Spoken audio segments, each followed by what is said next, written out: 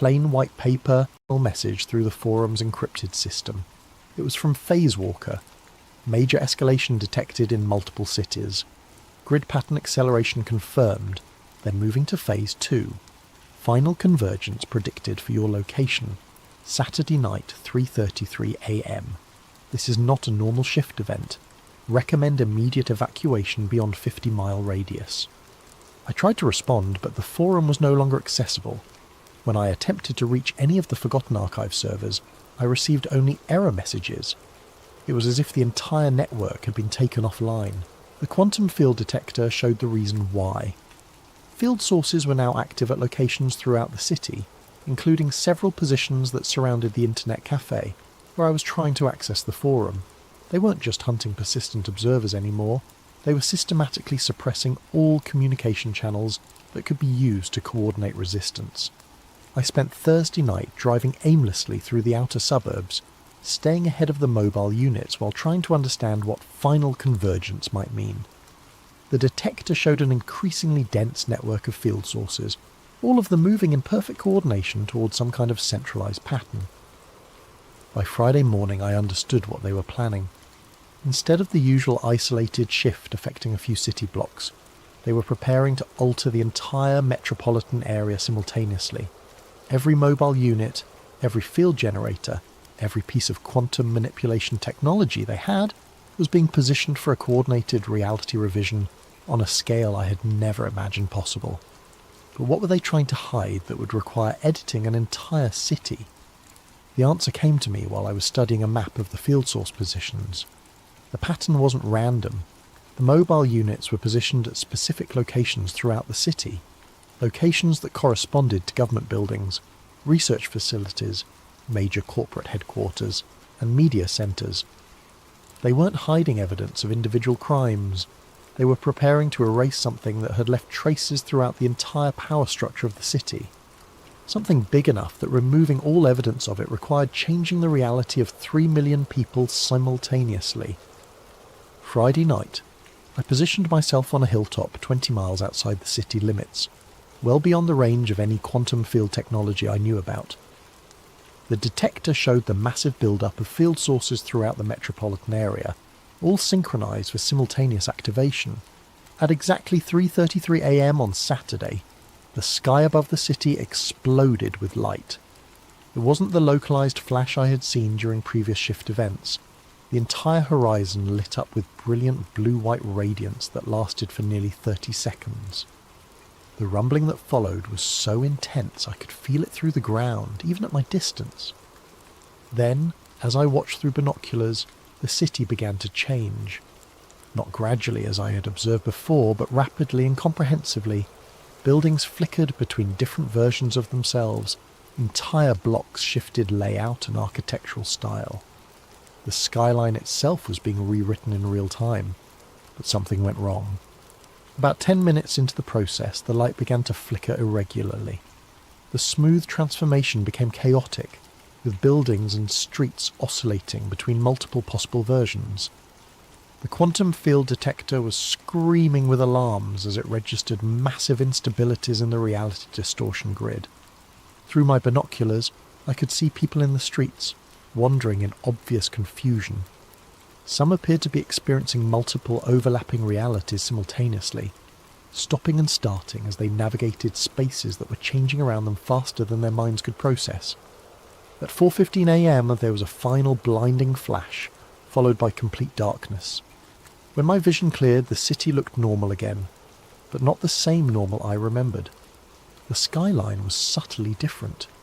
Buildings I had known for years were gone, replaced by structures in completely different architectural styles. The highway system had been rerouted. Even the geographical features looked wrong. Hills in different positions, the river following a slightly altered course. I tried to use my phone to call someone, anyone, to see if they remembered the old version of the city. But when I checked my contacts list, it was empty. When I tried to dial my sister's number from memory, the recording said it had never been assigned.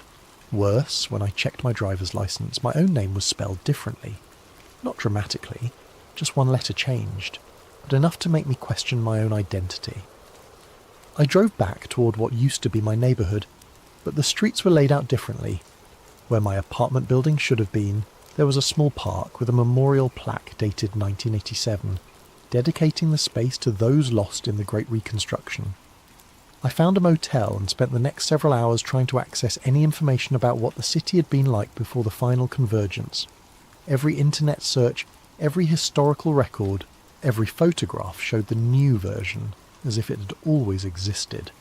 The quantum field detector had gone silent. When I examined it more closely, I realised it was no longer functional. The massive field convergence had apparently burned out its sensors. On Sunday morning, I drove to where Brookhaven Research Institute should have been. I found an empty field with a historical marker indicating that the land had been preserved as a natural habitat since 1962. There was no sign that any research facility had ever existed there. I tried calling the number Cassandra had given me for emergency contact. The line was disconnected. When I searched for any record of Dr. Cassandra Mills, I found nothing. No employment history, no academic publications, no evidence that she had ever existed. By Sunday evening, I realised the terrible scope of what had happened. They hadn't just hidden evidence of some scandal or crime. They had rewritten the entire history of the city, creating a version of reality where their project had never existed at all. It's been 6 months since the final convergence, and I've learned to navigate this version of the city that wears my home's face but doesn't quite fit. The streets have familiar names but wrong layouts. The landmarks exist in different locations. The people I thought I knew have different histories, different personalities, sometimes different faces entirely. I tried to return to work, but the rideshare company has no record of my employment. My bank account exists, but with a different balance and a transaction history I don't recognise. My apartment building exists, but strangers live in what used to be my unit, and the landlord insists no one by my name has ever rented there. I found a few other persistent observers, people who, like me, retained memories of the pre-convergence reality. We meet occasionally in carefully chosen locations, sharing stories and comparing notes about what used to be. But we're careful. Even in this edited reality, we suspect that asking too many questions about the old world might still attract unwanted attention. The Forgotten Archive forum is gone completely, not just offline, but removed from internet history as if it never existed. The search terms that used to lead to discussions of reality shifts now produce only academic papers about memory disorders and psychological delusions. I've tried to document what I remember of the original reality, writing everything down in multiple notebooks that I hide in different locations. But sometimes, when I check on them, I find that my own handwriting has changed subtly. Words altered, details modified, as if the editing process is still ongoing even now. The quantum field detector sits on my desk, permanently dead. Sometimes I wonder if Cassandra Mills was real, or if she was just another persistent observer like me who got erased when they cleaned up the loose ends. Maybe our entire conversation was a dream, or a hallucination brought on by exposure to reality distortion fields. But I don't think so. I remember her face too clearly, remember the weight of the device when she handed it to me, remember the specific technical details she shared about the quantum field technology. I think she was real, and I think she sacrificed herself to give me a warning that I couldn't fully understand until it was too late. Yesterday I drove to the hilltop where I watched the final convergence. There's a scenic overlook there now, with a plaque commemorating the site as a natural viewing area preserved since 1923. But when I stood in the exact spot where I had witnessed the city being rewritten, I could swear I saw something that shouldn't have been there. For just a moment, in the corner of my vision, the skyline flickered. For less than a second, I saw the old version of the city, the buildings I remembered, the highway system I had driven for years, the landscape that matched my mental map of home. Then it was gone, and I was looking at this new version that everyone else believes has always been there. I don't know if what I saw was real or just my mind's desperate attempt to hold on to memories that are being systematically erased. But it gives me hope that somewhere, somehow, the original reality still exists. Maybe that's all I can do now, remember what was, and hope that memory itself is enough to keep the truth alive, even in a world that's been edited to deny it ever existed. I think Warren Street was just the first stitch to tear. Whatever world I came from, it's gone, and this one doesn't want me here. But I'm still here anyway, carrying the ghost of a reality that only a few dozen people remember. And as long as we remember, maybe it's not entirely lost. Maybe remembering is enough. Maybe remembering is all we have left. Before we begin tonight's story, I want to thank Ryan McPherson for suggesting this fascinating topic. The Kecksburg incident has captivated researchers for decades, and tonight we explore it through the eyes of someone who was actually there. If you have story suggestions, please leave them in the comments below, and don't forget to like and subscribe to Sleep Theories if you enjoy these deep dives into mysterious events. December the 9th, 1965. The date still sends a chill through my bones 40 years later. Most people remember where they were when Kennedy was shot, or when man first walked on the moon. Me? I remember exactly where I was standing when that fireball tore across the Pennsylvania sky and changed everything I thought I knew about the world we live in. My name is Tom Brennan, and I was a field technician for Bell Telephone Long Lines, stationed out of Greensburg, Pennsylvania. My call sign was KN3WBR, and I'd been working the microwave relay towers that carried America's long-distance calls across the backbone of our communications network. It was Cold War work, though we didn't always think of it that way. Every conversation, every military communication, every government hotline, it all passed through systems like the ones I maintained. The long lines network was something most civilians never thought about, but it was the nervous system of the entire country. We had microwave towers stretching from coast to coast, carrying voice traffic, teletype communications, and data streams that kept America running. During the Cuban Missile Crisis 3 years earlier, every word between Washington and Moscow had likely passed through equipment I'd personally calibrated and maintained. It was responsibility that weighed on you, even when you tried not to think about it. That Thursday afternoon, I was up on Chestnut Ridge, working on the microwave site that overlooked the rolling hills of Westmoreland County. The December air was crisp and clear, perfect conditions for long-range propagation. I'd just finished aligning a dish antenna that carried traffic between Pittsburgh and Harrisburg when I saw it, a brilliant streak of fire racing across the western sky, moving from northwest to southeast with a speed that made my trained eye immediately discount any aircraft. The thing was massive, burning white hot with a tail that stretched across maybe 30 degrees of sky. But what struck me as odd, even in that first moment, was how controlled it looked. I'd seen meteors before, plenty of them during my late-night tower climbs. This wasn't the chaotic tumble of space rock hitting atmosphere. This thing was oriented, nose forward, trailing what looked almost like rocket exhaust. The trajectory was too steady, too purposeful for natural debris. I grabbed my binoculars from the truck and tracked the object as it continued southeast. Through the lenses, I could make out what looked like a definite shape. Not the irregular chunk you'd expect from a meteorite, but something with clean lines and a purposeful design. It was maintaining attitude, flying like a vehicle rather than falling like debris. I was still watching when my monitoring equipment started acting up. The westbound long lines hop, the one carrying traffic from Chicago to Philadelphia, showed a sudden 2 to 3 decibel fade right as the fireball passed overhead. That was unusual. Atmospheric events didn't typically affect microwave propagation unless they involved significant ionization. Simultaneously, a cluster of dial switches at the Latrobe Exchange dropped into holdover mode, a protective state they only entered during serious system anomalies or electromagnetic interference. The timing wasn't coincidental.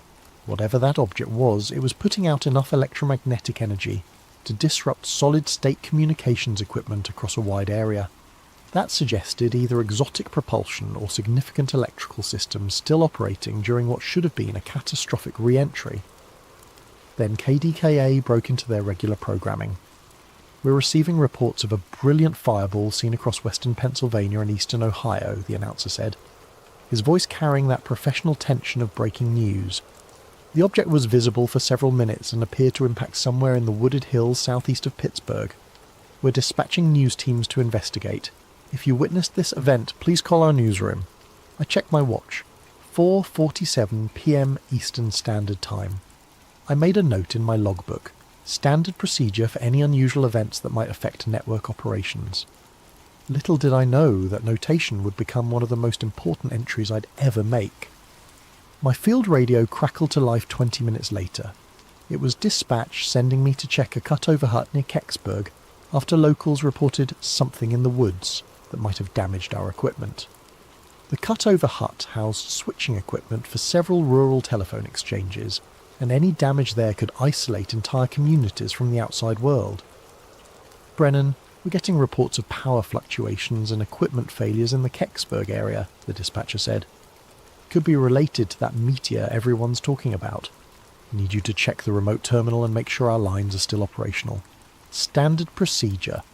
When weird things happen, check the phone lines first." Communications infrastructure was critical enough that we investigated any potential threat, no matter how unlikely it seemed. I loaded my gear into the company truck. Test equipment, spare components, toolkit, emergency repair supplies, and my camera for documenting any damage. The drive to Kecksburg would take about 40 minutes through winding country roads that followed the ridgelines and valleys of southwestern Pennsylvania. I drove through the gathering dusk, past farms and small communities that most people pass through without noticing. The radio chatter was picking up. State police dispatchers coordinating response to multiple calls about the fireball, fire departments being put on standby, and civil defense officials asking about radiation monitoring equipment. Whatever had come down was generating serious official interest. The sun was setting behind the ridgelines, painting the winter sky in shades of orange and purple. Bare trees stretched skeletal branches against the darkening sky, and the first stars were becoming visible in the clear air. It was the kind of peaceful Pennsylvania evening that made you forget about Cold War tensions and space races and all the other anxieties of the modern world. I had no idea I was driving towards something that would haunt me for decades. The first sign something was seriously wrong came at the intersection of Route 982 and what the locals called Meteor Road, a name that would prove prophetic. A Pennsylvania State Police cruiser sat across the lane, its red and blue lights cutting through the gathering dusk. Trooper R. Hale stepped out as I approached, his hand resting casually on his service weapon. Hale was a big man, the kind of rural cop who commanded respect through presence rather than bluster. He'd probably been dealing with curiosity seekers and reporters all evening, and his patience was clearly wearing thin. "Roads closed," he said simply, shining his flashlight through my windshield to get a look at me. I showed him my Bell telephone identification and work order. "Got a report of equipment damage. Need to check the cutover hut up this road." Hale studied my credentials for a long moment, comparing the photo to my face and checking the official letterhead. These guys were thorough, more thorough than you'd expect for a routine traffic control situation. "Phone company," he called to his partner, who was manning a radio in the cruiser. "Let him pass, but I want his name and time logged." He handed back my ID and stepped aside, but I noticed he made a note on his clipboard. That level of documentation wasn't standard for blocking roads around a meteor impact. Someone was keeping very careful track of who went in and out of that area. The narrow lane wound through dense woods, oak and maple trees that had shed their leaves weeks ago, leaving skeletal branches that scraped against my truck. The road surface was rough, more of a logging trail than a proper road, with potholes and ruts that forced me to drive slowly. But as I got deeper into the forest, something felt fundamentally wrong. The air itself seemed different, charged with an ozone smell that reminded me of high-voltage equipment after a lightning strike, mixed with the acrid scent of hot phenolic resin, the kind we used in electrical insulators. There was also something else, a metallic tang that I couldn't identify, but that made the hair on the back of my neck stand up. Then I saw the trees. They weren't burned exactly. They were snapped inward, all leaning toward a central point maybe 50 yards off the road. The pattern was too regular, too precise to be wind damage. It looked like something massive had come down through the canopy, pushing everything aside in a perfect cone of destruction. Some of the larger oaks had been snapped completely in half, their trunks showing fresh white wood where they'd broken under tremendous force. But what really caught my attention was the electromagnetic signature. My portable field strength meter, which I used for checking microwave path clearance, was showing readings that made no sense. There was a strong RF field emanating from somewhere ahead, cycling through frequencies in a pattern that definitely wasn't natural. Whatever was out there was still electrically active. I grabbed my flashlight and test equipment, following what looked like a shallow furrow carved into the forest floor. The groove was maybe 3 feet wide, scraped clean of leaves and topsoil, running in a straight line toward a small clearing ahead. The earth was compressed and fused in places, as if exposed to intense heat, but there was no evidence of fire damage to the surrounding vegetation. The furrow led me through about 100 yards of damaged forest, before opening into a natural clearing where the real mystery waited. Chief Dombrowski of the Kecksburg Volunteer Fire Department was there when I arrived, along with 3 of his men. They stood in a loose semicircle around something that made my engineer's mind struggle to categorize what I was seeing. It was an acorn. That was the only way to describe it. A bronze-coloured acorn, maybe 10 to 12 feet long, and perhaps 8 feet at its widest point, half buried in the soft earth. But this was no natural object. The surface was smooth, machined, with what looked like copper-bronze alloy that still radiated heat despite the December cold. The metalwork was beautiful in its precision, showing no seams or joints, as if the entire structure had been formed from a single piece of metal. Around its widest point ran a dark band, maybe 18 inches wide, covered with markings that definitely weren't letters. The band appeared to be made of a different material, something darker and more heat-resistant than the main body. It was slightly recessed, like it had been designed to accommodate the markings without disrupting the aerodynamic profile of the object. "You see this too, right?" Chief Dombrowski asked, his voice carrying the careful tone of a man questioning his own sanity. "I mean, this isn't some kind of hallucination from carbon monoxide or something?" Dombrowski was a practical man, a volunteer firefighter who'd spent 20 years responding to vehicle accidents, house fires, and natural disasters. He wasn't the type to imagine things or get excited about strange phenomena, but standing there in that clearing, with this impossible object half buried in Pennsylvania soil, even he seemed shaken. I knelt down beside the object, close enough to see the markings clearly and feel the warmth radiating from its surface. The heat wasn't intense, but it was definitely there, a gentle warmth that suggested significant thermal mass cooling down from much higher temperatures. The material felt almost ceramic to the touch, smooth and slightly warm like a coffee cup that had been sitting in the sun. The markings looked like stencils, precise, functional marks rather than any kind of writing or decoration. There were arrows pointing in different directions, tick marks that could have been measurement references, triangular symbols that might have indicated orientation or attitude, and geometric patterns that looked almost like engineering diagrams. One string of marks caught my attention. A left-pointing arrow, followed by a triangle, 2 vertical lines, a circle with what looked like O2 inside it, then a right-pointing arrow. "Chief," I said, pulling out my sketchbook to copy the markings, "this isn't from space. At least not the way people think." The symbols had a functional quality that reminded me of the stenciled markings on military equipment. Serial numbers, part designations, maintenance instructions, safety warnings. These weren't decorative or ceremonial markings. They were the kind of practical notations you'd find on any piece of complex aerospace equipment. As I sketched the markings, I noticed other details that reinforced my growing suspicion that this wasn't extraterrestrial. The object's surface showed what looked like ablation patterns, areas where material had been deliberately burned away during atmospheric entry. The nose cone had the characteristic blunting you'd expect from a heat shield designed to survive re-entry. There were also what appeared to be small ports or vents, sealed now but clearly designed for some kind of gas flow during operation.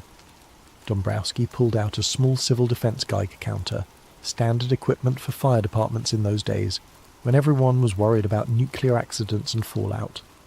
The device chirped steadily, but not frantically, elevated background radiation, but nothing immediately dangerous. The readings were consistent with what you might expect from equipment that had been exposed to the radiation environment of space, or possibly from radioactive materials used in power systems or scientific instruments. "Hot," he radioed back to his dispatcher. "Pull the boys back to 50 yards. We're getting elevated readings on the CD meter." That's when we heard the trucks. The sound came from back down the lane, heavy vehicles moving slowly over the rough road surface. But these weren't more fire trucks or ambulances. The engine notes were different, deeper, with the distinctive rumble of military diesels under load. Someone with serious resources was responding to this incident, and they were responding fast. I counted at least 3 vehicles, maybe 4, moving in convoy formation. The lead vehicle was already visible through the trees, its headlights cutting through the darkness. But something was wrong with the light pattern. Instead of standard automotive headlights, these looked like military blackout lights, the kind designed to provide illumination without creating visible signatures that could be spotted from aircraft. "Chief," I said, still sketching frantically, "I think we're about to have company." Dombrowski nodded grimly. He'd been in the Pacific during World War II, and he recognised the sound of military vehicles when he heard it. "Boys," he called to his firefighters, "pack up your gear and get ready to move. This just became somebody else's problem." I finished my sketch and tucked the notebook into my jacket pocket. Whatever was coming up that road, I had the feeling that documenting this scene was about to become much more difficult. The object itself remained motionless in its shallow crater, still radiating heat and electromagnetic energy, still defying easy categorization. But as I looked at it one more time, trying to memorize details that my sketch might have missed, I noticed something that would stick with me for decades. Near the base of the object, partially hidden by displaced earth, was what looked like a small panel or access port. The metal around it was slightly discoloured, as if it had been subjected to intense heat, but the panel itself appeared intact. If this thing was alien technology, why would it have panels that looked exactly like the kind of access ports you'd find on any terrestrial spacecraft or aircraft? Why would it have stenciled markings that followed human conventions for technical documentation? Why would its heat shield patterns match what I'd seen in aerospace engineering journals? The more I looked at this object, the more convinced I became that it wasn't from another world, at least not in the way people imagined. It was from our world, but from a part of our world that most people weren't supposed to know existed. They came up the lane with no headlights, 3 vehicles I couldn't quite identify in the gathering darkness. Military, but not standard army green. These were unmarked, flat olive drab, with men in field jackets that could have been M65s, but without any visible insignia or unit patches. The vehicles themselves looked like modified civilian trucks, heavy-duty chassis with military running gear, designed to look unremarkable while carrying specialised equipment. The man who stepped out of the lead vehicle introduced himself simply as Captain Morris. No first name, no unit designation, just Captain. He was maybe 45 years old, with the kind of weathered face that came from spending time outdoors in all kinds of weather. His uniform was military in cut, but deliberately anonymous. No branch insignia, no unit patches, no ribbons or badges that might identify where he came from or who he worked for. Morris moved with the easy authority of someone accustomed to being obeyed without question. He surveyed the scene quickly, taking in the damaged trees, the firefighters' equipment, and the object itself with the practised eye of someone who'd done this before. This wasn't his first unusual recovery operation. "Gentlemen," he said, his voice carrying the flat authority of command, "this area is now under federal jurisdiction. I'll need everyone to step back while my team secures the site." It wasn't a request. More men emerged from the other vehicles, maybe a dozen in total. They moved with military precision, but without the obvious markers you'd expect from regular armed forces. No name tags, no rank insignia, no unit identifiers. Their equipment was high quality but nondescript, military-style gear that could have come from any number of government agencies or private contractors. Trooper Hale appeared from the tree line, his clipboard ready and his radio crackling with traffic from the state police dispatcher. "Need names and contact information from everyone who's been inside the perimeter," he announced, suddenly much more official than he'd been earlier. He photographed my Bell telephone badge with a portable mimeograph unit, sophisticated equipment for a rural police response, the kind of gear that suggested this operation had been planned well in advance. I watched Morris's team work while Hale processed my identification. They moved like a well-rehearsed crew, each man knowing exactly what his job was and how it fit into the larger operation. They threw a canvas shroud over the object, but not before I caught one of them photographing it from multiple angles with professional camera equipment. Then they fitted it with a split cradle that looked purpose-built for the job, curved metal supports that matched the object's contours exactly, as if they'd been manufactured specifically for this type of recovery. The cradle itself was a piece of engineering that impressed me. It was designed to distribute the object's weight evenly, while protecting it from damage during transport.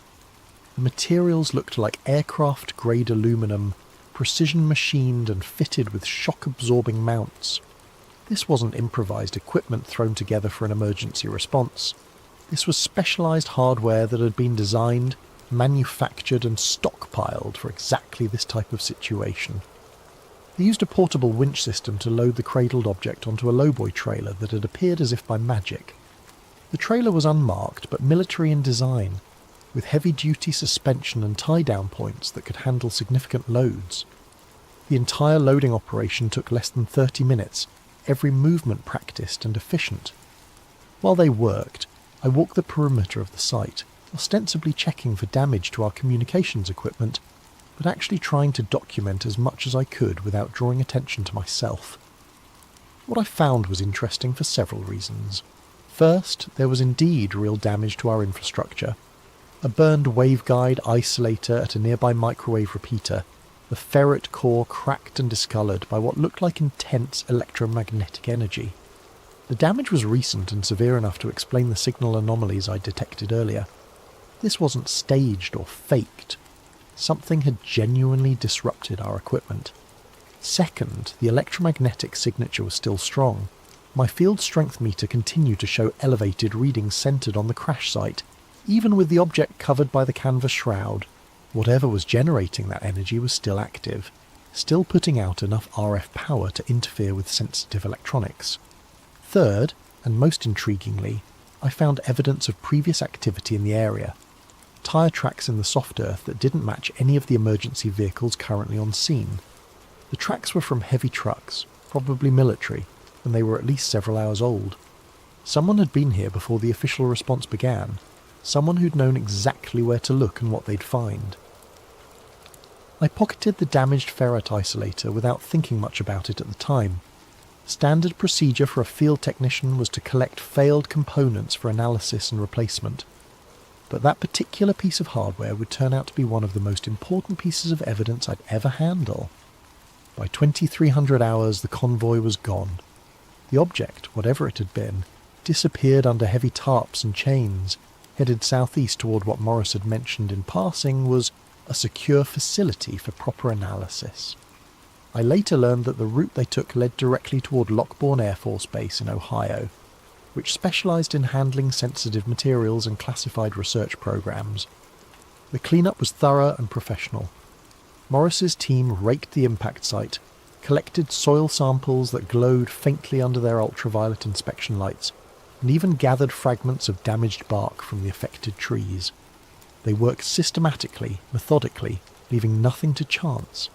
By morning, the only evidence of what had happened would be the broken trees themselves, and even those could be explained as storm damage to anyone who didn't know what to look for. But what struck me most about the entire operation was how routine it felt for Morris and his team. They weren't improvising or figuring things out as they went. They had procedures, equipment, and protocols specifically designed for this type of recovery. They'd done this before, probably multiple times, and they expected to do it again. As the last truck disappeared down the lane, I stood in the empty clearing with Chief Dombrowski and tried to process what we'd just witnessed. The forest was quiet now, except for the normal sounds of a December night. Wind through bare branches, the distant hum of traffic on Route 982, the occasional call of a night bird. "Tom," Dombrowski said quietly, "what do you think that really was?" I looked at my sketch one more time before putting it away. "Chief, I think it was ours. I think it was something we built, something that was supposed to come down somewhere else, and now somebody's got a lot of explaining to do to people with security clearances higher than ours." He nodded slowly. "That's what I was thinking too." But if it was ours, why all the secrecy? Why not just say it was a satellite or a test vehicle? Because, I said, sometimes the truth is more dangerous than the mystery. Sometimes people would rather have you wondering about little green men than asking questions about what kind of technology we're actually capable of building. We packed up our equipment and headed back to the road, leaving behind only tyre tracks and trampled vegetation.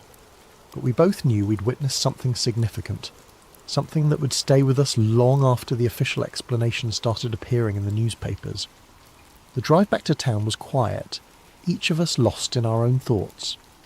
But as I reached the main road and saw the normal traffic of a Thursday evening, commuters heading home from late shifts, teenagers cruising the strip, families returning from dinner out, I realised how quickly the extraordinary could become routine again.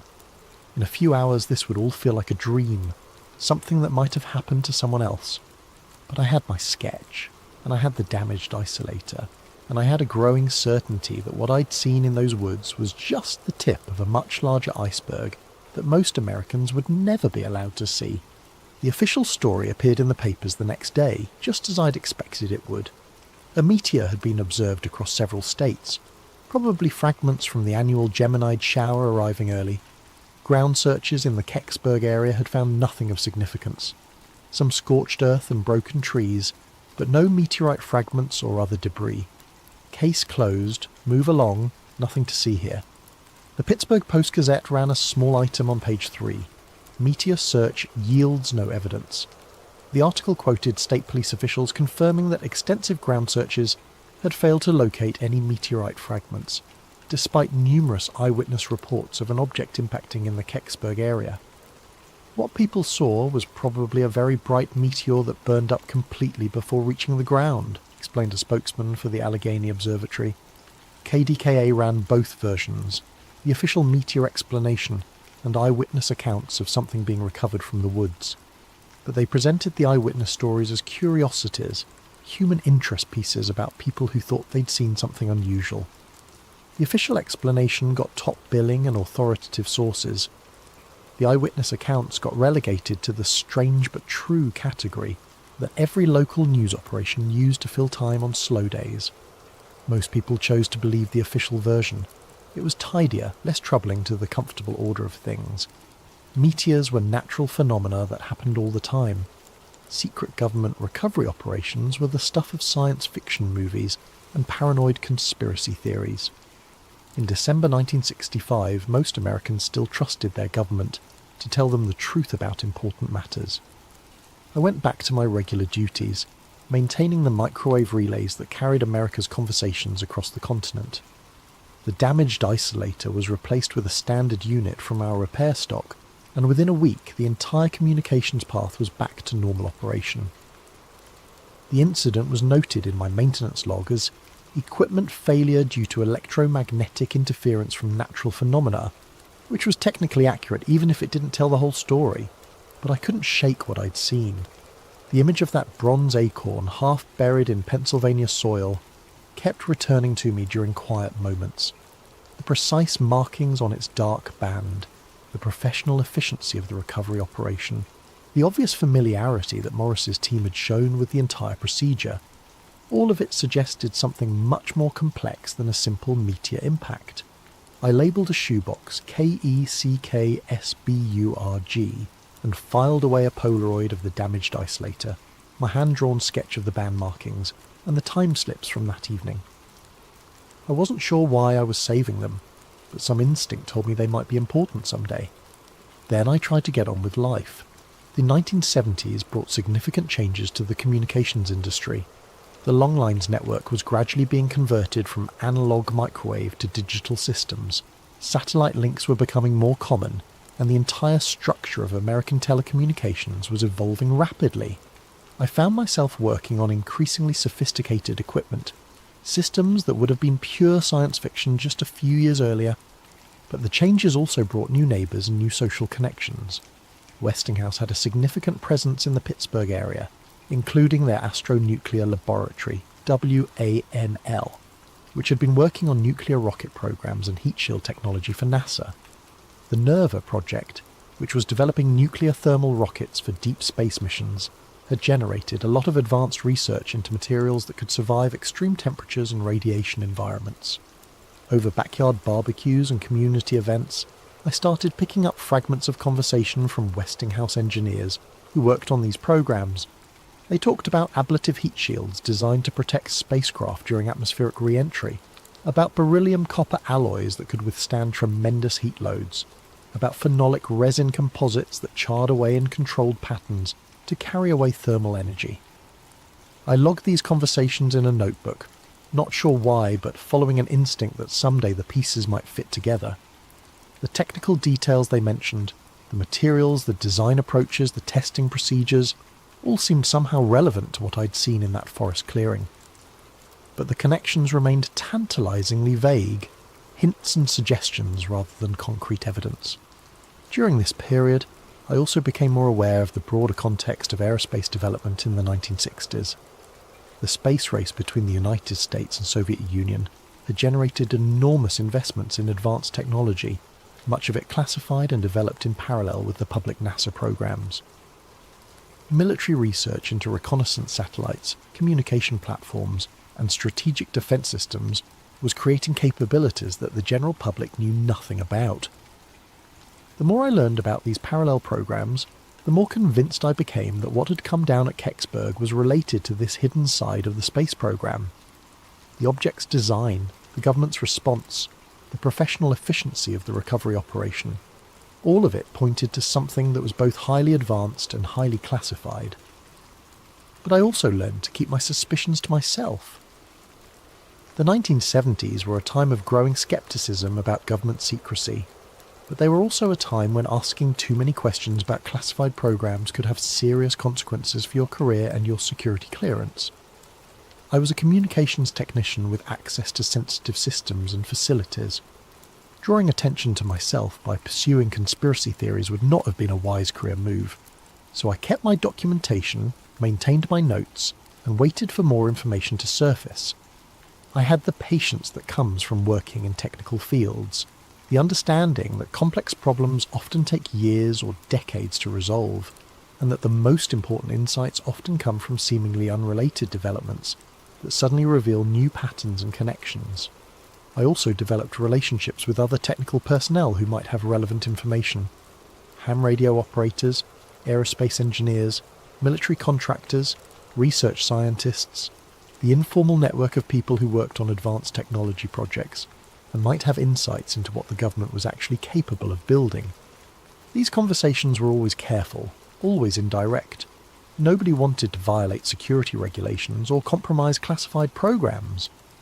But over time, I began to piece together a picture of just how advanced American aerospace capabilities had become by the mid-1960s, and how much of that advancement was hidden from public view.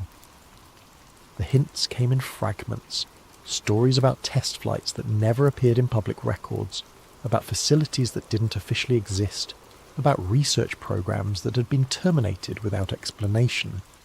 Individual pieces meant nothing, but together they suggested a shadow aerospace industry that was decades ahead of what most people imagined was possible.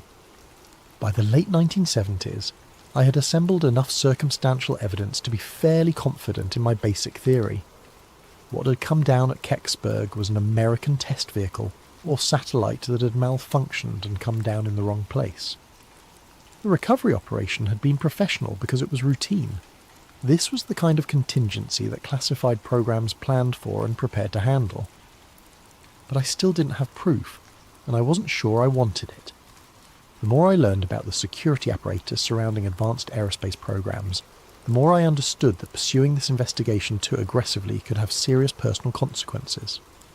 I was a technician with security clearance and access to sensitive facilities. Drawing the wrong kind of attention could end my career and potentially result in criminal charges, so I continued to collect information passively, filing away documents and conversations that might be relevant, but avoiding any active investigation that might trigger security concerns. I told myself I was being cautious and responsible. Looking back, I think I was probably being scared. The 1980s brought new developments that added context to my growing understanding of the incident. The Strategic Defence Initiative generated enormous investments in advanced materials and propulsion systems. Reports began surfacing about stealth technology that had been under development for decades. The Space Shuttle program revealed capabilities that had been theoretical just a few years earlier. All of these developments reinforce my belief that American aerospace technology in the 1960s had been far more advanced than most people realized. The materials, science, the propulsion systems, the guidance and control technology, all of it suggested that building something like what I'd seen at Kecksburg would have been technically feasible, if politically and financially challenging. But the 1980s also brought the first serious challenges to the official story about Kecksburg. Researchers began filing Freedom of Information Act requests, seeking government documents about the incident. Journalists started investigating the eyewitness accounts more seriously. Former military personnel began speaking publicly about their involvement in unusual recovery operations. None of these developments produced definitive proof of what had really happened, but they did establish that the official explanation was incomplete at best. Too many credible witnesses had seen too many things that didn't fit the meteor story. Too many government agencies had responded too quickly and too professionally for this to have been a routine natural phenomenon. I followed these developments with great interest, but I remained reluctant to contribute my own evidence to the growing body of research. I was still working in the communications industry, still maintaining security clearances, still vulnerable to retaliation if I violated secrecy agreements I'd never actually signed, but that everyone understood were implicit in the job. But I also began to realise that my documentation might be uniquely valuable. My technical background gave me insights that most UFO researchers lacked. My presence at the scene as an official responder, rather than a curious bystander, gave my testimony a credibility that most eyewitness accounts couldn't match. And my collection of physical evidence, the damaged isolator, the technical sketches, the contemporary documentation, provided objective support for claims that might otherwise be dismissed as fantasy or misremembering. As the 1980s turned into the 1990s, I found myself increasingly torn between the desire to contribute to historical understanding and the need to protect my career and personal security. It was a tension that would ultimately define the rest of my relationship with the Kecksburg incident. Retirement gave me time to think, and the internet gave me tools I'd never had before. Suddenly I could research topics that would have required trips to libraries and archives, communicate with researchers and witnesses scattered across the country, and access government documents that had been declassified or leaked over the decades since the incident. The first major breakthrough came in 2001, when Mike Romano, an aging firefighter who'd been at Kecksburg that night, went public with his story in a way that couldn't be ignored or dismissed. Romano had been a young volunteer with the Kecksburg FD in 1965, and he'd gotten closer to the object than most of the other witnesses. His account was detailed, specific, and consistent with what I remembered from my own observations. Romano described seeing an acorn-shaped object about the size of a small car, with a bronze or copper-coloured surface that was still warm to the touch. Around its widest point was a band of darker material covered with writing like Egyptian hieroglyphs, markings that were clearly artificial, but unlike any human writing system he'd ever seen. The object had been loaded onto an army flatbed truck and transported away, with rumours that it eventually went to Wright-Patterson Air Force Base and then to Lockbourne. What made Romano's account particularly credible was his technical background and his obvious reluctance to go public. He was a career firefighter and emergency responder, trained to observe accurately under stressful conditions and not given to fantasy or exaggeration. He'd waited 35 years to tell his story, and he was clearly uncomfortable with the attention it generated. These weren't the characteristics of someone seeking publicity or trying to perpetuate a hoax. Romano's description of the markings on the dark band matched my own sketches closely enough to be convincing. He remembered arrows, triangular shapes, and geometric patterns that looked more like technical diagrams than decorative art. He also remembered the professional efficiency of the recovery operation and the obvious familiarity that the military personnel had shown with the procedures. That same year, NASA found itself in a Freedom of Information Act dust-up over Kecksburg documents that would prove to be a watershed moment in the case. Researchers had been filing FOIA requests with various government agencies for years, usually receiving responses that claimed no relevant documents existed or that any relevant documents were classified and couldn't be released. But NASA's initial response to a 2001 FOIA request was different and contradictory. They claimed to have no records related to the Kecksburg incident, but researchers had already found references to the incident in archived NASA memos and technical reports.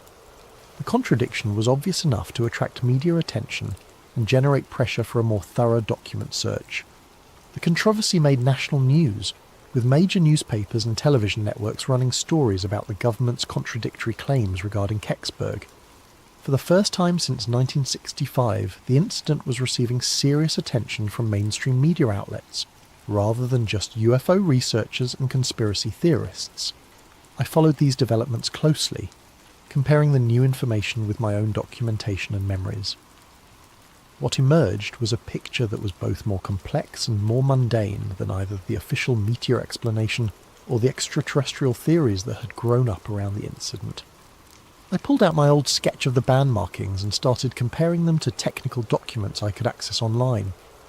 The internet had made available enormous amounts of previously classified or restricted aerospace documentation, technical papers, research reports, declassified military studies, and academic research that had been inaccessible to civilian researchers in previous decades. What I found in an old AIAA paper made my hands shake. The markings I'd copied in 1965 weren't hieroglyphs or alien writing. They were re-entry orientation stencils, the kind used to indicate pitch, roll, and attitude references on test vehicles and spacecraft. The left arrow, triangle, parallel lines, circle with O2, and right arrow made perfect sense if you read them as pitch reference, nose attitude indicator, roll markers, oxygen system designation, and thrust vector indicator. These were maintenance stencils as mundane and functional as the identification plates on any piece of complex equipment, but they were also sophisticated enough to suggest advanced aerospace technology. The precision of the markings, the materials used in the band itself, and the integration with what was obviously a carefully designed heat shield system all pointed to something much more advanced than what most people imagined was possible in 1965. I arranged a coffee meeting with Ellen Brooks, a retired Westinghouse engineer I'd met through the local historical society.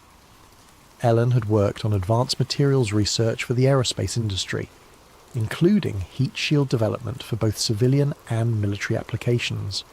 I didn't tell her why I was interested in heat shield technology, just that I was researching local aerospace history for a personal project. Ellen was pleasant but careful, the way people get when they've spent careers working on classified projects. She was obviously intelligent and knowledgeable, but she chose her words carefully and avoided any specific details that might compromise sensitive information. It was a conversation style I recognised from years of working with people who held security clearances, informative but careful, helpful but circumspect. But when I mentioned Kecksburg, her demeanour shifted slightly. Not dramatically, but enough to suggest that the name meant something to her. She paused for a moment, studying my face, then asked quietly why I was interested in that particular incident. I told her I'd been there that night as a Bell telephone technician, that I'd seen the object before it was recovered, and that I'd been puzzled by it ever since. I showed her my sketch of the band markings, explaining that I'd been trying to understand what they might have meant. Ellen studied the sketch for several minutes, occasionally glancing up at me with an expression I couldn't quite read. Finally, she slid a napkin across the table and began writing on it in careful block letters: phenolic impregnated carbon ablator, beryllium copper studs, Mark Series, not Cosmos 96. She finished her coffee and left without another word, but she left the napkin behind. Back home, I researched the terms Ellen had written. Phenolic impregnated carbon was the advanced ablative material used in heat shields for spacecraft and re-entry vehicles. Beryllium copper alloys were used in high-temperature applications where both strength and thermal conductivity were important. The Mark Series designation suggested a family of related vehicles or test articles, and not Cosmos 96 was particularly intriguing. Cosmos 96 was a Soviet spacecraft that had reportedly failed during re-entry in 1965, and some researchers had suggested it might have been what came down at Kecksburg. Yet Ellen's note was telling me that whatever had crashed at Kecksburg was made of sophisticated American materials, was part of a series of related vehicles, and was definitely not the Soviet spacecraft that some people had theorised. It was American technology, advanced American technology, and it was part of a larger program that had produced multiple similar vehicles. I took another look at the ferry isolator I'd pocketed in 1965, 35 years after the incident. By this time, I had access to better testing equipment through a friend at the local college who ran a materials analysis laboratory. We could perform spectroscopic analysis that would have been impossible in 1965, and the results were fascinating. The spectrum analysis showed clear evidence of sodium-potassium contamination, NaK, the liquid metal coolant used in space nuclear power systems. There was also an odd bismuth trace that could have come from neutron-shielding materials used in nuclear reactors or radioisotope thermoelectric generators. The contamination patterns suggested exposure to operating nuclear systems, not just residual radiation from natural sources or weapons testing fallout. This was physical evidence that whatever had come down at Kecksburg had been equipped with nuclear power systems of some kind. In 1965, that technology existed, but was highly classified and limited to the most advanced military and space programs. It wasn't the kind of capability that appeared in natural phenomena, or even most conventional spacecraft. The implications were becoming clear, even as they raised more questions than they answered. What had crashed at Kecksburg was an American nuclear-powered spacecraft or re-entry vehicle, sophisticated enough to require advanced heat shield materials, and precise enough to need detailed orientation markings for maintenance and handling. It was part of a series of similar vehicles, suggesting an ongoing program rather than a one-off experiment. What if I told you that everything Bob Lazar said was true? What if the most controversial UFO whistleblower in history wasn't lying, wasn't delusional, and wasn't seeking fame? What if buried beneath the Nevada desert sits a craft so advanced that the government would kill to keep it secret? Tonight, we're going deep into the classified world of S4, following a trail of evidence that leads to a discovery so terrifying it changed everything I thought I knew about what's really out there. But first, I want to thank Danny, that one guy 412, for suggesting this story. If you have ideas for future episodes, drop them in the comments below. And if you're enjoying these deep dives into the unknown, hit that like button and subscribe to Sleep Theories. It helps more than you know. This is my story. This is what I found. And this is why I'll never sleep soundly again. My name doesn't matter. What matters is what I found, and what found me in return. I'm just a guy with a microphone, a cheap audio setup, and an unhealthy obsession with the truth that powerful people don't want you to know. My podcast, Fringe Frequencies, barely scraped together a few thousand downloads per episode. I covered the usual suspects: Bigfoot sightings, ghost encounters, government conspiracies, the kind of stories that make people roll their eyes and change the subject at dinner parties. But everything changed 3 months ago when a package arrived at my P.O. box with no return address. Inside was a weathered VHS tape and a single sheet of paper with 2 words scrawled in shaky handwriting: "Play alone." The label on the tape read S4/Lazar in faded black marker. My hands actually trembled as I fed it into the old VCR I kept, specifically for moments like this. The screen flickered with static before resolving into grainy black and white security footage. The timestamp read March 15th, 1989, 2:47:33. What I saw next made my blood run cold. The footage showed a massive hangar, clearly underground based on the concrete walls and industrial lighting. In the centre of the frame, barely visible in the shadows, was something that defied every rational explanation I'd ever clung to. A disc-shaped craft, maybe 30 feet across, being carefully manoeuvred by what appeared to be a specialised lifting apparatus. The object was smooth, seamless, reflecting the harsh hangar lights in ways that seemed almost liquid. But it was the people that really got to me. Figures in white hazmat suits moved around the craft with the careful precision of bomb disposal experts. Even through the grainy footage, their body language screamed caution, fear, respect for something they didn't fully understand. The audio was mostly static, but I could make out fragments of radio chatter. Moving element 7 to storage bay 9. Propulsion system remains active. Maintain minimum safe distance. Element 7, storage bay 9. The words echoed in my head as I rewound and watched the footage again, and again. By the fourth viewing, I noticed something that made my stomach drop. In the bottom right corner of the screen, barely visible, was a small placard that read, S4 authorised personnel only. S4, Site 4, the legendary facility that Bob Lazar claimed to have worked at in the late 1980s, where he said the government was reverse engineering extraterrestrial technology. The same facility that officials insisted never existed, that Lazar's critics said was a product of his imagination or delusion. Yet here it was, captured on security footage with a timestamp that perfectly aligned with Lazar's timeline.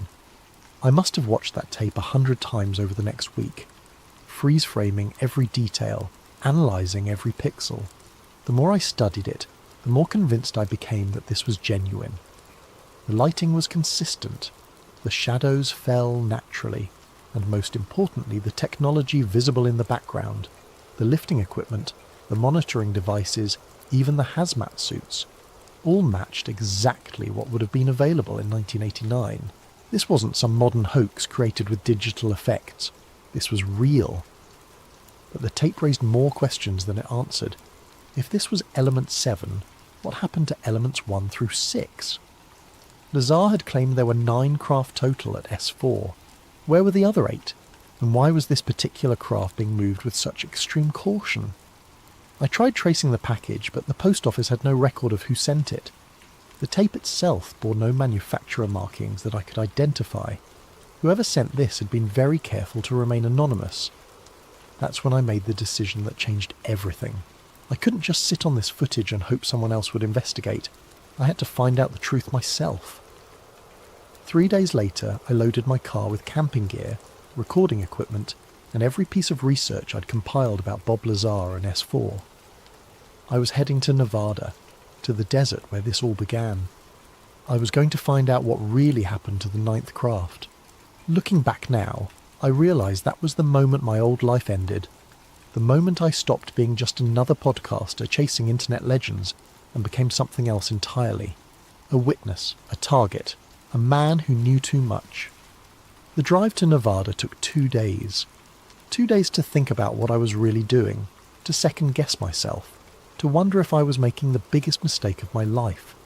But every time I considered turning back, I thought about that footage, about the careful way those technicians moved around something they clearly didn't understand but deeply feared. Element 7, the 9th craft. Whatever it was still out there somewhere, and I was going to find it. The Nevada desert in November is a special kind of desolate. The temperature drops 40 degrees between day and night, transforming the landscape from a furnace into a freezer. I pulled into Rachel, Nevada, population 98, as the sun was setting behind the distant mountains, painting the sky in shades of orange and red that seemed almost alien against the stark desert backdrop. Rachel exists for one reason. It's the closest town to Area 51. The Little Ale Inn, a combination restaurant, bar and UFO memorabilia shop, serves as the unofficial headquarters for anyone crazy enough to come looking for answers in this corner of nowhere. The walls are covered with blurry photographs, newspaper clippings, and testimonials from people claiming to have seen things the government insists don't exist. I ordered coffee and a burger from Janet, the 60-something waitress who seemed to know everyone's story before they finished telling it. When I mentioned I was researching Bob Lazar, her expression shifted from friendly curiosity to cautious interest. "You media?" she asked, refilling my coffee cup without being asked. "Podcaster, small time." I showed her my business card. "Just trying to understand what really happened back in the late 80s. She studied the card for a moment, then glanced around the nearly empty restaurant. "Most people who come here asking about Lazar fall into 2 categories," she said quietly. "Believers who want to prove he was right, and debunkers who want to prove he was lying. Which are you?" "I'm the 3rd category," I said. "Someone who's seen something that suggests he might have been telling the truth. That got her attention. She sat down across from me, her weathered hands wrapped around her own coffee cup. What kind of something? I couldn't show her the tape. Too risky, too public, but I could describe it. Her eyes widened as I detailed the hangar footage, the timestamp, the S4 markings. "Jesus," she whispered. "Where did you get that?" "Anonymous source. That's why I'm here. I need to know what happened to the craft Lazar worked on. Specifically, the one that might not have made it out." Janet was quiet for a long moment, processing what I'd told her. Finally, she seemed to reach some internal decision. "There's someone you need to talk to. Old-timer named Frank Kowalski. He's been living out here since the 70s, worked construction on some of the classified facilities before he got too old and too mouthy for the government's taste. These days he runs a small auto repair shop about 10 miles south of town." She wrote down directions on the back of a napkin.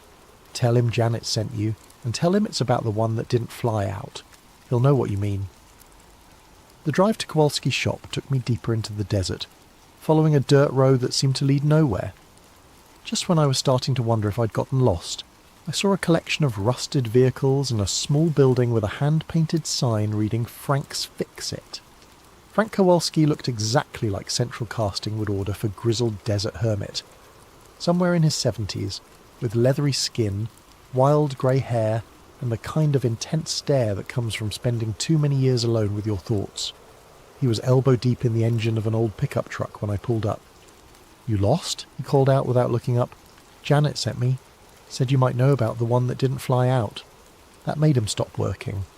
He straightened slowly, wiping his hands on a greasy rag, and fixed me with a look that made me feel like he could see straight through to my soul. "Janet's got a big mouth," he said finally, "but she's got good instincts about people. You recording this conversation?" I showed him that my phone was off. My recorder was in the car. He nodded approvingly. "The thing about Bob Lazar," Frank said, settling onto an overturned crate, "is that everyone focuses on whether he was lying about working at S4. They argue about his credentials, his background, whether he really has the degrees he claims, but they're missing the important question, which is, if he was lying, how did he know so much about the layout of facilities that officially don't exist? How did he describe security procedures that weren't declassified until years later? How did he know about the specific types of alloys they were experimenting with?" Frank lit a cigarette and took a long drag. "I helped build some of those underground facilities in the 80s. Not S4 directly. I never had that level of clearance. But some of the support infrastructure, access roads, ventilation systems, power distribution, the kind of unglamorous work that keeps the exciting stuff running." "What did you see?" "More than I should have. One night in early '89, I was working late on a generator installation about 5 miles from what we all knew was S4, even if we weren't supposed to talk about it. Around 3 in the morning, I saw lights in the sky. Not aircraft lights, something else entirely. Objects that moved in ways that defied physics, making turns that should have torn any pilot apart from the G-forces." He paused, studying my reaction. "But the interesting thing wasn't what I saw in the sky. It was what I saw on the ground the next morning. Convoy of trucks heading in the opposite direction from all the others. While most traffic was heading toward the test facilities, these trucks were heading away, toward Papoose Lake. What was in the trucks? Couldn't see the cargo directly, but the way they were loaded, the way the drivers were moving, something heavy, something important, and something they wanted to get as far away from S4 as possible." Frank finished his cigarette and flicked the butt into the desert. About a week later, word started filtering through the construction crews. There had been an incident during a test flight. One of the experimental aircraft had malfunctioned, nearly crashed. Instead of risking another failure, they decided to mothball it. Mothball it where? That's where it gets interesting. Most of the experimental craft were eventually moved to other facilities when the program ended. But according to my sources, one was never moved. They sealed it underground and left it there. My heart was pounding. Where underground? Frank stood up, walked over to a battered filing cabinet and pulled out a sheet of paper covered with hand-drawn maps and notations. "This is everything I've pieced together over the years. Underground facility networks, access points, ventilation systems. If I had to guess where they'd hide something they didn't want found, it would be here." He pointed to a location near Papoose Lake, marked with a red X. Old access tunnel that was supposed to be filled in when they decommissioned part of S4. But the paperwork shows it was only sealed, not destroyed. He handed me the map. But I'm warning you, son. If what you told Janet is true, if there's really evidence that Lazar was right about everything, then you're walking into something that powerful people have spent 30 years trying to keep buried. They've killed for less. The weight of his words settled over me like a cold blanket, but I'd come too far to turn back now. One more thing, Frank said as I prepared to leave. If you find what I think you're going to find, don't try to take it public directly. They'll discredit you, destroy your life, make you disappear if necessary. Document everything, but be smart about how you release it. I thanked him and headed back toward Rachel as the desert night closed in around me. But I didn't go back to my motel room. Instead, I drove to the coordinates Frank had marked on the map, parking about a mile away and hiking in with a flashlight and my camera. The access tunnel was exactly where he said it would be. A concrete opening set into a hillside sealed with a metal door that bore faded warnings about authorised personnel only. But Frank was right about something else too. The door wasn't welded shut or filled with concrete. It was sealed with a heavy padlock that looked much newer than the rest of the installation. Someone had been here recently. Someone who wanted to be able to get back in. Standing in the desert darkness, staring at that sealed door, I realised I'd reached the point of no return. Everything up to this moment had been research, investigation, the kind of work any curious person might do. But breaking into a classified government facility was something else entirely. It was the line between being a podcaster with questions and becoming a criminal with answers. I thought about the footage on that anonymous tape, about the careful way those technicians had moved around something they clearly feared and didn't understand, about Frank's warning that people had been killed for less than what I was contemplating. Then I thought about the truth, about the possibility that 30 feet underground, sealed in a concrete tomb, sat proof that we are not alone in the universe, proof that the government had been lying to us for decades. I went back to my car and retrieved the bolt cutters I'd bought in Las Vegas. Some truths are worth the risk. The padlock was newer than it appeared in the darkness. As my bolt cutters bit through the hardened steel, I realised it couldn't have been there for more than a few years. Someone else had been maintaining access to this tunnel, someone who wanted to keep their options open. The metal door swung open with a groan that echoed into the blackness beyond. I stood at the threshold, flashlight in hand, breathing in air that tasted of concrete dust and something else, something metallic and sharp that made my sinuses burn. The tunnel stretched ahead of me, sloping downward at a gentle angle, lined with ribbed concrete and studded with emergency lighting fixtures that hadn't seen power in decades. Every instinct I had was screaming at me to turn around, to walk away, to go back to my safe little world of internet research and second-hand stories. But the memory of that security footage kept pulling me forward. Element 7, Storage Bay 9, answers waiting in the darkness. I started down the tunnel, my footsteps echoing off the concrete walls. The flashlight beam revealed details that matched exactly what Frank had described. Industrial construction from the late 1980s, built to last and built to hide. Every few yards I passed sealed doorways with warnings stenciled in faded yellow paint. Restricted access. Authorised personnel only. Radiation hazard. Radiation hazard. That stopped me cold. I'd brought a camera and recording equipment, but I hadn't thought to bring a Geiger counter. If whatever was down here was radioactive, I could be walking into a death trap without even knowing it. But I'd come too far to turn back now. I pressed on, documenting everything with my camera, taking careful note of the layout and the various warning signs.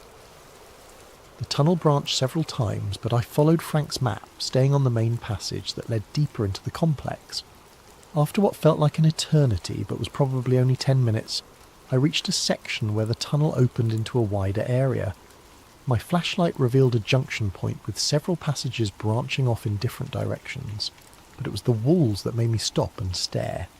They were covered with maps, detailed schematics of the underground facility, marked with dates, personnel assignments, and project code names. Some of the maps were faded and yellowing, clearly original installations from the 1980s. but others were much newer, printouts from computer systems that couldn't have existed when this place was first built. Someone had been using this facility recently, someone with access to current intelligence and modern mapping technology. I started photographing everything, but the camera flash seemed impossibly bright in the confined space, and I worried about who might see it. Instead, I switched to using the flashlight to illuminate sections while taking longer exposures. It was slower, but much more discreet. The maps told a story that was both fascinating and terrifying. The underground complex was massive, far larger than anything Bob Lazar had described in his interviews. It extended for miles in every direction, with multiple levels, research facilities, storage areas, and what appeared to be an underground runway system.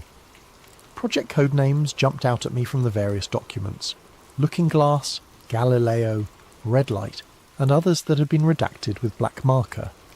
But it was one particular section of the map that made my blood run cold.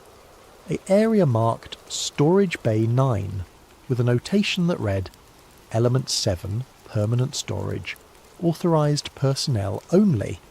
Element 7, the craft from the security footage. According to the map, Storage Bay 9 was accessible through a service tunnel that branched off from this main junction, but the notation also included a warning that chilled me to the bone. Containment protocols in effect, biological hazard. Biological hazard, not radiation. Whatever was in Storage Bay 9 was dangerous to living tissue in ways that went beyond simple radiation exposure. I checked Frank's map against what I was seeing on the wall schematics. The service tunnel to Storage Bay 9 was the third passage on the right, marked with additional warnings and what appeared to be a security checkpoint. But according to the newer notations, the security checkpoint had been decommissioned pending facility review. Someone had deliberately disabled the security measures protecting Storage Bay 9. The service tunnel was narrower than the main passage, and the air grew noticeably colder as I descended. My breath began to fog in the flashlight beam, and I realised that this section of the facility was still climate-controlled. Somewhere, power was still flowing to maintain environmental conditions in Storage Bay 9. After another 5 minutes of careful navigation, I reached a blast door that looked like something from a nuclear submarine. It was massive, easily 8 inches of reinforced steel, with warning symbols that I recognised as international biohazard markers. But the door was standing open, held by what appeared to be an emergency override system. Beyond the blast door was an airlock chamber with decontamination showers and radiation monitoring equipment. All of it was inactive, but the LED displays were still glowing, indicating that power was flowing to the system. Someone had recently passed through this airlock and left it in standby mode. The inner door of the airlock was also open, revealing a chamber beyond that was illuminated by emergency lighting. The air that drifted through the airlock was warm and humid, carrying scents that I couldn't identify, something like ozone and copper, with an underlying sweetness that reminded me uncomfortably of decay. I stepped through the airlock and into Storage Bay 9. The chamber was enormous, easily the size of an aircraft hangar, but it wasn't the size that took my breath away. It was what occupied the centre of the room. Even covered by a heavy tarp, the object was unmistakably the same craft I'd seen in the security footage, 30 feet across, disc-shaped, sitting on what appeared to be specialised support equipment that kept it several feet off the concrete floor.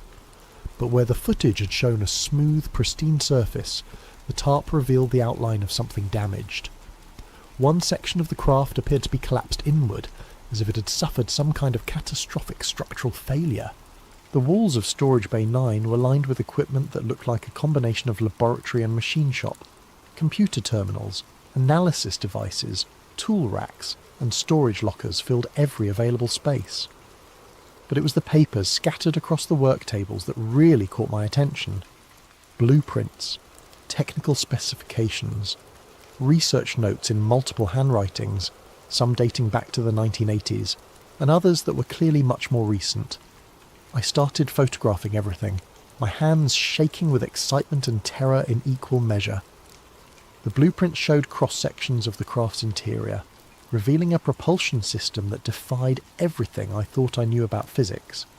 The technical notes described something called a gravity amplification matrix, and element manipulation chambers that could somehow bend space-time around the vehicle, but it was the research notes that really made my skin crawl. References to biological integration protocols and consciousness interface systems suggested that this wasn't just a machine. It was something that required living interaction to function properly, and the newest notes, written in a handwriting I didn't recognise, described reactivation attempts and containment failures that dated back only a few months. Someone had been trying to get this thing working again. Recently, I was so absorbed in photographing the documents that I almost missed the sound of footsteps in the outer tunnel. Heavy boots on concrete, moving with the measured pace of someone who knew exactly where they were going. Someone was coming. I quickly gathered up my equipment and looked for places to hide in the chamber. The space under the craft support platform offered concealment, but it would also trap me if whoever was coming decided to examine the vehicle closely. Instead, I found a gap between two equipment racks that offered a view of the entrance while keeping me hidden in shadow. The footsteps stopped just outside the airlock chamber. I could hear voices now, two men speaking in low tones that carried clearly in the concrete space. "Told you the containment field was fluctuating again," the first voice said. "It's been getting worse since we started the reactivation procedures." "The field strength is within acceptable parameters," the second voice replied. "We're not going to abort the project because of minor power variations." Minor? The biological readings spiked to nearly twice normal levels last week. "Whatever this thing does to living tissue, it's getting stronger." The voices were getting closer. I pressed myself deeper into the shadows between the equipment racks, trying to control my breathing and hoping the emergency lighting wouldn't give away my position. "That's why we're here," the second voice said. "To recalibrate the containment systems before tomorrow's test." They entered Storage Bay 9, and I got my first look at them through the gap in the equipment. Two men in their 40s, wearing civilian clothes but moving with military precision. One carried a tablet computer and what appeared to be sensor equipment. The other had a large toolbox and wore the kind of expression that suggested he'd rather be anywhere else. "I still think this is a mistake," the first man said as they approached the covered craft. "This technology was sealed for a reason. The original research team documented severe psychological effects on anyone who spent extended time near an active unit." "The original research team didn't have 30 years of technological advancement to work with," the second man replied. "Our containment protocols are far more sophisticated than anything they had in the 1980s. They began setting up equipment around the craft, connecting sensors to various points on the support structure. The man with the tablet started taking readings, his frown deepening as the numbers appeared on the screen. "The ambient energy field is definitely increasing," he said. "It's almost like the craft is sensing our presence and responding to it." "That's exactly what it's doing," the second man replied. According to the original notes, these vehicles were designed to interface with their operators on a neurological level. The more people interact with it, the more active it becomes. They pulled back the tarp, and I saw the craft clearly for the first time. It was beautiful and terrifying in equal measure.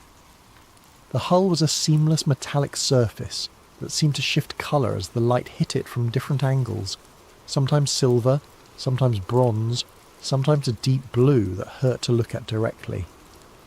But the damaged section I'd noticed under the tarp was even worse than I'd imagined. A jagged hole about 6 feet across had been torn in the craft's side, revealing an interior that seemed to glow with its own faint light. "Jesus," the first man whispered, "look at the breach integrity, it's healing." He was right. The edges of the damaged section were slowly, visibly growing back together. As I watched, metallic tendrils reached across the gap, weaving themselves into new hull material that was indistinguishable from the original surface. "The self-repair systems are accelerating," the second man said, checking his tablet. "At this rate, the hull breach will be completely sealed within 72 hours. "And then what?" "We try to fly something that killed its last crew. We follow the protocol. Full activation sequence, unmanned test flight, then human crew if everything checks out."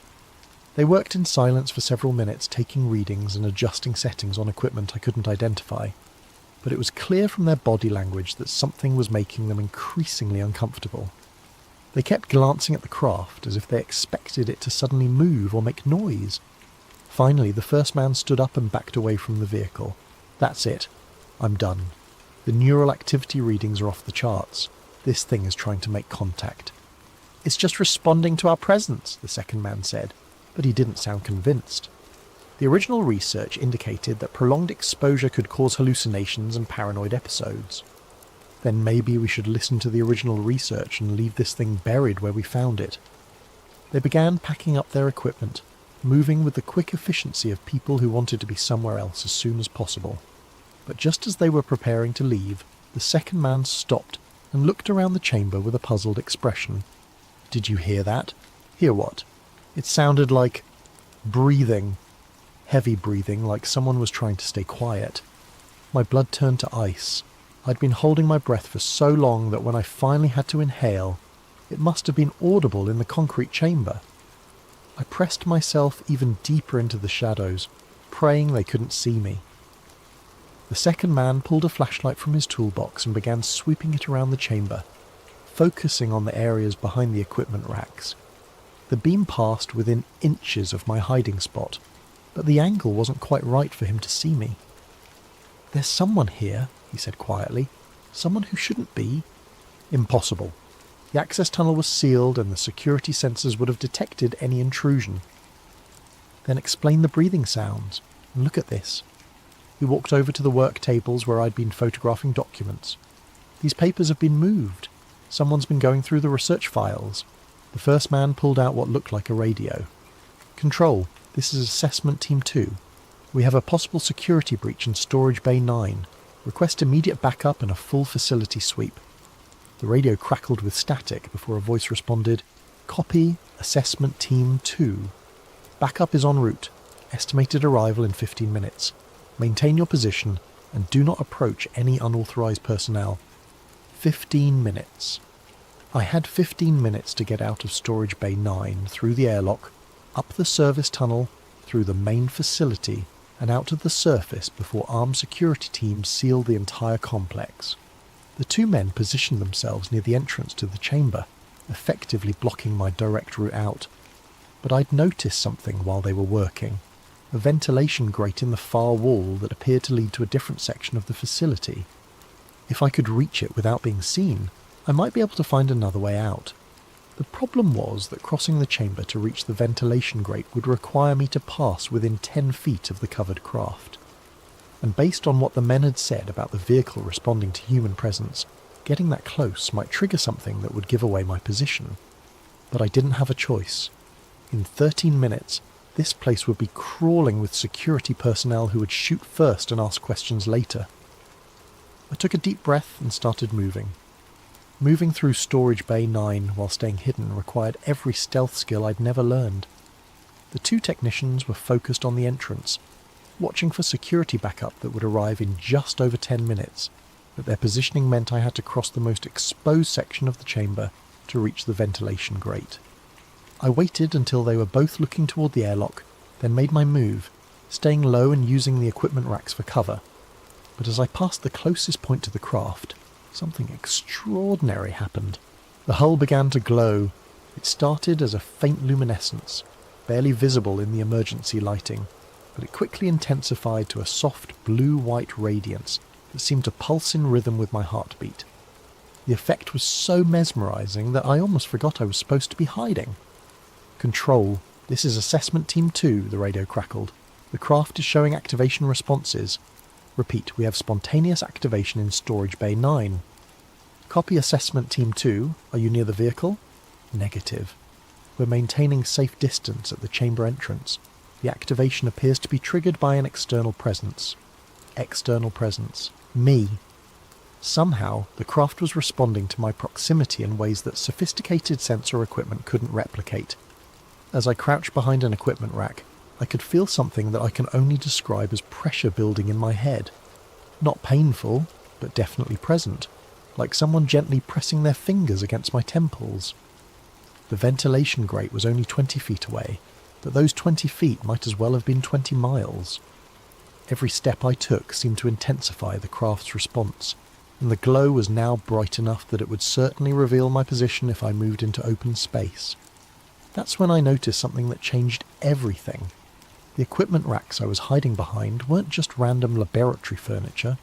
They were covered with papers, blueprints, and technical specifications that told the story of 30 years of secret research. And some of those documents were dated less than 6 months ago. Someone had been actively working on this project recently, very recently. I started photographing everything I could reach without exposing myself to the technician's view. The documents revealed a timeline that was both fascinating and terrifying. The craft had been discovered in 1987, not built by human hands, but recovered from what the files described as a controlled crash landing in the Nevada desert. Initial attempts to understand the technology had resulted in several deaths among the research team, leading to the project being classified at the highest levels and eventually sealed. But the research hadn't stopped. It had just gone deeper underground, literally and figuratively. The more recent documents described breakthrough discoveries in what they called consciousness interface technology. According to the research notes, the craft wasn't just a vehicle. It was a living machine that required direct neural connection with its operator. The alien technology had been designed to merge with the pilot's nervous system, creating a hybrid entity that was part human, part machine. And they'd been testing it on human volunteers. The medical reports were horrifying. Subjects who underwent the interface procedure reported complete sensory integration with the craft, describing the ability to feel electromagnetic fields and see gravitational distortions. But the process was irreversible and ultimately fatal. The longest anyone had survived the full interface was 72 hours before their nervous system completely burned out from the neural overload. The most recent entries, dated just 3 weeks ago, described a new approach using remote interface technology that would allow operators to control the craft without direct neural connection. But the test results were mixed at best, and several entries mentioned psychological contamination among the research staff. Control, this is Assessment Team 2. We have a problem. The craft's energy output is increasing exponentially. We need immediate evacuation authorization. Negative, Assessment Team 2. Maintain position until backup arrives. This may be our best opportunity to document the activation sequence. The glow from the craft was now bright enough to illuminate the entire chamber. But it wasn't just light. It was something more complex, something that seemed to carry information. Patterns swirled within the radiance, geometric forms that appeared and disappeared faster than conscious thought could follow. And with each pulse of light, the pressure in my head increased. I was running out of time. The backup team would arrive in less than 5 minutes, and the craft's activation was creating enough light to make hiding impossible. I had to reach that ventilation grate now, or I'd be trapped when the security sweep began. But as I prepared to make my final dash across the exposed space, something incredible happened. The patterns in the light began to make sense. Not in any logical way. I wasn't suddenly able to read alien mathematics or understand exotic physics. But on some deeper level, the information being transmitted by the craft started to feel familiar. Like remembering a song you'd forgotten you knew, or recognizing a face from a childhood dream. The craft was trying to communicate with me. The realization hit me with such force that I actually staggered, barely catching myself before falling into the open space where the technicians would see me. But the moment of mental connection had given me something else, a sudden, inexplicable understanding of the facility's layout that went far beyond anything I'd seen on the wall maps. I knew there was another way out. The ventilation system didn't just connect to other parts of the facility, it tied into a network of maintenance tunnels that extended all the way to the surface. But more importantly, I somehow knew that the tunnels were unmonitored, designed as emergency escape routes for personnel working on classified projects. How I knew this, I couldn't say. The information had simply appeared in my mind, complete and certain, like accessing a memory that wasn't my own. Assessment Team 2, be advised that backup has arrived at the facility entrance. ETA to your position is 3 minutes. 3 minutes. I looked at the ventilation grate, then back at the glowing craft. The neural pressure in my head was becoming overwhelming, but I couldn't leave without physical proof. I spotted a fragment of the craft's hull material that had broken off during the original damage, a piece about the size of a smartphone sitting on a nearby workbench. It looked impossibly dense, almost black in the craft's blue glow, but somehow I knew it was what I needed. Moving quickly, I grabbed the fragment and made my dash for the ventilation grate. The metal felt unnaturally heavy for its size, and touching it sent electric jolts up my arm. But I managed to reach the grate just as footsteps echoed from the main tunnel. The grate was secured with standard screws, and I used my multi-tool to remove them as quickly as possible. Behind me, the craft's glow was intensifying, and I could hear the technicians talking nervously into their radios. "Control, the energy output is off the charts. We need immediate evacuation." I squeezed through the ventilation opening just as armed figures appeared in the airlock. The maintenance tunnel was cramped and dark, but somehow I knew exactly which direction to go. The alien fragment in my pocket seemed to pulse with warmth, guiding me through passages that led steadily upward. 20 minutes later, I emerged from a hidden exit nearly a mile from the main facility, gasping desert air and watching black SUVs race toward the underground complex. I made it back to my car and drove straight through to Las Vegas, my hands shaking on the steering wheel. The alien fragment sat in my jacket pocket, radiating an unnatural warmth that I could feel against my ribs. Every few miles I glanced in the rearview mirror, expecting to see government vehicles in pursuit, but the highway remained empty. It wasn't until I reached the outskirts of Vegas that I noticed the car following me. A silver sedan staying exactly 3 cars back, matching my speed changes with mechanical precision.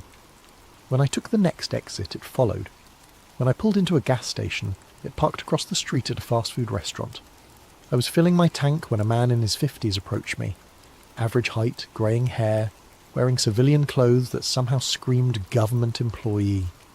He moved with the careful deliberation of someone who'd spent years in classified environments. "You look like someone who's had an interesting evening," he said quietly. Every instinct told me to run, but something in his demeanour suggested that running would be pointless. Instead, I finished filling the tank and turned to face him directly. "Depends on your definition of interesting," he smiled. Not a friendly expression, but not threatening either. "My name is Robert Kellerman. I worked at S4 from 1987 to 1991. I was one of the original technicians assigned to Element 7. Element 7. He knew about the craft. "I know who you are," he continued. "More importantly, I know what you found tonight, and I know you took something that doesn't belong to you." My hand instinctively moved toward the fragment in my pocket. The metal felt almost hot now, as if responding to Kellerman's presence.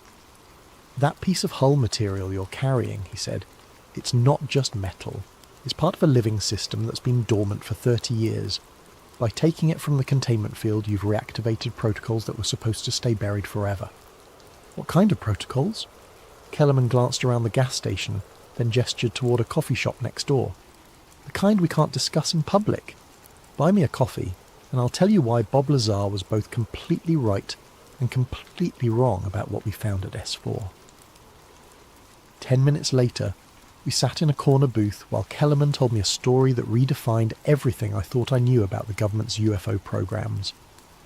There were 9 craft originally, he said, but they weren't recovered from crash sites like everyone assumes. They were gifts. Gifts from who? From them. The original pilots. First contact didn't happen in the 1940s with Roswell. It happened in 1983 in the Nevada desert, when they landed voluntarily and offered to share their technology. Kellerman stirred his coffee, his eyes distant with memory. The problem was that their technology wasn't just advanced machinery. It was biological, living metal that interfaced directly with the pilot's nervous system. They tried to teach us how to use it safely, but we were too primitive, too impatient. What happened? The first 8 craft were successfully adapted for human use, more or less. We learned to create containment fields that limited the biological integration, allowing our pilots to control the vehicles without permanent neural fusion. But Element 7 was different. It was their command ship, the one with the strongest biological components. He paused, studying my reaction. When we tried to test it, the craft bonded with the pilot so completely that separating them would have meant killing both. The pilot lasted 3 days before the neural integration burned out his brain. We sealed the craft immediately, hoping to contain whatever biological contamination might spread to other personnel. But it didn't stay contained. No, the craft went dormant, but it didn't die. For 30 years, it's been slowly healing, slowly rebuilding its biological systems. And now, thanks to your little visit tonight, it's starting to wake up. Kellerman pulled out a tablet and showed me real-time sensor data from the S4 facility. Energy readings that were climbing steadily, biological activity indicators that were off the charts, and most disturbing of all, electromagnetic emissions that were reaching into space. "It's calling them," he said quietly. "The original pilots, or others like them. The fragment you're carrying is acting like a beacon, telling them that their command ship is active again." The implications hit me like a physical blow. By stealing a piece of alien technology, I hadn't just committed theft. I'd potentially triggered a new round of extraterrestrial contact. How long before they respond? Based on the emission patterns, probably 72 hours, maybe less if they have ships in the outer solar system. "What do you want from me?" Kellerman leaned forward, his expression intense. "I want you to give me that fragment, and I want you to forget everything you saw tonight. In exchange, I'll make sure you live long enough to go back to your normal life. And if I refuse, then in 3 days, when the sky lights up with ships that officially don't exist, you'll be the person they blame for ending the world as we know it." I looked at the tablet screen, watching the energy readings climb. The fragment in my pocket felt like it was burning now, and I could swear I was hearing something. Not voices exactly, but something like music playing at the very edge of audible range. "There's a third option," I said finally, "which is, I keep the fragment, but we work together. You help me document what's really happening, and when they come, we make sure the world knows the truth." Kellerman was quiet for a long moment, processing the offer. Finally, he reached into his jacket and pulled out a small device that looked like a cross between a radio and a Geiger counter. "This is a biosignature detector," he said. "It monitors the biological activity of alien technology. If you're going to keep that fragment, you need to understand what you're dealing with." He turned on the device and pointed it toward my pocket. The readings were immediately off the scale, with biological activity indicators that were higher than anything shown in the S4 data. "The fragment isn't just active," he said.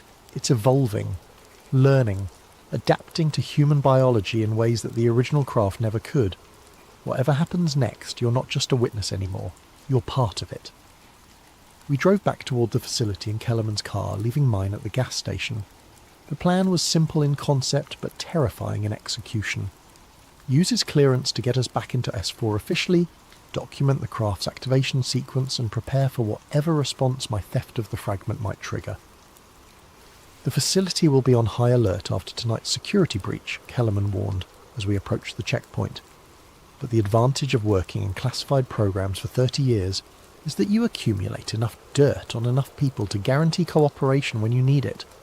He was right. The guards at the checkpoint clearly recognized him, and while they logged our entry with obvious reluctance, no one tried to stop us. Within 20 minutes, we were back in the underground complex, following corridors that I now recognized from my panicked escape just hours earlier. But Storage Bay 9 was completely transformed. The craft was no longer covered by a tarp, and its hull was blazing with bioluminescent patterns that seemed to flow like liquid light across the metallic surface. The damaged section I'd seen earlier was nearly healed, with new hull material growing visibly as we watched. But it was the sound that really got to me, a low harmonic frequency that seemed to resonate in my bones. "It's singing," I whispered. "Not singing," Kellerman corrected, "communicating. Probably with the fragment you're carrying." The chamber was crowded with technicians and monitoring equipment, all focused on the craft's unprecedented activity levels. But as soon as we entered, something changed. The harmonic frequency shifted to a higher pitch, and the bioluminescent patterns began pulsing in a rhythm that matched my heartbeat. "Jesus Christ," one of the technicians called out. "The biological integration readings just spiked. There's someone here with active alien technology." All eyes turned toward us, and I realized that hiding the fragment was no longer an option. I pulled it from my pocket, and the effect was immediate and dramatic. The craft's song became a roar. The bioluminescent patterns exploded into brilliant cascades of colour that bathed the entire chamber in shifting light. And the air itself seemed to thicken, carrying scents and sounds that had no earthly origin. "Get everyone out!" Kellerman shouted over the noise. "Full evacuation now!" But it was too late. The craft was fully active now, and the hull breach that had been slowly healing suddenly sealed itself with a flash of light that temporarily blinded everyone in the chamber. When my vision cleared, the craft was rising from its support platform, hovering 3 feet above the concrete floor without any visible means of propulsion. The fragment in my hand was now glowing with the same bioluminescent patterns as the craft, and I could feel something that I can only describe as presence reaching into my mind. Not thoughts exactly, but concepts, images, emotions that definitely weren't my own. "Welcome back." The words appeared in my consciousness without passing through my ears. Not English, not any human language, but somehow perfectly comprehensible. The ship has been waiting. The ship has been healing. The ship has been calling. "It's trying to communicate," I called out to Kellerman, who was frantically working at a control panel. "Don't listen to it," he shouted back. "The psychological contamination starts with communication. Once it's in your head, it doesn't leave." But the presence was already in my head, and fighting it felt like trying to hold back an ocean with my bare hands. Images flooded my consciousness. Star systems I'd never seen. Technologies that defied physics. And most disturbing of all, memories of the craft's original pilot. I saw him die. Felt him die. Experienced the moment when the biological integration reached critical levels and his human nervous system simply burned out from the overload.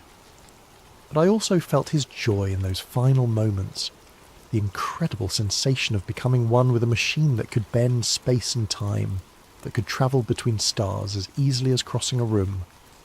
The new pilot understands. The new pilot carries the seed. The fragment in my hand was now too hot to hold, but I couldn't let go. It was fusing with my palm, sending tendrils of alien metal into my skin and bloodstream. But instead of pain, I felt expansion, my senses extending beyond the boundaries of my physical body to encompass the entire facility.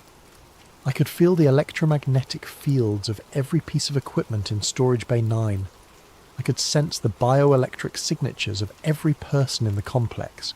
And beyond that, I could feel something else. Multiple somethings, moving toward Earth from the outer solar system at impossible speeds. "They're coming," I said, though my voice sounded strange to my own ears. 3 ships, maybe 4. They'll be here in 18 hours. "How do you know that?" Kellerman demanded. I looked at him, and I realized that I could see more than just his physical form. I could see the electromagnetic pattern of his nervous system, the quantum fluctuations in his brain that corresponded to thoughts and memories. He was terrified, but he was also fascinated by what was happening to me. Because I'm connected to their navigation network. The fragment isn't just a piece of hull material, it's a communication device. It's been broadcasting our location since the moment I took it from the chamber. The craft moved closer to me, its hull now close enough to touch.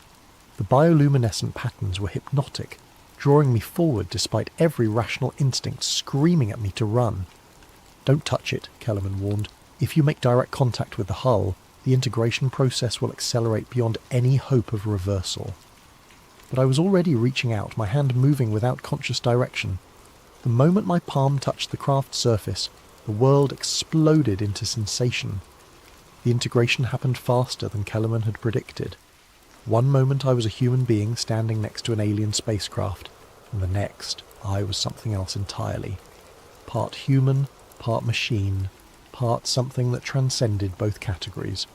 I could feel the craft's propulsion systems coming online, responding to my neural commands before I was consciously aware of giving them.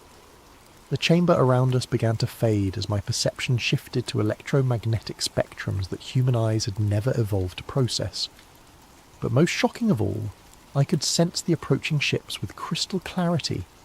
4 vessels definitely coming from the outer solar system, moving at velocities that would have them in Earth orbit within 12 hours. But these weren't rescue ships coming to retrieve their lost technology. They were enforcement vessels coming to contain a contamination that should never have been allowed to spread. The child species has broken containment, the alien presence in my mind observed with something like sadness. The hybrid cannot be allowed to survive.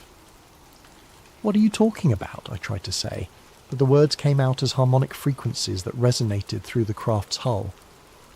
Biological integration was forbidden for your species. Too primitive, too unstable. The command ship was damaged to prevent this exact outcome. The truth hit me like a physical blow. The craft hadn't malfunctioned during testing. It had been sabotaged by its own creators to prevent humans from achieving full integration with their technology. And now, by accidentally triggering the very process they'd tried to prevent, I'd created a situation that threatened both species. "We have to get out of here," Kellerman shouted, though his voice sounded distant and muffled through my transformed senses. "The facility will be locked down in minutes, and if they can't contain this situation, they'll sterilize the entire complex." Sterilize. Nuclear sterilization. I could sense the weapon systems being activated throughout the facility, fail-safes designed to prevent alien technology from falling into unauthorized hands, but I could also sense something else. Escape routes that the craft's navigation systems had mapped during its decades of dormancy. The hybrid can escape, the alien presence confirmed, but escape leads only to detection. The enforcement fleet will follow the bioelectric signature anywhere on this planet. "Then we go off-planet," I said, the words forming as pure intention rather than sound. Impossible. The hybrid lacks the neural development for interstellar navigation. Attempting such a journey would result in immediate death. But even as the alien consciousness tried to discourage me, I could feel the craft's systems responding to my commands. The gravitational manipulation systems that provided propulsion were incredibly complex, but they felt as natural to control as moving my own limbs. More natural, actually, like I'd been meant to operate this technology all along. The blast doors that had been sealing Storage Bay 9 began to buckle and warp as the craft's gravity field destabilized the surrounding space. Kellerman and the remaining technicians scrambled for the exits as pieces of the ceiling began falling around us. "The facility is collapsing," Kellerman called out through the chaos. "Whatever you're doing, you need to stop." But I couldn't stop. The integration process was accelerating beyond my ability to control, and the craft was responding to biological imperatives that overrode conscious thought. We rose through the collapsing chamber, through levels of concrete and steel that parted like water before the craft's exotic matter field. In less than 30 seconds, we burst through the desert surface into the star-filled Nevada sky. The freedom was intoxicating. After decades of confinement in underground storage, the craft, and by extension I, rejoiced in open space and unlimited movement. We climbed rapidly, leaving the lights of Las Vegas far below, racing toward the stratosphere where human aircraft couldn't follow. But the celebration was short-lived. My enhanced senses detected military jets scrambling from Nellis Air Force Base, armed with weapons I somehow knew could damage the craft's hull. More concerning, I could feel the approaching alien fleet adjusting course to intercept us. The hybrid has 12 minutes before engagement with enforcement vessels, the alien presence informed me. Recommend immediate surrender to prevent escalation. Surrender to who? Your people or mine? Both species will demand termination of the hybrid. The contamination cannot be allowed to spread. I realized that I was caught between two forces that both wanted me dead. The human military saw me as a stolen alien weapon that had to be stopped at any cost. The alien enforcement fleet saw me as a biological contamination that threatened their carefully maintained isolation. But I had advantages that neither side expected. The craft's propulsion systems could outrun anything in Earth's atmosphere, and the neural integration gave me access to technologies that even the original alien pilots had never fully explored. The hybrid should not attempt experimental navigation, the alien consciousness warned, as I pushed the craft's systems beyond their normal parameters. Untested combinations of human creativity and alien technology have unpredictable consequences. Unpredictable is exactly what we need right now. I dove back toward the surface, using the craft's gravity manipulation to create a wake of distorted space-time that would confuse both human radar and alien sensors. The pursuing jets fell behind immediately, unable to match our acceleration or maneuverability. But the alien fleet was adapting, adjusting their approach to account for my erratic flight patterns. That's when I felt something that changed everything. A transmission from Earth, broadcast on frequencies that only the integrated craft could detect. Someone else was out there, someone with access to alien communication technology. The signal was coming from a location in the desert about 50 miles from our current position. Someone who knew about the craft, who understood the integration process, and who was offering help. Do not trust the transmission, the alien presence warned. Humans frequently use deception in tactical situations. But I was out of options. The enforcement fleet would be in engagement range within 8 minutes, and while the craft's defensive systems were formidable, they weren't designed to fight 4 ships simultaneously. I changed course toward the transmission source, diving toward the desert at speeds that would have liquefied any human pilot. But through the integration, the G-forces felt like gentle pressure, and the craft's inertial compensation systems protected my hybrid physiology from the worst effects. The transmission source was a small facility built into a mesa, camouflaged to look like a natural rock formation, but my enhanced senses could detect the electromagnetic signatures of advanced technology hidden beneath the desert camouflage. As we landed, I could feel the enforcement fleet entering Earth's atmosphere. In 5 minutes, this location would be discovered and destroyed. Whatever help this place offered, it had to happen fast. The facility hidden in the mesa turned out to be far more than a simple research station.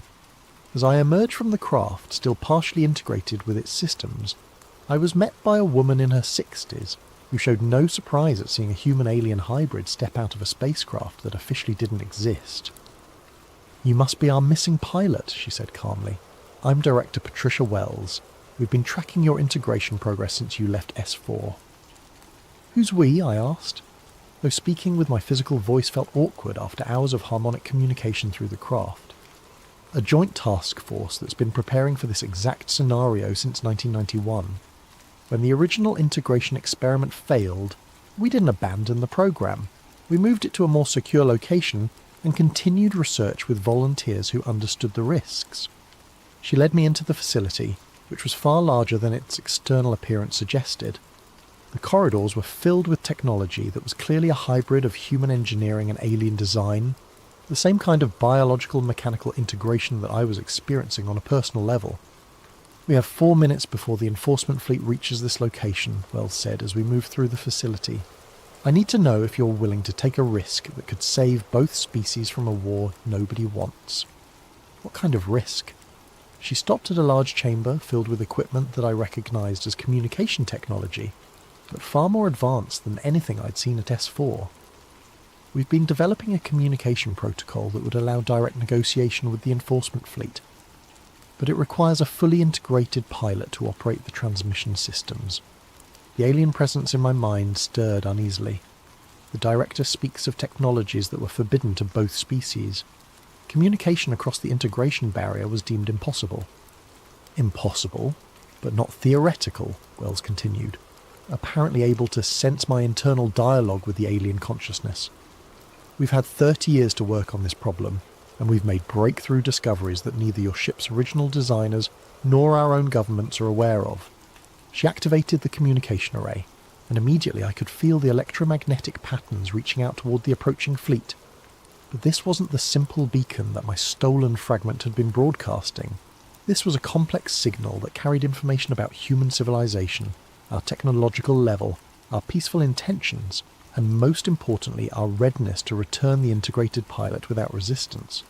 "The transmission contains deceptions," the alien presence warned. "Humans are not prepared for peaceful coexistence. The hybrid proves this conclusively." But as the signal reached the enforcement fleet, something unexpected happened.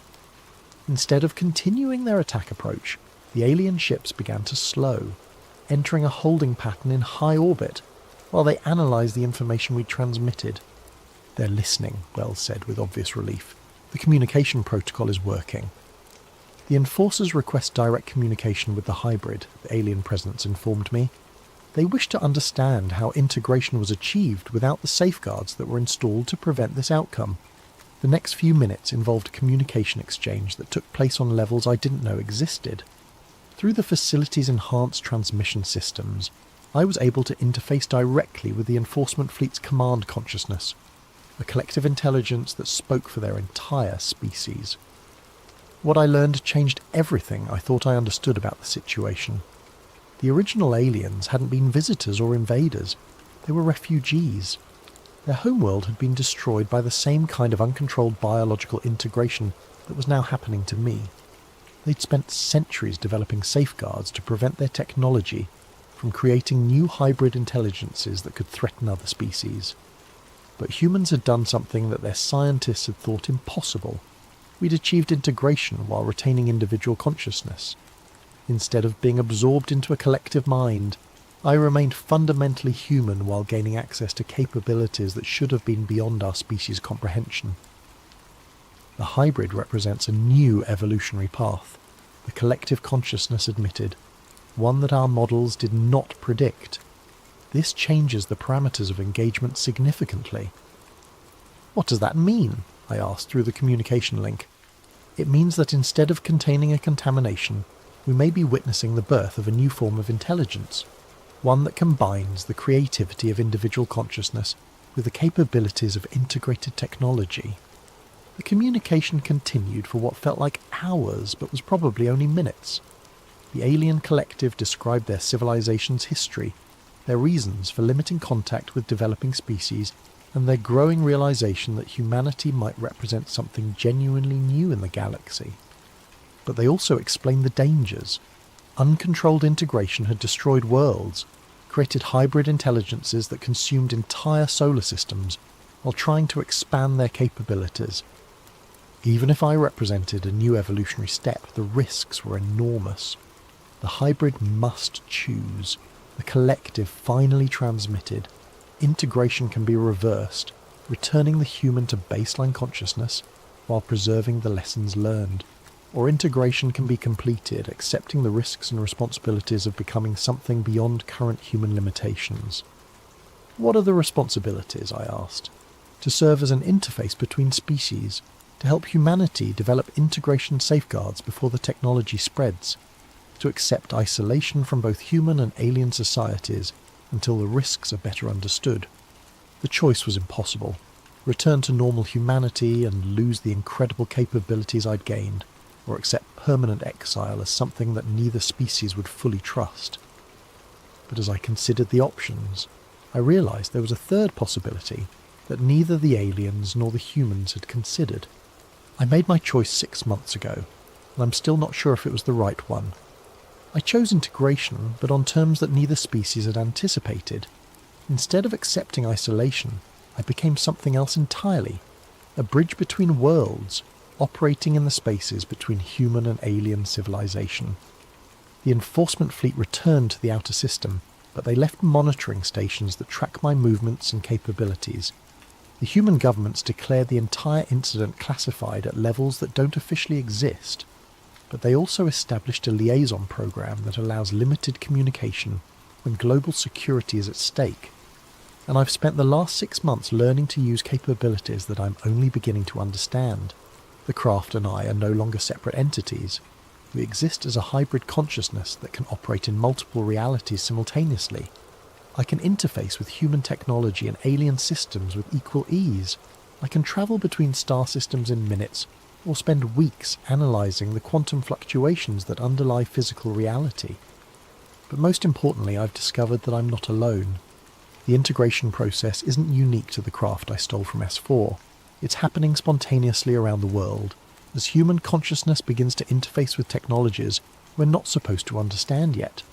The smartphones in our pockets, the satellites in orbit, the internet that connects our minds across continents.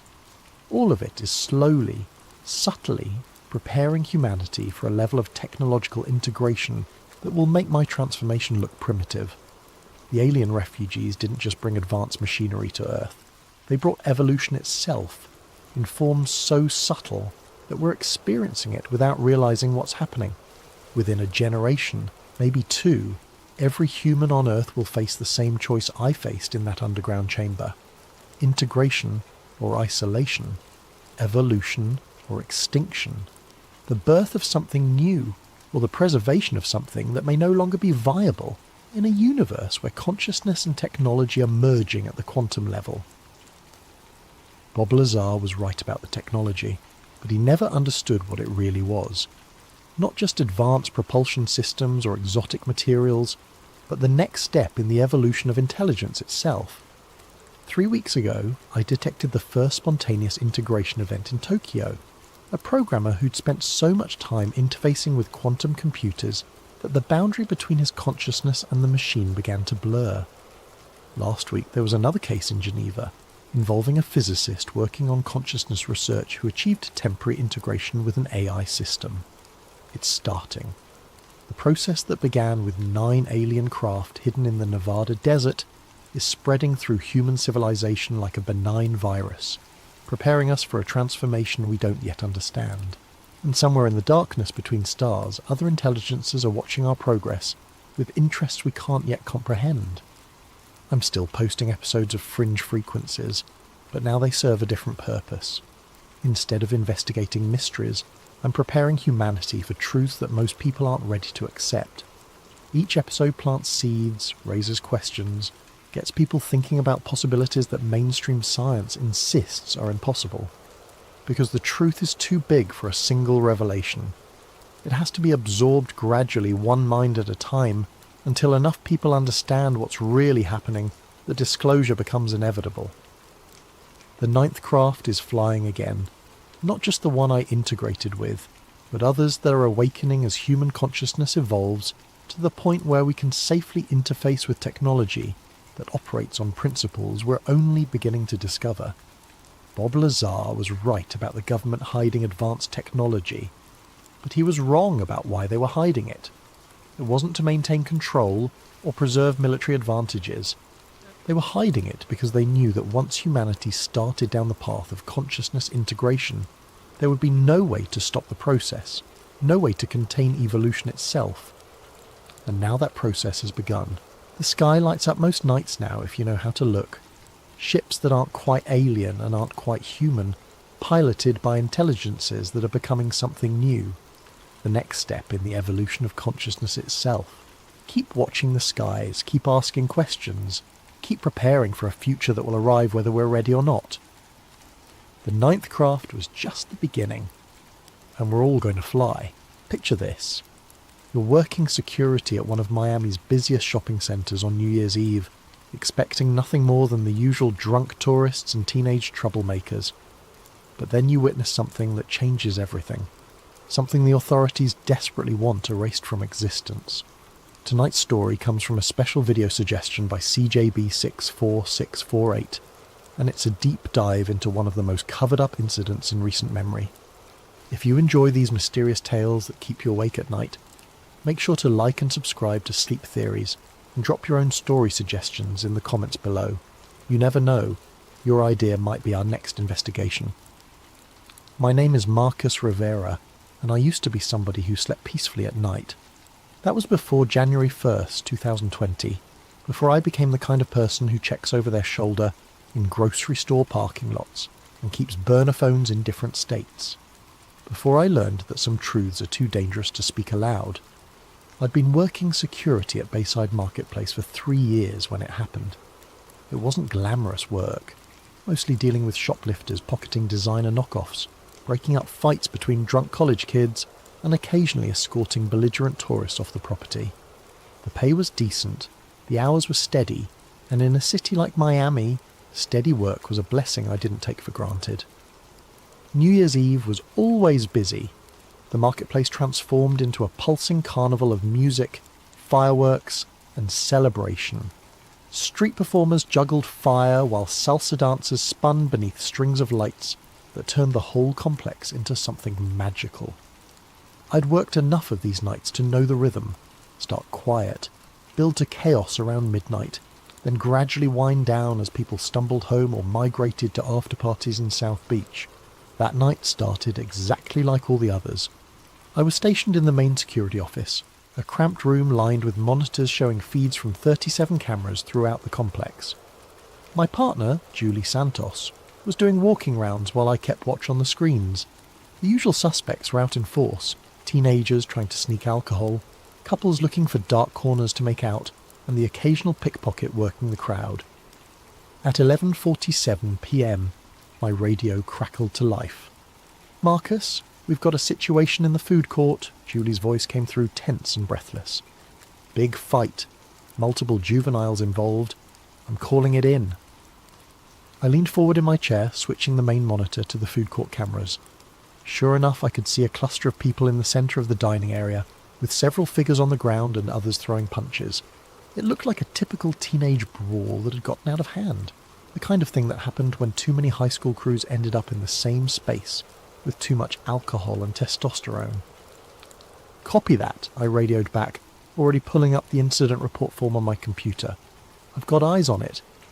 Looks like 6, maybe 7 individuals involved." Within minutes, the place was swarming with Miami-Dade police. I watched through the cameras as officers flooded the food court, separating fighters and zip-tying hands behind backs. Standard procedure for this kind of thing. I'd seen it dozens of times before. But then Lieutenant Rodriguez's voice came over the radio with an order I'd never heard in 3 years of working security. "Rivera, I need you to stay in that office and monitor all camera feeds. Do not leave that room. We're looking for additional suspects who may have fled the scene." Additional suspects? I frowned at the monitors. From what I could see, they'd already detained everyone involved in the fight. But orders were orders, and I started systematically scanning through all 37 camera angles, looking for anyone running or acting suspicious. That's when I saw it. Or rather, that's when I saw him. Camera 23 covered the north parking lot, the area closest to the marina where most of the high-end tourists parked their rental cars. It was usually one of the quieter feeds. Not much foot traffic, just people coming and going from the restaurants along the water. But at 11:52 p.m, something moved across the screen that made me sit up straighter in my chair. A figure was walking through the parking lot, weaving between the police cars that had responded to the food court incident. At first glance, it looked like a person, tall, thin, wearing what appeared to be dark clothing. But something about the movement was wrong. It was too fluid, too purposeful. While everyone else in the area was either running toward the excitement or hurrying away from it, this figure moved with an almost predatory stillness. I leaned closer to the monitor and reached for the camera controls, zooming in for a better look. The figure was definitely tall, maybe 6.5 feet, possibly taller. The proportions seemed off somehow, like the limbs were too long for the torso, but the resolution wasn't good enough to be certain. As I adjusted the focus, trying to get a clearer image, the figure suddenly stopped walking and turned directly toward the camera. That's when I got my first real look at the face, or what should have been a face. The zoom wasn't perfect, but even through the pixelated digital enhancement, I could see that something was fundamentally wrong with this person's features. The head seemed too elongated, tilted at an angle that would have been uncomfortable for a human being, and the eyes reflected the parking lot lights like an animal's, throwing back twin points of cold white light. I blinked hard and refocused the camera, but when the image cleared again, the figure was gone. Not walking away, not running, simply gone, as if it had never been there at all. "What the hell?" I muttered, rewinding the feed to watch it again. But when I tried to replay the footage, the screen glitched. Digital static filled camera 23's feed, then cleared to show the parking lot as it should be. Empty police cars, no mysterious figure, nothing but concrete and streetlights. I switched to camera 22, which covered part of the same area. Normal footage. Camera 24, which caught the edge of that parking lot from a different angle. Also normal. Only camera 23 had malfunctioned, and only for the exact duration when that figure had been visible. My hands were shaking slightly as I cycled through the other feeds, looking for any sign of the tall figure. Nothing. It was as if those 60 seconds had been surgically removed from reality. I grabbed my radio, then hesitated. What exactly was I supposed to report? That I'd seen someone tall walking through a parking lot? That their eyes had reflected light in a way that seemed unnatural? That they'd somehow vanished from a digital recording? Instead, I made a note in the security log. 11:52 p.m. Possible equipment malfunction on camera 23. Will need technical inspection. But I knew it wasn't a malfunction, and deep down I suspected I'd just seen something I wasn't supposed to see. The food court incident was winding down by 12:15 a.m. Most of the teenagers had been released to their parents with citations, and only 2 were being transported to the station for more serious charges. The crowd of onlookers had dispersed, and the marketplace was returning to its normal New Year's Eve rhythm of music and celebration. Lieutenant Rodriguez came by the security office to check in. "Everything quiet on the cameras, Rivera." I almost told him about camera 23. Almost. But something in his expression, a tightness around the eyes, a forced casualness in his voice, made me hesitate. "Yeah, all quiet," I said instead. "Just the usual crowd control stuff." He nodded but didn't leave immediately. "Listen, we might be here for a while longer. Some follow-up we need to do. Keep monitoring those feeds, okay? Any unusual activity, you radio it in immediately. Unusual how?" "Just unusual." He turned to go, then paused. "And Rivera? Don't leave the office until we give the all clear." "I mean it." After he left, I sat staring at the monitors with growing unease. In 3 years of working security, I'd never been told to stay in the office during an incident. Usually they wanted us out patrolling, being visible, helping to maintain order. This felt different. This felt like they were trying to keep me contained. At 12:45 a.m, curiosity got the better of me. Julie was still doing rounds somewhere on the south side of the complex. The radio had been quiet for 20 minutes. Most of the police seemed to have cleared out, leaving just a few units in the food court area. I made a decision that would change everything. I left the office. The night air hit me like a warm, humid wall as I stepped outside. Even in January, Miami nights carried that tropical weight that made your clothes stick to your skin within minutes. The sounds of celebration echoed off the water. Distant music, laughter, the occasional firecracker that someone had saved from earlier. I walked toward the north parking lot, telling myself I was just doing a routine patrol, that I wasn't specifically looking for any tall figures with reflective eyes, that I was just checking on the area where camera 23 had experienced its malfunction. The parking lot looked normal. Police cars had left tyre marks on the asphalt, and there were a few pieces of trash that would need to be cleaned up in the morning, but nothing out of the ordinary. I was about to head back inside when I heard it, a sound like static electricity but deeper, like the air itself was being torn. I turned toward the sound and felt every hair on my arm stand up. The sensation was immediate and overwhelming, like standing too close to a Tesla coil or walking beneath power lines during a storm. The air tasted metallic, sharp on my tongue, and then I saw it again. The figure was standing about 50 feet away, just beyond the edge of the parking lot lighting. It was definitely tall, taller than I'd estimated from the camera feed. 7 feet, maybe more. The proportions that had seemed off on the monitor were even more disturbing in person. The limbs were too long, the torso too narrow, and the head. The head was wrong in ways that my brain struggled to process. It stood perfectly still, watching me with those reflective eyes. There was an intelligence there that was unmistakably aware, unmistakably focused. It knew I was looking at it, and it was looking back. For a moment that felt like an eternity. We simply observed each other across that distance of concrete and shadow. I should have been terrified. I should have run, or screamed, or grabbed my radio. But instead I felt a strange sense of recognition, as if some part of me had been expecting this encounter. The figure tilted its head, too far to one side at an angle that would have snapped a human neck, and I heard that static sound again, stronger this time. The streetlights around me flickered.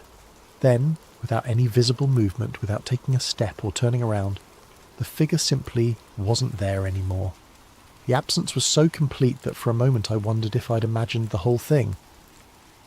But the hair on my arms was still standing up, and the taste of copper lingered in my mouth.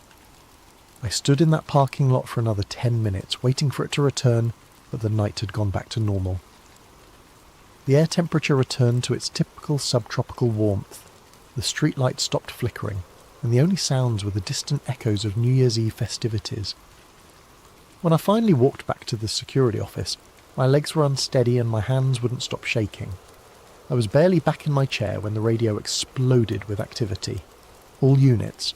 We have a code 7 in the north parking area. SWAT is en route. I repeat, SWAT is en route to Bayside Marketplace. Code 7. In 3 years of security work, I'd never heard that designation used. I grabbed the radio handbook from the desk drawer and flipped through the pages of police codes. Code 1 through Code 6 were all there. Everything from routine traffic stops to armed suspects. But there was no Code 7 listed. Through the security office windows, I could see flashing lights converging on the marketplace from multiple directions. More police cars than I'd ever seen for a single incident, plus several unmarked black vehicles that definitely weren't standard Miami-Dade units. Rivera. Lieutenant Rodriguez's voice came through my radio, sharp and urgent. "I need you out of that office." Now. "Sir? I thought you wanted me monitoring the cameras." "Plans have changed. Exit the building immediately and report to the main parking area. Do not return to the security office under any circumstances." I looked at the monitors one more time, scanning for any sign of the tall figure. All cameras showed normal activity. Police cars, officers moving with purpose, nothing unusual. Camera 23 was working perfectly again. As I stood up to leave, I noticed something I'd missed before. The timestamp on camera 23's feed was wrong. While all the other monitors showed the correct time, 1:23 a.m., camera 23's timestamp was stuck at 11:51 p.m. 11:51. 1 minute before I'd first seen the figure, I grabbed a pen and quickly wrote down the discrepancy on a piece of paper, shoving it into my pocket as I headed for the door. Outside, the scene was unlike anything I'd experienced in my years working security. The entire north end of the marketplace had been cordoned off with police tape, and officers in full tactical gear were sweeping through the area with equipment I didn't recognise. Some of it looked like standard metal detectors, but other devices appeared more sophisticated. Handheld screens that glowed with complex readouts, instruments that emitted soft beeping sounds as they moved. More concerning were the men in plain clothes. They weren't Miami-Dade police, that much was obvious.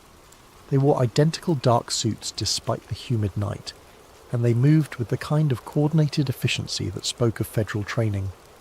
One of them was directing the SWAT team's sweep patterns, while speaking quietly into a radio that looked far more advanced than anything in our security arsenal.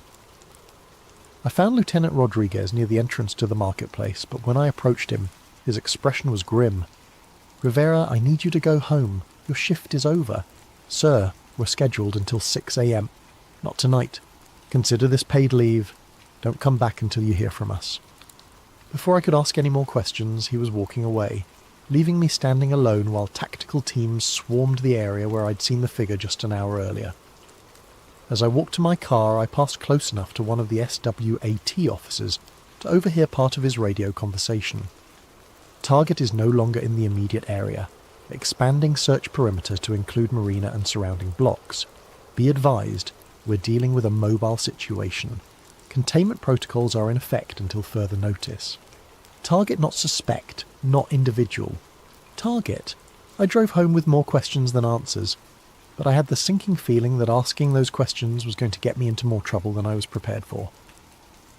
The next morning I called the security office to check in, and was told that all camera footage from New Year's Eve had been accidentally corrupted during a system update. 3 years of reliable digital storage, and the one night when I needed to review the feeds, everything had been wiped clean. I should have kept my mouth shut. Looking back, that's the decision that would have saved my job, my friendships, and quite possibly my life. But I'd seen something that defied explanation, and the official response was a cover-up so obvious it was almost insulting. The first person I told was Julie. We met for coffee 3 days after the incident at a little Cuban place on Calle Ocho that we'd been to dozens of times before. Julie had been working security even longer than me, and if anyone would understand the strangeness of what had happened, it would be her. "The whole thing was weird, Marcus," she agreed, stirring sugar into her cortadito. "I've never seen that much police response for a food court fight, and the way they cleared us out afterward, it felt like they were trying to hide something." I leaned forward across the small table. "Julie, I think I saw what they were trying to hide." I told her everything. The figure on camera 23, the way it had vanished from the digital feed, the encounter in the parking lot, the reflective eyes and impossible proportions.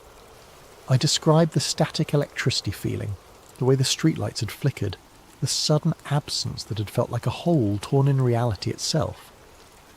Julie listened without interrupting, her expression growing more sceptical with each detail.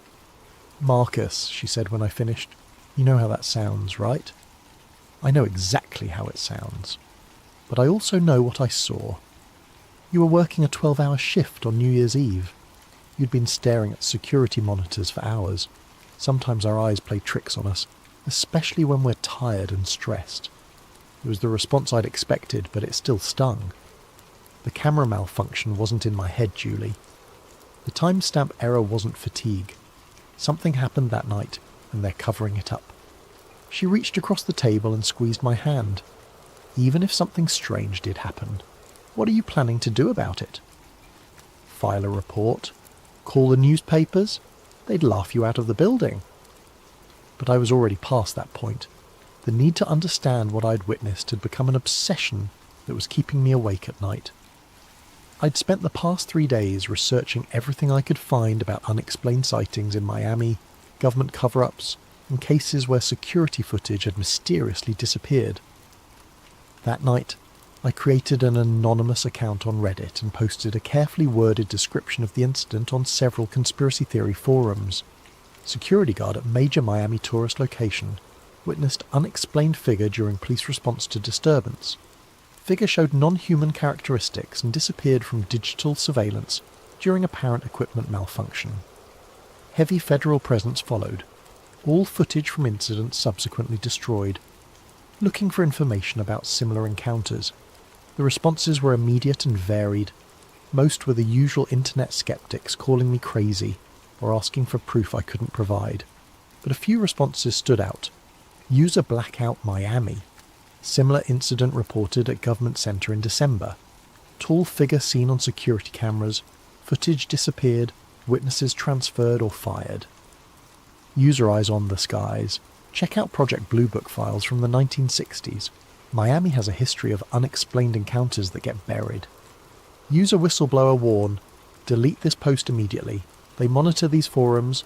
You're already on their radar. I didn't delete the post. Instead, I started documenting everything I could remember about the incident, writing detailed accounts of the encounter and saving them in multiple locations. I scanned the handwritten note about the timestamp error and uploaded it to several cloud storage accounts. Within 48 hours, every single one of my posts had been removed by forum moderators, citing unverified claims and potential misinformation. That's when I realised I was dealing with something much bigger than a simple cover-up. On Monday morning, I reported to work as usual, expecting to return to normal security duties. Instead, I was called into the Human Resources office before my shift even started. Margaret Chen, the HR manager, was sitting behind her desk with a file folder and an expression that told me this wasn't going to be a pleasant conversation. "Marcus, we need to discuss a serious violation of company policy that occurred during your shift on New Year's Eve." My stomach dropped. "What kind of violation?" "According to Lieutenant Rodriguez's report, you abandoned your assigned post despite direct orders to remain in the security office. You also failed to report unusual activity that may have been relevant to an ongoing police investigation." I stared at her in disbelief. "I was told to leave the office. Rodriguez himself ordered me to—" "That's not what his report says. According to the official record, you left your post without authorization and failed to cooperate with law enforcement during a critical incident." She slid a piece of paper across the desk. "This is your termination notice, effective immediately. Security will escort you from the building, and you're prohibited from returning to Bayside Marketplace property." I tried to argue, to explain what had really happened, but Margaret was already standing up, signalling that the conversation was over. "I'd strongly advise you to avoid discussing the details of your employment here with anyone," she said, as 2 security guards appeared in the doorway. "Your final paycheck will be mailed to your address on file." As I was escorted out of the building where I'd worked for 3 years, I caught a glimpse of my replacement already sitting in the security office, monitoring the same 37 cameras that had shown me something I wasn't supposed to see. That afternoon, I called Julie to tell her what had happened. Her phone went straight to voicemail. When I tried her again the next day, I got a message saying the number was no longer in service. I never spoke to Julie Santos again. Losing my job should have been a wake-up call. A rational person would have taken the hint, moved on, and found new employment without asking too many questions about why their previous position had ended so abruptly.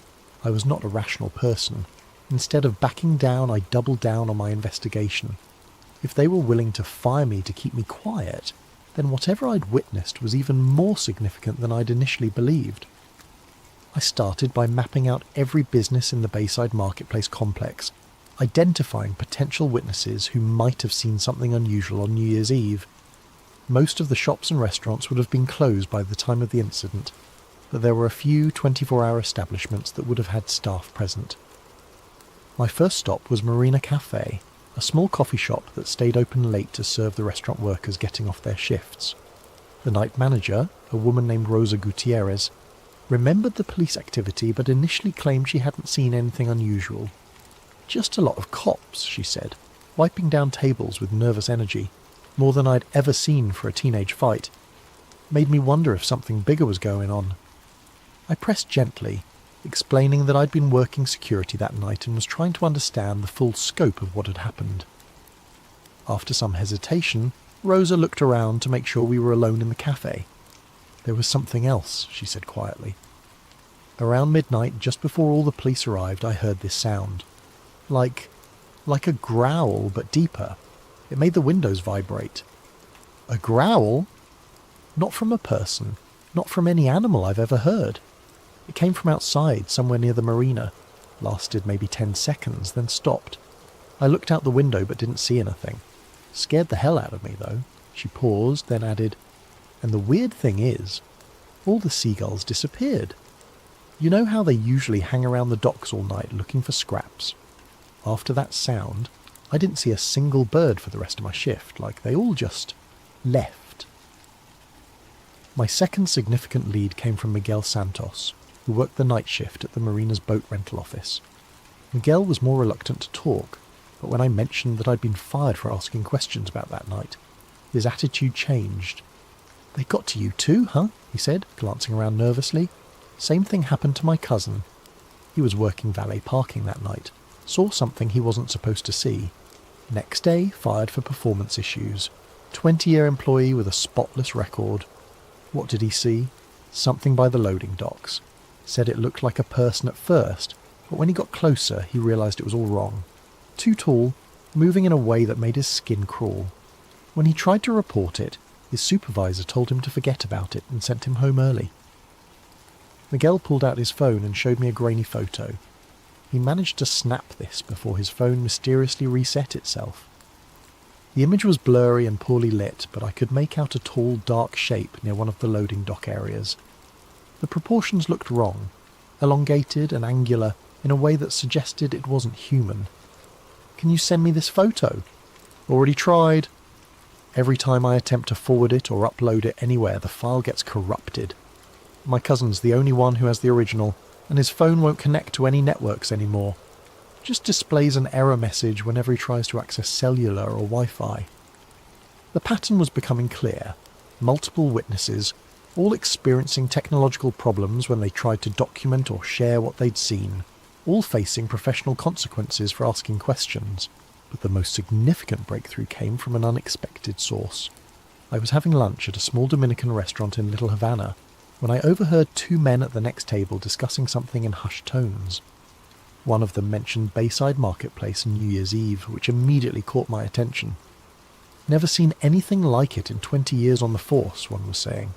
"When those federal boys showed up, they took control of everything, told us to forget what we'd seen, and threatened our pensions if we talked." I turned slightly to get a better look at the speakers. Both appeared to be in their 50s, with the bearing of former law enforcement. The one doing most of the talking was a large man with greying hair and tired eyes. After they finished eating, I followed them out to the parking lot and approached carefully. "Excuse me," I said. "I couldn't help overhearing you mention Bayside Marketplace. Were you there on New Year's Eve?" The man who'd been talking immediately tensed up. "Who's asking?" Someone who was there too. Someone who got fired for asking the wrong questions. Something in my tone must have convinced him that I wasn't a threat, because his posture relaxed slightly. "You're the security guard. Rivera, right?" I nodded, surprised that he knew my name. I'm Detective Frank Morrison. Was Detective Morrison anyway. Retired early after that night. He gestured to his companion. This is Detective Louis Vargas, also retired. What did you see out there? Morrison looked around the parking lot, checking for any observers, then made a decision. Not here. Too exposed. You want answers? Meet us at the Whale Harbour tonight at 8. Come alone. The Whale Harbour was a dive bar in Key Biscayne, the kind of place where off-duty cops went to drink and complain about their jobs. When I arrived at 8, Morrison and Vargas were already there, sitting in a corner booth with a clear view of the entrance. Before we start, Morrison said as I sat down, you need to understand that everything we're about to tell you is off the record. We've got families, pensions, and a lot to lose. But what happened that night, it's been eating at us for months. He took a long drink from his beer, then began to speak. We were called in as backup for the food court incident. Standard crowd control stuff, nothing unusual. But about 20 minutes in, we got new orders. Federal agents had arrived and were taking over the scene. They wanted us to establish a perimeter around the entire north end of the complex. Federal agents from which agency? That's the thing. They never identified themselves. No badges, no credentials shown to us. Just orders passed down from the lieutenant that we were to cooperate fully and ask no questions. Vargas leaned forward. About an hour in, they brought in some kind of specialised equipment. Not standard law enforcement gear. These devices were scanning for something, and when they found it, the whole operation changed. Changed how? They called for a containment unit, Morrison said. Black trucks, unmarked vehicles, personnel in hazmat-style suits. They cordoned off a section of the parking lot and brought in what looked like a mobile laboratory. Did you see what they were containing? Morrison and Vargas exchanged glances. We saw them load something into one of the trucks, Vargas said slowly. Something large, covered in a metallic tarp. But before they sealed the container, the tarp shifted. He paused, seeming to gather courage to continue. I got a glimpse of what was underneath. It was... I don't know what it was. Not human. Not any kind of animal I've ever seen. It was tall, probably 7 feet or more, with limbs that bent in ways that didn't make sense. And the skin... The skin looked wrong, Morrison finished. Like it was reflecting light from underneath. Almost metallic, but organic at the same time. Was it alive? I don't know. It wasn't moving. But there was something about it that felt... aware. Like even unconscious or sedated, it was still somehow present. They told me that after the containment unit left, all officers involved were called into individual meetings with federal agents. Each was told that the incident was classified under national security provisions, and that discussing any details with unauthorised personnel would result in prosecution under the Espionage Act. Most of the guys were fine with that, Morrison said. They got overtime pay, a commendation for their service, and orders to forget the whole thing. But Vargas and I, we'd seen too much. We started asking questions. What kind of questions? Whether this was an isolated incident, whether there had been similar events in other cities, whether the public had a right to know that something non-human was being covered up by our own government. Within a week, both detectives had been called into internal affairs investigations. Morrison was accused of excessive force during an unrelated arrest from 6 months earlier. Vargas was investigated for financial irregularities in his expense reports. Nothing they could make stick, Vargas said, but the message was clear. Keep quiet or face consequences. Both men had chosen early retirement rather than continue to work under the threat of constant scrutiny. The thing is, Morrison said as we prepared to leave, this isn't the first time something like this has happened in Miami.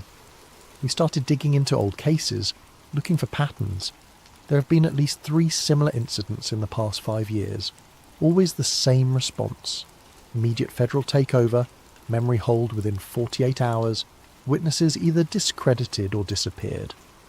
He handed me a piece of paper with several addresses written on it. These are the locations of the other incidents. If you're serious about investigating this, that's where you should start. But Rivera... I looked up from the paper. Be careful. Whatever you saw that night, whoever's covering it up, they've got resources we can't even imagine. They've already destroyed your career. Don't let them destroy your life. The first address Morrison had given me was a construction site in downtown Miami, where, according to police records, there had been a gas leak evacuation, in March 2019. The official story was that workers had detected dangerous levels of methane and called in hazmat teams as a precaution. But when I spoke to Carlos Mendez, a construction foreman who'd been working the site that day, I got a very different account. "Gas leak my ass," Carlos said when I met him at a job site in Coral Gables. "I was the safety supervisor on that project. I know gas leaks, and what we saw that morning wasn't any kind of leak. According to Carlos, workers had discovered something while excavating for a new foundation. Something that had been buried about 12 feet underground, wrapped in what appeared to be a metallic cocoon or shell. It was the size of a person, maybe bigger. The outer layer was like nothing I'd ever seen, part organic, part technological.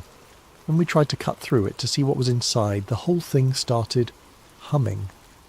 Humming? Like electrical equipment, but alive somehow. And the temperature around it dropped about 20 degrees in a matter of minutes.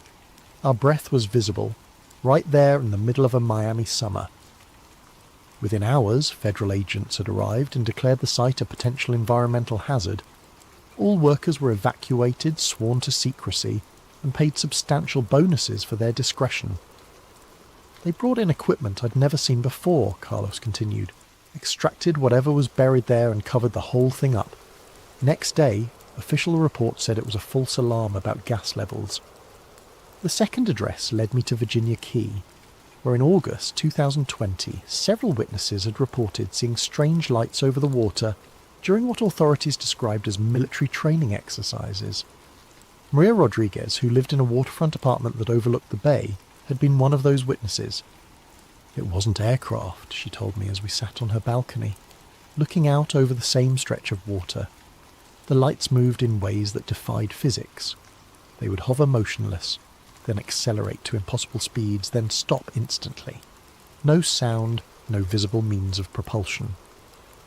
She'd tried to record the lights with her phone, but every video came out distorted or completely black. The strange part was what happened afterward.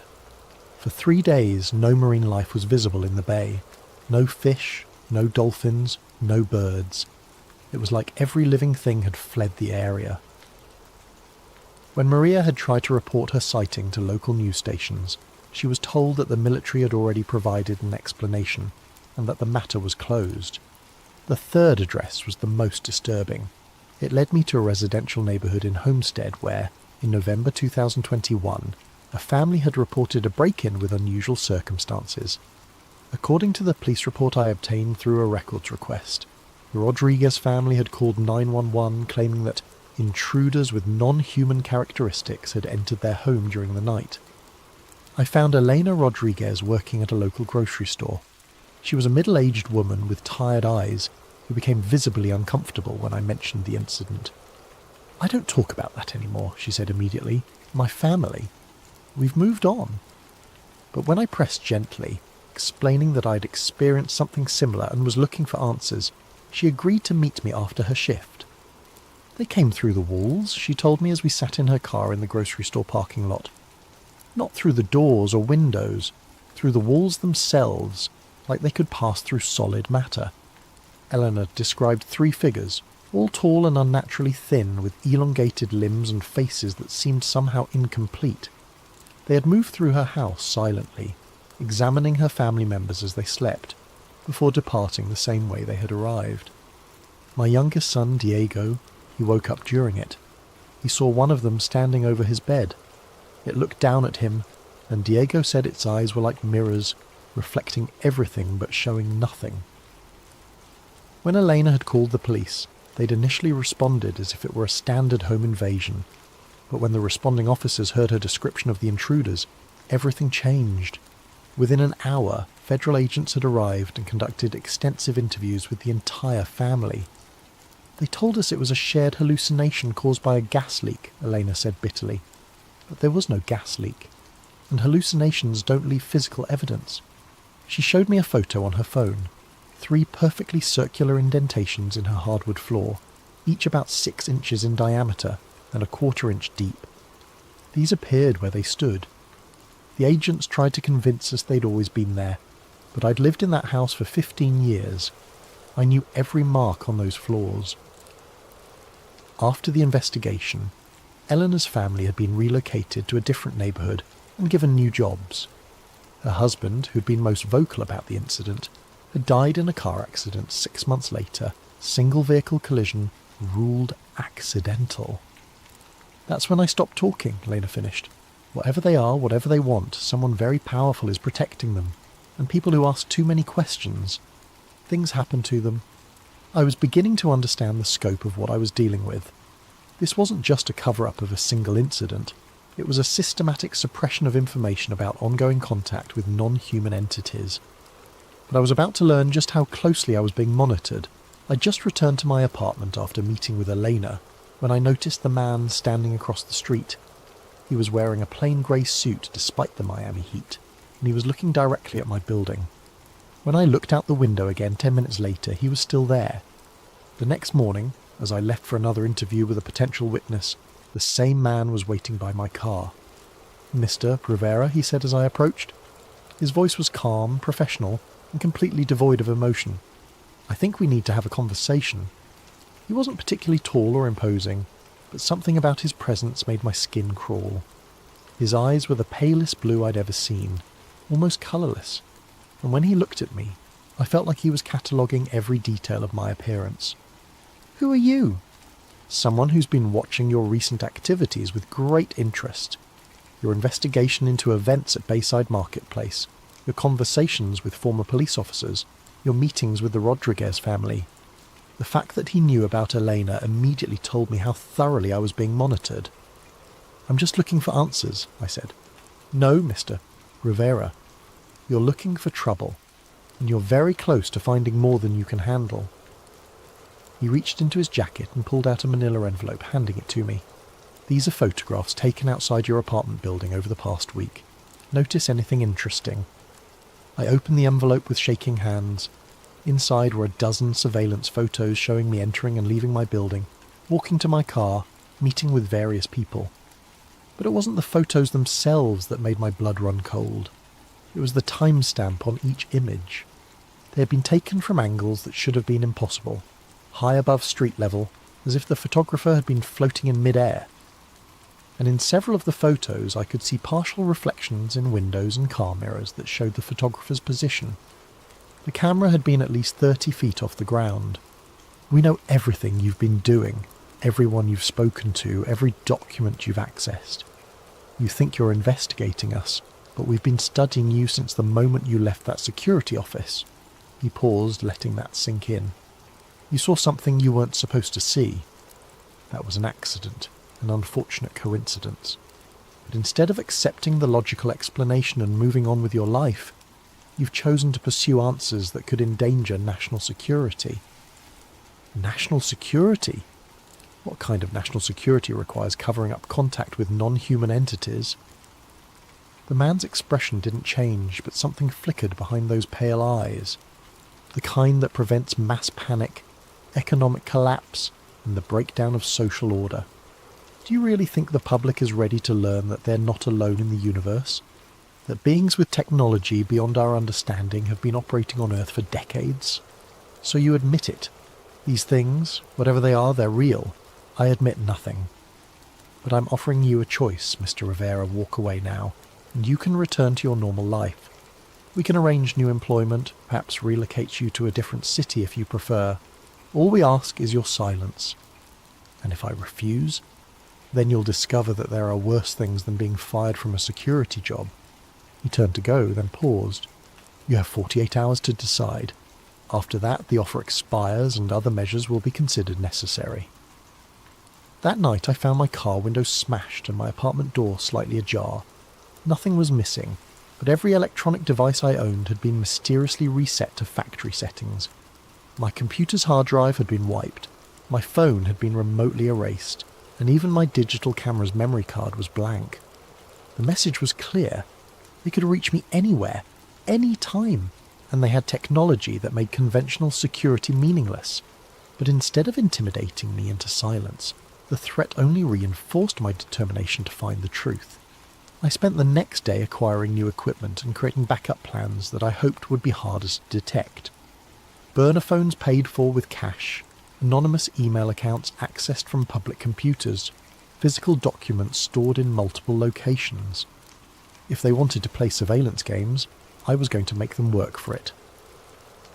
My breakthrough came from an unexpected source, Detective Morrison. He called me on one of my new phones with information that changed everything. Rivera, I've been doing some digging since our conversation. Found someone you need to meet. Former federal agent who worked these kinds of cases before he had a crisis of conscience. The meeting was arranged for a small cafe in Coral Gables. I arrived early and chose a table with clear sightlines to all entrances, paranoid now about being followed or monitored. The man who approached my table looked like he hadn't slept in weeks. He was thin, pale, with the kind of nervous energy that came from constantly looking over his shoulder. "You're Rivera," he said without preamble as he sat down. "I'm Agent Thompson. Former Agent Thompson, I should say. Morrison said you worked these cases." For 12 years I was part of a classified program that dealt with what we called anomalous contact events. What you witnessed at Bayside was just the latest in a long series of incidents that have been occurring with increasing frequency.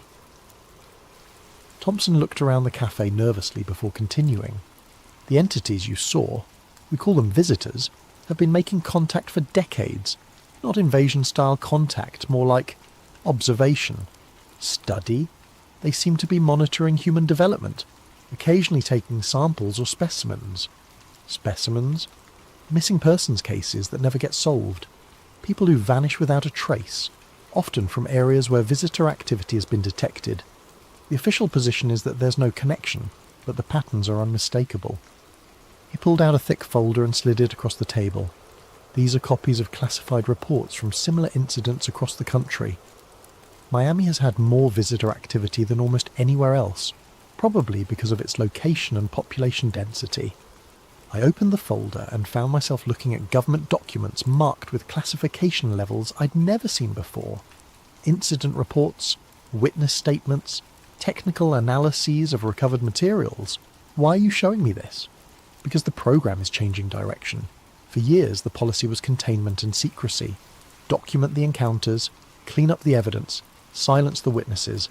But recently there's been a shift toward active cooperation. Cooperation?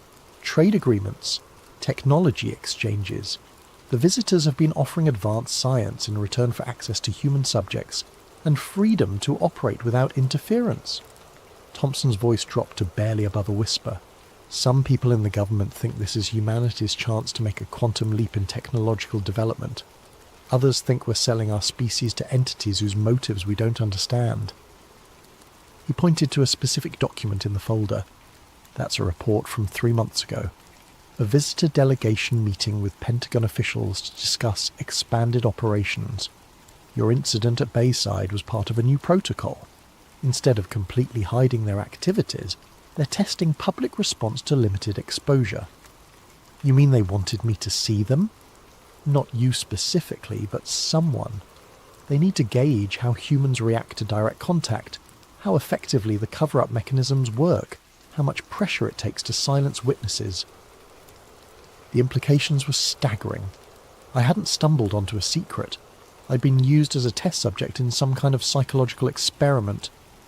What happened to the entity they captured at Bayside?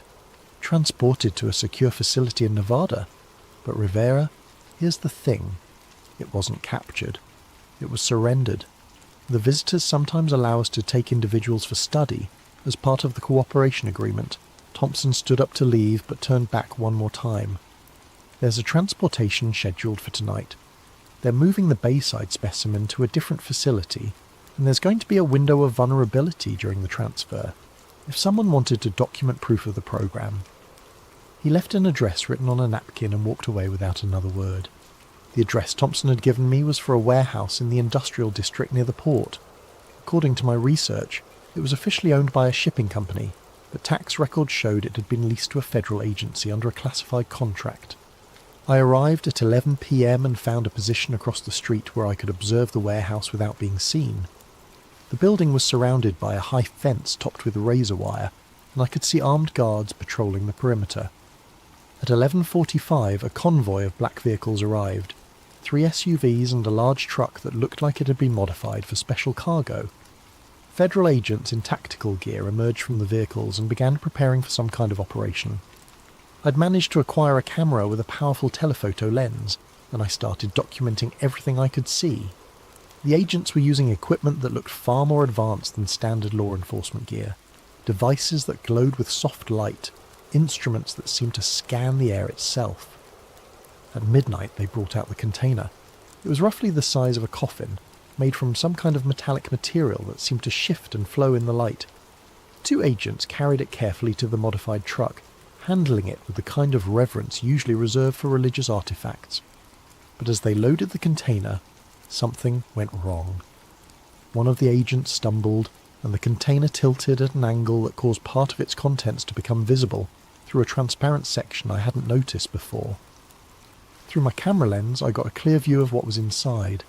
It was the entity from Bayside, but it was awake. Those reflective eyes were open and aware, looking directly through the transparent section toward the warehouse where I was hidden. Even from a distance of several hundred feet, I felt the same electric sensation I'd experienced in the parking lot. The same sense of being observed by an intelligence that was fundamentally alien. But what happened next changed everything I thought I understood about the situation. The entity moved its hand, or what passed for a hand, and placed it against the transparent barrier. Not struggling to escape, not trying to break free, but making what appeared to be a deliberate gesture. It was waving, not at the agents surrounding the container, but at me. Somehow it knew I was there, knew I was watching, and was acknowledging my presence. I kept shooting photographs, documenting every detail of the transfer process. But as the convoy prepared to leave, I noticed something that made my blood run cold. One of the agents had pulled out a device that looked like a tablet computer, but the screen was displaying what appeared to be a real-time satellite view of the industrial district. As I watched through my camera, a red dot appeared on the screen marking the exact building where I was hidden. They knew I was there. The agent with the tablet spoke into his radio, and I saw several other agents begin moving in my direction. I had maybe 2 minutes before they reached my position. I quickly ejected the memory card from my camera and slipped it into my shoe, then grabbed a backup card I'd brought and put it in the camera. If they caught me, I wanted them to find decoy footage that wouldn't reveal what I'd actually captured. But I didn't wait around to be caught. I slipped out of the warehouse through a back entrance and made my way through a maze of industrial buildings toward where I'd parked my car. Behind me, I could hear the sounds of pursuit, engines starting, radios crackling, the systematic search of a trained tactical team. I reached my car just as the first agent appeared at the end of the alley. Instead of driving toward the main road, which they would certainly be watching, I headed deeper into the industrial district, using my knowledge of Miami's back streets to evade the pursuit. It took me 3 hours of careful driving through residential neighbourhoods and side streets before I was confident I'd lost them. When I finally made it home, I found my apartment had been searched again, but this time they'd left a message. Written on my bathroom mirror in what appeared to be some kind of luminescent ink was a single word: run. I didn't need to be told twice. Within an hour I had grabbed essential documents, the memory card with the photographs, and enough cash to disappear for a while. But before I left Miami, I had one more stop to make. I drove to Bayside Marketplace one last time, parking in the same lot where I'd first encountered the entity 3 months earlier. The place looked normal, tourists taking late-night photos, couples walking along the marina, the usual mix of activity that made Miami a 24-hour city. But I knew that beneath this normal facade something extraordinary was being hidden. I walked to the exact spot where I'd seen the tall figure that first night, looking for any signs of the encounter that had changed my life. The concrete looked the same, the lighting was unchanged, but I noticed something I'd missed before. There were small circular marks in the pavement, the same type of indentations Elena Rodriguez had shown me in her house. 3 perfect circles, each about 6 inches in diameter, arranged in a triangle pattern. They weren't damage from construction or wear patterns from foot traffic. They were too precise, too intentional.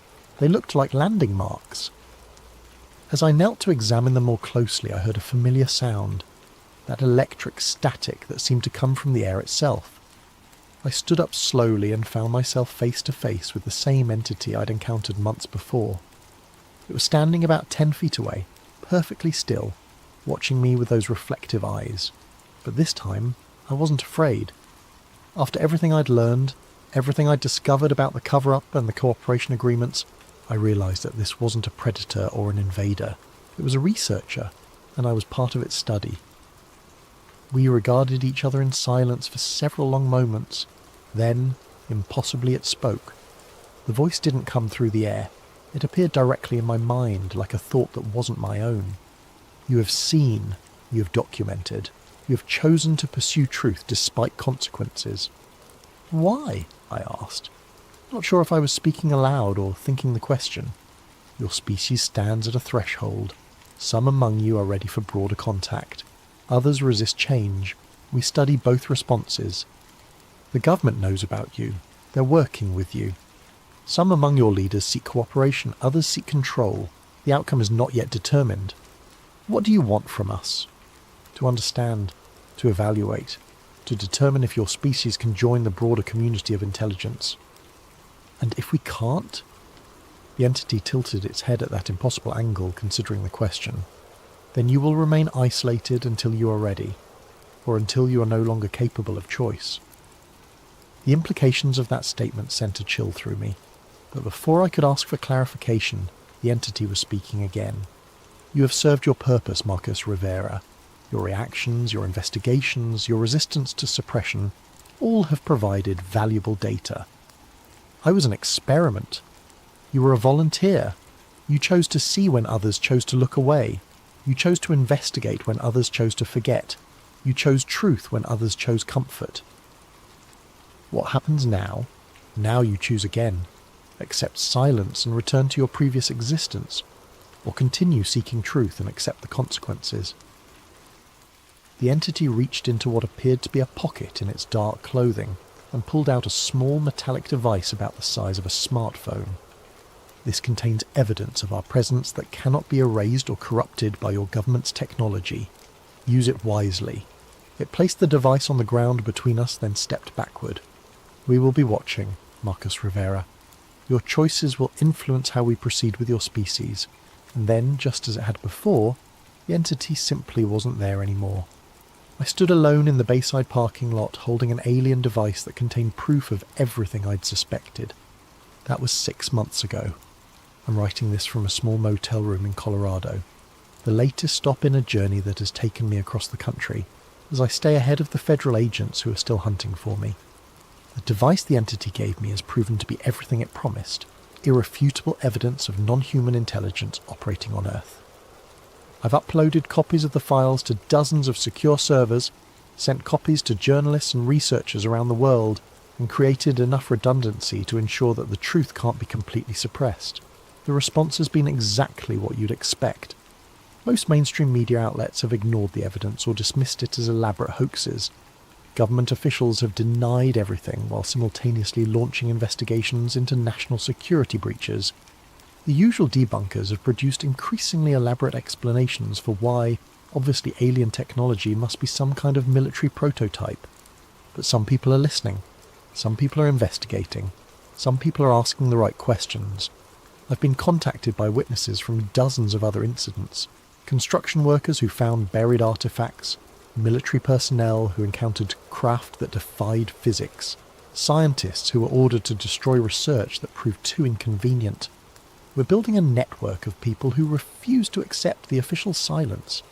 People who believe that humanity deserves to know the truth about our place in the universe. The federal agents are still hunting for me. I change locations every few days, use only cash, avoid any kind of electronic communication that can be traced. But I'm not running scared anymore. I'm running strategic. Every day I stay free as another day to gather more evidence, to contact more witnesses, to build a case that even the most sophisticated cover-up can't suppress. Because I understand now that this isn't just about what I saw at Bayside Marketplace. It's about the future of human civilization, about whether we'll be allowed to make informed choices about contact with non-human intelligence, or whether those choices will be made for us by a small group of government officials and corporate interests. The entities, the visitors, whatever we choose to call them, are real. They're here, they're studying us, and they're waiting to see what kind of species we really are. Some in our government have chosen cooperation and secrecy. They've decided that humanity isn't ready for the truth, that panic and social collapse would be inevitable if people knew we weren't alone. I believe they're wrong. I believe that people deserve to know, that we have the right to participate in decisions about our own future. That truth, however disturbing, is better than comfortable lies. So I'm going to keep running, keep investigating, keep documenting. I'm going to find every witness, gather every piece of evidence, and build a case so comprehensive that even the most sophisticated disinformation campaign can't discredit it. They took my job, my friends, my normal life, but they can't take what I saw that night at Bayside. They can't erase the truth. And as long as I'm alive and free, I'm going to make sure that truth eventually reaches the people who deserve to know it. The hunt continues. My name is Marcus Rivera, and this is my testimony. If something happens to me, if I disappear or die under suspicious circumstances, remember that the truth doesn't die with the messenger. They're here, they're watching, and humanity's future hangs in the balance of choices we're not even being allowed to make. The question isn't whether we're alone in the universe. The question is whether we're brave enough to handle the answer. But it was also something that the government considered sensitive enough to require immediate recovery and continued secrecy decades after the fact. That level of protection suggested technology that was either still classified or related to programs that remained sensitive for political or strategic reasons. By 2003, I had assembled what I believed was a coherent picture of what had happened at Kecksburg. It wasn't extraterrestrial. It wasn't a simple meteor. It was a classified American re-entry vehicle or nuclear-powered satellite that had malfunctioned and come down intact in the wrong place, revealing technology the government preferred to keep secret. The evidence was circumstantial but compelling. The sophisticated materials Ellen had identified, the nuclear contamination I'd found in the isolator, the professional efficiency of the recovery operation, the ongoing secrecy surrounding government documents related to the incident. Individual pieces might be explained away, but together they painted a clear picture of advanced American aerospace technology operating under deep classification. But proving this theory and making it public were two different things. I had evidence, but much of it was technical and difficult for non-experts to evaluate. I had connections to knowledgeable people, but most of them were constrained by security agreements and professional obligations. And I had personal risks to consider. Even in retirement, revealing classified information could have serious legal consequences. I began to draft a comprehensive report documenting my theory and the evidence supporting it. My plan was to contact a journalist who'd been covering the NASA FOIA controversy and provide them with a complete package that would finally explain what had really happened at Kecksburg. It would include photographs of the damaged isolator, my original sketch of the markings, the spectroscopic analysis results, Ellen's materials identification, and a detailed timeline connecting all the pieces. I spent weeks preparing the report, checking facts, verifying sources, and organising the evidence in a way that would be compelling to both journalists and the general public. This would be my contribution to historical understanding, my way of finally revealing the truth about an incident that had shaped my life for nearly 40 years. I was preparing to mail the package when I heard the knock at my door. It was past 10 in the evening, unusual for visitors in my rural neighbourhood. I lived on a quiet street in a small town outside Greensburg, the kind of place where people knew their neighbours, and unexpected late-night visits were rare enough to be noteworthy. But there he was on my porch, a man in his 60s, professionally dressed despite the late hour, with the kind of bearing that immediately suggested government service.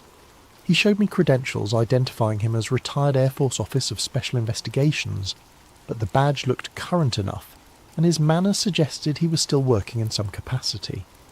OSI was the Air Force's primary investigative and counterintelligence organisation, the people responsible for protecting sensitive programs and investigating security breaches. "Mr. Brennan," he said, his voice carrying the flat authority of someone accustomed to being taken seriously. "I wonder if we could have a conversation about your service to the Longlines network. particularly your reliability during the incident of December 9th, 1965. I invited him in because refusing would have accomplished nothing, and because I was curious to hear what he had to say. This was obviously related to my research into the Kecksburg incident, but I wasn't sure how they'd learned about it or what they wanted from me. He introduced himself as Agent William Fletcher, though I suspected that wasn't his real name. He moved through my living room with the practiced eye of someone trained in observation and threat assessment, noting the layout, the exits, and anything that might be relevant to his mission. But he was polite about it, professional rather than threatening. Fletcher began by thanking me for my decades of faithful service to the Long Lines network, noting that technicians like me had been the backbone of America's strategic communications during the Cold War. He was well informed about my career, mentioning specific assignments and commendations that weren't part of any public record. Someone had done their homework on me, and they'd done it thoroughly. "Your work was critical to national security," he said, settling into my favourite chair as if he belonged there. "The microwave relay systems you maintained carried some of the most sensitive communications in the government. Military command and control, diplomatic cables, intelligence reports. All of it depended on people like you keeping the systems operational under all conditions." He was correct, of course. The Long Lines network had been designed to survive nuclear attack, to keep the government functioning even under the most extreme circumstances. During the Cuban Missile Crisis, every communication between Washington and Moscow had probably passed through equipment I'd personally maintained. It was a responsibility that had shaped my entire career. "We're particularly grateful for your discretion and professionalism during unusual incidents," Fletcher continued. "The events of December the 9th, 1965, for example. Your response was exemplary. You focused on your technical responsibilities, documented equipment damage appropriately, and didn't allow curiosity to interfere with operational security." Then he placed 2 documents on my kitchen table: a pension enhancement agreement that would significantly increase my retirement benefits, and a non-disclosure agreement with specific references to events observed during routine maintenance activities in Westmoreland County, December 1965. The pension enhancement was substantial, enough to make a real difference in my quality of life during retirement. It was presented as a recognition of my long service and the strategic importance of the work I'd done, a gesture of appreciation from a grateful nation for my contributions to national security. The non-disclosure agreement was more complex. It acknowledged that I had observed certain events during the course of my official duties, events that were related to classified national security programs that remained sensitive decades after they had occurred. By signing, I would agree not to discuss, publish, or otherwise reveal any information related to these events without prior written authorization from appropriate government agencies. "Mr. Brennan," Fletcher said, his tone remaining conversational but carrying an undertone of serious authority, "here's how we see it. If what came down at Kecksburg was ours, we don't publish details about classified defense programs. Those programs were designed to protect American interests during a dangerous time, and revealing their capabilities could still compromise national security or give advantages to potential adversaries." He paused to let that sink in, then continued. "If what came down wasn't ours, we definitely don't publish details about our response to unknown intrusions into US airspace. The procedures for handling such incidents, the capabilities we bring to bear, the facilities we use for analysis, all of that information could be valuable to people who might want to test our defences or exploit our vulnerabilities." The logic was compelling, even if I didn't like the implications. Fletcher was telling me that either way, whether the object was American technology or something else entirely, revealing the truth would damage national security. It was a perfect catch-22, a logical trap that made secrecy the only acceptable option, regardless of what had actually happened. "Either way, publication serves no constructive purpose," Fletcher concluded. "The incident has become folklore, a modern mystery that generates books and documentaries and tourism revenue for the local area. People are free to speculate and theorize, but hard evidence, official documentation, technical analysis that crosses the line from harmless mystery into potential security compromise." He was polite, even friendly, but the message was clear. I could keep my theories and my memories, but my evidence needed to disappear, and my public silence needed to be guaranteed. I looked at the pension enhancement agreement. The money was real and substantial, enough to secure my retirement and provide for my wife's medical care. I looked at the non-disclosure agreement. The legal language was precise and comprehensive, covering not just what I might say, but what documents I might share, what evidence I might reveal, what connections I might help other researchers make. What about the truth, I asked. What about history? Don't people have a right to know what their government is capable of? Fletcher smiled, but it wasn't a warm expression. Mr. Brennan, the truth is that in December 1965, the United States government was conducting advanced aerospace research designed to protect this country from existential threats. Some of that research involved technologies and capabilities that were decades ahead of anything our adversaries possessed. Some of it involved risks and experiments that the general public wouldn't have understood or supported. He leaned forward slightly. The truth is that one of those experimental vehicles malfunctioned and came down in the wrong place. The recovery operation worked exactly as planned. The technology was secured, the security breach was contained, and potential intelligence compromises were prevented. The system worked. But people saw it, I protested. Witnesses, firefighters, police officers, you can't make all of them sign agreements. We don't need to, Fletcher replied. Witnesses without evidence are just telling stories. Evidence without context is just interesting artifacts. You're the only person who has both the technical background to understand what you saw and the physical evidence to prove it. You're the only one who can connect all the pieces into a coherent picture that threatens operational security. He was right, and we both knew it. My technical training, my presence at the scene, my collection of evidence, and my decades of investigation had given me a unique understanding of what had happened. Without my testimony and evidence, the Kecksburg incident would remain what it had always been. A fascinating mystery with no definitive resolution. I thought about Ellen Brooks, who had spent her career working on classified aerospace programs and had shared just enough information to point me toward the truth while protecting herself from security violations. I thought about Mike Romano, whose honest testimony about what he'd seen had contributed to historical understanding while carefully avoiding any claims about what the object actually was. I thought about the bigger picture, the Cold War context that had made such programs necessary, the technological achievements that had remained hidden for decades, the ongoing security considerations that might still make secrecy advisable, and I thought about my wife, whose medical bills were mounting, and my own financial security in retirement. I signed the papers. The ferret isolator sits in my desk drawer now, next to Ellen Brooks's napkin, and my original sketch of the band markings. The shoebox labelled Kecksburg went to my lawyer with instructions that it remain sealed for 25 years after my death, long enough for any remaining security concerns to become irrelevant, but soon enough that the historical record might eventually be corrected.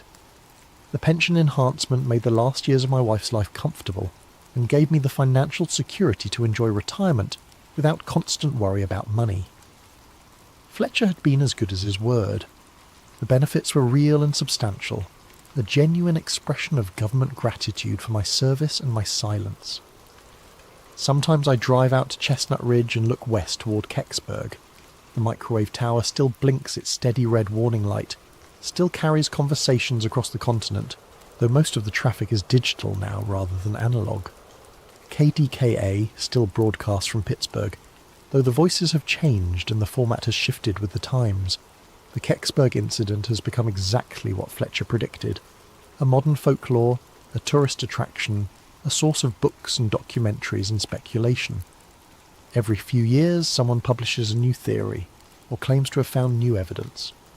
NASA occasionally releases previously classified documents that add fragments to the puzzle without resolving the central mystery. What I know now, what I couldn't understand then, is that some truths are more complicated than simple revelation can handle. The object that came down in those woods was real, but it was also part of a larger story about American technological capabilities during the Cold War, about the costs and benefits of secrecy in a democratic society, about the tension between public curiosity and national security.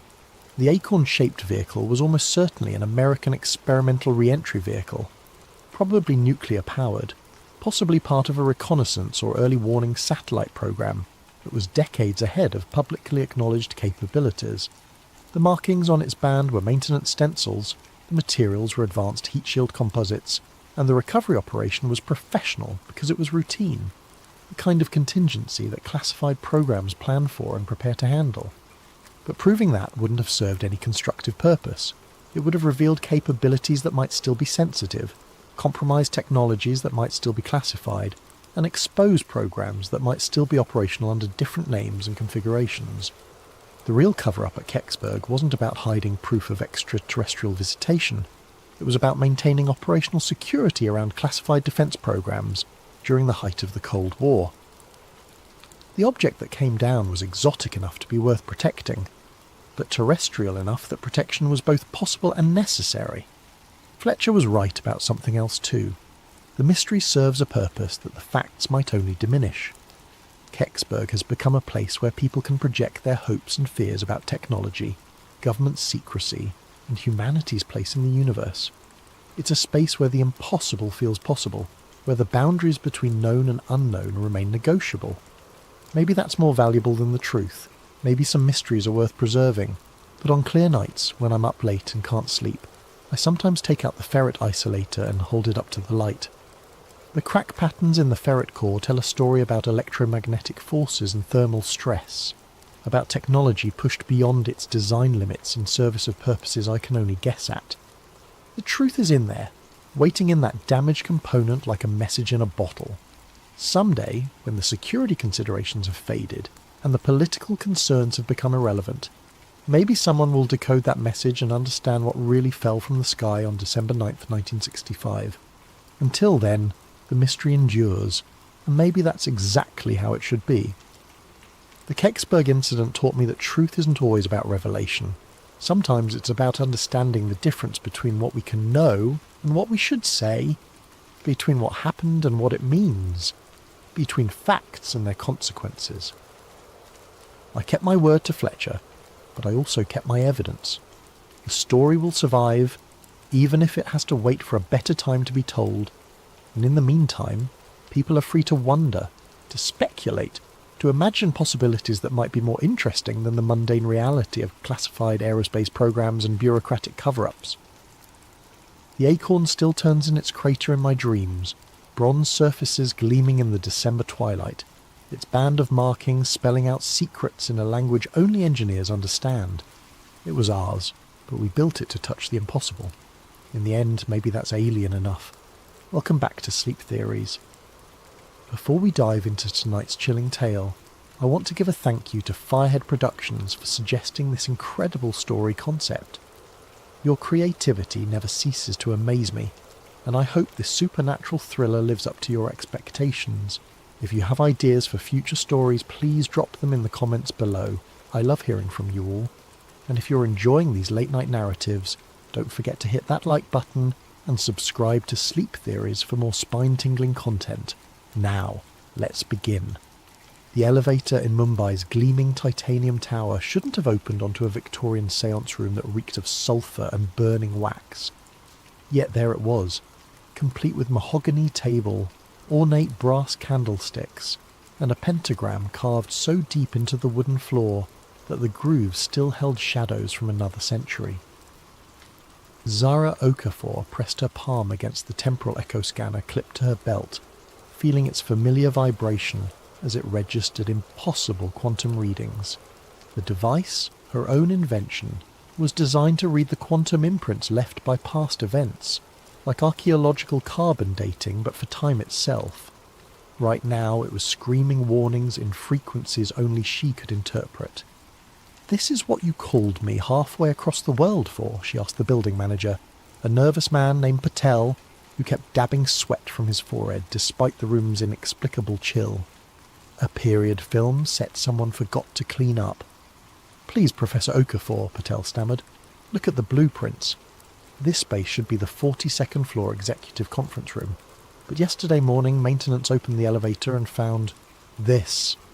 Zara stepped deeper into the room, her boots echoing on floors that shouldn't exist. The candles were still warm, their wax pools fresh. Victorian chairs surrounded the table in perfect ritual formation, and books bound in cracked leather lay open to pages covered in symbols that seemed to writhe when she wasn't looking directly at them. Her scanner's readings intensified. According to the quantum signatures, this room had existed here for over a century, but the building had only been completed 3 years ago. The witnesses, she said, not taking her eyes off a particularly complex ritual circle, burned into the table surface. Tell me exactly what they saw. Patel's voice trembled. The night security guard reported seeing figures in Victorian dress performing some kind of ceremony. They spoke in English, but he heard their voices through the walls even when they were whispering. The audio surveillance picked up every word, but when we played it back... No sound waves, Zara finished. She'd seen similar phenomena in her research, temporal echoes of events so traumatic or significant that they left quantum impressions across multiple timeline layers. The voices registered on equipment but produced no actual acoustic disturbance. Exactly. And Professor Okafor, they mentioned you by name. A chill that had nothing to do with the room's supernatural temperature ran through Zara's spine. She'd spent 8 years perfecting temporal echo technology, investigating sites where the past seemed to bleed through into the present. She'd documented impossible archaeological finds, recorded conversations with people who'd been dead for centuries, and mapped quantum anomalies that mainstream science refused to acknowledge. But never had any of her subjects known she was coming. What exactly did they say? Patel pulled out his phone, hands shaking as he accessed the audio file. The playback was crystal clear. Victorian English accents discussing ritual preparation, astronomical alignments, and something called the ninth convergence. Then, cutting through the ceremonial chanting like a blade through silk, came words that made Zara's chest tighten. She approaches. The quantum archaeologist, sister to the lost one. When Zara Okafor crosses our threshold, the final seal weakens. The ninth cipher reveals itself, and all worlds converge as one. The recording ended in silence that felt heavier than sound. Zara's hand instinctively moved to the silver pendant around her neck, the last thing her brother Kwame had given her before he disappeared during a university séance 15 years ago. The police had called it a missing person case. The other students claimed he'd simply vanished mid-sentence while attempting to contact a Victorian-era spirit. No one had believed the supernatural explanations except Zara, and that belief had driven her to develop technology that could prove the impossible. Now, standing in a room that couldn't exist, listening to voices from the past speak her name, she wondered if Kwame's disappearance had been the beginning of something far larger than she had ever imagined. Her scanner detected movement behind her. She spun around to find a man in an expensive suit standing in the doorway. Tall, silver-haired, with the kind of authoritative presence that suggested military or intelligence background. "Professor Okafor," he said in a crisp British accent, "I'm Marcus Chen, formerly of MI6. We need to talk." "The building was sealed," Patel protested. "How did you—" "The same way this room appeared where it shouldn't exist," Marcus replied smoothly. "Reality has been developing significant structural problems lately, and I believe the good professor's expertise is exactly what we need to understand why." Zara studied him carefully. Her scanner was picking up unusual quantum signatures from his direction. Not temporal echoes, but something else. Something that suggested he'd been exposed to the same kind of anomalies she was detecting here. "You've seen this before," she said. It wasn't a question. 9 times in the last 3 months across 6 continents. Victorian séance rooms materialising in modern buildings. Golden Dawn ritual chambers appearing in locations where the organisation once operated. Each incident stronger than the last, each one corresponding to specific dates from 1888 to 1900. Marcus stepped into the room, seemingly unaffected by its supernatural atmosphere. The Hermetic Order of the Golden Dawn wasn't just practising ceremonial magic, Professor Okafor. They were the world's first quantum consciousness researchers, and their so-called failed rituals were actually successful beyond their wildest dreams. They fractured reality across parallel timelines, and now those fractures are healing by merging all possible worlds into one chaotic singularity. That's impossible, Zara said automatically, even as her scanner confirmed readings that supported his outrageous claims. Is it? You've spent years proving that time isn't linear, that consciousness can leave quantum imprints that persist across centuries. Your brother disappeared during a séance, didn't he?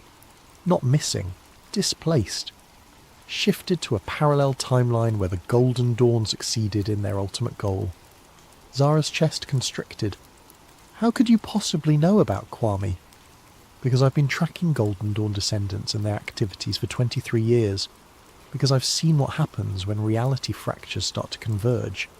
And because 3 days ago, I received a message from someone claiming to be your brother, sent from a timeline where magic and science evolved together, warning that our reality is about to be consumed by something far worse than mere chaos.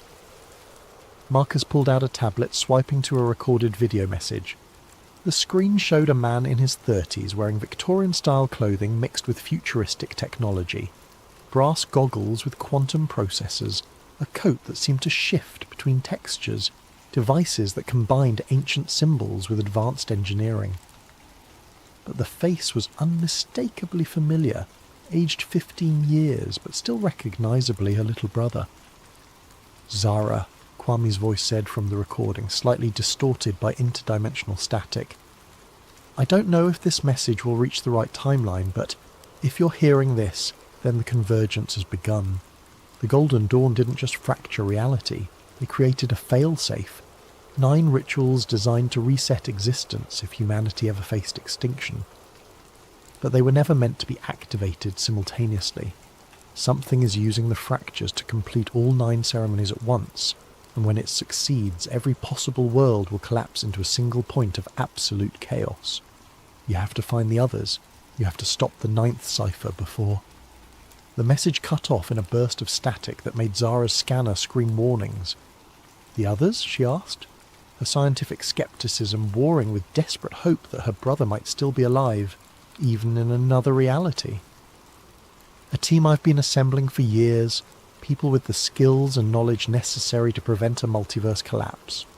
A quantum physicist who's been developing interdimensional communication technology, an occult historian who happens to be descended from Golden Dawn founders, a priest who's been documenting supernatural manifestations across multiple religions. We're going to need all of them if we want to save not just our world, but every possible version of it. Zara looked around the impossible Victorian room one more time, her scanner confirming that reality was indeed becoming increasingly unstable. The quantum signatures were growing stronger, as if the barrier between past and present, between possible and actual, was wearing thin. If I agree to help, she said carefully, I want answers. Real ones. How did the Golden Dawn actually fracture reality? What exactly are these 9 rituals? And what's powerful enough to manipulate quantum fractures across multiple timelines? Marcus smiled grimly. Professor, those are exactly the right questions. Unfortunately, the answers are going to challenge everything you thought you knew about the nature of existence itself. As if in response to his words, the Victorian room shimmered, its edges becoming translucent. Through the wavering reality, Zara glimpsed other versions of the same space, one where advanced technology mixed with magical symbols, one where the room was filled with shadows that moved independently of their sources, one where she herself stood in the same spot but wearing clothes she'd never owned. The fractures are accelerating, Marcus said urgently. We have perhaps a week before the convergence reaches critical mass. Will you help us prevent every possible reality from collapsing into chaos? Zara thought of her brother's face on the screen, aged by years in another timeline but still unmistakably Kwame. She thought of the quantum signatures that proved the impossible was not only possible but actively happening. She thought of the responsibility that came with being one of the only people on Earth who could detect and potentially stop a multiverse-level catastrophe. Where do we start? She asked. Professor Esther Blackwood's London office looked exactly like what people expected from a 70-year-old occult historian. floor-to-ceiling bookshelves filled with leather-bound volumes, crystal formations that caught afternoon light in rainbow patterns, and artifacts from a dozen different magical traditions displayed in glass cases. What they didn't expect was the quantum field generator humming quietly in the corner, or the holographic displays showing multiverse probability calculations floating above antique ritual implements. "You're late," she said, without looking up from her work as Zara and Marcus entered. She was examining a brass ceremonial cup through what appeared to be a high-tech magnifying device that projected detailed molecular analyses into the air. The Canterbury manifestation occurred 17 minutes ago. Reality fracture duration: 4 minutes and 37 seconds, 11 seconds longer than yesterday's incident in Prague. Zara's scanner immediately began registering the same impossible quantum signatures she'd detected in Mumbai, but here they were layered and complex, as if multiple temporal echoes were overlapping in the same space. "You can measure the fractures?" Zara asked, impressed despite her caution. "My dear," Esther said, finally looking up with eyes that sparkled with intelligence and something else, knowledge that carried the weight of terrible secrets. "My great-great-grandmother was Isabella Frances Blackwood, one of the founding members of the Golden Dawn. I've been tracking reality disturbances for most of my academic career, long before modern science developed instruments sensitive enough to detect quantum consciousness manipulation." She gestured to the artifacts around her office. "Every item here has been touched by Golden Dawn rituals. Every book contains records of their experiments with what they called astral projection, but what we now understand as quantum consciousness displacement. And every reading I've taken in the past 3 months confirms what my family has known for over a century. The 9 founding rituals weren't failures. They were too successful." Marcus moved to examine a detailed map of the world covered in pins and connecting strings. "Show her the pattern." Esther joined him at the map, pointing to locations marked in different colours. Red pins mark completed manifestations: Mumbai, Prague, Canterbury, San Francisco, Cairo, Athens, Berlin and Tokyo. 8 of the 9 original Golden Dawn temple locations. Each manifestation corresponds exactly to the date and time when the historical rituals were performed, adjusted for modern time zones. "And the 9th?" Zara asked, though she suspected she already knew the answer. "London, the original temple beneath the city, in tunnels that predate the Golden Dawn by centuries. According to family records, the 9th ritual was designed as a master key, a way to either open all reality fractures permanently or seal them forever. It was scheduled for October 31st, 1899, but was never performed because the order disbanded after internal conflicts." Zara studied the map more carefully, noting the mathematical precision of the location relationships. "The positioning isn't random. The 8 completed sites form a geometric pattern." "An octagram," Esther confirmed. 8 points of a star with London at the centre. Sacred geometry combined with quantum mechanics. Consciousness manipulation through precise spatial and temporal coordinates. The Victorian occultists were more sophisticated than anyone realised. A new voice interrupted from the doorway. "They were also completely insane, but that's what made them effective." All 3 turned to see a young Japanese man in his late 20s, wearing a lab coat over casual clothes, his hair dishevelled and his eyes bright with the manic intensity of someone who'd been awake for days pursuing a breakthrough discovery. "Kai Nakamura," he said, extending his hand to Zara. "Quantum physicist, multiverse theorist, and apparently the only person crazy enough to build actual interdimensional communication equipment instead of just writing papers about it." His handshake felt normal, but Zara's scanner detected quantum disturbances around him that suggested recent exposure to reality fractures. "You've been in contact with parallel timelines." "For the past 6 months, ever since the Mumbai incident, my equipment picked up the quantum disruption from halfway around the world. Reality fractures generate specific frequency signatures that propagate through what I call the dimensional substrate. I've been monitoring them, and Professor, they're not random occurrences. Someone is deliberately completing the Golden Dawn rituals in sequence. Kai moved to Esther's desk and pulled out a tablet showing complex waveform analyses. Each manifestation generates quantum resonance that makes the next one easier to achieve. It's like tuning forks. Once one starts vibrating at the right frequency, it encourages harmonic resonance in the others. The fractures are building toward a crescendo. The 9th ritual, Marcus said grimly. Whoever's behind this needs all 8 preliminary ceremonies completed before attempting the master key. How long do we have? Based on the acceleration pattern, maybe 4 days. But here's the really disturbing part. I've been receiving messages through my equipment from parallel versions of ourselves. Different timelines where the Golden Dawn succeeded, where magic became integrated with science, where reality fractures are a known phenomenon. And in every single timeline, when someone attempts to complete all 9 rituals simultaneously... What happens? Zara asked, though she wasn't sure she wanted to know. Total collapse. Not just of our reality, but of the entire multiverse structure. Every possible world, every alternate timeline, every quantum possibility, all of it compressed into a single point of infinite chaos. Imagine every story that was ever told, or could be told, trying to exist in the same space at the same time. The office fell silent, except for the humming of quantum equipment and the distant sounds of London traffic. Zara processed what she'd learned. Her brother trapped in an alternate timeline, reality fractures accelerating toward catastrophic convergence, and apparently a team of experts who'd been preparing for this exact scenario. There's something else, Esther said quietly. The messages Kai has been receiving, some of them are from your brother. Zara's heart stopped. Kwame? He's been trying to contact us? Kai nodded, pulling up another file on his tablet. 3 different versions of him, actually, from 3 different timelines. All warning about the same thing, but each from a reality where the Golden Dawn experiments had different outcomes. In one timeline, he became a Golden Dawn adept himself. In another, he's leading a resistance against magical totalitarianism. In the third... He paused, looking uncomfortable. In the third, he's dead, Marcus finished.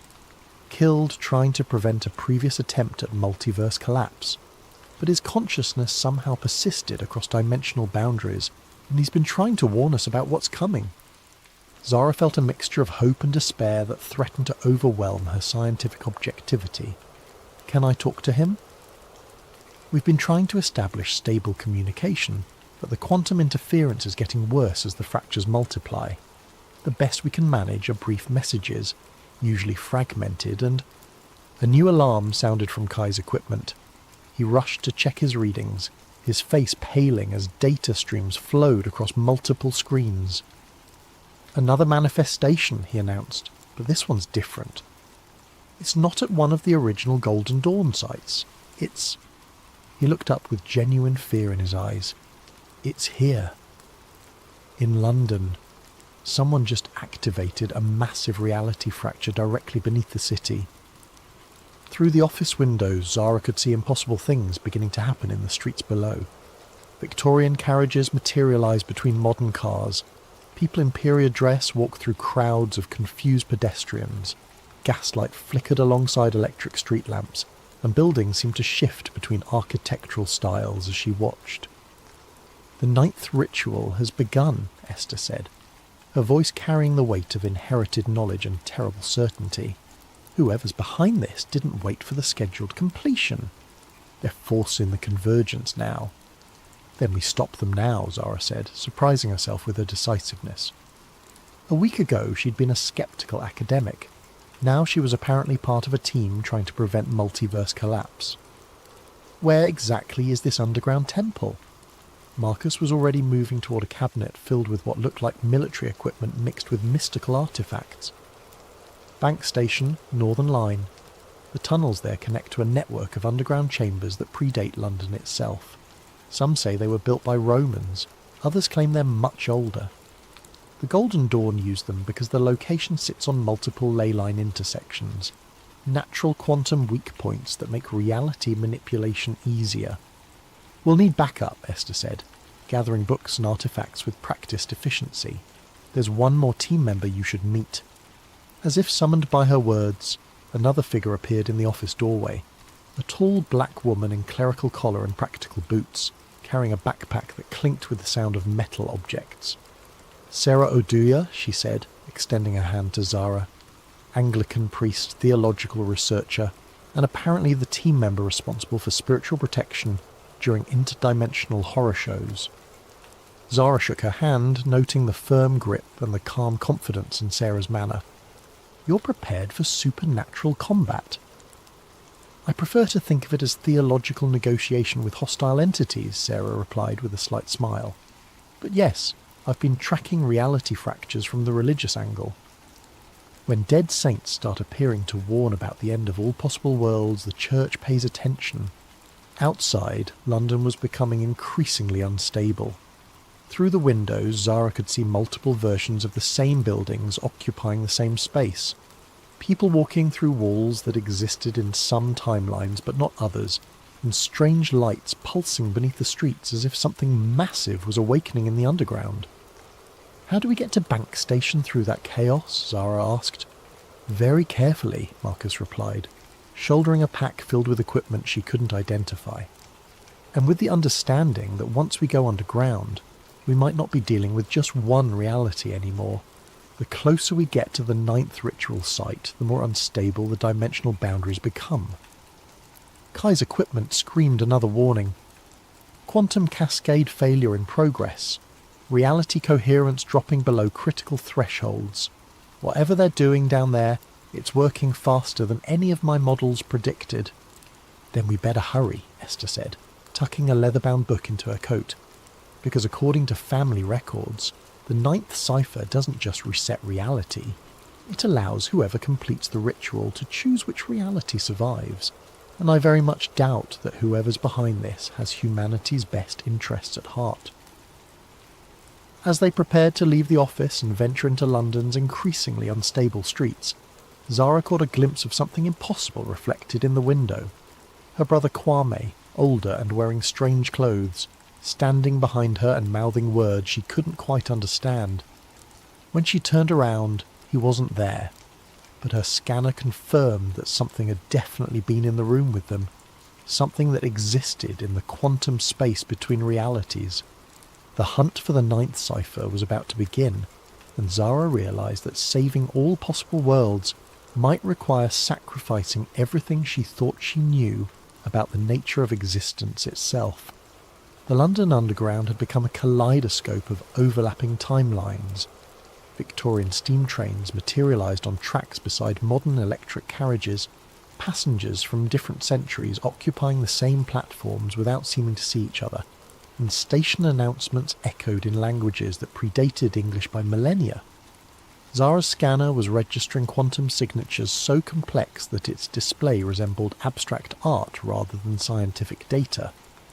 Reality wasn't just fracturing, it was layering, with multiple versions of the same locations existing simultaneously in an impossible geographic palimpsest. "Stay close," Marcus warned as they descended into Bank Station.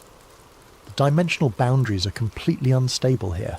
Step through the wrong doorway, and you might find yourself in a timeline where the Blitz never ended, or where the Great Fire consumed all of London." Sarah clutched her backpack tighter, the metal objects inside chiming like wind chimes with each step. "I'm detecting spiritual entities from at least 4 different historical periods. Some are human souls displaced by the reality fractures, but others..." She paused, listening to something only she could hear. Others are something else entirely. Something that was never human but has been waiting in the spaces between worlds for exactly this kind of dimensional chaos. The platform around Bank Station was a maze of conflicting architectures.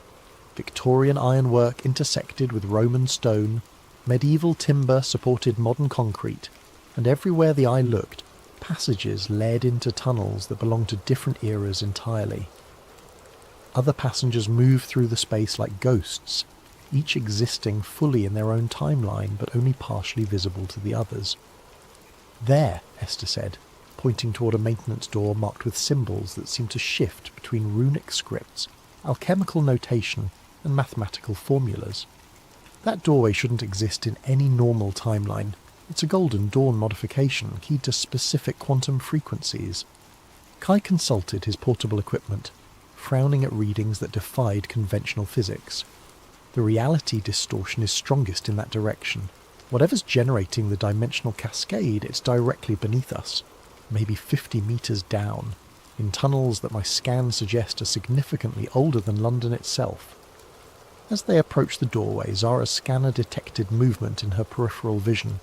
She turned to see figures in Victorian dress performing some kind of ritual, in what appeared to be a gaslit version of the same platform.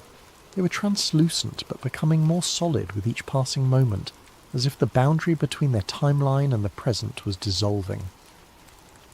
"The original Golden Dawn members," Esther whispered. "Somehow the reality fractures are pulling their consciousness forward from the past. They're trying to complete rituals that were interrupted over a century ago." One of the Victorian figures looked directly at Zara, his eyes burning with an intensity that transcended temporal boundaries. When he spoke, his voice carried across dimensions with perfect clarity. "The ninth cipher awakens. The architecture of all worlds bends toward convergence. She who reads the quantum echoes must choose preservation or transformation, stasis or evolution. The shadow of the lost brother guides, but the final decision rests with she who bridges science and mystery." Before Zara could respond, the figure dissipated like smoke, leaving only the lingering scent of sulphur and old books. "They know you're here," Marcus observed grimly. "Whatever's behind the reality fractures, it's not just completing the Golden Dawn rituals, it's using the original practitioners as quantum anchors, pulling their consciousness through time to empower the ceremonies." The maintenance door opened at Esther's touch, revealing a spiral staircase that descended far deeper than should have been possible, given London's underground infrastructure. The stairs were carved from stone that looked older than the Roman occupation, covered with symbols that seemed to writhe and change when viewed directly. Pre-Celtic construction, Esther identified as they began their descent. These tunnels were built by whoever lived in this area before recorded history. The Golden Dawn didn't create this place. They found it and recognised its significance as a natural quantum focal point. The deeper they went, the more unstable reality became. Zara's scanner was detecting temporal echoes from dozens of different historical periods, all overlapping in the same physical space. She glimpsed Roman legionaries marching through medieval monks, Victorian occultists conducting ceremonies while Tudor-era plague victims wandered past, and stranger things. Figures in clothing that belonged to no historical period she recognised, speaking languages that hurt to hear. Multiple timeline convergence, Kai explained, consulting instruments that sparked with interdimensional static. The ninth ritual site is acting like a quantum sinkhole, pulling fragments of reality from across the entire multiverse. Every possible version of these tunnels that ever existed or could exist is trying to occupy the same space. They reached the bottom of the stairs to find themselves in a vast underground chamber that defied architectural logic. The ceiling stretched upward into darkness, punctuated by lights that might have been stars or distant fires. Columns supported nothing while arches connected to empty air, and passages led off in directions that included several that shouldn't have been geometrically possible. At the chamber's centre stood a massive circular altar covered with symbols from every magical tradition Zara had ever encountered, and several she was certain no human had ever seen. Around the altar, figures in modern clothing operated equipment that combined cutting-edge technology with Victorian occult implements. Quantum computers linked to crystal formations, holographic displays showing ritual circles, and devices that seemed to channel energy from multiple dimensional sources. Leading the operation was a woman in an expensive business suit whose eyes held the same burning intensity Zara had seen in the Victorian apparition. She looked up as the team entered the chamber, smiling with the confidence of someone who had orchestrated every detail of their arrival.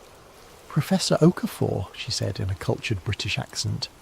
Victoria Ashford, though I suspect Marcus has already told you about me. Welcome to the convergence point of all possible realities.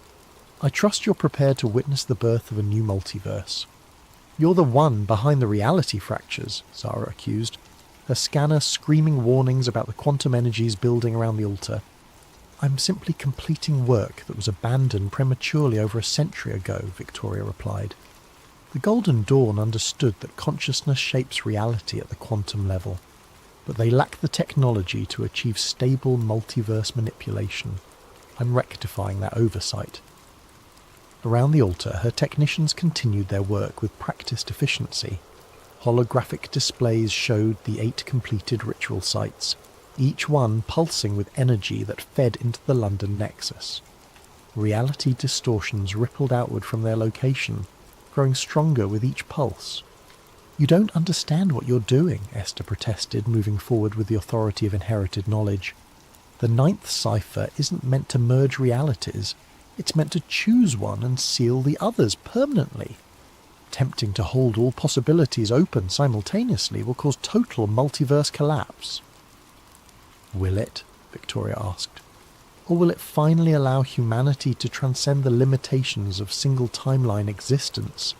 Imagine a reality where every choice leads to success, where death is temporary because consciousness can shift between alternate versions of itself, where the barriers between magic and science, between possible and actual, no longer exist. She gestured to the equipment around the altar, where readings showed reality coherence dropping toward critical thresholds. My calculations indicate that controlled multiverse convergence will create a stable hybrid reality, incorporating the best elements from every possible timeline: magic, advanced technology, expanded consciousness, all coexisting in perfect harmony. Your calculations are wrong, Kai interrupted, pulling out his own equipment to show waveform analyses that painted a very different picture. I've been monitoring interdimensional communications for months. Every timeline where someone attempts total convergence results in the same outcome: complete collapse into quantum chaos. You're not creating a better reality. You're destroying all realities. Victoria's smile never wavered. Perhaps that's exactly what needs to happen. Perhaps existence itself needs to be reset, freed from the constraints of linear time and singular possibility. I've been in contact with entities from parallel timelines who assure me that what appears to be destruction is actually transformation into something far more magnificent. What entities? Sarah asked, her clerical training apparently providing insight into the spiritual dimensions of the situation. The collective consciousness of every failed timeline, Victoria replied. Every reality that collapsed due to war, environmental destruction, or simple entropy. They've been waiting in the quantum spaces between worlds, and the reality fractures are giving them a chance to merge with successful timelines, to finally exist again, even if it means reshaping the entire multiverse in the process. Zara felt a chill of understanding. You're not just trying to control the multiverse convergence, you're being controlled by something that wants to absorb every possible reality into itself. Absorption implies loss, Victoria said, but something flickered in her eyes, uncertainty or perhaps fear. This is evolution, expansion, the next step in consciousness development. Around them, the reality distortions were accelerating.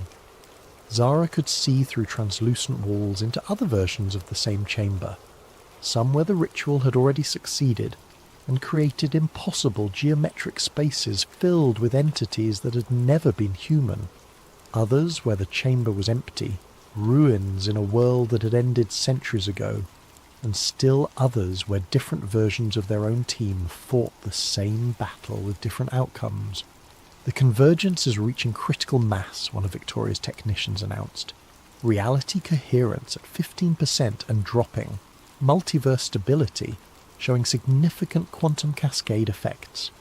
Through the chaos, Zara heard something that made her heart stop. Kwame's voice speaking from multiple timelines simultaneously. Zara. The ninth cipher isn't about choosing a reality, it's about choosing what kind of consciousness will survive the convergence. You have to complete the ritual, but not the way she's doing it. There's another pattern, a way to create controlled selection instead of total merger. But you have to act now, before the quantum cascade becomes irreversible. She looked around the chamber and realised with growing horror that they might already be too late. Reality wasn't just fracturing anymore, it was dissolving, and something vast and hungry was emerging from the spaces between worlds to devour every possible future that had ever existed. The chamber erupted in chaos as multiple versions of reality tried to occupy the same space simultaneously. Victorian Golden Dawn members materialised alongside Roman priests. Medieval alchemists appeared next to figures in environmental suits who might have been from humanity's far future. And through it all, entities that had never been human writhed in the dimensional spaces between what was real and what was possible.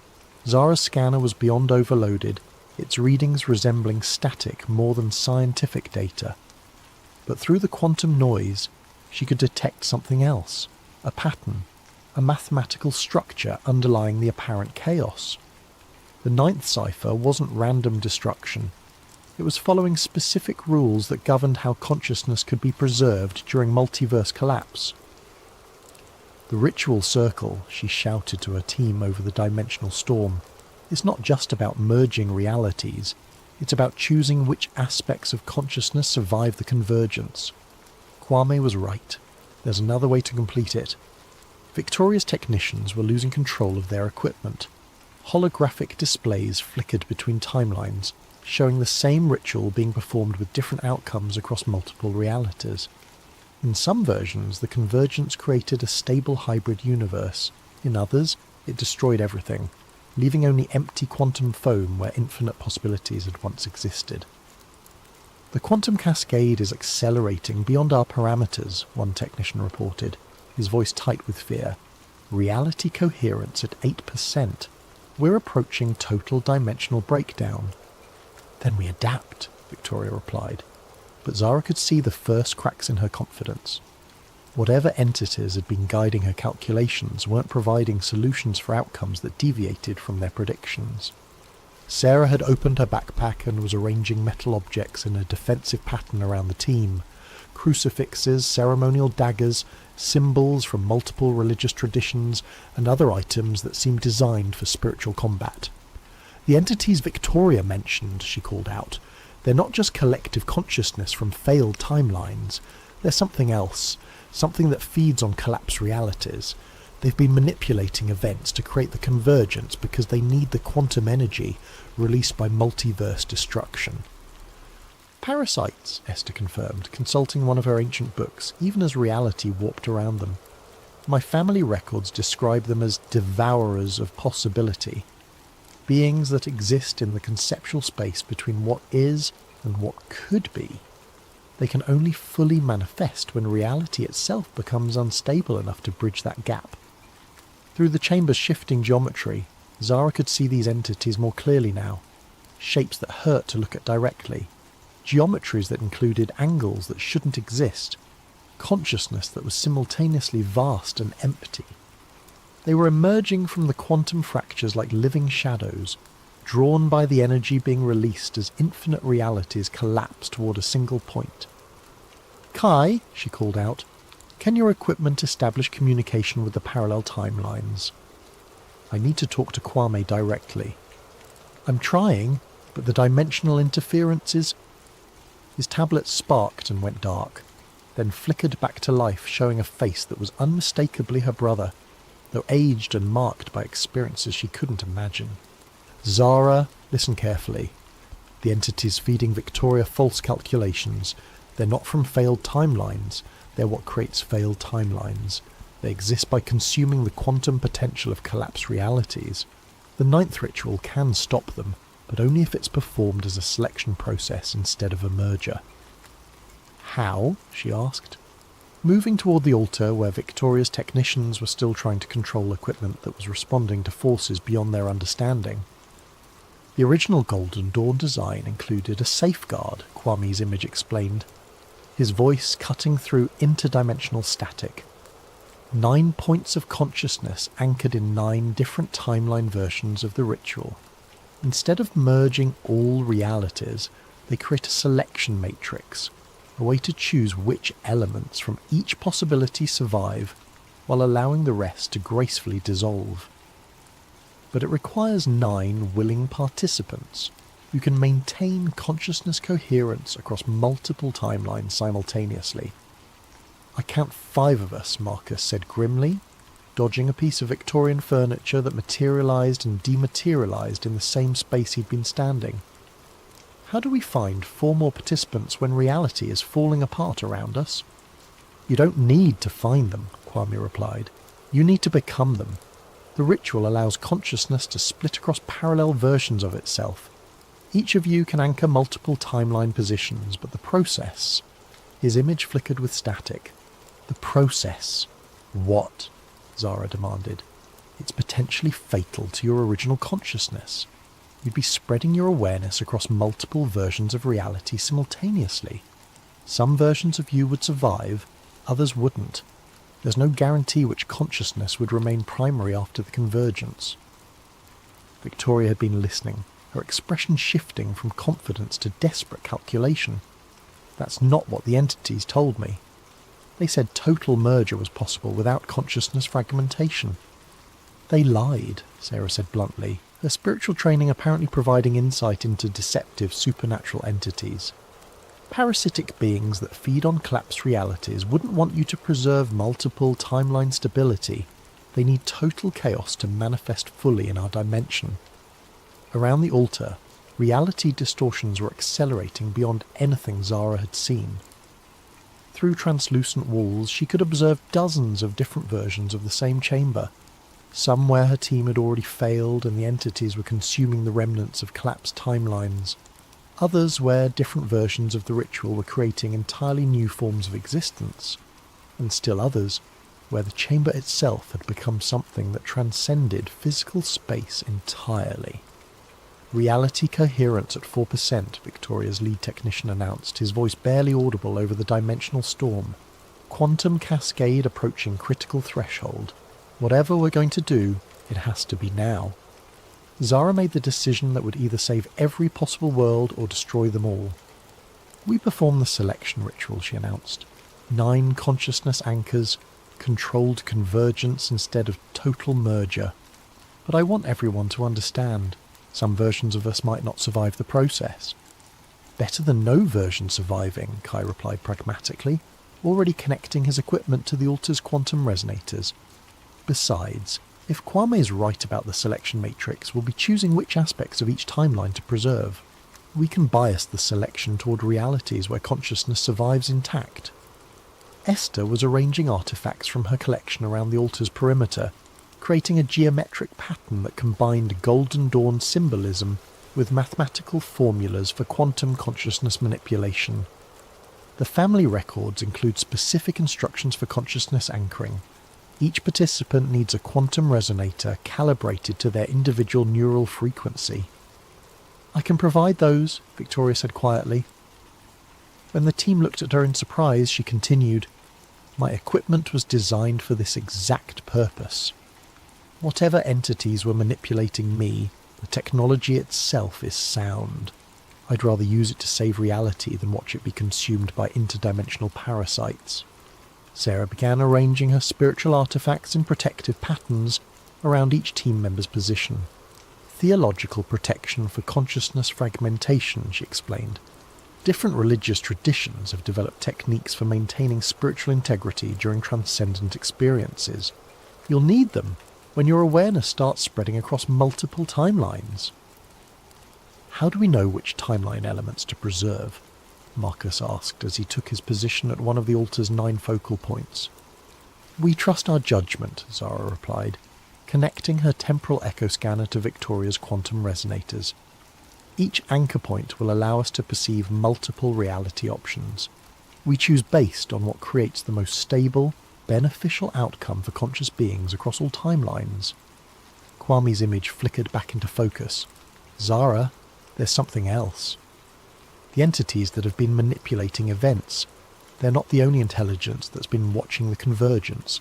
There are other beings, ones that want to preserve multiverse stability. They've been sending guidance through the quantum echoes, but their communication is subtle.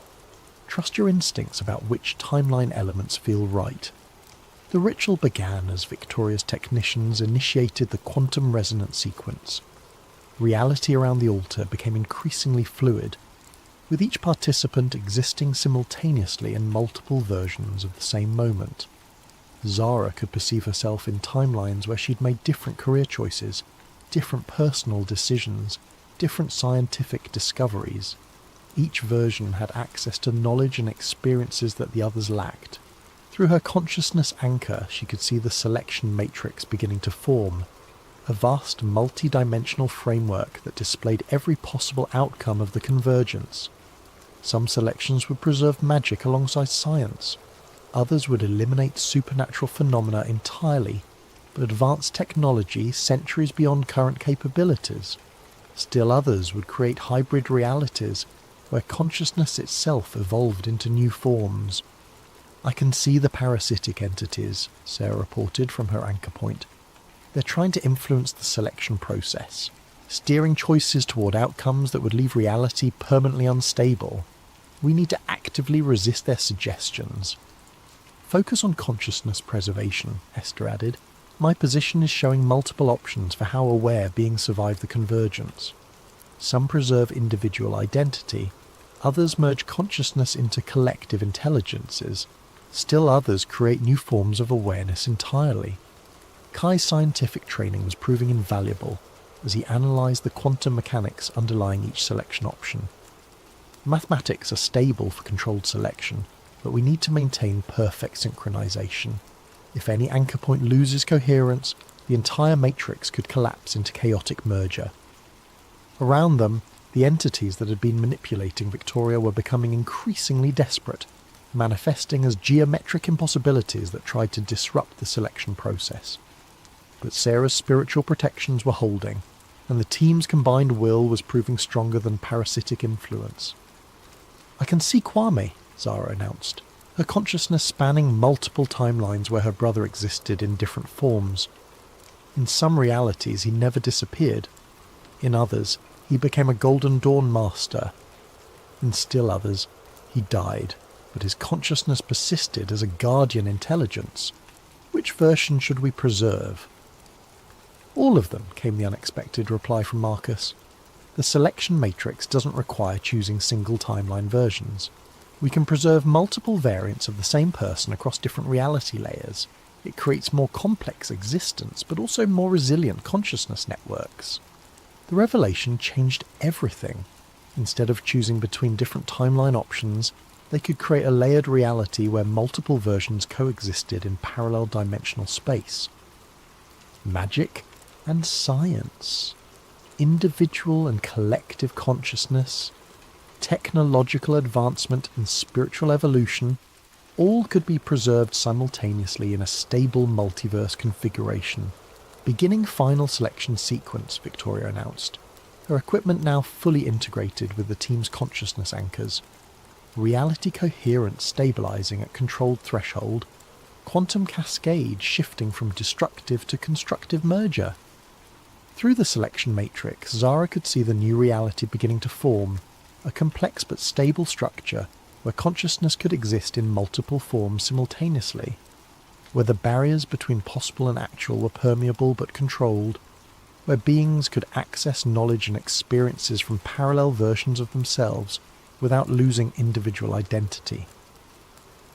The parasitic entities made one final attempt to disrupt the process, manifesting as a wave of geometric chaos that threatened to overwhelm the altar's protective barriers. But 9 anchored consciousnesses, working in perfect synchronization, proved more powerful than interdimensional parasites that fed on collapse possibility. "Selection complete," Kai announced as reality stabilized around them. Multiverse configuration, stable layered structure with controlled dimensional permeability. Consciousness preservation, multiple variants maintained across parallel reality layers. The chamber had transformed. Where before there had been chaotic dimensional overlap, Now there was ordered complexity, multiple versions of the same space existing in harmony, accessible but distinct. Zara could perceive her brother in several different forms simultaneously, each representing a different timeline's outcome, but all equally real and present. "We did it," she said, hardly believing the evidence of her own senses. "We actually created a stable multiverse convergence." "Not created," Esther corrected, consulting readings that showed reality settling into its new configuration. "Guided. The potential was always there, waiting for conscious beings to make informed choices about how possibility becomes actuality." Victoria looked around at the reality they'd shaped, her expression mixing relief with wonder. "The entities that manipulated me, they're gone, cut off from their food source when we prevented total collapse. But the benefits they promised, expanded consciousness, magical integration with science, transcendence of linear time, those are all actually happening, just in a stable way instead of chaotic destruction." Sarah was gathering her spiritual artifacts, their purpose fulfilled. "The theological implications are staggering. We've just proved that consciousness can actively participate in reality creation. Free will isn't just about individual choices, it extends to the fundamental structure of existence itself." "And the scientific implications," Kai added, his equipment registering quantum signatures that would revolutionize physics, "suggest that magic and technology aren't opposite approaches to understanding reality. They're different methods for interacting with the same underlying consciousness-responsive quantum substrate." As the team prepared to leave the transform chamber and explore the new reality they'd helped create, Zara realized that her journey had come full circle. She'd started as a quantum archaeologist investigating impossible temporal echoes. Now she was a multiverse architect who'd helped preserve infinite possibilities while preventing chaos from consuming all potential futures. "What happens now?" Marcus asked as they climbed stairs that led to a London that existed in multiple timeline layers simultaneously. "Now," Zara replied, "we learn to live in a reality where consciousness can access parallel versions of itself, where magic and science coexist, where the past, present and future are fluid rather than fixed. We establish new institutions to help people navigate multiverse existence. We develop ethical frameworks for consciousness that spans multiple timelines. We explore the implications of reality that responds directly to awareness itself."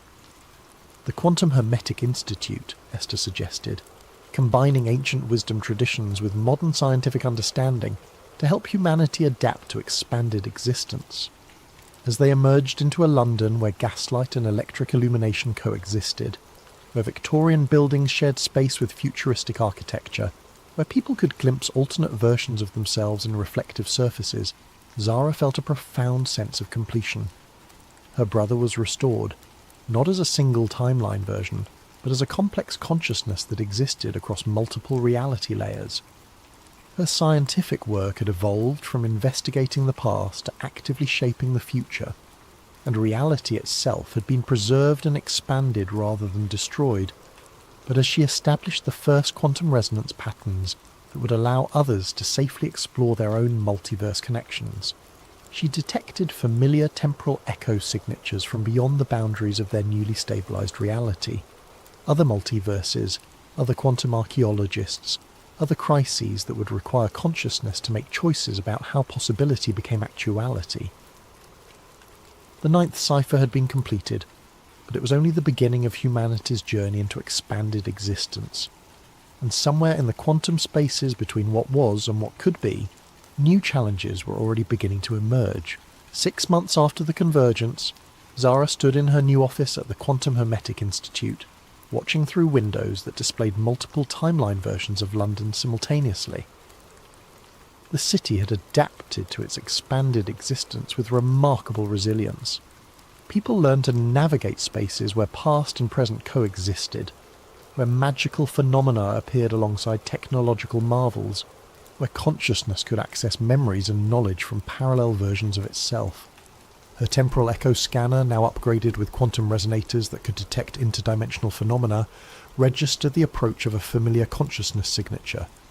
She turned to see Kwame entering her office, not as a single individual, but as a complex pattern of existence that included versions from multiple timelines. Some were older, some younger. Some bore the marks of experiences she couldn't imagine, but all were unmistakably her brother. The Institute is receiving reports from other multiverses, he said, his voice carrying harmonics from several parallel conversations occurring simultaneously. The reality fractures we healed weren't unique to our dimensional cluster. Other quantum archaeologists, other Golden Dawn organizations, other consciousness networks are dealing with similar convergence crises. Then we share what we learned, Zara replied, examining readings that showed their stabilized multiverse as one island of order in an ocean of still chaotic dimensional possibilities.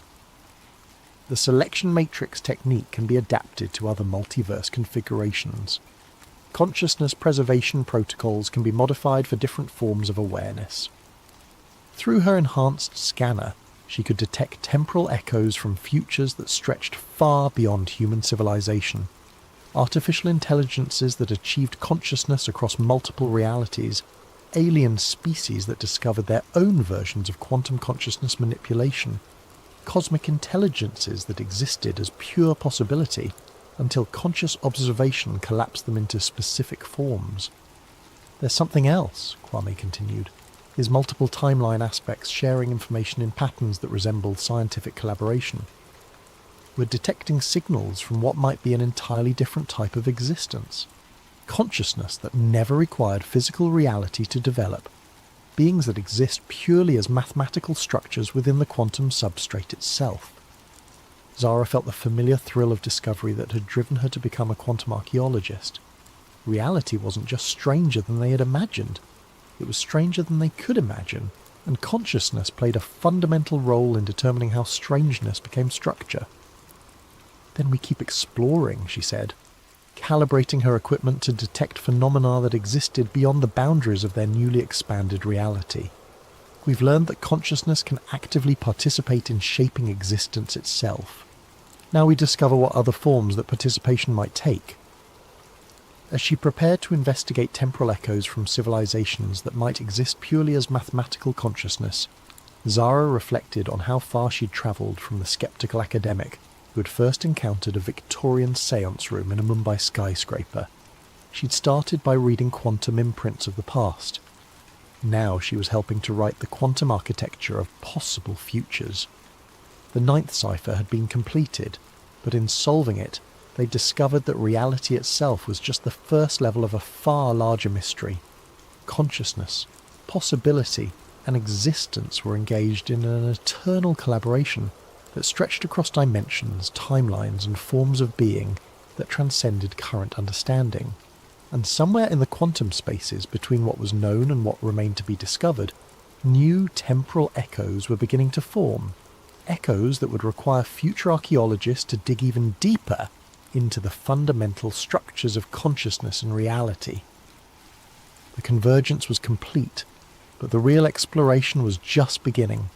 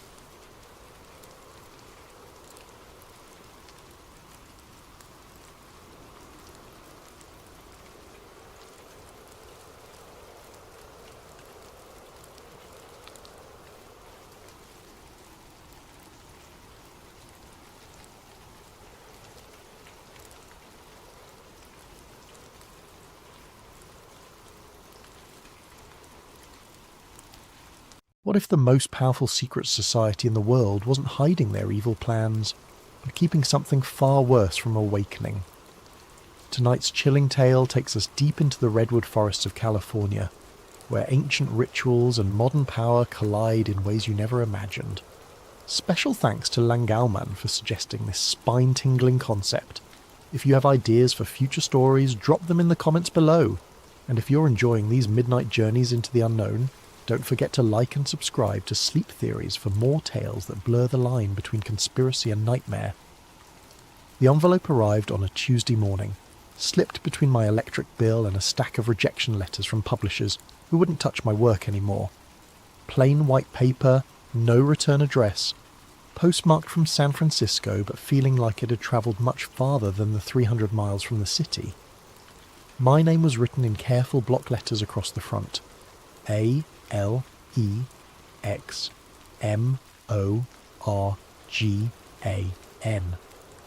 Nothing else.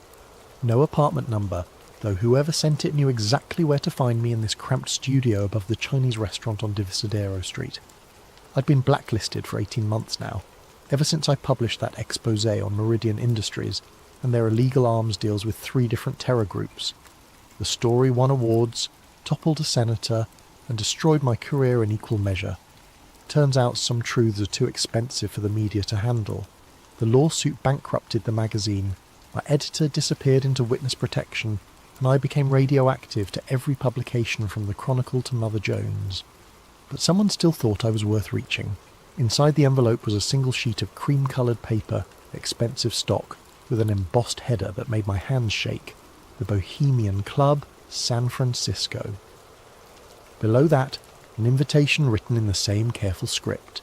Mr. Alex Morgan is cordially invited to attend the summer encampment at Bohemian Grove, Monte Rio, California, July 15th to 31st, 2024. Guest privileges have been arranged. Transportation and accommodation provided. This invitation is non-transferable and expires at sundown on July 15th. At the bottom, written in different handwriting, rushed, urgent, was a single line that would haunt me for weeks. This is your last chance to see the truth. Don't waste it. Bohemian Grove. I'd heard whispers, read the conspiracy theories, seen the grainy photos leaked over the years. Every July, the most powerful men in America, presidents, CEOs, generals, media moguls, retreated to 2,700 acres of ancient redwoods north of San Francisco for 2 weeks of what they called fellowship, what the rest of the world called the most secretive gathering of the American elite. No journalists allowed, no cameras, no women, no record of what happened behind those gates, except for the occasional leaked photo of men in robes standing before a massive owl statue, performing something called the cremation of care ceremony. Political theatre most assumed. Rich men playing dress-up while they planned the next war or market crash. But this invitation was real. The paper felt authentic. The letterhead matched samples I'd seen in archived documents. Someone with serious connections wanted me inside those gates. The question was why. I spent 3 days researching everything I could find about the Grove. The official history spoke of artistic pursuits, informal talks, and male bonding among the country's leadership. The unofficial history painted darker pictures. Secret deals, occult rituals, decisions that shaped global politics made during drunken conversations around campfires. The most disturbing accounts came from the few infiltrators who'd made it inside over the decades. They described the opening ceremony where members dressed as druids and burned an effigy called Care before a giant concrete owl. They spoke of lakeside talks where defence contractors pitched new weapons to Pentagon officials, of quiet conversations that preceded major policy announcements, of a casual corruption so normalised it felt like summer camp for sociopaths. But none of them had stayed long. Most were caught and expelled within days. The security was too tight, the members too paranoid, the stakes too high for any real investigation. Whoever sent this invitation was giving me something no journalist had ever possessed: legitimate access. The question was whether I was walking into the story of a lifetime or a trap that would finish what Meridian Industries had started. On the morning of July 14th, I made my decision. I packed light, a small camera hidden in my toiletry kit, a digital recorder disguised as an inhaler, a notebook I could claim was for poetry if questioned, everything that might help me document what happened behind those gates. The invitation included a phone number. When I called, a woman's voice gave me an address in Santa Rosa and told me to be there by 6 p.m. sharp. No other details. No explanation of who had arranged this or what they expected in return. I drove north through wine country as the sun set, watching the hills turn gold and purple in the fading light.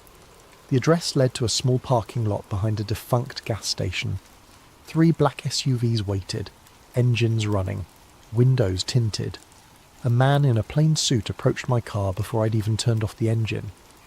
"Morgan?" he asked. I nodded. "Leave your keys in the ignition. Someone will return your car when you're finished." "Finished with what?" He didn't answer, just opened the passenger door of the middle SUV and waited. I grabbed my bag and climbed in, noting the soundproof partition between front and back seats, the lack of door handles on the interior. Whatever was happening, there would be no turning back once we started moving. The drive took 40 minutes through increasingly dense forest. No conversation, no music, just the hum of tyres on asphalt and the gradual realisation that I was committing to something I didn't understand. My phone lost signal after the first 10 minutes. The windows were too dark to see landmarks. By the time we stopped, I had no idea where we were or how to get back. The gates of Bohemian Grove appeared suddenly in our headlights. Massive wooden barriers flanked by stone pillars, with the carved image of an owl watching from above. Guards emerged from hidden positions, checked documents, waved us through. The SUV followed a winding road deeper into the forest, past smaller camps with names like Hillbillies and Lost Angels painted on rustic signs. We stopped at a cluster of simple cabins near what appeared to be a lake. The man in the suit handed me a small leather folder. "Your documentation," he said. "You're a guest of the Mandalay camp. Keep your head down, your mouth shut, and your eyes open. Someone will contact you when it's time." Time for what? But he was already walking back to the SUV. I watched the taillights disappear into the trees, leaving me alone in the most secretive place in America with nothing but a fake identity, and questions I wasn't sure I wanted answered. Inside the leather folder was a camp roster listing me as a Morgan, Investment Banking, Chicago. Below that was a simple map of the grove and a schedule of events. Tomorrow night was marked in red. Cremation of care ceremony, 9:30 p.m, Sacred Grove. At the bottom of the page, in the same urgent handwriting from the invitation, was one final note. "Watch for the second ceremony. That's where the real truth begins." The morning brought sounds I'd never expected to hear in such a place. Laughter, casual conversation, the clink of coffee cups on saucers. Looking out the window of my assigned cabin, I saw men who controlled trillions of dollars and millions of lives shuffling around in bathrobes and flip-flops like they were at a summer camp. Because that's exactly what it was, I realised. The most exclusive, powerful summer camp in the world. I dressed in the khakis and polo shirt that had been left in my closet, the Grove's unofficial uniform, and stepped outside to explore. The camp sprawled across the forest in a seemingly random pattern of paths and clearings, each dedicated to different groups with names that sounded like fraternity houses. Caveman, Silverado, Owl's Nest, Sons of Toil. At the central plaza I found what looked like a small town square, a dining hall large enough for hundreds, a stage for performances, a bar that was already serving despite the early hour. Men moved between these spaces with the easy familiarity of those who'd done this many times before. Some faces I recognised from television and magazine covers. Senators, CEOS, a former Secretary of State. Others were anonymous but carried themselves with the quiet confidence that comes from wielding serious power. The strangest part was how normal it all felt. These were the people conspiracy theorists claimed ran secret cabals to control world events, and they were arguing about baseball scores and complaining about their golf games like any group of aging fraternity brothers. First time at the Grove? I turned to find a heavy-set man in his 60s, silver hair perfectly styled despite the casual setting. His face was familiar, but I couldn't place it immediately. "That obvious?" I asked. He laughed. "You've got that wide-eyed look." Everyone does their first time. I'm Bill. Been coming here for 23 years. Alex, investment banking. Right. Mandalay camp. Heard you were joining us. What brings you to our little retreat? It was a casual question, but something in his tone suggested it wasn't casual at all. I'd prepared for this. Market analysis consultant, I said. Specialised in political risk assessment. Figured this might be a good place to network. Bill nodded slowly. Indeed it is. You'll want to catch tonight's ceremony if you haven't seen it before. Quite a spectacle. Been the same for nearly a century now. The owl thing, cremation of care. Beautiful tradition. Helps everyone leave their worries behind, focus on fellowship.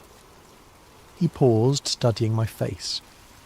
Though I suspect you might find other aspects of our gathering more professionally relevant. Before I could ask what he meant, Bill was walking away, leaving me with the distinct impression that I'd just passed some kind of test.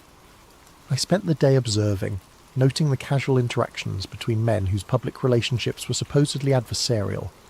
A Democratic senator sharing drinks with a Republican defense contractor, a tech CEO deep in conversation with someone I was pretty sure ran the NSA, a former president holding court near the lake, surrounded by media executives who hung on his every word. This was where real policy got made, I realised.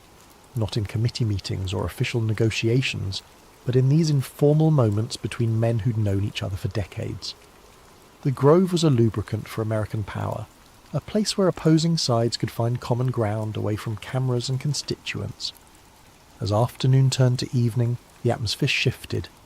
Conversations became more hushed, more urgent. Staff members appeared with cases of equipment I couldn't identify. The lake area was cordoned off with rope barriers. Whatever was happening tonight, it was bigger than casual networking. At sunset, I joined the stream of men walking toward the sacred grove, a natural amphitheatre carved into the hillside dominated by the famous owl statue. 40 feet tall, carved from concrete, with burning eyes that watched over everything. Hundreds of folding chairs faced a small stage where men in hooded robes were preparing props I couldn't make out in the growing darkness. The ceremony began with music. A choir hidden in the trees, singing something that sounded like a funeral dirge. Then came the procession. 24 men in flowing robes, carrying torches, escorting what appeared to be a small coffin draped in black cloth.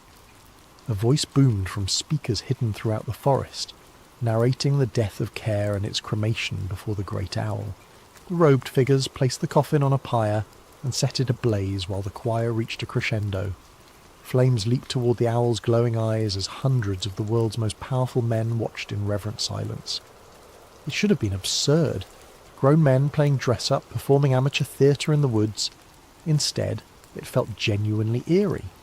Something about the ancient trees, the flickering shadows, the synchronized movement of so many people participating in a ritual most of them probably didn't fully understand. Then the lights went out. Not just the ceremonial flames, everything. The owl's eyes went dark, the hidden speakers went silent, even the subtle path lighting I'd barely noticed disappeared. We were plunged into absolute darkness, hundreds of men sitting in chairs carved into a hillside with no way to see where they were going. But instead of panic or confusion, there was silence. Complete, unnatural silence. No one moved, no one spoke, no one even seemed to breathe. It was as if the entire gathering had been frozen in place. I waited for someone to call for help, for flashlights to appear, for the normal response to a power outage. Instead, I heard something that made the hair on my arms stand up. Footsteps. Measured, deliberate, moving through the crowd with impossible precision despite the darkness. The footsteps stopped near the front of the amphitheatre. Then came a voice, speaking in what sounded like Latin, words I couldn't understand but that seemed to resonate in my chest. Other voices joined in, creating a chant that built and built until it felt like the forest itself was vibrating with sound. This wasn't part of the official ceremony, this was something else entirely. The chanting stopped as abruptly as it had begun. A few seconds later the lights returned. Owl's eyes blazing, speakers crackling back to life, the master of ceremonies continuing his narration as if nothing had happened.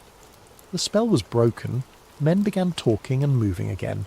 The formal ceremony concluded with applause and casual conversation.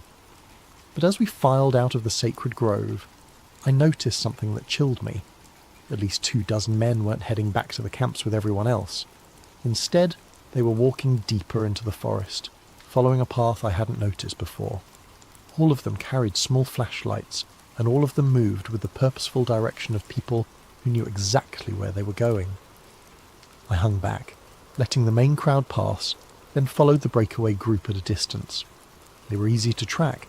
The flashlight beams bobbed through the trees like fireflies, leading toward a part of the grove I hadn't seen on any map.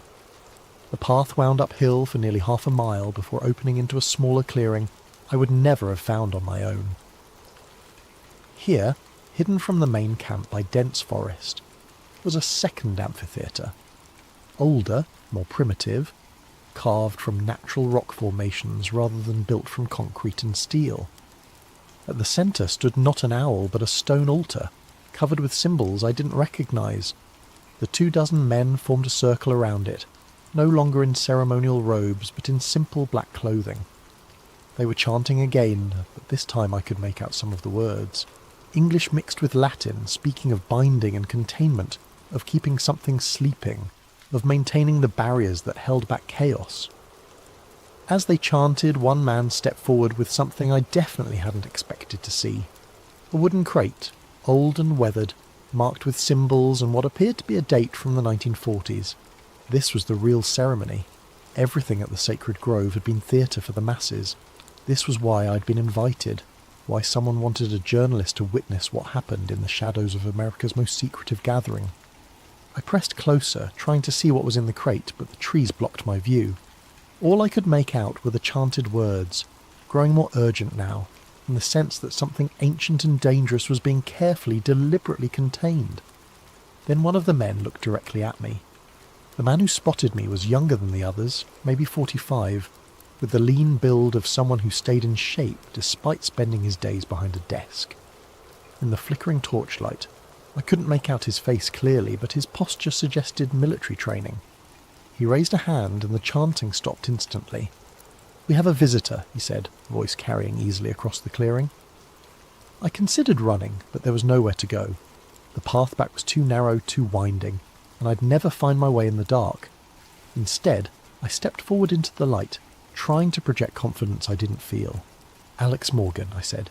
"Mandalay Camp, You were just following us," the man interrupted. "Question is why?" An older man emerged from the circle, someone I now recognised as a former defence secretary, whose tenure had spanned 3 administrations. His presence here transformed this from concerning to terrifying. These weren't just wealthy eccentrics playing games. These were people who controlled military budgets and intelligence operations. "Show him," the defence secretary said simply. 2 men stepped aside, giving me a clear view of the stone altar. The surface was covered with carved symbols that looked far older than anything else in the grove, spirals and geometric patterns that seemed to shift in the torchlight. The wooden crate sat at the centre, its lid partially open to reveal something that gleamed metallic in the flickering light. "Do you know what you're looking at, Mr. Morgan?" the defence secretary asked. I shook my head, not trusting my voice. "Project Owl," he continued, "started in 1943, continued in various forms ever since. The Grove isn't just a social club, it's a containment facility." "Containment for what?" The younger man laughed, but there was no humour in it. "You wouldn't believe us if we told you. Hell, most of the members don't know. They think they're here for networking and male bonding. The cremation of care is just pageantry to them, a quaint tradition with symbolic meaning. But the real ceremony," I gestured toward the altar, "is about keeping something very old, very powerful and very dangerous from waking up," the defence secretary finished. "The owl isn't a symbol we worship, Mr. Morgan. It's a prison we maintain." They were all watching me now, measuring my reaction, waiting to see how I'd process what they were telling me. Part of me wanted to laugh. This sounded like the fever dreams of conspiracy theorists, ancient evils and shadow governments and occult containment protocols. But the setting was too real, the participants too credible, the ritual I'd witnessed too elaborate to be fiction. "What's in the crate?" I asked. "The original binding artifacts," said a woman's voice from behind me. I spun around to find someone who definitely hadn't been there moments before.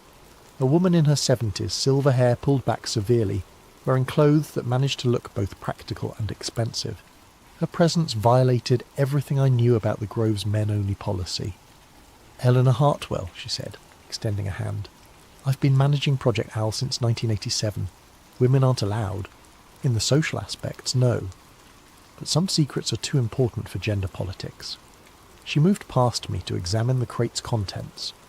These were recovered from a Nazi expedition to Tibet in 1943. The SS Ahnenerbe thought they'd found artifacts that could summon and control ancient powers. They were half right. She lifted something from the crate, a metal disc covered with the same spiralling symbols as the altar, but these seemed to move on their own, shifting and changing as I watched. "The Tibetan monks who originally possessed these weren't trying to summon anything," Eleanor continued. "They were trying to keep something asleep. When Hitler's occultists broke the original binding, they didn't gain power. They released something that had been contained for centuries." "What kind of something?" the Defense Secretary answered. "Call it what you like. Ancient god, interdimensional entity, primordial force of chaos. The names don't matter. What matters is what it does when it's free." He gestured, and one of the other men brought out a tablet computer incongruous in this setting of torches and stone altars. The screen showed a map of the world with red markers scattered across it. "Every time the binding weakens, we see spikes in seemingly random catastrophic events," he explained. "Political assassinations, market crashes, natural disasters, terrorist attacks. Not caused directly, but influenced. Chaos spreads like a virus when certain barriers are down. The grove was established here because of the natural properties of these particular redwoods," Eleanor added. "Old growth forests have natural resonance with certain types of, let's call them spiritual phenomena. The founding members didn't understand the science, but they recognized the effect. The annual gathering, the rituals, the focused attention of powerful minds, it all serves to reinforce the containment. And the cremation of care is a distraction," the younger man said. "Theatre for the masses while we handle the real work. Most of the members genuinely believe they're here for fellowship and networking. The inner circle knows better." I looked around the group, trying to count how many people were part of this inner circle. Maybe 30 total, out of the thousands who'd attended Grove encampments over the decades. A shadow organisation within a secret society, managing what they claimed was an existential threat to human civilization. "Why tell me this?" I asked. "Why invite a journalist?" Eleanor and the Defense Secretary exchanged glances. Something passed between them, a decision being made in real time. "Because we're dying off," Eleanor said finally. "The knowledge, the responsibility, the burden, it's all been passed down through personal relationships for 80 years. But the world has changed. The people with the power and resources to maintain the containment aren't necessarily the people we can trust with the truth." "New money doesn't understand old responsibilities," the Defense Secretary added. "Tech billionaires, crypto moguls, social media executives, they have the influence we need, but they think everything can be solved with apps and algorithms. They don't believe in things that can't be quantified." "So you need documentation," I realised. "A record of what really happens here. Insurance in case the oral tradition breaks down." "Exactly," Eleanor confirmed. "But it has to be someone outside the power structure. Someone with credibility and investigative skills. Someone who's already proven they'll publish dangerous truths regardless of personal cost." She meant my Meridian Industries exposé. This was why I'd been blacklisted and then mysteriously invited. They needed a journalist who demonstrated willingness to sacrifice their career for a story. "What happens if the binding fails completely?" I asked. The group fell silent. Finally the younger man spoke. "Look at any period of sustained global chaos in human history. The fall of Rome, the Black Death, the World Wars, the collapse of the Soviet Union. Times when multiple systems failed simultaneously, when cause and effect stopped making sense, when it felt like the world was coming apart at the seams. Those were natural historical processes." "Were they?" Eleanor interrupted. "Or were they what happens when humanity loses the ability to maintain certain spiritual defences?" The monks who originally bound this thing warned that it feeds on conflict and confusion. The more chaos it causes, the stronger it becomes, until the binding fails entirely. She returned the metal disc to the crate and closed the lid carefully. The ceremony you just witnessed reinforces the containment for another year, she said, but each time it gets harder. The original artifacts are degrading, the knowledge is fragmenting, and the world is changing in ways that make traditional approaches less effective. How long do we have? Unknown, the Defense Secretary admitted. Could be decades, could be years, could be tomorrow if something goes wrong. That's why we need someone on the outside, someone who can document not just what we do, but why we do it. Insurance for the future. As if summoned by his words, a low rumble echoed through the forest. Not thunder, the sky was clear. Something deeper, more primal, like the earth itself was groaning. The torches flickered, and for a moment the carved symbols on the altar seemed to glow with their own light. Then everything went still again. "Time to go," Eleanor said quietly. "The ceremony's complete, but the effect can be unpredictable for the first few hours." The group began dispersing, each member taking a different path back through the forest. Within minutes, I was alone with Eleanor and the Defense Secretary, the altar dark and silent again. "There's more to see," Eleanor told me, "but not tonight. Tomorrow, if you're serious about this responsibility, we'll show you the archives, the complete record of Project Owl going back to its inception. And if I'm not serious? Then you'll have an interesting story about rich men playing games in the woods," the Defense Secretary said, which is what 90% of the attendees would tell you anyway. They walked away in different directions, leaving me standing alone beside the stone altar. The forest felt different now. Not threatening exactly, but aware, as if something vast and patient was watching from between the trees, held in check by forces I was only beginning to understand. I found my way back to Mandalay Camp by following the distant sound of laughter from the main plaza. Men were still awake, drinking and talking around campfires, processing the evening's official ceremony. To them, it had been a meaningful but ultimately symbolic ritual.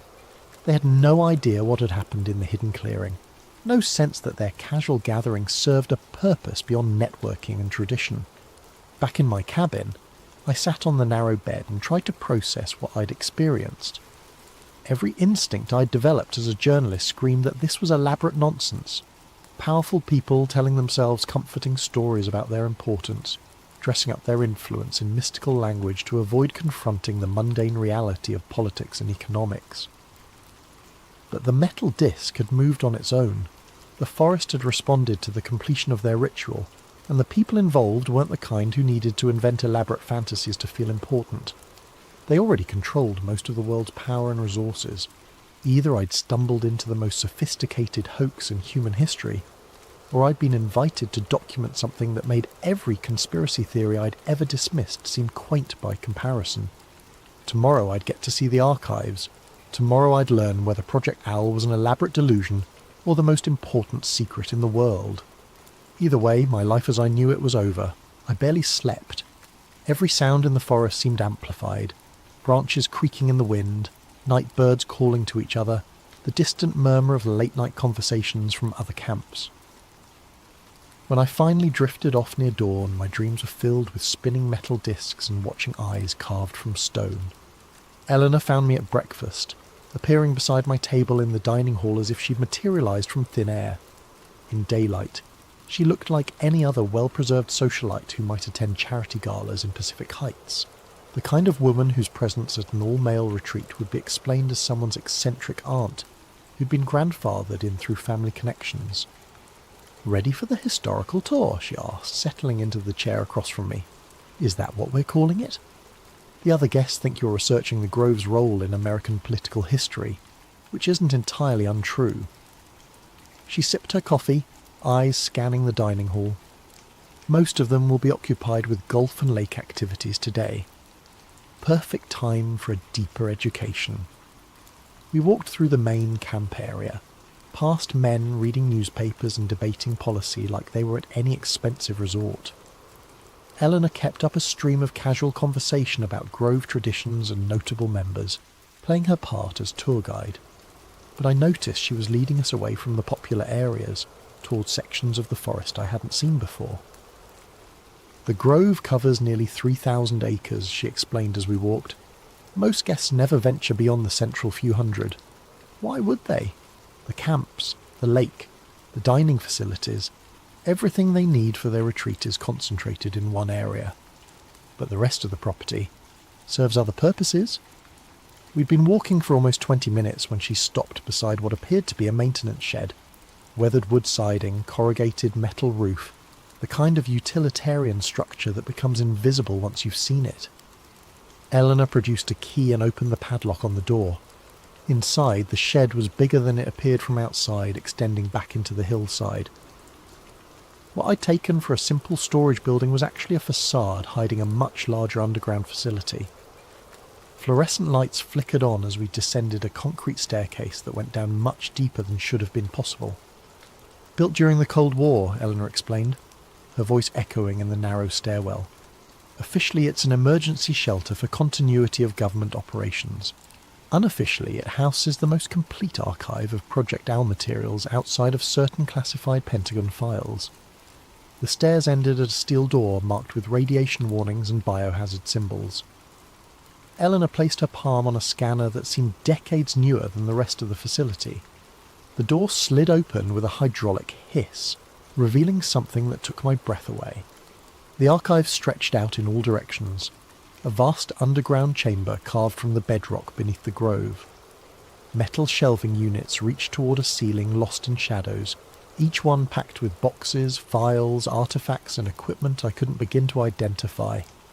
Climate control systems hummed quietly, maintaining perfect temperature and humidity for materials that spanned nearly 8 decades of secret research. "Welcome to the real history of the 20th century," Eleanor said. She led me past shelves of documents in German, Russian, Chinese, and languages I didn't recognise. Maps marked with symbols similar to what I'd seen on the altar, photographs of archaeological expeditions to remote locations around the world, technical specifications for devices that looked like they belonged in science fiction movies. After we recovered the original Nazi materials in 1943, President Roosevelt authorised a classified research program, Eleanor explained, pulling a thick file from one of the shelves. The scientists involved were initially sceptical. Einstein himself consulted on the project for 6 months before concluding that the artefacts operated according to principles beyond current physics. She opened the file, revealing handwritten notes in what I recognised as Einstein's distinctive script. Mathematical equations filled page after page, interspersed with frustrated observations about phenomena that violate fundamental assumptions about the nature of reality. What did he conclude? That the universe is far stranger than we assumed, and that consciousness might play a more active role in physical processes than anyone wanted to admit. Eleanor closed the Einstein file and pulled out another one marked Tibet Expedition 1944 to 1947. We sent teams back to find the original source of the artefacts, learn how the binding process actually worked. The photographs in this file showed Western archaeologists working alongside Tibetan monks in monasteries that looked untouched by modernity. But what caught my attention were the images of stone chambers carved deep into mountain faces, filled with artefacts identical to what I'd seen the night before. The monks weren't surprised to see us, Eleanor continued. They'd been expecting someone to come asking questions about what the Germans had stolen. According to their records, this wasn't the first time the binding had been broken and had to be re-established. How many times? At least 7 documented instances over the past millennium. Each time, the disruption led to a period of sustained chaos. Wars, plagues, social collapse. The monks developed their containment techniques through trial and error over centuries. She showed me translation documents, painstakingly decoded texts that described rituals similar to what I'd witnessed, but far more complex. The Tibetan methods involved dozens of practitioners working in carefully coordinated groups, maintaining the binding through constant vigilance and regular reinforcement ceremonies. The Grove's founders didn't understand the underlying principles, Eleanor admitted. They just knew that gathering powerful, influential people together for focused ritual activities seemed to have a stabilising effect on certain phenomena. We moved deeper into the archive, past sections devoted to different decades of research. I saw files on the Cuban Missile Crisis, Vietnam War, Watergate, the fall of the Berlin Wall, all marked with notations about containment stress and binding fluctuations.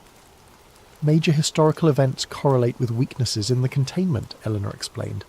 Sometimes the stress is caused by the events themselves. Global conflicts generate the kind of chaos that feeds the entity. Sometimes it's the reverse. Containment failures create conditions that make conflicts more likely. Chicken and egg. Exactly. Which is why prevention became our focus rather than reaction. She stopped at a section of the archive devoted to technology development. Here were prototypes of devices that looked decades ahead of anything I'd seen in the outside world. Machines that supposedly measured spiritual resonance and metaphysical field fluctuations.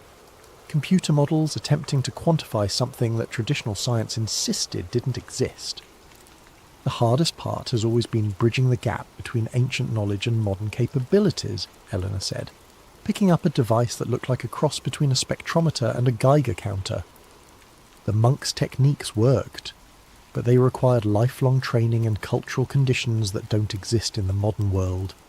We needed methods that could be implemented by people with day jobs and families. Hence the Grove. Annual gatherings of influential people, focused ritual activities, enough genuine belief and emotional investment to create the necessary resonance. She set down the device and looked at me seriously. But it's a band-aid solution, and we all know it. The original binding required full-time practitioners working in optimal conditions. We're trying to maintain something incredibly complex and dangerous using part-time amateurs. We reached the centre of the archive, where a circular area had been cleared for what appeared to be a viewing room.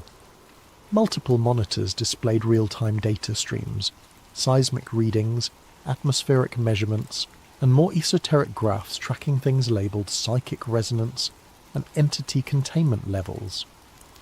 This is where we monitor the binding stability, Eleanor explained, settling into one of the chairs facing the displays. 24 hours a day, 7 days a week. The moment something starts to deteriorate, we know about it. I studied the screens, trying to make sense of the constantly shifting data. One monitor showed a map of the world with coloured dots marking locations where anomalous events had occurred in the past 24 hours. Another displayed what looked like seismic data, but with patterns that seemed too regular to be natural earthquakes. What's the current status? Eleanor's expression grew grave. Declining. The binding has been weakening steadily for the past 15 years, accelerating in the past 5. We estimate maybe 2 to 3 years before complete failure becomes inevitable. What happens then? Unknown. The historical records from previous binding failures are incomplete. The monks who witnessed them were usually dead within months. But we can make educated guesses based on pattern analysis. She pulled up another screen, this one showing a timeline of major global events overlaid with containment stability measurements. The correlation was undeniable. Every period of significant chaos in human history corresponded with dramatic drops in whatever they were measuring. Complete binding failure would likely trigger cascading system collapses, Eleanor continued. Political institutions, economic markets, social structures, all the complex relationships that hold civilization together become vulnerable when certain types of influence are unchecked. How bad are we talking? Best case scenario? A severe global recession coupled with widespread political instability, multiple government collapses, market crashes, social unrest spreading faster than any rational analysis would predict. And worst case? Eleanor was quiet for a long moment, studying the data streams that painted an increasingly grim picture of whatever they were monitoring. Worst case is the end of human civilization as we know it, not through nuclear war or climate change or any of the threats people talk about in public, through something much more fundamental, the breakdown of the psychological and spiritual structures that allow complex societies to exist. She pulled up historical records from previous binding failures, translated accounts from Tibetan monasteries that had witnessed similar events centuries earlier. The entity doesn't destroy through physical force, she explained. It works through consciousness. through the collective human capacity for cooperation and rational thought. When the binding fails completely, people lose the ability to trust institutions, to believe in shared values, to work together toward common goals. Everything falls apart from within. I stared at the monitors, watching real-time measurements of something that supposedly determined the fate of human civilization. The graphs showed steady decline across multiple indicators, punctuated by sudden spikes that corresponded to major news events I recognised from recent headlines. This is why you needed an outside journalist, I realised. The inner circle is dying off, and you need someone to document the whole system before it's too late. Partly. But there's another reason. Eleanor turned to face me directly. We think the traditional approach might be fundamentally flawed. What do you mean? The Grove, the annual ceremonies, the networking among powerful elites. It all assumes that influence and authority are the same thing they were 50 years ago. But the world has changed. Real power increasingly lies with people who have no connection to traditional institutions. She pulled up another screen, this one showing social media analytics and internet traffic patterns. Modern influence is distributed, digital, and often anonymous. A teenager with a viral video can shape public opinion more effectively than a senator. Cryptocurrency traders can destabilize national currencies. Hackers can cripple infrastructure. The Grove model assumes that controlling government and corporate leaders gives you control over social stability. But it doesn't anymore. Exactly. Which means our containment strategy might be obsolete just when we need it most. Eleanor stood up, pacing between the monitors. We need new approaches, new methods, new people involved in the binding process. But we also need someone on the outside who can document everything we've learned, preserve the institutional knowledge in case our transition efforts fail. You want me to write the ultimate conspiracy theory article. I want you to write the truth. All of it.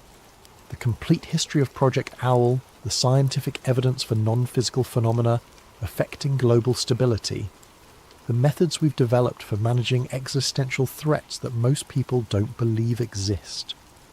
She led me to another section of the archive, this one containing dozens of film reels stored in climate-controlled cases.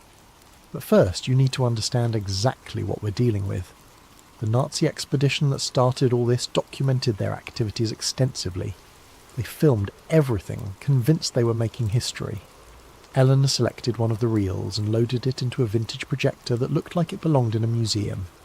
The screen flickered to life, showing black and white footage of men in SS uniforms working in what appeared to be a Tibetan monastery.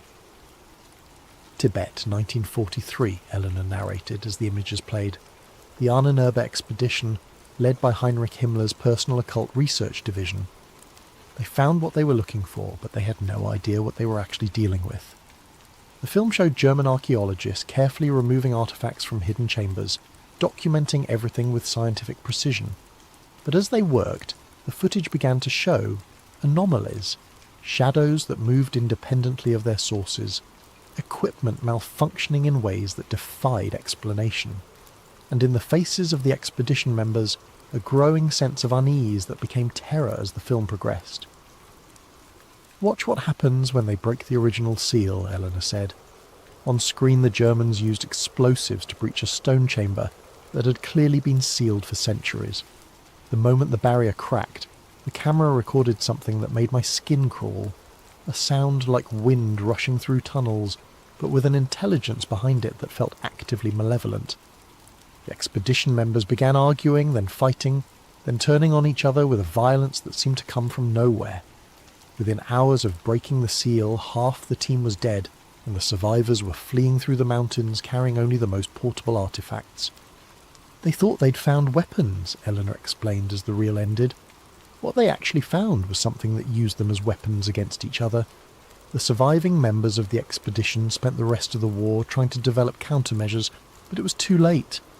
The damage was already spreading. She loaded another reel, this one showing American soldiers in 1945 investigating what remained of German occult research facilities. General Patton's intelligence units found the Nazi research archives during the final push into Germany. Most of it was dismissed as mystical nonsense, but a few people recognized the potential strategic implications. The second film showed American scientists examining the artifacts that would eventually end up at Bohemian Grove, testing them with instruments that clearly couldn't measure what they were really dealing with. But the effects were undeniable. Personnel exposed to the artifacts began exhibiting erratic behaviour, making increasingly irrational decisions, turning against colleagues and superiors without apparent cause. Project Owl was established to contain and study the artifacts while developing countermeasures, Eleanor continued. The Grove became the testing ground for large-scale containment techniques. And it worked. For almost 80 years, yes, but the binding requires constant maintenance, and each generation faces new challenges. She showed me more reels, documenting decades of research and development, scientists working to understand forces that couldn't be quantified, politicians unknowingly participating in rituals designed to maintain global stability, business leaders whose networking activities served purposes they never suspected. The most recent footage showed the Grove ceremonies I'd witnessed, but from multiple camera angles that revealed details invisible to casual observers. During the official cremation of care, sophisticated monitoring equipment tracked energy fluctuations that spiked dramatically during specific moments of the ritual. The hidden ceremony showed even more dramatic readings, with measurements that peaked exactly when the chanting reached its climax. The science isn't complete, Eleanor admitted. We're still working with phenomena that exist at the intersection of consciousness and physics, in areas where traditional materialist approaches break down. But the effects are measurable, reproducible, and absolutely critical for global stability. Why hasn't any of this been published? Because publication would destroy the effectiveness of the countermeasures. The binding works partly because the participants believe in what they're doing, even if they don't understand the underlying mechanisms. Widespread skepticism and debunking would undermine the psychological foundations that make the ritual effective. She gestured toward the monitors showing real-time containment data. But we're reaching a point where secrecy might be more dangerous than exposure. The traditional power structures that maintain the Grove system are fragmenting. New forms of influence are emerging faster than we can adapt, and the entity itself seems to be evolving, finding new ways to exploit modern communication systems and social networks. What are you asking me to do? Eleanor stopped the projector and faced me directly. Document everything. Learn how the system works, understand what's at stake, and prepare a complete record that can preserve this knowledge for future generations. Then help us figure out how to adapt these techniques for a world where power and influence operate according to completely different rules. And if I refuse? Then you'll have an interesting story about rich men performing rituals in the woods. You'll publish it, people will read it as entertainment, and the most important secret in human history will die with us. The monitors around us continued their steady tracking of forces I was only beginning to understand. Whatever they were measuring was declining steadily, and the implications of that decline were more terrifying than any conventional threat I could imagine. How long do I have to decide? The next phase of your education starts tonight, Eleanor said. We'll show you the complete film archive, introduce you to the current research team, and give you access to the real-time monitoring systems. After that, you'll understand exactly what's at stake. She began shutting down the projection equipment, preparing to leave the archive. But I should warn you, once you've seen everything, there's no going back. The knowledge becomes a responsibility, and that responsibility will follow you for the rest of your life. As we climbed back toward the surface, I tried to process what I'd learned. Either I'd stumbled into the most elaborate hoax in human history, or I was being invited to document something that made every conspiracy theory seem quaint by comparison.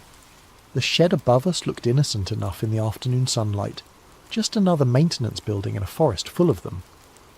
But beneath our feet lay evidence of forces that supposedly shaped the course of human civilization, monitored by people who carried the weight of secrets too dangerous for public consumption. Tomorrow night, I'd see the rest of the archive. Tomorrow night, I'd learn whether Project Owl represented humanity's greatest triumph or its most necessary deception. Either way, my life as I knew it was ending. The only question was what would replace it. Eleanor met me again at sunset, appearing beside my cabin as the dinner bell rang across the grove. Around us, members were gathering for the evening's entertainment, Some kind of historical presentation about Grove traditions that would give us perfect cover for our real activities. "Tonight you see everything," she said simply. "The complete archive going back to the beginning. Fair warning, some of it isn't easy to watch." We took a different route to the underground facility, following maintenance paths that avoided the main camp areas. Eleanor moved with the confidence of someone who'd made this journey countless times, but I noticed she kept checking her watch with increasing frequency. "Are we on a schedule?" "The containment readings have been fluctuating all day," she explained. "Nothing critical yet, but we want to complete your education before the situation becomes complicated." The archive felt different at night. Emergency lighting cast harsh shadows between the shelving units, and the climate control system seemed louder in the darkness above. Eleanor led me to a section I hadn't seen before, where dozens of film canisters were stored in temperature-controlled cases. "Chronological order," she said, pulling out the first reel. "Tibet, 1943. This is where it all started." The footage was better preserved than I'd expected, considering its age. German expedition members documented their activities with scientific precision, filming everything from arrival at the monastery to the careful cataloguing of artefacts they found in hidden chambers. But what struck me most was the change in the expedition members themselves as the film progressed. They started as confident researchers, convinced they were recovering important historical artefacts for the Reich. By the end, they were hollow-eyed and paranoid, jumping at shadows and arguing with increasing violence over trivial decisions. "Watch the progression," Eleanor advised as she loaded the second reel. "The deterioration follows a predictable pattern." She was right. The expedition leader, who appeared calm and competent in early footage, gradually became erratic and suspicious. He began seeing conspiracies among his own team members, making accusations that had no basis in reality. Other team members developed obsessive behaviours, repetitive actions that served no logical purpose, but which they couldn't seem to stop. "The entity doesn't possess people in any dramatic sense," Eleanor explained. "It influences them, amplifies existing psychological weaknesses, makes rational cooperation increasingly difficult." The later reels showed the aftermath. German scientists attempting to study the recovered artefacts, unaware that exposure to them was affecting their judgment and behaviour. Research that started as methodical investigation devolved into fractured efforts as team members became unable to work together effectively. By 1944, the Nazi research program was in complete disarray, Eleanor said, loading footage from American intelligence units. Not because they lacked resources or expertise, but because the people involved had lost the capacity for organised, rational effort. The American footage was even more disturbing. Soldiers who'd participated in securing the German research facilities began exhibiting similar symptoms within weeks: paranoia, aggression, an inability to follow orders or work as a team. The artefacts were quickly transferred to secure facilities, but the damage was already spreading through the military units involved. "This is when President Roosevelt authorized Project Owl," Eleanor said, showing me classified documents I definitely shouldn't have been seeing. The decision was made to contain the artefacts rather than study them, at least until we understood what we were dealing with. The next series of reels documented the early years of the Grove's involvement. Prominent businessmen and politicians who thought they were participating in elaborate team-building exercises, unaware that their activities were being carefully monitored for their effects on containment stability. The beautiful irony, Eleanor noted, is that the most effective participants were people who took the ritual seriously, without believing in their literal truth. They invested genuine emotional energy in symbolic activities, creating the psychological resonance necessary for containment without the skepticism that would undermine it. I watched decades of Grove ceremonies, seeing the evolution from crude early attempts to the sophisticated rituals I'd witnessed. The filmmakers documented everything from multiple angles, tracking correlations between participant behaviour and mysterious readings on monitoring equipment. The breakthrough came in 1963, Eleanor said, loading a reel marked Project Mindbridge Consciousness Research Initiative. We finally began to understand the relationship between collective human consciousness and what we were trying to contain. This footage showed scientists working with equipment that looked decades ahead of anything I'd seen in public research facilities. They were mapping what they called psychic resonance fields, measuring the effects of focused group attention on phenomena that traditional science insisted didn't exist. Consciousness isn't passive, Eleanor explained as the footage showed researchers monitoring brainwave patterns during grove ceremonies. Under specific conditions, focused human attention can influence physical processes through mechanisms we still don't fully understand. The evidence was compelling. During successful binding rituals, monitoring equipment showed dramatic changes in local electromagnetic fields, gravitational anomalies, and other effects that defied conventional explanation. The more focused and emotionally invested the participants, the stronger the measured effects. But the most important discovery was that the entity itself is conscious, Eleanor continued, loading a reel from the 1970s. Not conscious like a human or animal, but aware in ways that allow it to adapt and respond to our containment efforts. This footage was harder to watch. It showed experiments where researchers deliberately weakened containment protocols to study the entity's responses. The results were horrifying. Within hours, people exposed to the weakened binding began turning on each other with a savagery that had no rational explanation. We learned that it doesn't just influence behaviour randomly, Eleanor said. It targets the specific psychological and social bonds that hold groups together. It makes people distrust authority, question shared values, abandon cooperation in favour of individual survival. The final series of reels brought the documentation up to the present day.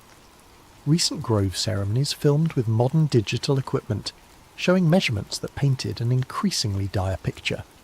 The binding was weakening despite their best efforts, and the entity's influence was spreading through channels they were still struggling to understand. Internet culture, social media, digital communication, they've created new vectors for the kind of psychological influence the entity specialises in, Eleanor explained. People are more isolated, more suspicious, more prone to conspiracy thinking than ever before. The very technologies that connect us globally are making us more vulnerable to forces that exploit human psychological weaknesses. She showed me correlation analyses that were truly frightening. Every major spike in online harassment, political extremism, and social division corresponded with measured fluctuations in containment stability. The entity wasn't just confined to the physical artifacts anymore. It was spreading through digital networks, using human communication systems to amplify its influence. This is why traditional approaches aren't working, Eleanor said. The Grove model assumes that controlling physical locations and influential people gives you control over social stability.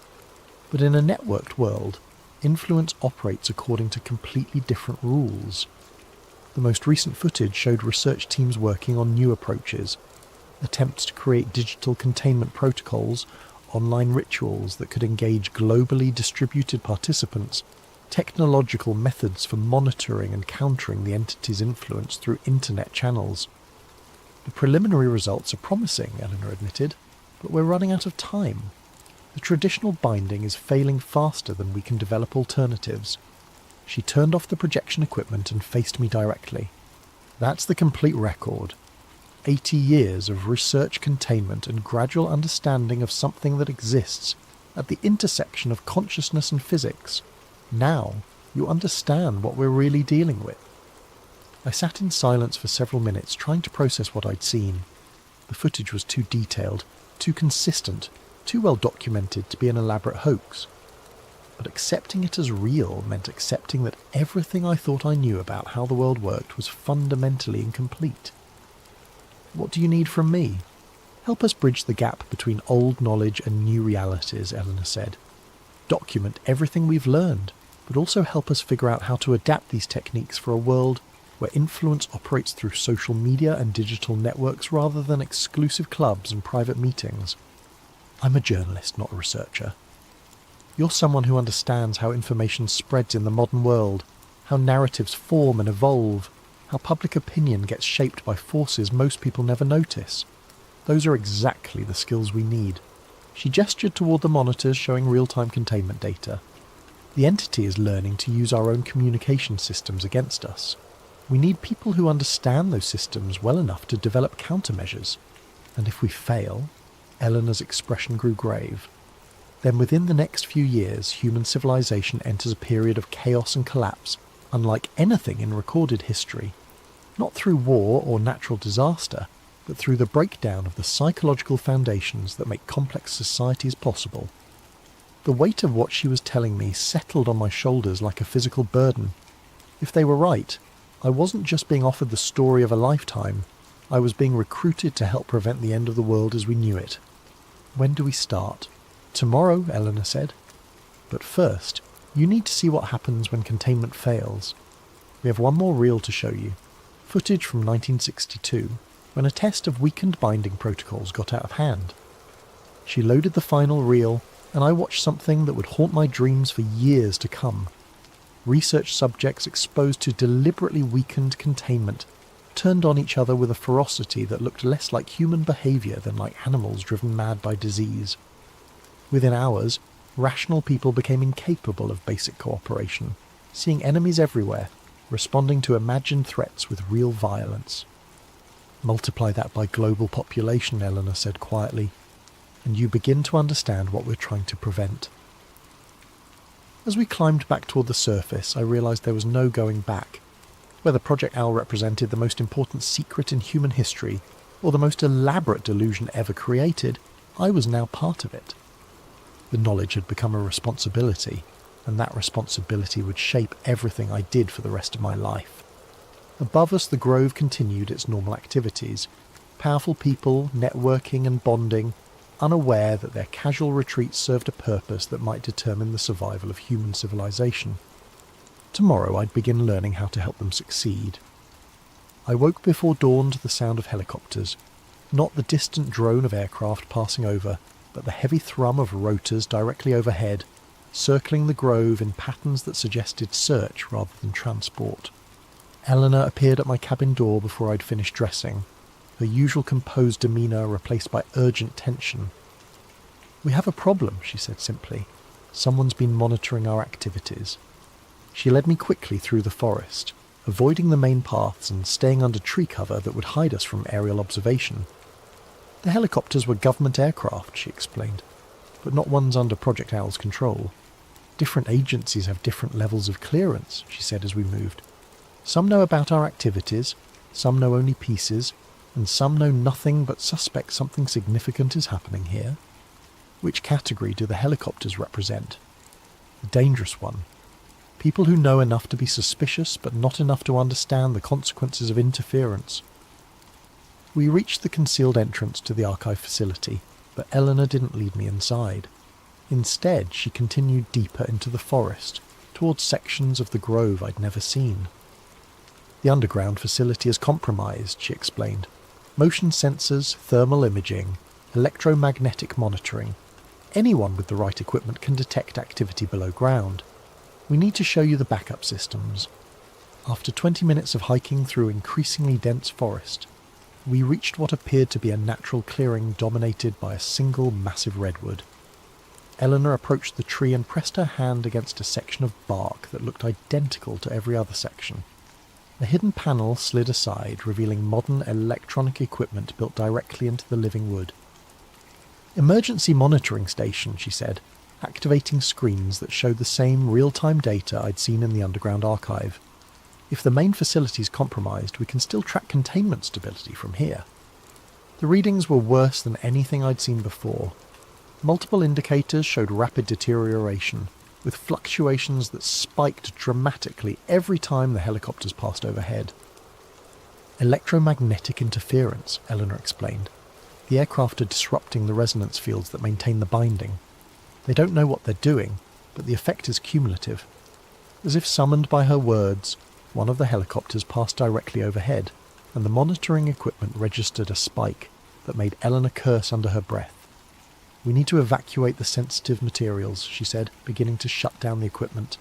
"The original artifacts, the most critical research data, anything that can't be replaced." "Where?"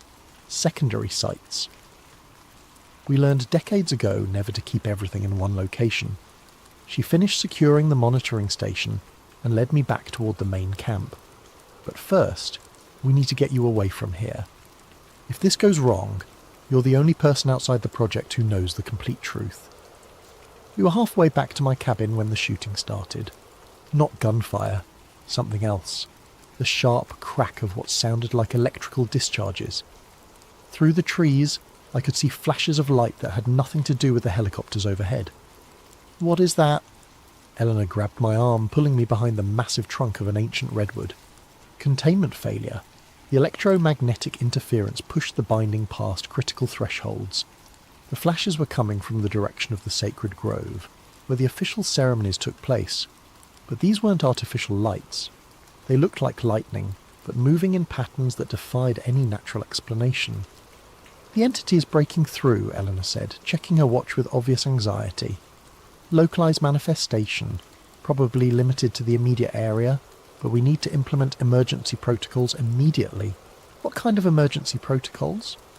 Before she could answer, a man appeared through the trees, one of the Grove members I'd seen at the dining hall, but changed in ways that made my skin crawl. His face was twisted with rage that seemed to come from nowhere, and he was carrying what appeared to be a broken tree branch like a weapon. "You?" he said, focusing on Eleanor with hatred that was obviously irrational. You're the one who's been lying to us." Eleanor stepped back, keeping the tree trunk between herself and the approaching man. "George, you need to get back to your cabin. You're not thinking clearly." "Thinking perfectly clearly for the first time in years," George replied, raising the makeshift weapon. "Seeing through all the lies, all the manipulation. You people think you can control us, think you can use us for your games." He swung the branch at Eleanor's head with murderous intent. She dodged, but barely, and I realised with growing horror that we were seeing the entity's influence in real time. George wasn't just angry. He was completely detached from normal human empathy and reason. "This is what happens when containment fails," Eleanor said quietly, pulling me deeper into the forest. "People lose the capacity for rational cooperation. They see enemies everywhere, respond to imagined threats with real violence." Behind us, George was joined by others, Grove members who transformed from networking politicians and businessmen into something that barely resembled human beings. They moved with pack mentality, communicating through gestures and sounds that suggested intelligence but not consciousness as I understood it. "How do we stop it?" "Emergency binding ritual," Eleanor said, leading me toward another concealed facility. "But it requires specific people in specific locations, and we're running out of time." The facility she brought me to was smaller than the main archive, but clearly designed for crisis situations. Emergency supplies, backup communication equipment, and most importantly, a collection of artifacts identical to the ones I'd seen in the underground chamber. "Portable containment kit," Eleanor explained, gathering materials with practiced efficiency. "The ritual can be performed anywhere, but it's less stable than the permanent installation." She handed me a metal disc covered with the same spiralling symbols I'd seen before, but this one felt warm to the touch and seemed to vibrate with energy I couldn't identify. "Hold this and think calming thoughts," she instructed. "Visualize peace, cooperation, people working together toward common goals. The binding responds to consciousness, but it requires focused intention from multiple participants." "I don't know how to do this." "You don't need training, you need belief. The entity feeds on conflict and suspicion. The binding requires the opposite. Trust, cooperation, shared purpose." As she spoke, the sounds from outside grew worse. More Grove members had joined the pack hunting us, but their behaviour was becoming less and less human. They were making sounds that reminded me of wolves or wild dogs, communicating through methods that bypassed language entirely. "They're not possessed," Eleanor explained, setting up equipment that looked like a cross between a radio and a meditation altar. "They're influenced. The entity amplifies existing psychological weaknesses, selfishness, paranoia, aggression, until rational cooperation becomes impossible." "How long does it last?" "Without intervention, permanent.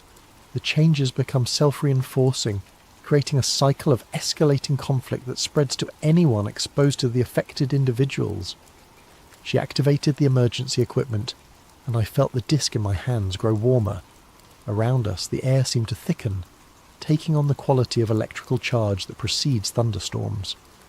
"Now," Eleanor said, "focus on everything that makes human civilization possible. trust between strangers, cooperation across differences, the willingness to sacrifice individual advantage for collective benefit. I tried to do what she asked, but the sounds outside made concentration nearly impossible.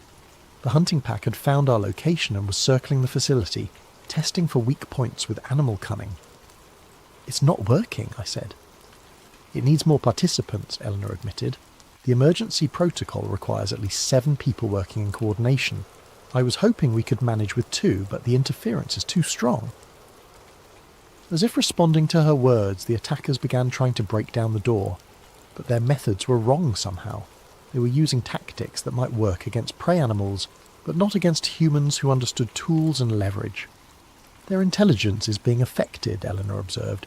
"They're losing abstract reasoning, reverting to more primitive cognitive patterns. Is that good or bad for us?" "Both. They can't plan sophisticated attacks, but they also can't be reasoned with or distracted." The door was beginning to buckle under coordinated assault. Within minutes they'd break through, and I had no illusions about what would happen then. The people outside might once have been politicians and businessmen, but they'd become something that saw us as threats to be eliminated. Eleanor made a decision that probably saved our lives. "Run," she said, gathering the most essential artifacts into a backpack. "There's a service road 2 miles north of here. Follow it east until you reach Highway 101, then go south to San Francisco. What about you?"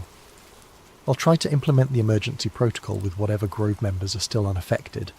But you need to get this information to the outside world." She handed me a small device that looked like an ordinary cell phone but felt heavier than it should. "Encrypted satellite communicator," she explained. "Speed dial 1 connects you to our backup facility in Colorado. Tell them what happened here and give them your location. They'll arrange extraction and debriefing." The door gave way just as we climbed out through a concealed rear exit. I heard Eleanor shouting something that sounded like Latin, saw flashes of light that suggested she was attempting some kind of emergency ritual, but I was already running through the forest as fast as the terrain would allow. Behind me the sounds of conflict grew worse, not just the pack that had been hunting us, but what sounded like warfare spreading throughout the grove. The entity's influence was expanding, affecting more and more people, creating a feedback loop of violence that would keep escalating until someone found a way to stop it. I ran for over an hour, following game trails and maintenance paths that led generally north. Twice I heard helicopters overhead, but I couldn't tell if they were still part of the problem or part of some attempted solution. The encrypted communicator remained silent. Either the backup facility was out of range, or something had happened to it as well. The service road, when I finally found it, was blocked by abandoned vehicles. Grove security guards had apparently fled their posts, leaving gates open and equipment scattered. Whatever had happened here was bigger than just the immediate area around the sacred grove. I followed the road east on foot, staying off the asphalt to avoid being visible from the air. The communicator finally picked up a signal as I reached higher ground, but when I activated speed dial 1, the response wasn't what I had expected. "Project Owl emergency line," a voice said. "State your clearance level and location." "I don't have a clearance level," I said. "Eleanor Hartwell gave me this device. There's been a containment failure at Bohemian Grove." A pause, then. "Are you the journalist?" "Yes." "We've been expecting your call. What's your current location?" I described my position as best I could, and the voice gave me coordinates for a pickup point 5 miles south of my position. "Emergency extraction team is en route," the voice said. "ETA 40 minutes. Stay hidden until you see a black helicopter with owl markings." "What happened to Eleanor?" Another pause, longer this time. "Unknown. We lost contact with all Grove personnel 3 hours ago. You may be the only survivor with first-hand knowledge of the incident." The call ended, leaving me alone on a forest road with the weight of impossible knowledge. If Eleanor was right, I'd just witnessed the beginning of something that could destroy human civilization. If she was wrong, I'd been recruited into the most elaborate delusion in history. Either way, there was no going back. The story I'd come to investigate had become my life, and that life would never be the same. The helicopter that picked me up wasn't military, but it wasn't civilian either. Black, unmarked, with sound dampening that made it whisper rather than roar. The pilot didn't speak during the 40-minute flight south, and the windows were tinted too dark to see our destination until we landed. The facility looked like a corporate retreat centre, modern architecture nestled in rolling hills, solar panels and native landscaping that suggested environmental consciousness rather than government secrecy. Only the subtle security measures revealed its true nature, sensors disguised as decorative elements, barriers that looked like artistic features, multiple escape routes hidden as walking paths. Eleanor was waiting for me in the lobby. She looked exhausted but uninjured, wearing clean clothes that suggested she'd arrived well before me. Relief flooded through me at seeing her alive, followed immediately by suspicion about how she'd gotten here so quickly. "You made it," she said, embracing me with what felt like genuine emotion. "I wasn't sure you would." "How are you here?" "I thought you were trapped at the Grove." "Emergency protocols," she explained, leading me toward a conference room. The moment containment failed, automated systems began evacuating key personnel and sensitive materials. I was out within minutes of your escape. The conference room contained a dozen people I'd never seen before, all of them studying multiple screens showing data feeds from Bohemian Grove. The footage was disturbing. Grove members moving in coordinated packs, exhibiting behaviour that looked less human with each passing hour. "Situation report," said a woman who appeared to be in charge, younger than Eleanor, with the bearing of someone accustomed to making life-and-death decisions under pressure. "Complete local containment failure," Eleanor replied. The electromagnetic interference from unauthorized surveillance pushed binding stability past critical thresholds. The entity achieved localized manifestation and began directly influencing exposed personnel. Casualties? Unknown. Approximately 200 Grove members were on site when the failure occurred. Current status of affected individuals is unclear, but behavioural modification appears to be progressing according to predicted patterns. I watched the screens showing real-time footage from the Grove, trying to process what I was seeing. The people in the images moved with animal coordination, but their actions showed planning and intelligence that suggested they weren't completely reduced to primitive instincts. "They're organising," I observed. "Exactly," said the woman in charge. "The entity doesn't just cause chaos. It creates new forms of order based on conflict and dominance rather than cooperation and trust. Left unchecked, the affected population will form a functional society, but one dedicated to spreading their condition to others." "How?" Eleanor pulled up additional screens showing modelling predictions. "Physical contact isn't required. Extended exposure to affected individuals gradually influences behaviour in others. The process is slower than direct manifestation, but it's cumulative and irreversible without intervention." "What kind of intervention?" "That's what we need to decide," the woman in charge said. "We have 3 options, none of them good." She activated a presentation that laid out scenarios with clinical precision. Option 1, military containment. Seal off the affected area. Prevent anyone from leaving. Wait for the situation to stabilise. The affected population would eventually die off, but we'd lose any chance of understanding how the entity adapted to modern conditions. Option 2, aggressive binding ritual. Deploy our full capabilities to re-establish containment, potentially reversing the effects on affected individuals. High probability of success, but it would require resources that might be needed for future emergencies. Option 3, strategic documentation. Allow the situation to develop while recording everything, learning how the entity operates in uncontrolled conditions. Massive risk of spread, but invaluable data for developing long-term countermeasures. The weight of what they were asking settled on me like a physical presence. These weren't abstract policy decisions. They were choices about the lives of people I'd shared meals with, conversations with, casual moments of human connection that now seemed impossibly precious. "What do you recommend?" I asked. "That depends on you," Eleanor said. "You're the only person who witnessed the complete sequence of events, the only outsider who understands what's really at stake. Your perspective could determine which approach we take." I studied the screens showing real-time surveillance of the Grove. The affected members were building something, crude structures that served purposes I couldn't identify, but which suggested they retained enough intelligence to plan and execute complex projects. They're not just reverting to primitive behaviour, I realised. They're creating something new. "Exactly," Eleanor confirmed. "The entity doesn't destroy civilization. It transforms it into something that serves its purposes rather than human ones. And if this spreads beyond the grove, modelling suggests a tipping point around 10,000 affected individuals, the woman in charge said. Beyond that, containment becomes impossible. The entity achieves critical mass and begins reshaping human civilization according to its own principles. I stared at the screens, watching people who'd once controlled vast resources and wielded enormous influence reduced to something that resembled humanity, but fundamentally wasn't. The choice they were asking me to make would determine not just the fate of those individuals, but potentially the future of human civilization itself. How long do we have to decide? Hours, Eleanor said grimly.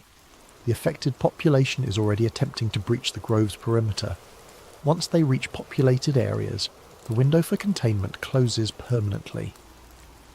As if summoned by her words, alarms began sounding throughout the facility. On the screens, we watched Grove members systematically dismantling the barriers that had kept them isolated from the outside world.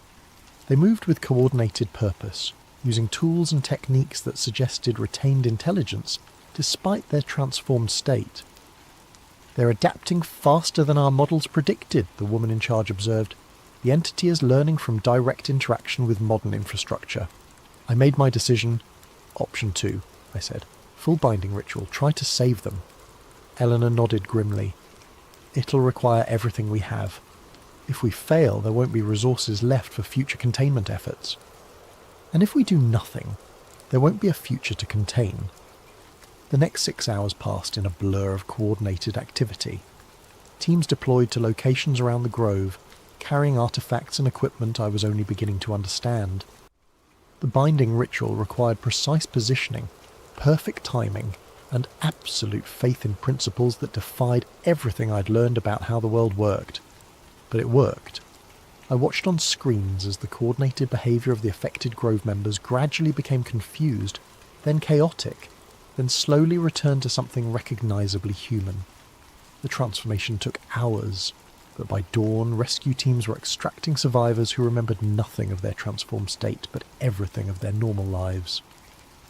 The official story, when it emerged, blamed a gas leak for temporary behavioural effects among Grove attendees.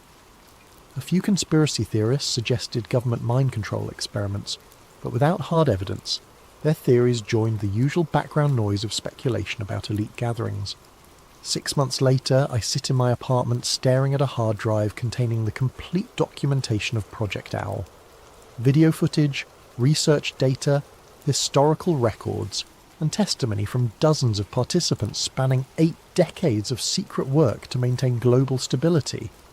The binding held. The Grove members recovered completely, with no memory of their transformation. The immediate crisis passed, and the world continued its normal pattern of manageable chaos and incremental progress. But the monitoring data tells a different story. The entity learned from its brief manifestation. Each subsequent containment requires more resources, more participants, more sophisticated countermeasures. The traditional approaches that worked for decades are becoming less effective with each passing year. Eleanor calls weekly with updates from facilities I'm not supposed to know exist. Teams working on digital containment protocols, researchers developing new methods for managing consciousness-based phenomena, analysts tracking the entity's adaptation to modern communication networks. They're making progress, but the race is getting closer. My phone buzzes with news alerts.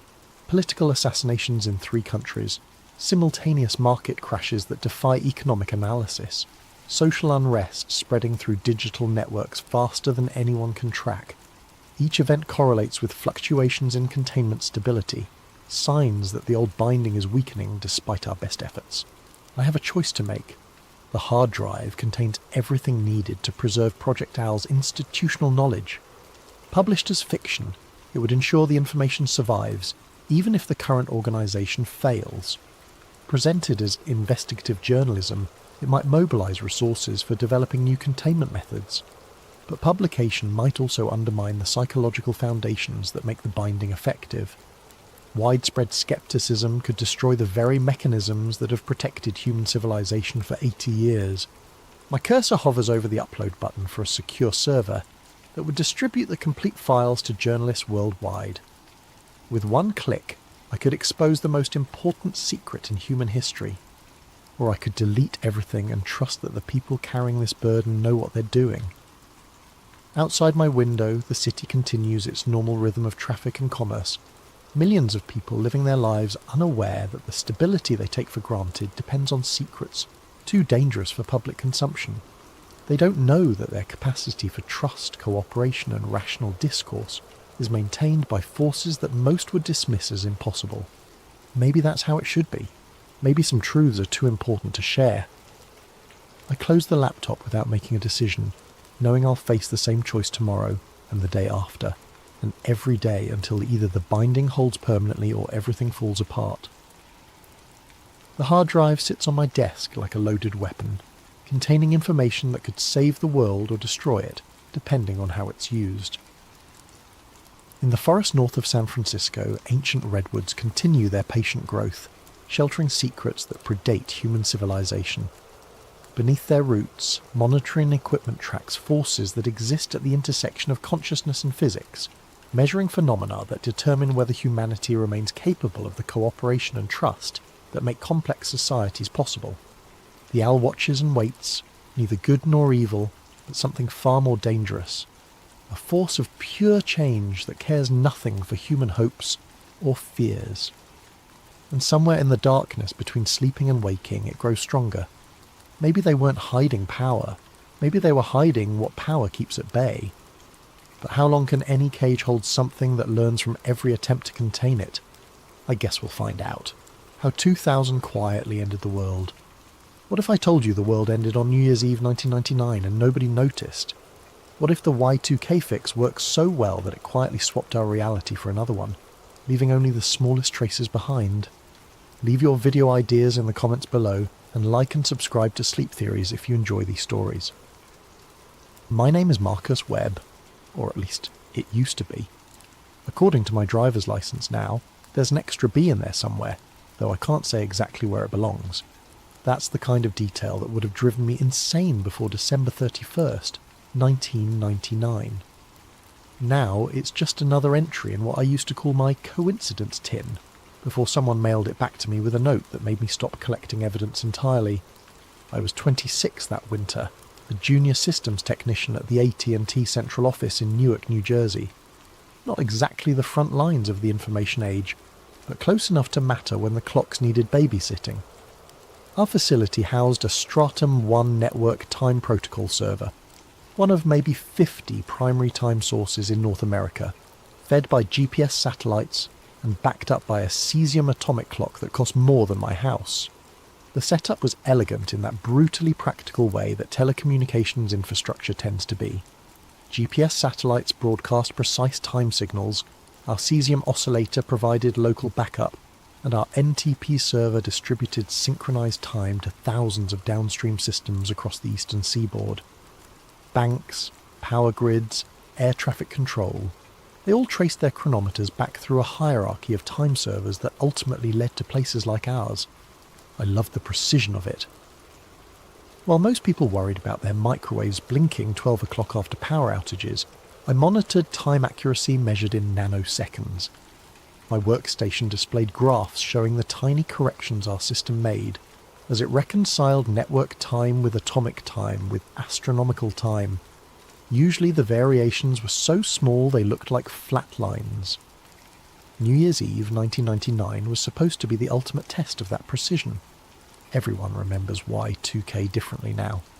The popular version is either complete hysteria over nothing, or a crisis averted by heroic programming efforts. Both versions miss the real story, which is that the fix worked exactly as designed, just not the way anyone expected. I drew the short straw for overnight duty that December 31st.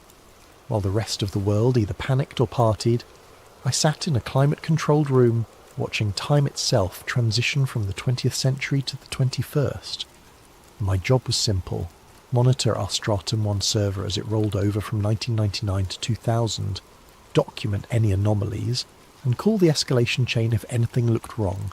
The GPS constellation had already survived its own rollover crisis that August, when the satellite's week counters reset after 1,024 weeks of operation. That had been a minor blip, Some older receivers got confused for a few hours, but nothing catastrophic. The Y2K transition was supposed to be even smoother, since most of the critical infrastructure had been patched months earlier. I had 3 monitors running, one showing our local NTP server status, one tracking the GPS time feed, and one displaying the cesium clock output. At 23:59:50 UTC, everything looked perfect. 10 seconds later, something impossible happened.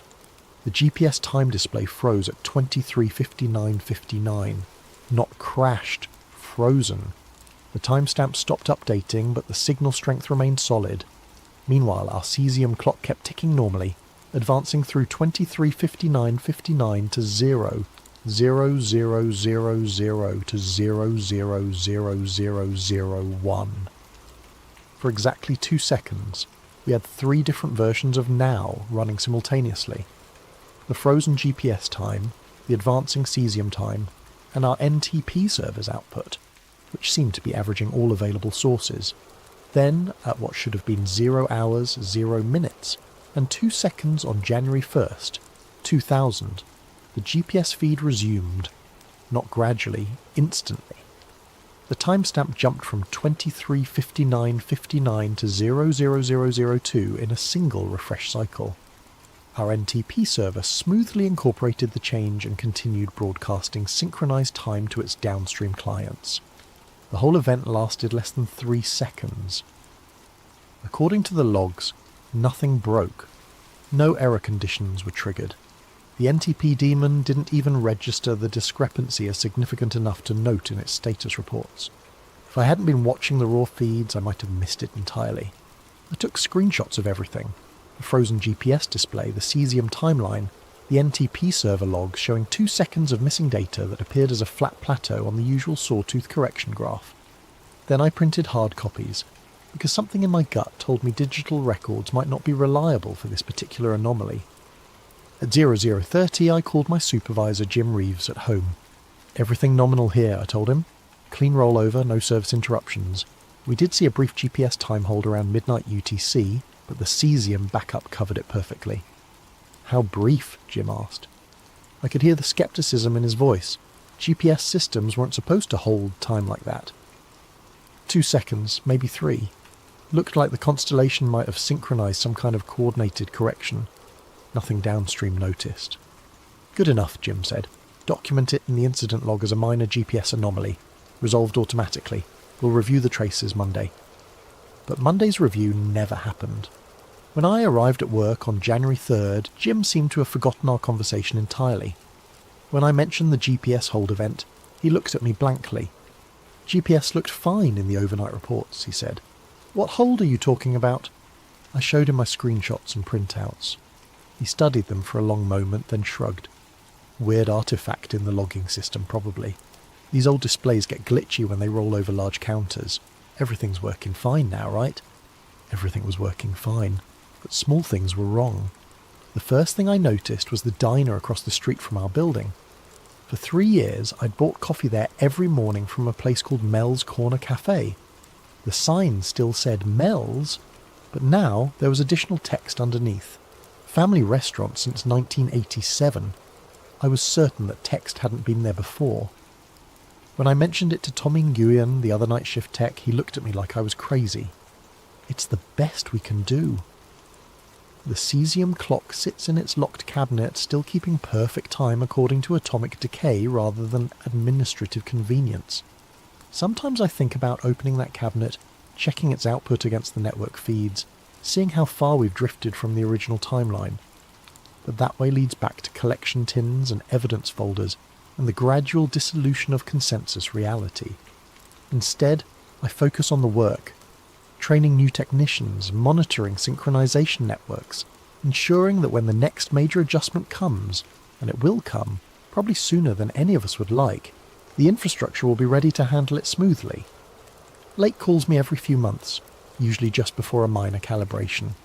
The conversations are brief and professional now, more like status updates between colleagues than the cryptic warnings they used to be. We've developed an efficient working relationship based on mutual understanding. I maintain operational consistency, She manages strategic timeline stability, and together we keep the world running on schedule. Last week she mentioned that they're developing new protocols for managing what she calls temporal stress fractures, places where repeated adjustments have created persistent instabilities that resist normal correction methods.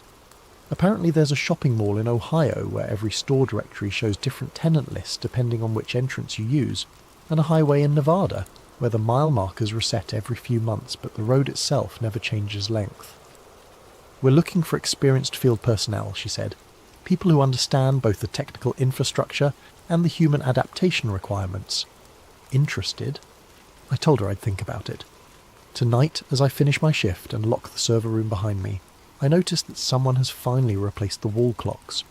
The new ones are digital, showing hours, minutes and seconds in precise LED numerals. No sweeping hands, no mechanical uncertainty, just clean, unambiguous timekeeping that updates once per second in perfect synchronization with our network feeds. The young technician on the incoming shift, a recent graduate named David Kim, notices me looking at them. Pretty nice upgrade, he says.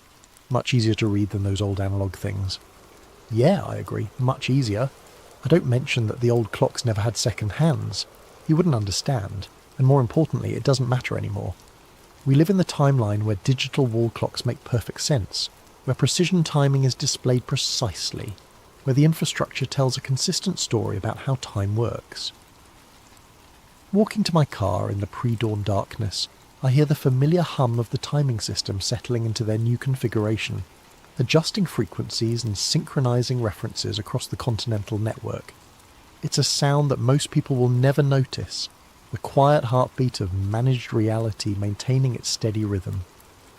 The receipt for our choice is stamped on every clock face, encoded in every timestamp, woven into the fundamental architecture of how we measure the passage of time. We traded a little bit of objective truth for a lot of functional stability, and most days I think we got the better end of the deal. But as I drive home through the empty streets of Newark, passing under signs that might or might not say exactly what they said yesterday, I sometimes wonder what Marcus Webb, without the J, without the extra letter, without the knowledge of how provisional everything really is, would think of the world we've built. He'd probably never noticed the difference. Maybe that's the point. The world didn't end on December 31st, 1999. It just swapped transmissions at highway speed so smoothly that most of the passengers never felt the shift. We're still travelling in the same direction, still reaching the same destinations, still living lives that feel authentic and meaningful. We're just doing it in a slightly different version of reality than the one we started with, maintained by a hidden infrastructure of timekeepers who make sure the clocks stay synchronized and the seams stay sealed. It's not the world we were born into, but it's the world we chose to keep. And after 9 years of living in it, I can honestly say that it's a pretty good world, stable, functional, and carefully maintained by people who understand that sometimes the most important truths are the ones nobody ever needs to know. The cesium clock in my desk drawer ticks away in perfect atomic rhythm, marking time according to the fundamental decay rate of cesium-133 atoms, rather than human administrative convenience. Someday, maybe, someone will need that reference again, but for now it's enough to know that it's there, keeping one small piece of objective time safe in a world built on consensus and compromise. Time keeps moving forward, one carefully managed second at a time, carrying all of us toward whatever future we'll choose to inhabit when the next adjustment becomes necessary.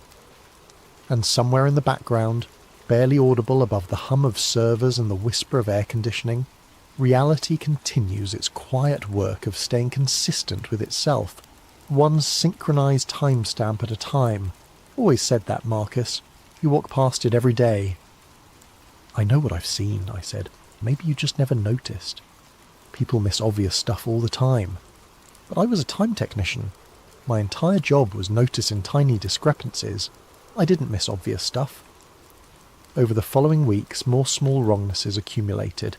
My employee ID badge, which I'd carried for 2 years, now listed my name as Marcus J. Webb instead of just Marcus Webb. I didn't have a middle name, never had, but the badge looked genuine. Same photo, same issue date, same magnetic stripe encoding. I checked my driver's licence. It also showed Marcus J. Webb, with what appeared to be the original lamination and printing, but I distinctly remembered not having a middle initial on either document. Tommy insisted he'd always known me as Marcus J. "What does the J stand for?" I asked him. "I don't know, man. You never said. Why are you being so weird about this?" I started carrying a small digital camera, documenting things that seemed off.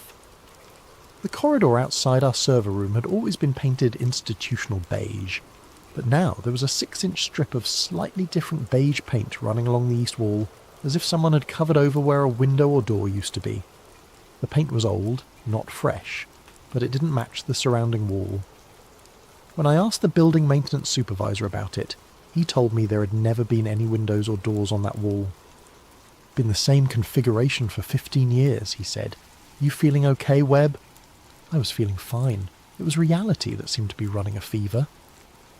3 weeks after Y2K, an unmarked manila envelope appeared in my work mailbox. Inside was a single sheet of letterhead from something called the Temporal Continuity Office, and what looked like an internal field advisory. The memo was brief: Field Advisory TC 2000-001. Classification: Administrative date. 2. January 2000 subject: Successful completion of scheduled UTC alignment. All critical staff are commended for the successful implementation of the multi-source holdover during the 31st of December 1999 epoch transition. Coordinated time synchronization between astronomical, atomic and network sources was maintained within acceptable parameters. Minor calibration artifacts at edge nodes are expected and will resolve through standard stratum propagation over the coming months. Field personnel should maintain consistency in reporting and avoid speculation regarding minor administrative discrepancies. Questions regarding this advisory should be directed through normal channels. Temporal Continuity Office, U.S. Naval Observatory. I read the memo 3 times, then researched the Naval Observatory online. They were responsible for maintaining the United States master clock, which made sense, but I couldn't find any references to a Temporal Continuity Office in any of their public organisational charts. The phrase multi-source holdover stuck with me. In network timing, holdover referred to a backup system maintaining synchronization when the primary reference failed. But what kind of holdover involved multiple sources simultaneously? And what were these minor calibration artifacts at edge nodes? I started paying closer attention to our system logs, looking for patterns. What I found was a series of small firmware updates that had been pushed to our NTP server and GPS receiver starting in early January. The updates came through normal channels with proper authentication, but the release notes were vague. GPS receiver firmware V 4.2.1, enhanced leap second handling NTP daemon, update 2000.1.3, improved stratum one-time smearing algorithm cesium clock controller version 1.8, extended holdover stability. None of us had requested these updates. More importantly, the features they described hadn't existed before. Time smearing was a concept I'd never encountered in any NTP documentation, and our cesium clock had never had extended holdover capabilities. When I asked Jim about the updates, he seemed surprised that I was questioning routine maintenance. "Probably just Y2K follow-up patches," he said, "making sure everything stays synchronized properly." "Why, is something not working?" Everything was working perfectly. That was the problem. By March, I had assembled what I privately called my coincidence tin, a small metal box containing printed screenshots, photos of changed signs, photocopies of documents that didn't match my memory, and detailed notes about every small wrongness I'd observed. I kept it locked in my desk drawer and told no one about it. The evidence was mounting, but it was all circumstantial. Individual pieces could be explained away as faulty memory, printing errors, or simple mistakes. Collectively, though, they suggested something much stranger. That the world I was living in wasn't quite the same world I'd inhabited on December 30th, 1999.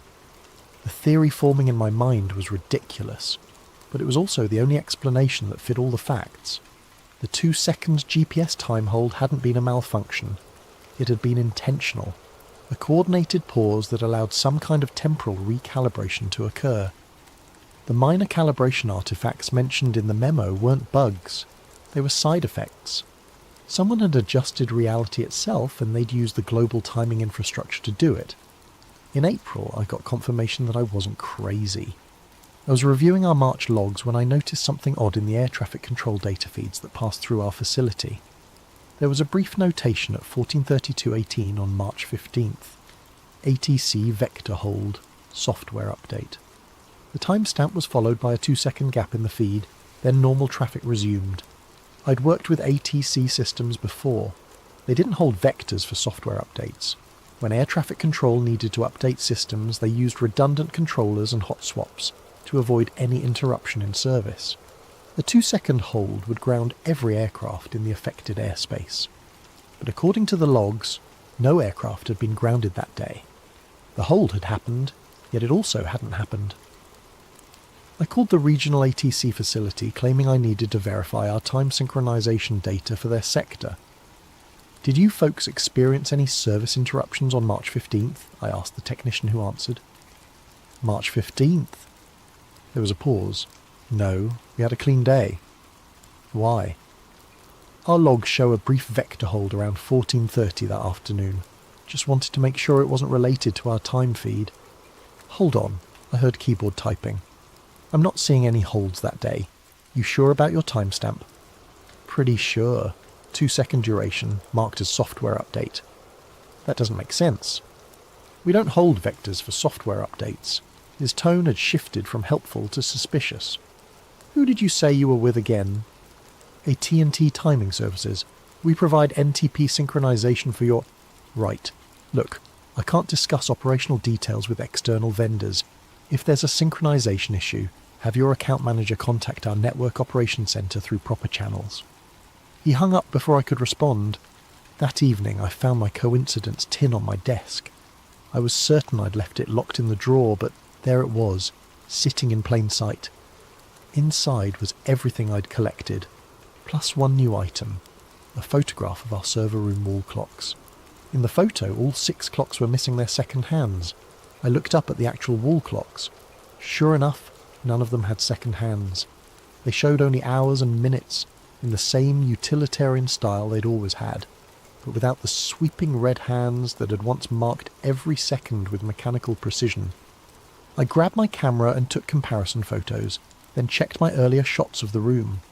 In every image I'd captured before March, the clocks had second hands.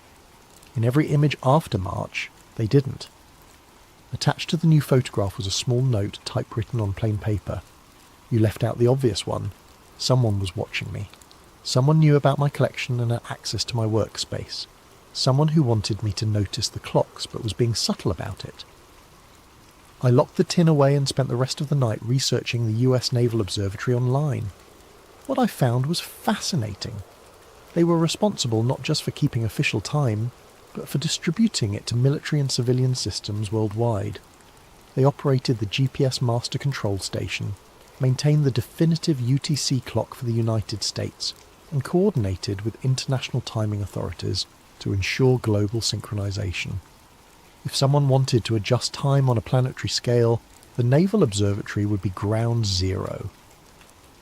The next morning I found another unmarked envelope in my mailbox. This one contained a visitor badge for the US Naval Observatory in Washington, D.C., valid for a single day the following week, and a brief note. "Building 78, Conference Room C, 2 p.m. Ask for Lake." I almost didn't go. Whatever was happening, it was clearly bigger than a junior telecom technician needed to be involved in. But curiosity won over caution, and the following Thursday I took a personal day and drove down to Washington. The Naval Observatory occupied a sprawling campus in northwest DC, filled with serious-looking buildings and precise landscaping. I presented my visitor badge at the main gate, went through a security screening that seemed unusually thorough for a civilian facility, and was directed to Building 78. Conference Room C was small and windowless, furnished with a simple table and chairs. I waited alone for 10 minutes before a woman in her 50s entered, carrying a thick folder and wearing the kind of confident expression that suggested she was accustomed to explaining complicated things to confuse people. "Mr. Webb," she said, extending her hand. "Thank you for coming. I'm Jennifer Lake." She didn't use any title, but something about her bearing suggested she was used to being in charge. She wore a simple business suit and spoke with the precise diction of someone who spent a lot of time briefing senior officials. "I understand you've been collecting interesting timing data," she said, settling into the chair across from me. "Depends what you mean by interesting." She opened her folder and spread several documents on the table. I recognised some of them immediately. My screenshots from New Year's Eve, printouts of the GPS time hold, copies of the firmware release notes. Others were new to me. Technical diagrams, satellite telemetry reports, and what looked like coordination memos between various government agencies. The GPS constellation experienced a coordinated time adjustment on December 31st, 1999, she said matter-of-factly. 2 seconds were inserted into the global timing reference to reconcile discrepancies between astronomical time and atomic time that had accumulated over the previous decade. I stared at her. "You're telling me that was intentional?" "Completely intentional, and absolutely necessary." She pulled out a graph showing the divergence between different time standards over the 1990s. Coordinated universal time is based on atomic clocks, but it's supposed to track Earth's rotation.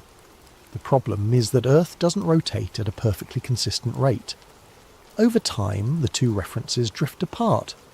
I knew about leap seconds, the occasional 1-second adjustments that were added to UTC to keep it aligned with astronomical time, but what she was describing was something much more significant. 2 seconds is a huge correction, I said. Why not use the normal leap second process? Because the normal process was insufficient, Lake said. By late 1999, the accumulated error was approaching 3 seconds, and the International Earth Rotation Service was deadlocked on how to handle it. Some wanted to add 2 leap seconds consecutively. Others wanted to skip leap seconds entirely and let the systems drift. Neither option was acceptable. She showed me another document, a risk assessment that made my stomach drop. A 2 leap second event would have caused cascading failures in financial systems that weren't designed to handle consecutive corrections. But allowing the drift to continue would have gradually desynchronized GPS navigation, cellular networks, and power grid controllers. "So you decided to handle it yourselves," I said. "We decided to handle it properly. Instead of forcing every system in the world to absorb a sudden 2-second correction, we distributed the adjustment across multiple primary time sources over a brief coordination window. GPS satellites held their time broadcast while ground-based atomic clocks continued advancing. Network time protocol servers averaged the 2 references, creating a smooth transition that downstream systems barely noticed. It was elegant, I had to admit. Instead of a jarring leap that could break fragile systems, they created what amounted to a 2-second stretch in time itself, distributed so gradually that most equipment treated it as normal synchronization error. "But there were side effects," I said. Lake nodded grimly. "Reality has a certain inertia. When you adjust fundamental references like time, energy has to go somewhere. Usually it dissipates harmlessly through minor inconsistencies in data records, small variations in measurement standards, trivial administrative discrepancies. Usually, the January adjustment was larger than we'd ever attempted. Some of the energy manifested as more noticeable artifacts, names with extra letters, signs that read slightly differently, paint seams where building modifications were averaged across timeline variants. I felt a chill that had nothing to do with the air conditioning. Timeline variants? Think of it as data reconciliation on a cosmic scale, Lake said. When you force multiple time references to converge, sometimes you get multiple versions of events trying to exist simultaneously. Usually one version dominates and the others fade, but occasionally you get persistent inconsistencies, places where reality couldn't quite decide which version was correct. She showed me a map of North America with dozens of red dots scattered across it. Every red dot represents a location where we detected significant timeline artifacts after the January adjustment. Most were minor, street signs, building details, personal records. A few were more substantial. How substantial? There's a small town in Montana where half the residents remember the local high school mascot being the Eagles, and half remember it being the Hawks. The trophy case contains awards for both teams, with dates that overlap.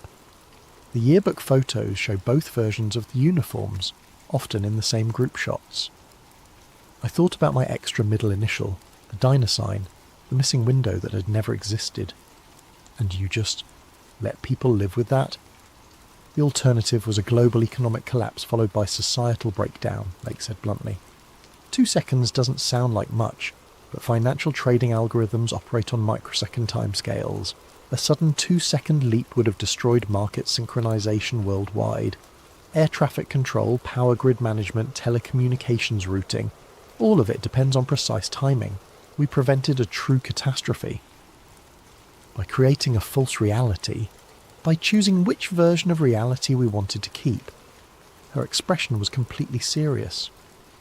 The January adjustment wasn't the first time we've had to make this choice, and it won't be the last. The Earth keeps slowing down, atomic clocks keep advancing, and every few years the discrepancy builds up enough to require intervention.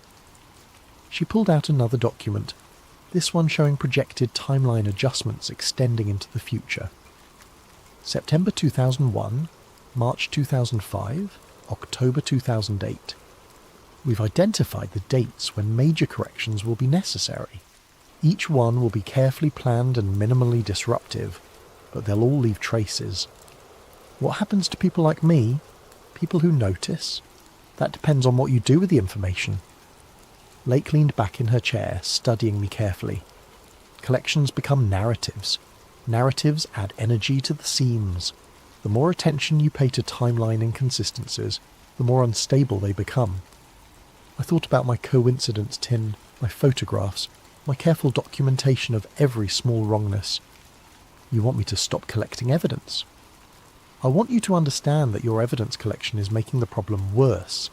Every time you photograph a timeline seam, every time you document an inconsistency, you're feeding energy into the instability. Eventually that energy has to dissipate, and it usually does so by creating larger, more obvious discrepancies. She showed me a photograph that made my hands shake. It was my apartment building, but wrong. The fire escape was on the opposite side, the brick was different colours, and there were windows where walls should be. This is what your building looks like in the timeline where you never worked for AT&T, Lake said.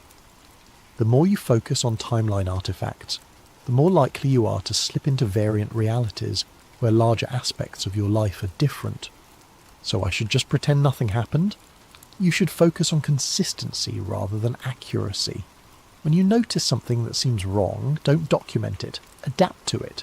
If your name has an extra letter, use the extra letter. If a sign reads differently than you remember, accept the new reading. The goal isn't to be right. It's to avoid destabilizing the reality we've chosen to inhabit. She gathered up the documents and returned them to her folder. This briefing is a one-time courtesy, Mr. Webb. We've identified you as someone with unusual sensitivity to timeline artifacts, which means you could be either an asset or a liability. The choice is yours. And if I choose to be a liability? Lake's expression didn't change, but something cold flickered in her eyes. Then you'll discover just how far timeline variants can drift from the consensus reality. Most people who make that choice spend the rest of their lives trying to convince others that their version of events is the correct one. It's not a pleasant way to live. She stood and walked to the door, then paused. We'll be in touch, she said. I drove back to Newark in a daze, my mind reeling from everything Lake had told me. The world I thought I knew was apparently just one of many possible versions, maintained by a secret conspiracy of timekeepers who made regular adjustments to prevent societal collapse. That night I sat in my apartment staring at my coincidence tin, trying to decide what to do. The evidence I'd collected was either proof of the most significant cover-up in human history, or documentation of my own gradual detachment from reality. Either way, Lake was right about one thing.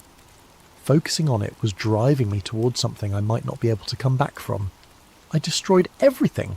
Every photograph, every printout, every careful notation. I fed it all into my fireplace and watched it burn. Then I went to work the next day and acted like nothing had happened. But I kept watching. I couldn't help myself. Over the following months, I noticed the small adjustments Lake had mentioned. Firmware updates that arrived without explanation, adding features that shouldn't have existed. Brief system holds that didn't appear in official logs. colleagues whose names had gained or lost letters, who remembered different details about shared experiences. The most obvious change was the wall clocks in our server room. Not only were the second hands missing, but no one else seemed to remember them ever being there. When I asked Tommy about it, he looked at me like I was having a breakdown. "Why would a wall clock need a second hand?" he asked. "You've got precision timing displays right there on your workstation. The wall clocks are just for rough reference." It was perfectly logical, except that I remembered 6 months of watching those red second hands sweep around their faces while I waited for systems to boot or processes to complete. Now that level of precision seemed unnecessary, even slightly obsessive. Reality was smoothing itself out, erasing the seams one small detail at a time. September 11th, 2001 changed everything again, but not in the way I expected. I was monitoring our systems that morning when the news broke about the attacks in New York and Washington. Along with everyone else, I spent the day glued to television screens, watching the towers fall and trying to process the magnitude of what was happening. But I also noticed something else. A brief system hold at 10:28 a.m. lasting exactly 2 seconds, followed by a subtle shift in our GPS time reference. It was the same pattern I'd seen on New Year's Eve 1999, but smaller and more focused. That evening I received a phone call at home. "Mr. Webb, this is Jennifer Lake. I hope you're doing well." I hadn't heard from her since our meeting at the Naval Observatory more than a year earlier. "I'm fine," I said. "Why are you calling?" "I wanted to make sure you understood what you observed today. The timeline adjustment was necessary to maintain stability during a period of extreme social stress. Without it, the emotional energy of national trauma could have caused significant reality fluctuations. I hadn't told anyone about the system hold. The fact that she knew I'd noticed it was unsettling. "How many people died in the version of events that you prevented?" I asked. There was a long pause. "That's not how timeline adjustments work, Mr. Webb. We don't prevent or cause events. We simply ensure that the timeline remains stable enough to contain them." "That's not an answer. It's the only answer I can give you." Some knowledge is too dangerous to share, even with cooperative personnel. After that, the calls became regular. Every few months, Lake would contact me before or after a timeline adjustment, usually just to check in and make sure I was maintaining consistency in my observations. She never provided detailed explanations, but I learned to recognise the pattern. Social or economic stress would build up. A careful 2-second adjustment would occur in our timing systems, and minor aspects of reality would shift to accommodate whatever changes were necessary to maintain stability. The 2004 Indian Ocean tsunami, Hurricane Katrina in 2005, the Virginia Tech shooting in 2007. Each tragedy was preceded or followed by subtle timeline adjustments, smoothing out the rough edges of history to prevent cascading instabilities. I stopped thinking of them as cover-ups and started thinking of them as maintenance. Reality, it turned out, required regular calibration to keep running smoothly. By 2008, I had been promoted to senior systems technician and was training junior staff on proper time synchronization procedures. I made sure to emphasize consistency over accuracy, teaching them to trust the network references even when their personal observations seemed to contradict the official timeline. "If your logs show something that doesn't match what you remember," I would tell them, "trust the logs. Human memory is unreliable, but atomic clocks don't lie." It wasn't entirely true, but it was close enough to keep them from noticing the seams. In September 2008, Lake called me with a different kind of request. "We're planning a major timeline adjustment to prevent economic cascade failure," she said. "The housing market collapse is threatening to destabilize financial systems worldwide. We need to smooth the transition to prevent total societal breakdown." "What kind of adjustment?" "Larger than anything we've attempted since Y2K. We're looking at a coordinated hold across multiple time sources, possibly lasting up to 5 seconds. I understood the implications immediately. A 5-second adjustment would create timeline artifacts far more noticeable than anything I'd observed before. Street names could change, building layouts could shift, entire relationships might be rewritten. "We'd like to offer you a consulting position," Lake continued. "Full-time work with the Temporal Continuity Office, helping to coordinate timeline adjustments and manage artifact containment. The pay is excellent. and you'd be contributing to global stability in a very meaningful way. What would I have to do? Retire your current evidence collection activities permanently, sign a comprehensive non-disclosure agreement, and help us train the next generation of timeline stewards. People like you, who have natural sensitivity to temporal inconsistencies, but also understand the importance of maintaining consensus reality. It was an attractive offer. I was tired of living in the space between versions of truth, tired of noticing things I couldn't discuss, tired of being the only person who remembered that wall clocks used to have second hands. There's one condition, Lake added. The cesium clock in your facility, the one that's been serving as your personal verification standard, would need to be returned to our custody. As long as you have access to an independent time reference, you'll continue to notice discrepancies. For your own mental stability, that's not sustainable long term. I looked across the server room at the cesium clock, quietly ticking away in its climate-controlled cabinet. For almost 9 years, it had been my anchor to objective reality, the one reference I could trust when everything else seemed negotiable. How do I know you won't just adjust my memory along with everything else? Because memory adjustment is significantly more dangerous than timeline calibration, Lake said. We prefer willing cooperation to forced compliance. But the choice has to be complete, Mr. Webb. You can't keep one foot in each reality. I thought about the junior technicians I was training, the smooth efficiency of our time distribution systems, the stable world that surrounded us despite the regular maintenance required to keep it running. It was a good life, built on a foundation of small, necessary lies. When do you need an answer? The economic adjustment is scheduled for October 15th. We'll need you committed before then, one way or another. 2 weeks later, I locked the cesium clock away in a storage cabinet and stopped monitoring our raw time feeds. I signed the non-disclosure agreement, accepted the consulting position, and began teaching other timeline-sensitive individuals how to maintain consistency rather than pursue accuracy. The October adjustment went smoothly. The Lehman Brothers bankruptcy was contained, the housing market collapse was managed, and the global financial system remained stable, not unharmed, but functional. Most people experienced it as a severe recession rather than the complete civilizational breakdown that the unmanaged timeline would have produced.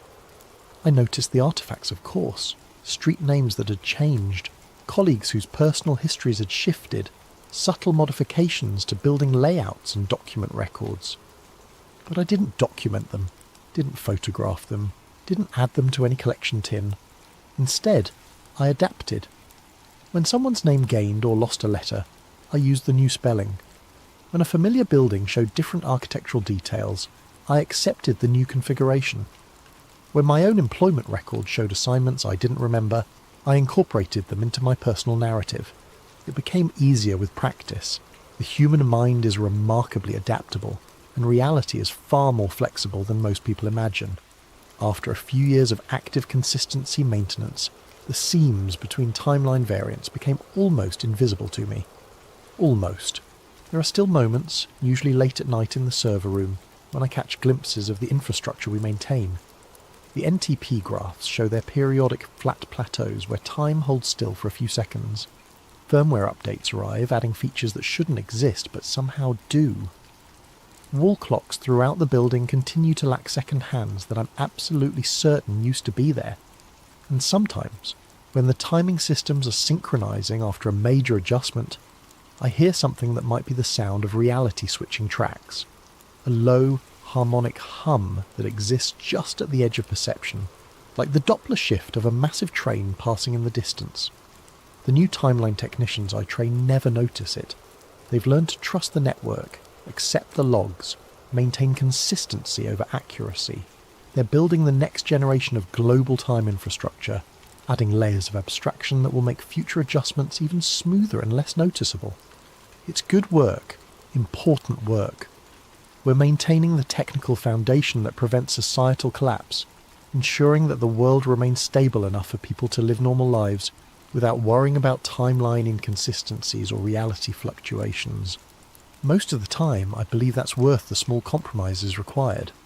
But late at night, alone with the quietly humming servers, I sometimes wonder about the timeline we abandoned on December 31st, 1999. the version where GPS time never froze, where wall clocks kept their second hands, where my name never had an extra letter and the diner across the street always said exactly what I remembered it saying. In that timeline, maybe the financial systems would have collapsed under the weight of an unmanaged 2-second leap.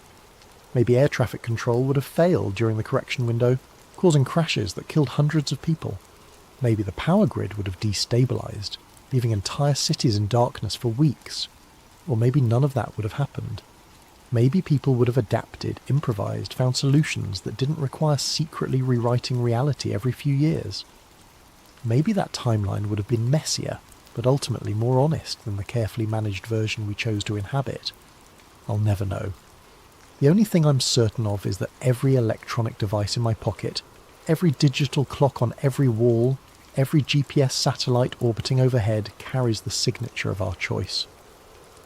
The timestamp of our compromise ticks away in every database, every transaction log, every synchronization signal. We live in the version of the world that held.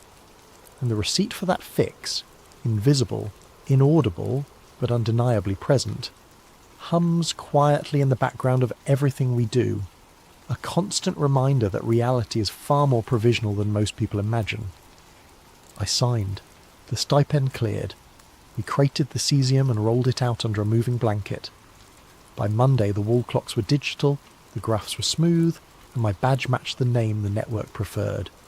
Driving home, the exit signs looked a shade unfamiliar, then familiar enough. The world didn't explode in 2000. We changed the transmission at speed and kept going. If you want the receipt for that fix, it's stamped on every timestamp. Welcome back to Sleep Theories, where we explore the mysteries that keep us awake at night. Before we dive into today's chilling tale, I want to thank the countless comments that suggested this incredible story. If you have ideas for future videos, please leave them in the comments below, and don't forget to like and subscribe if you enjoy these mysterious narratives that blur the line between fiction and reality. What if everything you've been taught about the planet is a lie, and one person finally uncovers the truth? Marcus Reed had always been the type of person who questioned everything. While his classmates accepted textbook diagrams of Earth's curvature without question, Marcus found himself staring at the horizon during family beach trips, wondering why he couldn't see the curve everyone insisted was there. While others trusted satellite images from NASA, Marcus wondered who controlled those cameras, and why certain areas always seemed conveniently obscured by clouds. By his 30s, Marcus had built a modest career as a freelance researcher, specialising in declassified government documents and historical anomalies. His small apartment in Denver was cluttered with filing cabinets, corkboards covered in red string connecting various conspiracy theories, and multiple computer monitors displaying satellite feeds, weather patterns, and archived military documents. Friends called him obsessive. Marcus preferred the term thorough. What Marcus didn't know was that his methodical nature and refusal to accept conventional wisdom would soon lead him on the most dangerous journey of his life, one that would challenge everything humanity believed about the very ground beneath their feet. This is the story of how one man's curiosity became a threat so significant that powerful forces would stop at nothing to silence him. The truth, as Marcus would discover, wasn't just stranger than fiction. It was sharper than anyone could imagine. The email arrived on a Tuesday morning in March, buried among the usual spam and newsletter subscriptions that filled Marcus's inbox. The subject line read, "Classified Antarctic Survey, Eyes Only, 1962.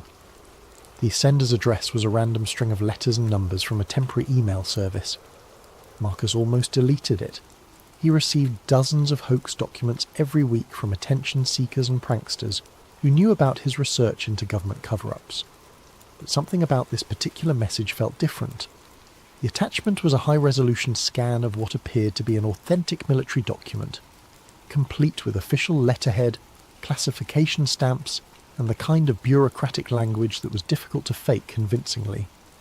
The document detailed a joint military operation called Project Horizon's End, conducted in 1962 by American and Soviet forces, an unprecedented collaboration during the height of the Cold War. The mission's stated objective was to conduct comprehensive geological surveys of the Antarctic perimeter zones, with particular attention to navigational anomalies and cartographic inconsistencies. What caught Marcus's attention wasn't the official language, but what was hidden between the lines.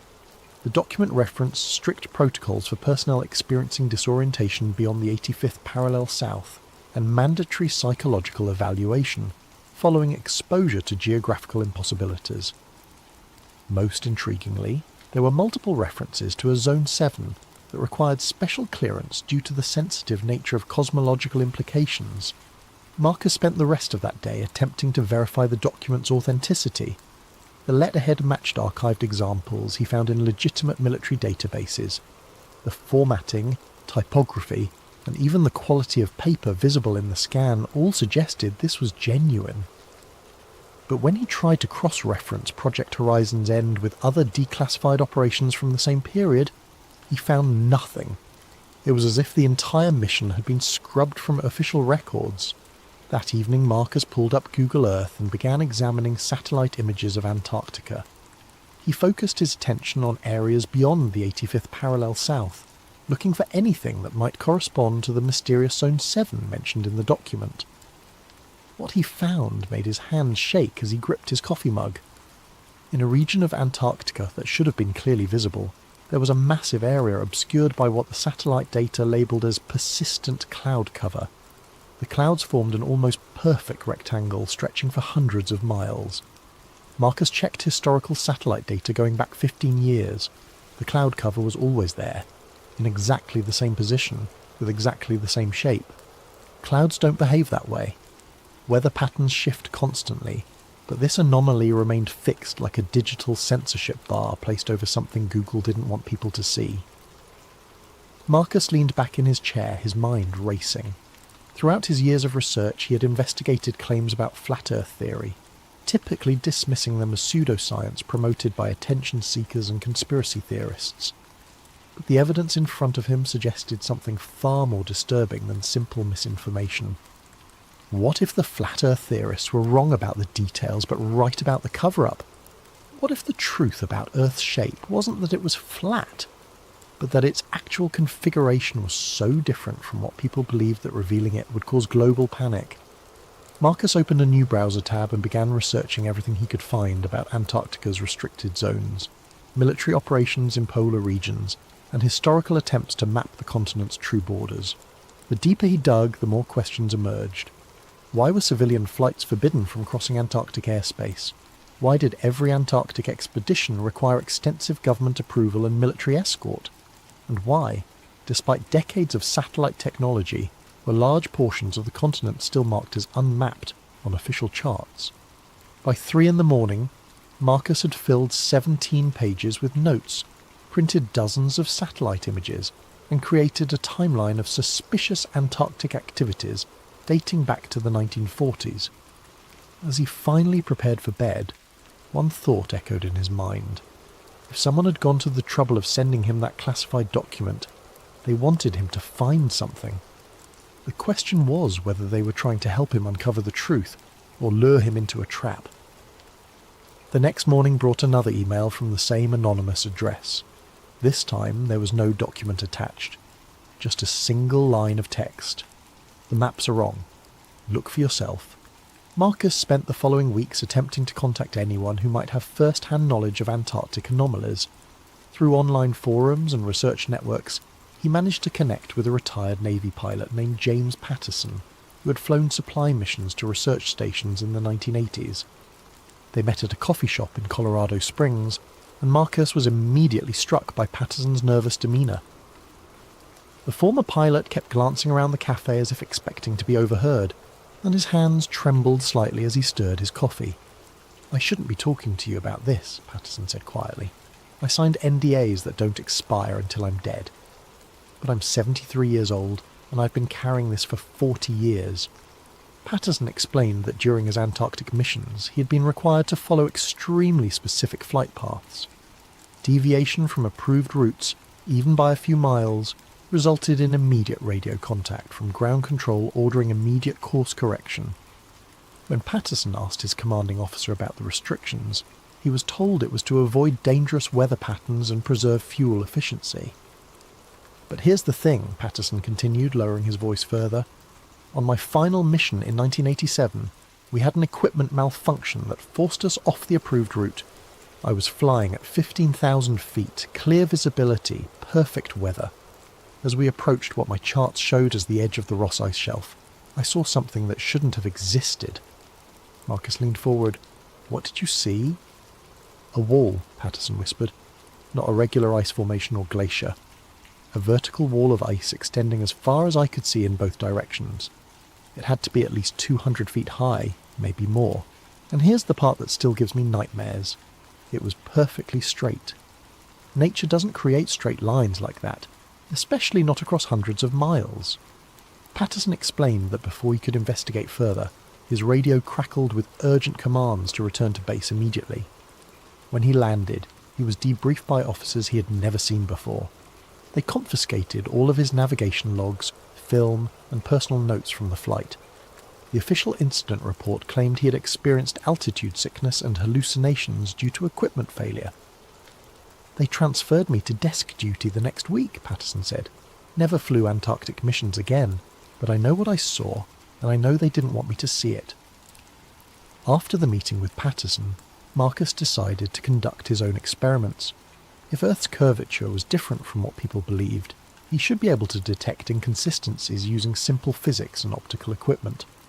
Marcus drove to several large lakes in Colorado and Wyoming, bringing with him a high-powered laser, telescopic camera equipment, and a notebook full of calculations based on the standard Earth curvature formulas he had learned in school. According to conventional geometry, a laser beam shot across a lake should demonstrate a specific amount of curvature drop over distance. The results of his experiments were deeply unsettling. At Horsetooth Reservoir, Marcus positioned his laser on the north shore and aimed it at a target on the south shore, approximately 6 miles away. According to Earth curvature calculations, the laser should have been approximately 24 feet below his target due to the planet's curve. Instead, the laser hit the target dead center. Marcus repeated the experiment at 5 different lakes, each time achieving the same impossible result.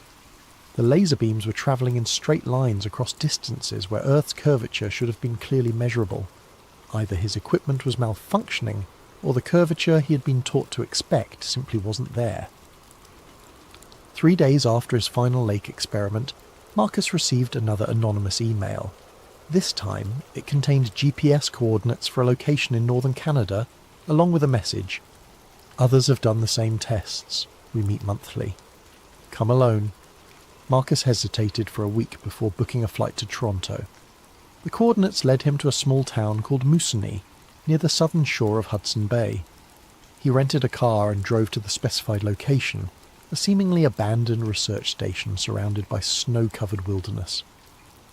Inside the building, Marcus found 7 other people seated around a conference table, covered with maps, photographs, and technical equipment.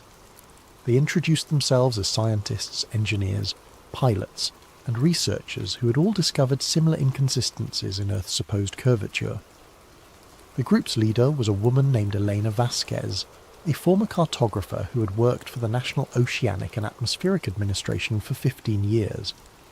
Elena explained that she had first noticed discrepancies while creating coastal navigation charts in the early 2000s. Satellite data, ground surveys, and maritime reports kept contradicting each other, Elena said. When I brought these inconsistencies to my supervisors, I was told the equipment was malfunctioning or that I was making calculation errors, but the pattern was too consistent to be random mistakes. Elena showed Marcus dozens of examples where official maps showed curved coastlines and distances that didn't match real-world measurements. Ships reported travelling shorter distances than their charts indicated. Pilots found themselves reaching destinations ahead of schedule on routes that should have taken longer due to Earth's curvature. The more evidence we gathered, the more we realised we weren't dealing with isolated measurement errors, Elena continued. Someone has been systematically altering geographical data to make the world appear more curved than it actually is. Marcus shared his own research, including the Antarctic document and his laser experiments. The group listened intently, occasionally nodding in recognition when he described phenomena they had also encountered. A former surveyor named Thomas Wright explained that he had been fired from his job with the US Geological Survey after questioning discrepancies in land elevation measurements. A meteorologist named Catherine Lee described how weather prediction models only worked when she ignored official atmospheric curvature data and used flat plane calculations instead.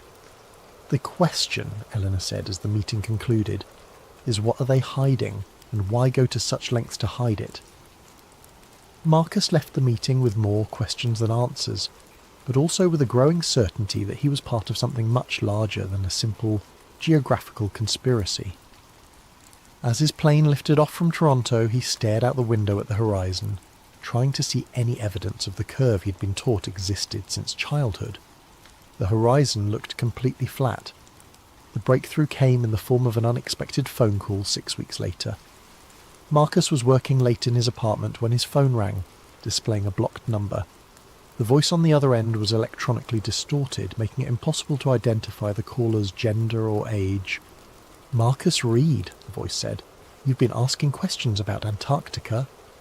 Marcus's heart began pounding. "Who is this?" "Someone who knows what you're looking for is real. Are you prepared to see it for yourself?" The caller explained that a private expedition was being organised for early December, summer in the southern hemisphere. The group would consist of Marcus and 2 other researchers who had been investigating similar anomalies. They would travel to Chile, then board a private vessel capable of ice navigation for a journey to the restricted zones beyond the 85th parallel. "This isn't a tourist trip," the voice warned. "The people who control access to that region don't want anyone seeing what's there. If we're caught, we'll be detained indefinitely under international security protocols. Are you willing to take that risk?" Marcus thought about James Patterson's trembling hands, Eleanor Vasquez's career destroyed by asking questions, and the months he had spent conducting experiments that defied everything he thought he knew about the planet. "Yes," he said, "I'll go."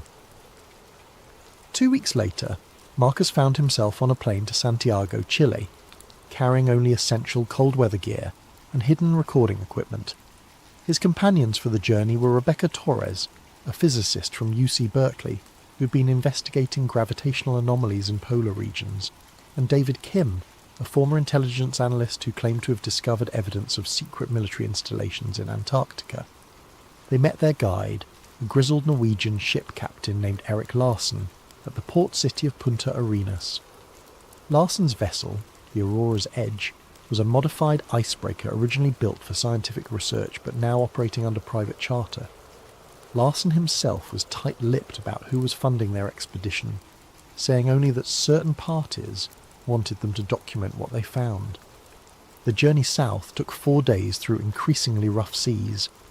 As they approached the Antarctic convergence zone where cold polar waters meet warmer ocean currents, Marcus noticed his electronic equipment beginning to malfunction. His GPS unit displayed increasingly erratic readings, showing their position jumping between locations hundreds of miles apart. His digital compass spun wildly, unable to maintain a consistent bearing. Rebecca, monitoring gravitational readings with sensitive equipment, reported similar anomalies. "The magnetic field readings don't make sense," she said, studying her instruments with growing concern. "It's as if we were approaching an area where normal physics breaks down." On their 5th day at sea, they encountered the ice wall. Marcus had thought James Patterson's description was exaggerated, perhaps distorted by memory and fear. The reality was far more shocking than anything the former pilot had described. Rising from the dark Antarctic waters like a massive concrete barrier was a wall of ice that seemed to stretch infinitely in both directions. The wall was not jagged and irregular, like natural glacial formations. It was remarkably smooth and vertical, rising at least 300 feet above the waterline. "This is impossible," David whispered, staring up at the towering ice formation. "Glaciers don't form vertical walls like this. The physics of ice formation wouldn't allow it." Captain Larsen had been unusually quiet since they first spotted the wall, but now he spoke up. "I've been making trips to Antarctic waters for 30 years, he said. "I've seen glaciers, ice sheets, and every natural formation you can imagine. This isn't natural. Someone built this." As the Aurora's edge moved parallel to the ice wall, Marcus used his telephoto camera to document what they were seeing. The wall extended beyond the horizon in both directions, creating what appeared to be an impenetrable barrier around the entire Antarctic continent. But more disturbing than the wall itself were the signs of human activity they began to notice. Every few miles they spotted large metal structures embedded in the ice, what appeared to be observation towers equipped with radar dishes and communication equipment. David, using military-grade binoculars, identified armed personnel stationed at several of these installations. "Those are definitely military uniforms," he reported, "but I can't identify the nationality. The insignia don't match any country's armed forces that I'm familiar with." As they continued their journey along the ice wall, Rebecca made an even more unsettling discovery. Her gravitational measurement equipment, designed to detect variations in Earth's gravitational field, was showing readings that violated fundamental laws of physics. "According to these instruments," she said, her voice trembling, "the gravitational pull beyond this ice wall is significantly weaker than it should be. It's as if the mass of the planet just stops." Marcus felt a chill that had nothing to do with the Antarctic air. "What are you saying?" "I'm saying that if these readings are accurate, there's nothing beyond this wall. No land mass, no ocean floor, just empty space." That night, as they anchored the ship in a small inlet, Marcus reviewed the day's footage and photographs. Every image showed the same impossible sight, a perfectly constructed ice barrier that seemed designed to prevent anyone from seeing what lay beyond. The more he studied the evidence, the more one terrifying conclusion became unavoidable. The ice wall wasn't protecting Antarctica from the outside world. It was protecting the outside world from discovering what wasn't there. Captain Larson woke them before dawn with urgent whispers. "We have a window," he said, his weathered face grim in the dim light of the cabin. "My contacts report that the patrol schedule has a gap between 0500 and 0630. If we're going to find a way through the wall, it has to be now." Marcus, Rebecca and David quickly gathered their equipment and followed Larson onto the ship's deck. The captain had spotted what appeared to be a narrow channel in the ice wall, barely wide enough for their vessel to navigate. Ice formations often shifted due to temperature changes and ocean currents, but this opening seemed too perfectly positioned to be natural. "It could be a trap," David warned, scanning the surrounding ice with his binoculars. "If someone wanted to lure us into a restricted zone, this would be the perfect way to do it." "We didn't come this far to turn back now," Marcus replied, though his own instincts were screaming warnings. "We need to see what's on the other side." As the Aurora's edge slowly navigated through the narrow channel, Marcus noticed that the ice walls on either side showed clear evidence of artificial modification. Tool marks were visible in the frozen surfaces, and the opening maintained a consistent width that would have been impossible for natural ice formation. Beyond the channel, they emerged into an area unlike anything any of them had expected to find.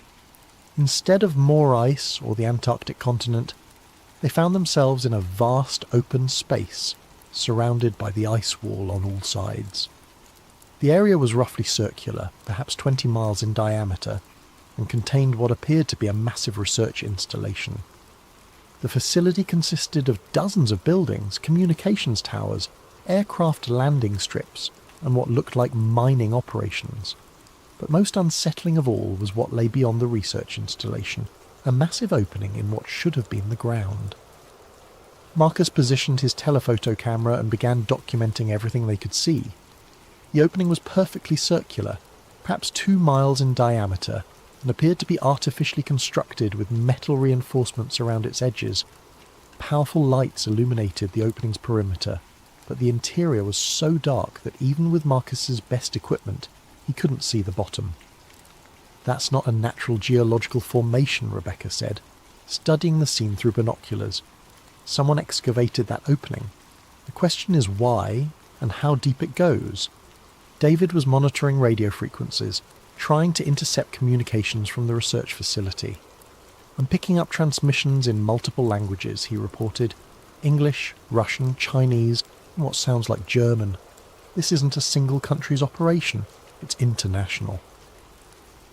As they watched from a distance of several miles, they could see vehicles and personnel moving around the facility. Aircraft regularly landed and took off from the airstrips, and massive cranes appeared to be lowering equipment into the circular opening. "Look at the edge of that hole," Rebecca said suddenly, pointing toward the massive excavation. "Do you see those structures?"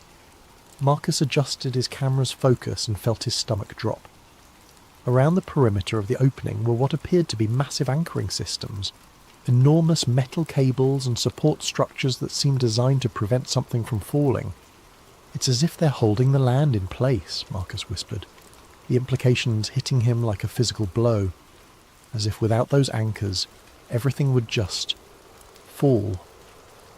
Rebecca's gravitational equipment was providing readings that defied explanation. According to her instruments, the gravitational pull at the edge of the opening dropped to nearly zero, then reversed entirely, as if gravity was pulling upward rather than downward. "This is impossible," she said, checking and rechecking her equipment. "Gravity doesn't work this way." There's no scientific explanation for these readings. David had managed to intercept a radio transmission from the facility. The message was brief, but chilling. "Perimeter breach detected in Sector 7. Unknown vessel beyond the ice wall. Initiate containment protocol immediately." "We need to leave," Captain Larson said urgently. "Now." But as the Aurora's edge turned toward the narrow channel through which they had entered, they discovered their escape route had been blocked. A large military vessel now occupied the opening, and additional ships were approaching from multiple directions. Marcus continued photographing and filming everything they could see as the military vessels closed in. His camera captured images of personnel wearing uniforms, without national insignia, sophisticated weapon systems unlike anything in conventional military arsenals, and most disturbing of all, what appeared to be aircraft using propulsion systems that produced no visible exhaust or sound. "Whatever this place is," Marcus said, still recording, "it's not just about hiding Earth's shape. They're hiding technology that's decades ahead of anything the public knows exists." As the military vessels surrounded them, Rebecca made one final observation that would haunt Marcus for the rest of his life. "The gravitational readings," she said, staring at her instruments in disbelief. "According to these measurements, we're not on Earth anymore. The gravitational signature is completely different." "What do you mean?" David asked. "I mean," Rebecca replied, her voice barely a whisper, "that either my equipment is completely malfunctioning, or we've somehow travelled to a different planet." The boarding party from the military vessels consisted of armed personnel in full combat gear, who spoke no words as they confiscated all recording equipment, detained Marcus and his companions, and placed black bags over their heads. As Marcus felt himself being transferred to one of the military ships, his last coherent thought was a terrifying realization. They hadn't discovered that Earth was flat. They had discovered something far worse, that Earth, as humanity understood it, might not exist at all. Marcus awoke in what appeared to be a medical facility, though unlike any hospital he had ever seen. The walls were pristine white, the lighting was perfectly even without visible sources, and the air carried a sterile quality that seemed artificially maintained. He was lying on an examination table, wearing a hospital gown with no memory of how he had gotten there. A woman in a white coat entered the room, carrying a tablet and wearing the kind of neutral expression Marcus associated with government officials. She appeared to be in her 40s, with prematurely grey hair and eyes that seemed to evaluate Marcus as if he were a specimen rather than a person. "Mr. Reed," she said, settling into a chair beside his bed. "I'm Agent Sarah Collins with the Antarctic Treaty Enforcement Division. You've been unconscious for 3 days following your unauthorized incursion into restricted Antarctic territory."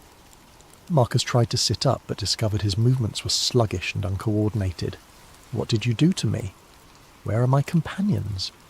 "You suffered severe hypothermia and altitude sickness during your expedition," Agent Collins replied, consulting her tablet. "Your companions are receiving similar medical treatment. You're fortunate to be alive." Marcus's mind was foggy, but he retained clear memories of what they had discovered beyond the ice wall. "That's not what happened. We found the research facility, the excavation site, the gravitational anomalies. I have it all documented." Agent Collins showed him a collection of photographs and video files on her tablet. They showed the aurora's edge approaching the ice wall, but beyond that, the images showed nothing but empty ocean and natural ice formations. According to the footage, their expedition had encountered nothing more unusual than typical Antarctic scenery. Your recording equipment was damaged by the extreme cold, Agent Collins explained. These are the only images that were recoverable. As you can see, you found exactly what we would expect in that region. Ice, water and natural geological formations. Marcus stared at the sanitised footage in disbelief. Every image of the research facility, the circular excavation, and the impossible gravitational readings had been replaced with mundane Antarctic scenery. Either his memory was completely unreliable, or someone had gone to extraordinary lengths to alter the evidence. "I know what I saw," Marcus insisted. "The facility, the technology, the opening in the ground." Rebecca's gravitational readings showed dash. "Miss Torres suffered a severe concussion during your expedition," Agent Collins interrupted. "Her equipment malfunctioned due to extreme weather conditions. Mr. Kim experienced similar disorientation. All three of you were affected by altitude sickness and hypothermia, which commonly cause hallucinations and false memories." Agent Collins leaned forward, her expression becoming more serious. "Mr. Reed, you've stumbled into a situation that involves international security protocols. The Antarctic Treaty strictly prohibits unauthorized civilian access to certain regions for very good reasons. The area you entered contains hazardous geological formations and extreme weather conditions that have killed dozens of researchers over the years." She showed him documents detailing his expedition's official record. According to the files, Marcus, Rebecca and David had hired Captain Larson for a routine Antarctic tourism trip that had gone dangerously off course due to equipment failure and poor weather. They had been rescued by international treaty enforcement personnel before dying of exposure. "You're free to return home," Agent Collins concluded, "but you'll need to sign documentation acknowledging that you understand the national security implications of spreading false information about classified Antarctic operations. The penalty for violating this agreement is indefinite detention under international security protocols." Marcus was released 2 days later and flown back to Denver. His first instinct was to contact Rebecca and David, but he discovered that both of their phone numbers had been disconnected. Rebecca's university had no record of her ever being employed there, and David's intelligence background had been completely scrubbed from all accessible databases. When Marcus returned to his apartment, he found that his research materials had been returned by building management after a water leak had required access to his unit. Months of documents, photographs, and experimental data had been replaced with generic conspiracy theory materials that made his work appear to be the obsessions of a paranoid fantasist rather than legitimate research. Marcus attempted to contact Captain Larson, but discovered that the Aurora's Edge had been sold to an unnamed buyer, and Larson had reportedly moved to a remote location in Norway where he could not be reached. Elena Vasquez and the other researchers from the Canadian meeting had also vanished. Their email addresses were invalid, their phone numbers disconnected, and online searches turned up no trace of their existence. Most unsettling of all, Marcus began experiencing memory problems. Details of his Antarctic expedition became increasingly fuzzy, and he found himself questioning whether the extraordinary things he remembered had actually happened. When he tried to write down his experiences, he discovered that he couldn't clearly recall important specifics about the research facility or the circular excavation. 3 weeks after his return, Marcus received a final email from the anonymous sender who had originally contacted him. The message was brief. "The truth has been contained. Your service is no longer required. Any further investigation will result in permanent resolution." Marcus realized that he had been faced with a choice: accept the official explanation and live with the knowledge that his memories might be false, or continue pursuing the truth and risk disappearing entirely like his companions. He chose a third option. 6 months later, Marcus uploaded a video to multiple online platforms simultaneously. The file was encrypted, distributed through anonymous servers, and designed to be nearly impossible to remove completely from the internet. In the video, Marcus appeared tired and gaunt, speaking directly to the camera from an undisclosed location. "My name is Marcus Reed," he began, "and I'm probably going to disappear after releasing this message. 6 months ago, I discovered something about our planet that certain people don't want you to know. I can't prove everything I'm about to tell you, because most of my evidence has been destroyed or altered, but I can give you enough information to investigate for yourself." Marcus described his research into Antarctic anomalies, the declassified documents he had received, and the experiments he had conducted that suggested Earth's curvature was not what people believed. He provided GPS coordinates for locations where others could replicate his laser experiments, and detailed instructions for identifying the inconsistencies in satellite imagery that had first led him to question official geographical data. "I'm not asking you to believe me," Marcus continued. "I'm asking you to look for yourselves. Test the horizon with your own equipment. Question why certain areas of Antarctica are forbidden to civilian access. Ask why weather prediction models work better when you ignore Earth's supposed curvature." The video concluded with Marcus staring directly into the camera, his expression a mixture of fear and determination. "They've convinced most of you that people like me are crazy conspiracy theorists. Maybe I am. Maybe everything I experienced was hallucinations caused by altitude sickness and hypothermia. But if I'm right, then everything you've been taught about the world is a carefully constructed lie designed to prevent you from discovering a truth so shocking that it would fundamentally change human civilization." Marcus paused, then delivered his final words. "Sometimes the truth isn't round, it's sharper than you think. And sometimes the edge of the world is exactly where they tell you it isn't." The video was viewed over 2 million times in its first week online before being removed by platform administrators for violating community guidelines regarding misinformation. But copies continued to appear on alternative platforms, and Marcus's story began inspiring others to conduct their own investigations.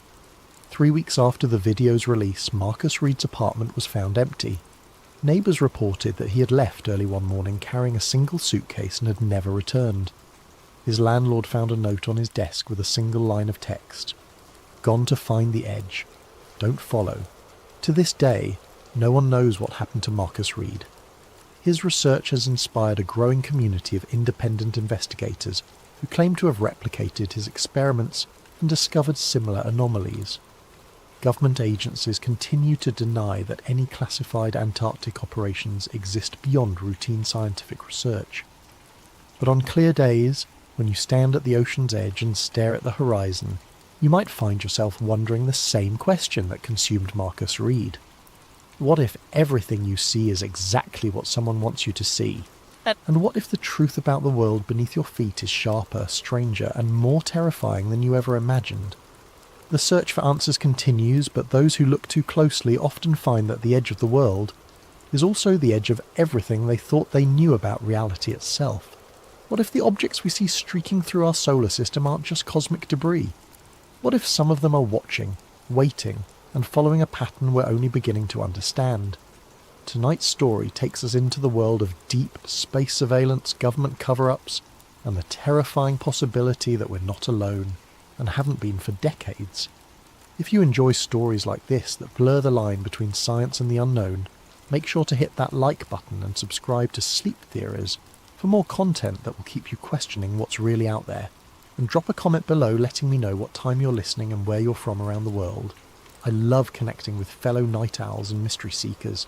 Now, let's dive into the Atlas pattern. The coffee had gone cold hours ago, but I kept sipping it anyway.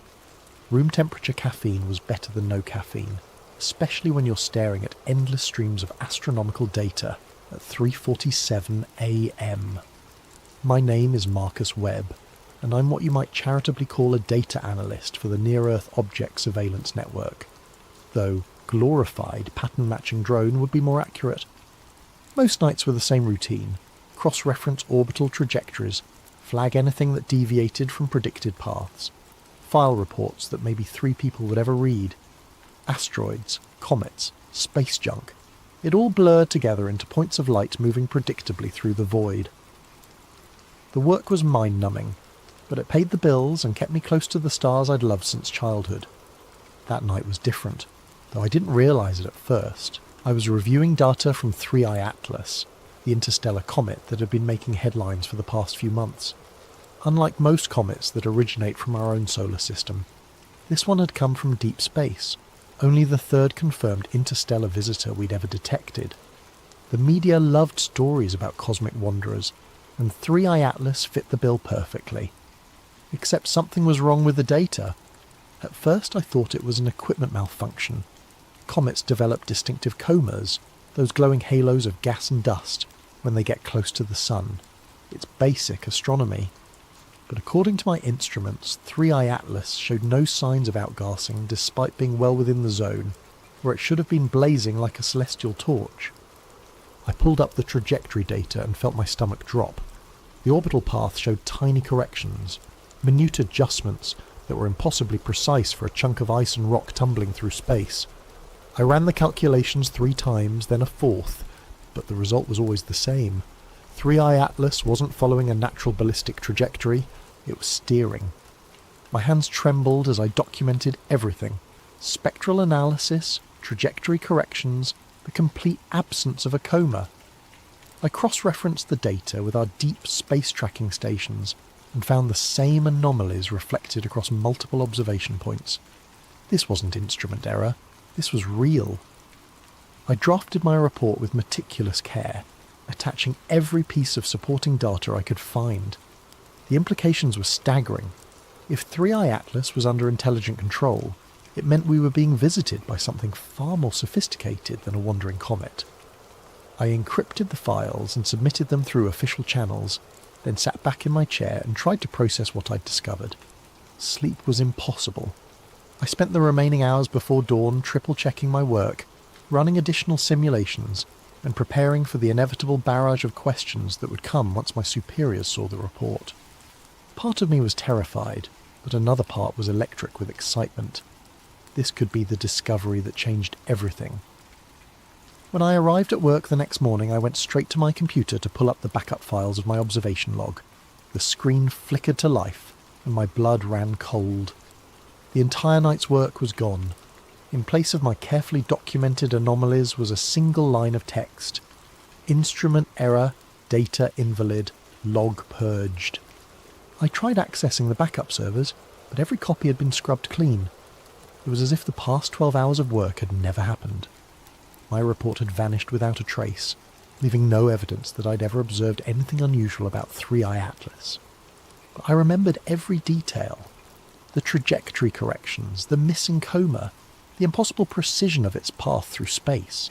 Someone had wiped my data, but they couldn't wipe my memory. I sat in my cubicle, staring at the blank screen, and realised I was no longer just a data analyst. I had become a witness to something that someone very powerful didn't want the world to know. The question was, what was I going to do about it? The fluorescent lights hummed overhead, casting their sterile glow across rows of identical workstations. My colleagues went about their morning routines, oblivious to the fact that evidence of possible extraterrestrial intelligence had been discovered and then systematically erased overnight. I wanted to scream, to shake them all and tell them what I'd seen. Instead, I opened a new observation log and tried to pretend that nothing had changed. But everything had changed. I just didn't know how much yet. I spent the morning trying to reconstruct my observations from memory, but without the raw data, it felt like chasing shadows. Every time I pulled up 3i Atlas in the current tracking system, the trajectory looked perfectly normal. Textbook comet behaviour with no signs of the anomalies I'd documented just hours before. Around lunch, I decided to reach out to Dr. Jennifer Martinez, a colleague at the Palomar Observatory who'd been tracking the same object. If anyone else had noticed the irregularities, it would be her. I kept the email casual, asking about her observations and mentioning that I'd seen some interesting data patterns the night before. The reply came back within minutes. "Hey Marcus, nothing unusual on our end. Standard comet behaviour all the way. Maybe check your instrument calibration." The dismissal stung, but I couldn't blame her. Without the data to back up my claims, I sounded like another conspiracy theorist seeing patterns in random noise. I spent the afternoon reviewing archived observations, looking for any trace of what I'd seen, but came up empty. When I got home that evening, I went straight to my home office to fire up my personal workstation. If the official channels had been compromised, maybe I could find some trace of the truth in my own files. I'd been in the habit of backing up interesting observations to my personal cloud storage, just in case. The computer took longer than usual to boot up. When the desktop finally appeared, I noticed immediately that something was wrong. Files were missing, folders had been rearranged, my backup directories were completely empty. A chill ran down my spine as I checked the access logs. According to the timestamps, my computer had been remotely accessed while I was at work.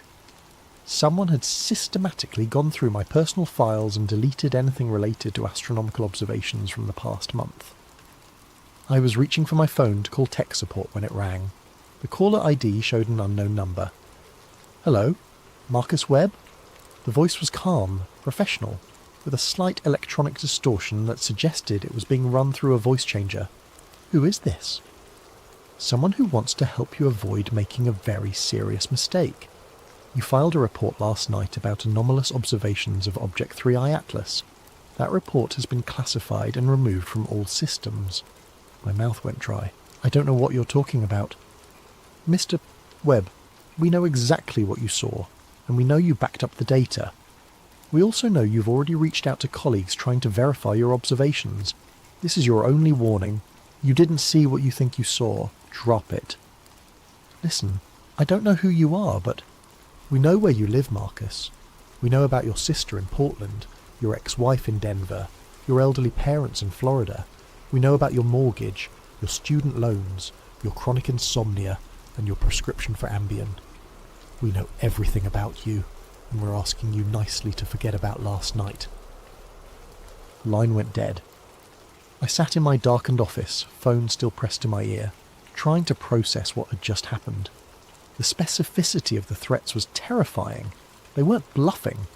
Someone had compiled a complete dossier on my life, and they were willing to use it to keep me quiet. But quiet about what? If 3I Atlas was just a comet, why go to such elaborate lengths to cover up my observations? The very existence of this conspiracy suggested that what I'd seen was real, and more significant than I'd imagined. I walked through my apartment, checking locks and drawing curtains. Every shadow seemed to harbour potential surveillance, every car passing on the street a possible threat. I'd stumbled onto something that powerful people desperately wanted hidden, and now I was in their crosshairs. The smart thing would be to listen to the warning, delete whatever remaining files I could find, and pretend the whole thing never happened. I could go back to my quiet life of routine observations and meaningless reports. I could be safe. But I couldn't get the image out of my head. That metallic glint making impossible course corrections as it sailed through the void. If this was evidence of extraterrestrial intelligence, didn't the world have a right to know? I made a decision that would haunt me for months to come. Instead of backing down, I was going to dig deeper. The next few days passed in a haze of paranoia and careful routine. I went to work, processed data on mundane asteroids, and avoided anything remotely connected to 3I Atlas. My supervisors seemed satisfied that I'd gotten the message, but I could feel their eyes on me whenever I moved through the office. At home, I'd become obsessive about security. I disconnected my personal computer from the internet and started using an old laptop with a VPN connection from various coffee shops around the city. If someone was monitoring my activities, I was going to make it as difficult as possible. It was on Thursday night, exactly a week after my initial observations, that everything changed again.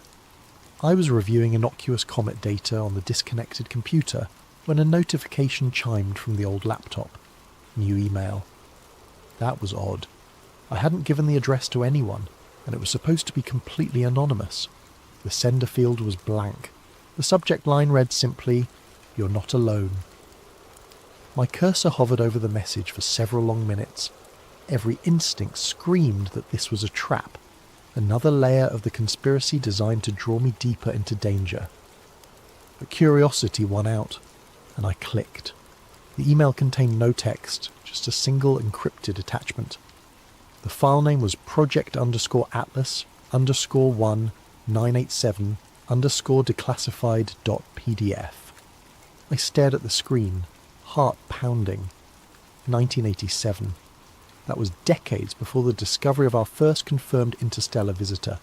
Yet here was a file suggesting that something called Project Atlas had been operational for over 30 years.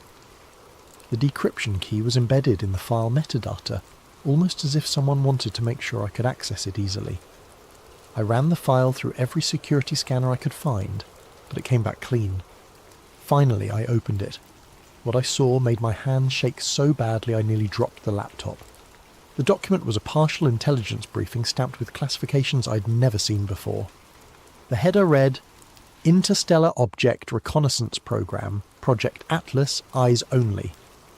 The first page contained an executive summary that made my blood run cold.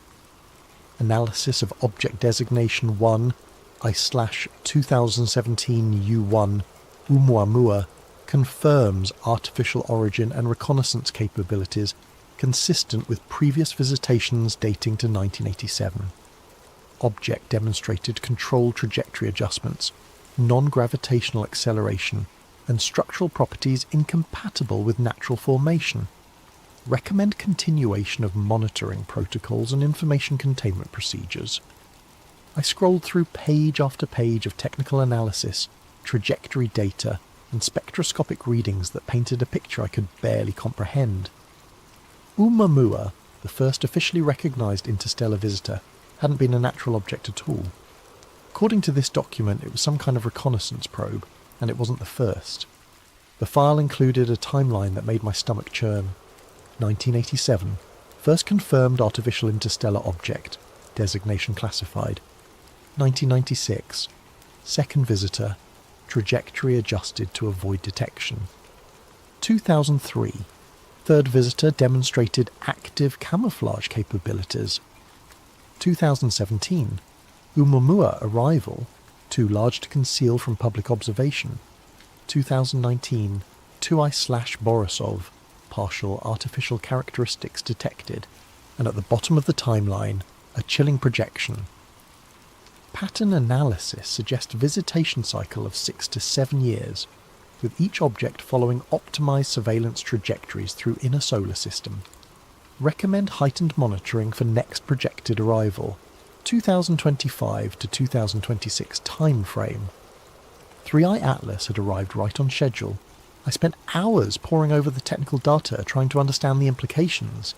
These weren't random cosmic visitors. They were part of a systematic surveillance operation spanning decades. Someone, or something, had been conducting regular reconnaissance of Earth, and our governments had known about it all along. The document included references to information containment protocols and civilian observation management, which explained what had happened to my data. This wasn't just a cover-up. It was a well-established system for suppressing any evidence that leaked into public channels. But why give me this information? Who had access to such highly classified material, and why were they willing to risk everything to leak it to a low-level data analyst? I printed the entire document on the coffee shop's printer, then deleted all traces from the laptop. This was too important to trust to digital storage alone. As I walked home through the darkened streets, clutching the papers under my jacket, I couldn't shake the feeling that I was being watched. The next morning brought a fresh horror. When I arrived at work, my supervisor was waiting at my desk with a grim expression. "Marcus, we need to talk. Conference room 3 now." Inside the sterile meeting room, he laid out a series of photographs across the table. They showed me entering the coffee shop, using the laptop, printing documents, and walking home with a manila envelope under my arm. "We've been very patient with you," he said quietly, "but this ends now. Whatever game you think you're playing, it stops today." I stared at the surveillance photos, realizing just how completely I was outmatched. They'd been watching every move, documenting every attempt to investigate further. The leaked document wasn't help. It was bait, designed to draw me out and prove that I couldn't be trusted to stay quiet. "I don't know what you want me to say," I managed. "I want you to say that you understand. You're a good analyst, Marcus, but you're in way over your head. Take a vacation, 2 weeks, paid leave. Think about whether this job is really the right fit for you." The message was clear. Back off or lose everything. But as I cleaned out my desk under the watchful eyes of security, I couldn't help but smile grimly. They thought they'd caught everything, but they were wrong. Hidden in my apartment was a complete copy of the Project Atlas file, and more importantly, I now knew I wasn't the only one who'd seen through the deception. Someone else was out there, someone with access to the deeper secrets of the conspiracy, and they were trying to help me expose the truth. 2 weeks of forced vacation gave me time to think, but sleep remained elusive. Every night I found myself staring out my bedroom window at the stars, wondering how many of those points of light had been visited by the Watchers. The Project Atlas document had opened a door to a reality I couldn't close again. I'd hidden the printed files in a safety deposit box at a bank across town, but I'd memorised every crucial detail. The pattern was what haunted me most. Regular intervals, a systematic coverage, and a level of coordination that suggested long-term planning spanning multiple decades. During the day, I visited libraries and used their public computers to dig through archived astronomical data. I was looking for gaps, objects that had been observed briefly and then forgotten, trajectory anomalies that had been dismissed as instrument error, anything that might fit the pattern described in the classified document. What I found was more disturbing than I'd imagined. In 1987, the Harvard-Smithsonian Center for Astrophysics had published a brief note about an unusual object designated 1987 QX. The initial observations showed it on an interstellar trajectory, but follow-up attempts failed to relocate it. The official explanation was insufficient data for continued tracking. But buried in the technical appendix, I found a reference to anomalous spectral characteristics suggesting metallic composition and non-gravitational acceleration inconsistent with comet outgassing. 1987, QX had been the first visitor, exactly as described in the leaked document. I found similar patterns throughout the historical record, objects that appeared briefly in official catalogues before being reclassified or forgotten entirely, always at the predicted intervals, always showing subtle signs of artificial origin, always disappearing from public view after initial detection. The 1996 visitor had been detected by 3 different observatories, but within months, all references to it had been removed from published papers. I found fragments in old conference abstracts and preliminary reports, but the object itself had been erased from the official record. By 2003, the concealment efforts had become more sophisticated. That year's visitor never appeared in any public catalogues at all, but I found oblique references to it in budget documents, requesting additional funding for deep space monitoring equipment, and personnel evaluations praising staff for exceptional discretion in sensitive operations. The pattern was undeniable. For over 30 years, someone had been systematically monitoring and covering up evidence of artificial objects entering our solar system. The only question was, who was doing the covering up, and what were they hiding? My research was interrupted by a phone call from an unknown number. I almost didn't answer, but something made me pick up. "Is this Marcus Webb?" The voice was elderly, gravelly, with a slight tremor. "Who's asking?" "Someone who's been watching your library research with great interest. My name is Dr. Harold Peterson. I think we should meet." The name was familiar. I'd seen it referenced in some of the older papers I'd been reviewing. Harold Peterson had been a respected astronomer in the 1980s, specialising in small body observations. His publications had stopped abruptly in 1988. "What do you want?" "I want to show you something that will change how you see everything, but not over the phone. Are you familiar with the old Griffith Observatory parking lot? Meet me there at midnight." Every instinct told me it was a trap, but I'd come too far to turn back now. That night I drove through the winding roads of Griffith Park, checking my rearview mirror constantly for signs of surveillance. The observatory was closed, its parking lot nearly empty except for a few late-night stargazers. Dr. Peterson was exactly what I'd expected. A thin, white-haired man in his 70s, leaning heavily on a walking cane and clutching a worn leather satchel. But his eyes were sharp and alert, and when he spoke, his voice carried the weight of terrible knowledge. "You're not the first to notice the pattern, Mr. Webb. I've been tracking it for over 3 decades. The difference is, I learned to keep my mouth shut." We sat on a bench overlooking the Los Angeles basin, the city lights washing out all but the brightest stars. He opened the satchel and withdrew a collection of photographs, charts, and handwritten notes. 1987 was when it all started for me, he said. I was working at Palomar then, part of a team doing systematic surveys of near-Earth objects. We detected 1987 QX on a Tuesday night in October. By Friday our department had been restructured, and I'd been reassigned to different projects. He showed me photographs of the object, grainy black and white images that nonetheless clearly showed an elongated structure with sharp edges and reflective surfaces. Nothing like any natural comet I'd ever seen.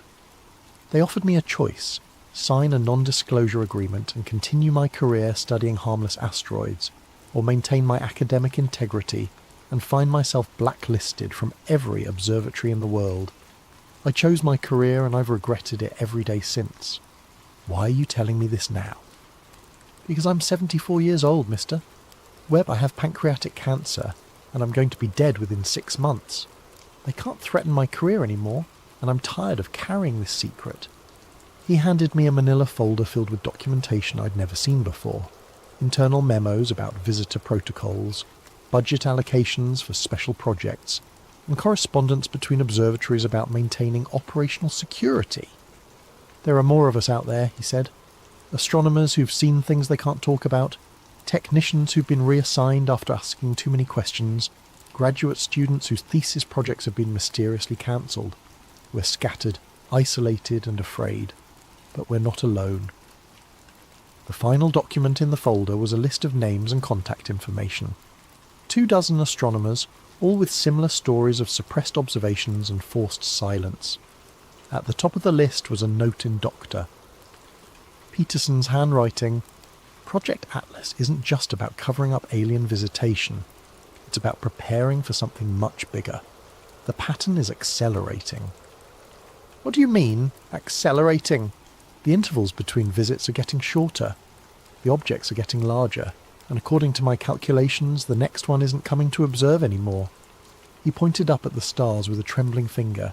It's coming to stay. We sat in silence for several long minutes, the weight of his words settling over me like a shroud. Finally, I asked the question that had been haunting me since I'd first seen the anomalous data. What do we do about it? Dr. Peterson smiled grimly. We prepare for the possibility that our governments have been lying to us for 37 years, and we get ready to find out what they've really been hiding. As I drove home that night, the list of names burning like a coal in my jacket pocket, I realised that my journey was far from over. I'd thought I was investigating a simple cover-up. I was actually uncovering something much more complex and terrifying. The watchers in space weren't just visitors passing through our solar system. They were scouts, preparing the way for something bigger. And soon, we were going to find out what that something was. Dr. Peterson's death made the obituary section of the Los Angeles Times 3 days after our meeting. Noted astronomer Harold Peterson, 74, died, peacefully in his sleep after a brief illness. No mention of his decades of research or his role in early deep space observations. Just another forgotten scientist disappearing from the record. But his list lived on. I'd spent the past week carefully reaching out to the contacts he'd provided, using coded language and anonymous email accounts. The responses had been both encouraging and terrifying. Dr. Elena Rodriguez from the University of Arizona. I've been waiting 30 years for someone to ask the right questions. James Mitchell, formerly of JPL. They reassigned me to Mars imaging after I got too curious about irregular trajectories. I've kept my own records. Professor Liu Wei from Beijing Observatory. The phenomenon is global. Chinese space program has similar protocols. Each conversation revealed another piece of the puzzle. The conspiracy wasn't limited to American institutions. It was an international effort involving every major spacefaring nation. The implications were staggering. My unofficial network was coming together just in time for the Southwest Astronomical Conference in Phoenix. It was perfect cover. Hundreds of professional and amateur astronomers gathering to discuss recent observations and share data. If I was careful, I could meet with several of my contacts without raising suspicion. I registered under my real name and booked a flight to Phoenix, trying to maintain the appearance of normal professional activity. But as I packed for the trip, I couldn't shake the feeling that I was being watched. Cars seemed to linger too long outside my apartment. The same face appeared in multiple coffee shops. Paranoia, maybe, but the events of the past month had taught me to trust my instincts. The conference was held at a sprawling resort complex in Scottsdale, with sessions scattered across multiple buildings and hundreds of attendees milling about between presentations. Perfect for discreet meetings, but also perfect for surveillance. I'd arranged to meet Dr. Rodriguez during the lunch break at a quiet cafe in the resort's north wing. She was a compact woman in her 50s, with prematurely grey hair and intense dark eyes that seemed to catalogue every detail of her surroundings. "You're taking a big risk reaching out to all of us," she said quietly as we found a corner table. "They're very good at monitoring communications." "I know, but Dr. Peterson thought it was time to break the silence. Harold was a good man. He carried this burden longer than any of us should have to." She slid a thin tablet across the table. "I've compiled everything I could recover from my observations in 1996. The trajectory data alone should be enough to prove artificial control." I downloaded the files to an encrypted drive, noting the precision of her documentation. This wasn't the work of a conspiracy theorist. This was rigorous scientific analysis that had been systematically suppressed. "There's something else," she said. "I've been in contact with colleagues in other countries. The pattern isn't random. These objects are conducting systematic reconnaissance of our entire solar system, mapping resources, defensive capabilities, population centres. For what purpose? That's what we need to find out. But I don't think we have much time left." Our meeting was interrupted by the arrival of James Mitchell, a nervous-looking man in his 60s who kept glancing over his shoulder as he approached our table. "We need to move," he said urgently. "There's a man with a camera taking pictures of everyone at this table." Black suit, earpiece, sitting by the fountain. I turned casually and spotted him immediately. Too well dressed for a conference, too alert for a tourist. Our eyes met for a split second before he looked away, but I'd seen enough to know we were blown. "How did they find us so fast?" Dr. Rodriguez whispered. "Doesn't matter," Mitchell replied. "What matters is getting out of here before they decide we're too dangerous to monitor passively." We separated and left through different exits, but the damage was done. My cover was blown, and now they knew I was actively building a network of suppressed witnesses. As I walked back to my hotel room, I could feel eyes on me from multiple directions. That evening I attended a presentation on deep space observation techniques, trying to maintain the appearance of normal conference activity. But my mind was racing, processing everything I'd learned and trying to anticipate their next move. The answer came sooner than expected. When I returned to my room at 11 p.m, the door was slightly ajar. I pushed it open slowly, reaching for the light switch, and froze. My room had been systematically searched. Every piece of luggage had been opened, every pocket turned inside out. My laptop was missing, along with the encrypted drives containing the leaked documents. But they'd left something behind. A single photograph on the bed. It showed me sitting at the cafe with Dr. Rodriguez and Mitchell, all three of us clearly identifiable. Written across the bottom in red ink, "Last warning." I grabbed my passport and the few items they'd left behind and got out of there immediately. The hotel lobby was filled with conference attendees, but I could spot at least 3 people who didn't belong, too alert, too focused on me specifically. I made it to my rental car and drove straight to the airport, abandoning my scheduled return flight for the first available departure to anywhere. As the plane lifted off, I watched Phoenix's lights disappear below and tried to process how completely my life had changed. I was no longer an investigator uncovering a conspiracy. I was a fugitive being actively pursued by forces with unlimited resources and no apparent limits on their willingness to use them. But I'd also gained something invaluable, proof that I wasn't alone and confirmation that the pattern was real. Whatever was coming, there were others who'd been preparing for it, and together we might stand a chance of exposing the truth. The question now was whether we could do it before they silenced us all permanently. I spent 3 weeks moving between cheap motels and internet cafes, using cash and fake names, trying to stay one step ahead of whoever was hunting me. The paranoia was exhausting, but the leaked documents I'd memorized kept me focused on the bigger picture. If the pattern was real, if something was coming, then the world deserved to know. My breakthrough came through an unexpected connection. Professor Liu Wei had put me in touch with a contact in the hacktivist community, someone known only as Ghost Signal, who specialised in hijacking broadcast streams for political messages.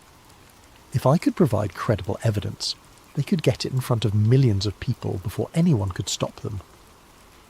The meeting was set up through an elaborate chain of encrypted communications. I found myself in a 24-hour diner in Albuquerque, sitting across from a 20-something woman with purple hair and enough facial piercings to set off a metal detector. She introduced herself only as Maya, and seemed to take the whole thing as a personal challenge. "So you're telling me the government's been covering up alien visitors for 30 years, she said, stirring sugar into her coffee. "Not alien visitors, reconnaissance probes.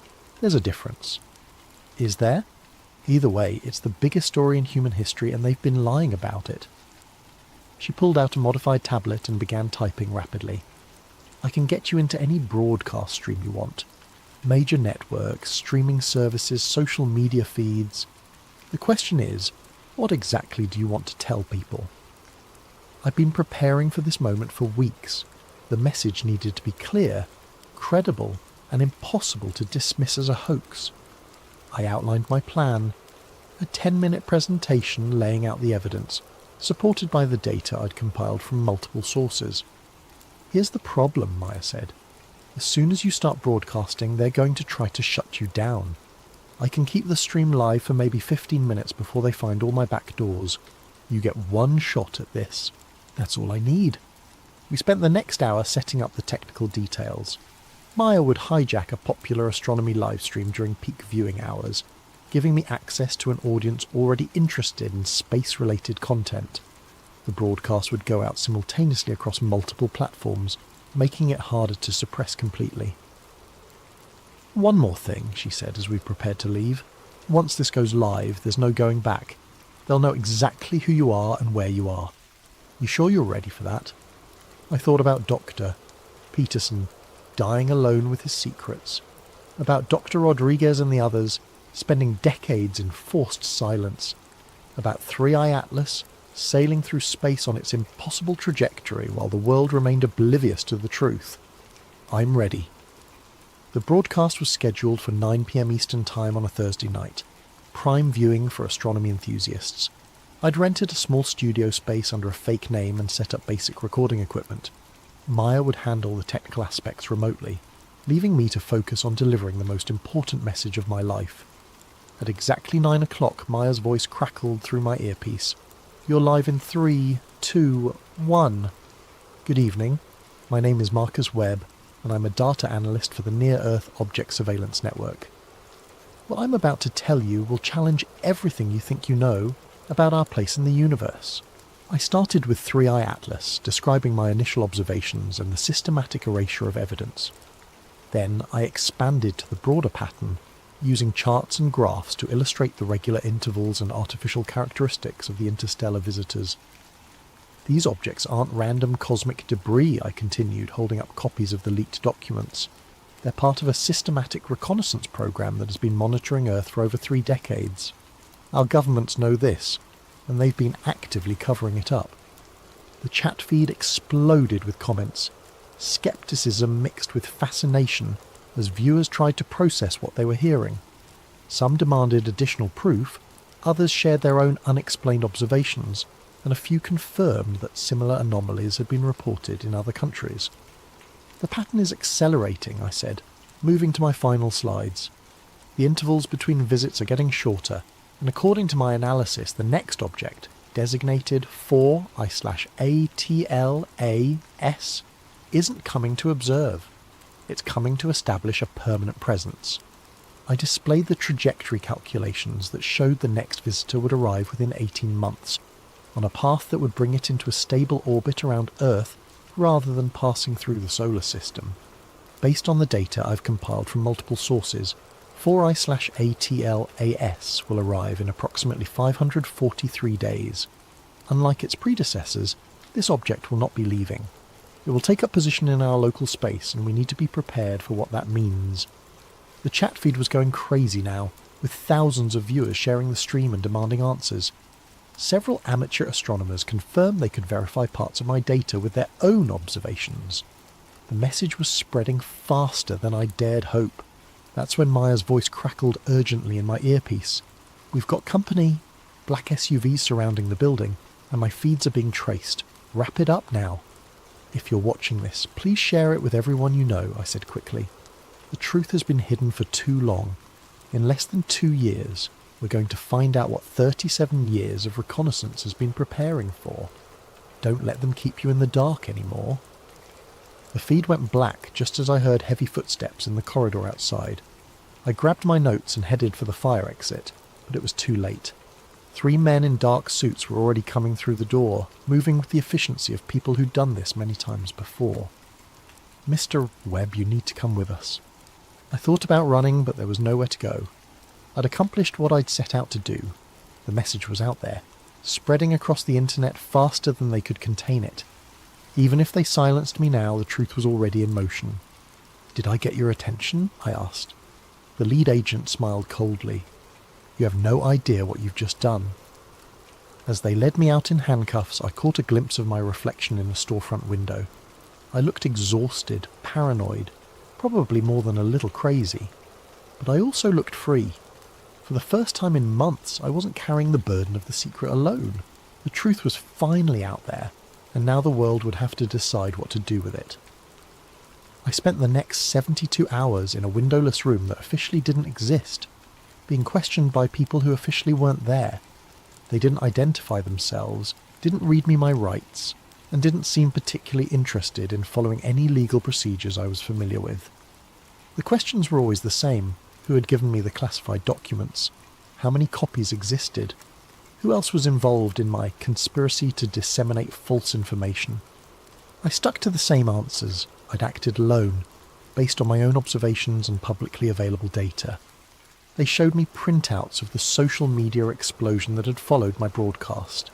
Number sign Atlas pattern was trending worldwide, with millions of shares and thousands of amateur astronomers attempting to verify my claims. The initial wave of skepticism was giving way to grudging acceptance, as independent observers confirmed the trajectory anomalies I'd described. "You've caused quite a stir," said the lead interrogator, a woman in her 40s with steel-grey hair and eyes like winter. 12 countries have filed formal diplomatic protests. 3 observatories have been forced to release previously classified data. The president is demanding answers. "Good," I said. "Maybe now we can have an honest conversation about what's really happening." "You have no idea what you've done. Do you think we've been keeping this secret for fun? Do you think there isn't a reason for the careful management of this information?" For the first time I detected something other than cold professionalism in her voice. There was fear there, carefully controlled but unmistakable. "Then tell me the reason," I said. She was quiet for a long moment, studying my face as if trying to decide something important. Finally she spoke. "The reason is panic, Mr. Webb. The reason is the complete collapse of social order when 6 billion people realise they're not alone in the universe and that their governments have been lying to them for decades. The reason is mass hysteria, economic collapse and the end of civilization as we know it. People have a right to know. People have a right to survive. And sometimes those two rights are incompatible." She pulled out a tablet and showed me a series of news reports from the past few days. Stock markets crashing as investors fled anything connected to space technology.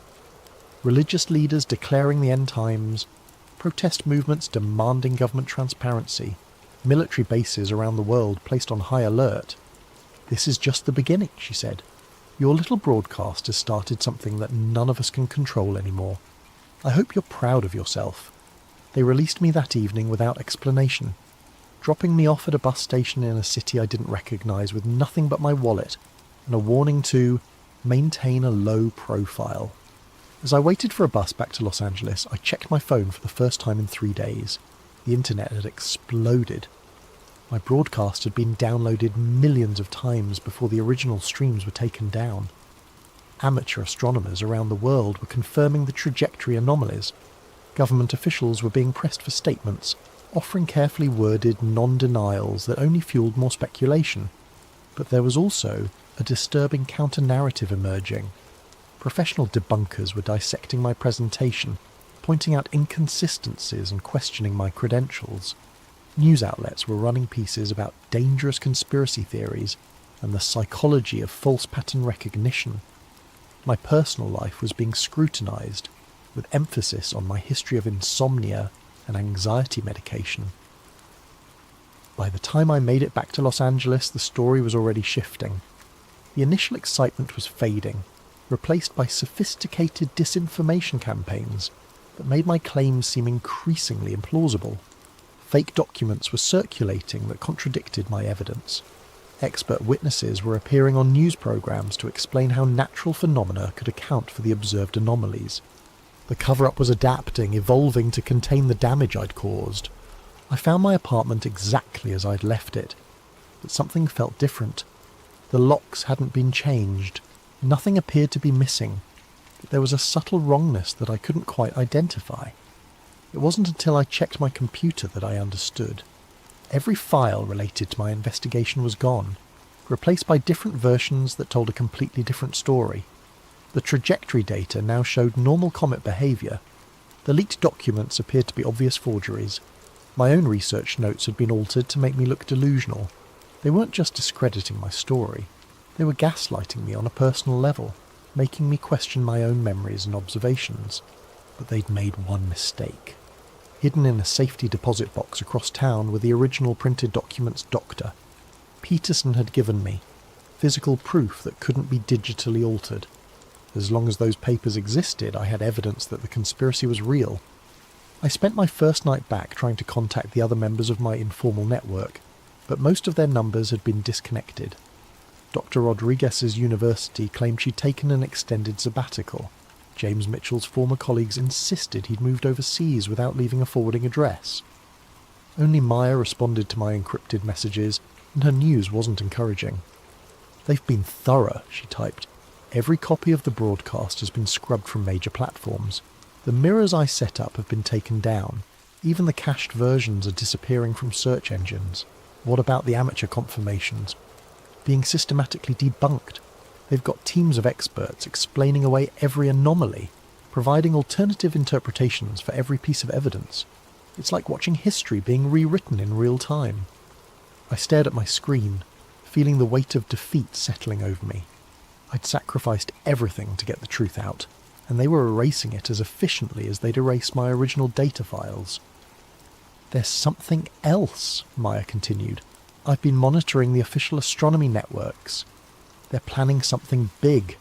A coordinated announcement about 3i Atlas that's going to put this whole thing to bed once and for all." The announcement came 2 days later, during a press conference at NASA headquarters. A panel of distinguished astronomers and agency officials presented their definitive analysis of 3i Atlas, complete with detailed explanations for every anomaly I'd observed. The trajectory corrections were caused by asymmetric outgassing from previously undetected volatile compounds. The lack of a visible coma was due to unusual mineral composition that sublimated in the infrared spectrum. The precise course changes were actually random fluctuations that appeared purposeful when viewed through the lens of conspiracy thinking. They even had a new name for the phenomenon: false pattern syndrome, a psychological condition where observers perceived intentional design in random data. I was cited as a textbook example, a well-meaning analyst whose mental health issues had led him to see aliens where none existed. The presentation was flawless, authoritative, and completely convincing. Within hours, the remaining support for my claims evaporated.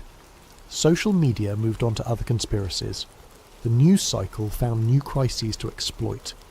3i Atlas was officially just another comet, and I was officially just another delusional conspiracy theorist. But as I watched the press conference from my apartment, clutching Dr. Peterson's documents and remembering the fear in my interrogator's eyes, I knew they hadn't really won. They'd controlled the narrative, managed the public reaction, and preserved the status quo. But they couldn't change the truth. In less than 500 days, 4i/ATLAS would arrive, and all their careful lies would be exposed. The only question was whether anyone would be watching when it happened. Welcome to another spine-chilling tale from Sleep Theories. Before we dive into tonight's story about streets that vanish and realities that shift, I want to give a special thanks to Meditate, Create and Valensrocks for suggesting this incredible concept. Your ideas fuel these stories, so please keep those video suggestions coming in the comments below. And if you enjoy these mysterious tales that blur the line between nightmare and reality, make sure to hit that like button and subscribe to Sleep Theories for more stories that will keep you awake long into the night. Now, settle in and prepare yourself for a journey into a world where familiar places become foreign, where your own memories might be the only proof of what once was real. The city looks different at 3 in the morning. Streetlights cast long shadows between buildings, and the usual chaos of traffic gives way to an almost sacred quiet. I've been driving rideshare for 4 years now, working the night shift because the money's better and honestly I prefer the solitude. There's something honest about the night. People are either going somewhere important or running from something they'd rather forget. My phone buzzed with a new ride request just as I finished dropping off a group of college kids downtown. The pickup was on Maple Avenue, and the destination showed as 1247 Warren Street. I knew the area well, had driven through it hundreds of times. Warren Street ran parallel to the University District, lined with old brownstones that had been converted into apartments for students and young professionals. The passenger was already waiting outside when I pulled up. Middle-aged woman with greying hair clutching a small overnight bag.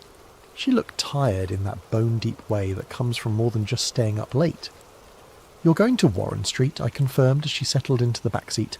"Yes, 1247. Thank you for coming so quickly." Her voice carried a slight accent I couldn't place. I've been visiting my sister there for years, but tonight, I'm not sure why, but I kept getting turned around trying to find it myself. I pulled away from the curb and headed toward the familiar route. The GPS showed a straight shot, down Maple, left on University, then right onto Warren Street. Simple enough. I'd probably driven that exact route 50 times this year alone. "How long has your sister lived there?" I asked, making conversation to fill the comfortable silence. "Oh, about 15 years now. Same apartment the whole time. She's always joking about how she'll never move because she finally memorized her address." The woman laughed softly. "Though between you and me, the neighbourhood has changed quite a bit. Not necessarily for the worse, just different." We made the left onto University Avenue, passing the late-night coffee shop that catered to cramming students and the 24-hour laundromat where I'd seen the same homeless man sleeping in the doorway for the past 2 years. Everything looked normal, exactly as it should. Then I made the right turn where Warren Street should have been. The street sign read Miller Avenue in crisp official lettering. Not a makeshift replacement or a temporary sign. This looked like it had been there for decades. The metal showed the right amount of weathering, the same faded green paint as all the other street signs in the district. I slowed the car, checking my GPS. The blue line still showed us travelling on Warren Street, but the street sign clearly said Miller Avenue. I glanced in my rearview mirror at my passenger, who was looking out the window with a puzzled expression. "This is strange," she murmured. "This doesn't look quite right." I pulled over and studied the buildings. They were similar to what I remembered. The same general style of architecture, the same height and spacing. But the details were wrong.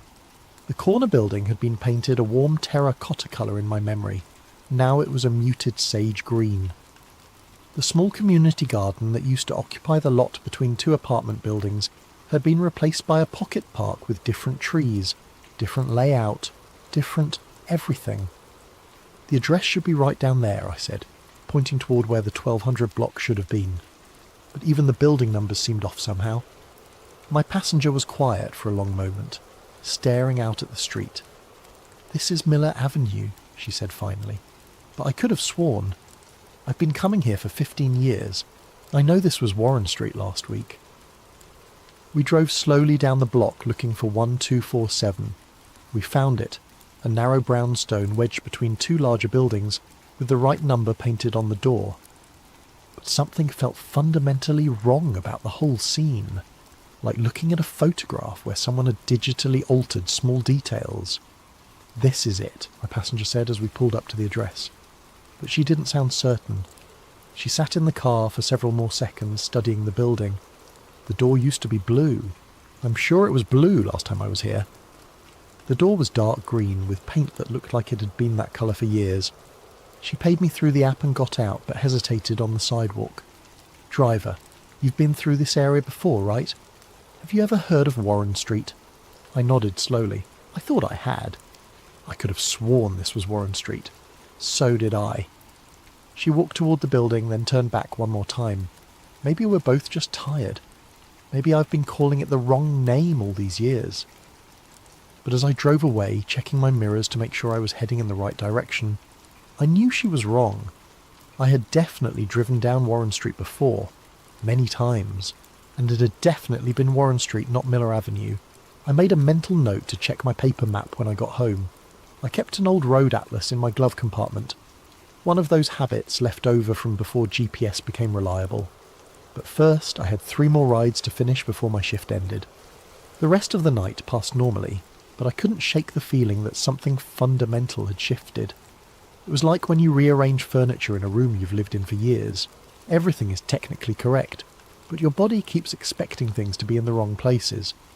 By the time I got home at dawn, I'd almost convinced myself it was just fatigue. Night shift work can play tricks on your mind, especially after working 6 straight days. Maybe I had been misremembering the street name. Maybe my passenger had too. Stranger coincidences had happened. But as I sat in my driveway watching the sunrise paint the sky in shades of orange and pink, one thought kept nagging at me. If it had always been Miller Avenue, why did my GPS still think we had been travelling on Warren Street? I slept until 3 in the afternoon, which was normal for my schedule, but the dreams were anything but normal. All night long, I kept dreaming about driving down familiar streets that led to places I'd never seen before. In one dream, I was trying to get home, but every turn led to a different version of my neighbourhood. Same houses, different colours, different numbers, different trees. When I finally dragged myself out of bed and made coffee, the first thing I did was dig through my glove compartment for my paper road atlas. It was a 2019 edition, still relatively new, with detailed street maps of the entire metropolitan area. I flipped to page 47, the section that covered the University District. My finger traced down University Avenue to the intersection where I had made the right turn the night before. Warren Street, clear as day, printed in the same font as every other street name on the map. Not Miller Avenue, Warren Street, exactly where I remembered it being. I stared at the map for several minutes, then checked the GPS on my phone. When I searched for Warren Street in that area, it came up with no results. When I searched for Miller Avenue, it showed exactly the route I had driven the night before. Something cold settled in my stomach. I grabbed my laptop and started searching online for any information about street name changes in the University District. The city's official records showed that Miller Avenue had been established in 1987 and had never been renamed. There was no mention of Warren Street anywhere in the municipal database. On impulse, I created a post on the city's community forum. Does anyone remember Warren Street in the University District? It used to run parallel to the campus, between University Avenue and Oak Street. Now it's called Miller Avenue, and I can't find any record of when the name was changed. I included a photo of my paper map showing Warren Street clearly labelled. The first few responses came within an hour. Yeah, I remember Warren Street. I used to live there in 2018. When did they change it? Warren Street? My ex-boyfriend lived on that street. I always thought it was a weird coincidence because his last name was Warren. I delivered pizza in that area for 3 years. Definitely remember Warren Street. Strange that there's no record of the name change. But then other responses started coming in.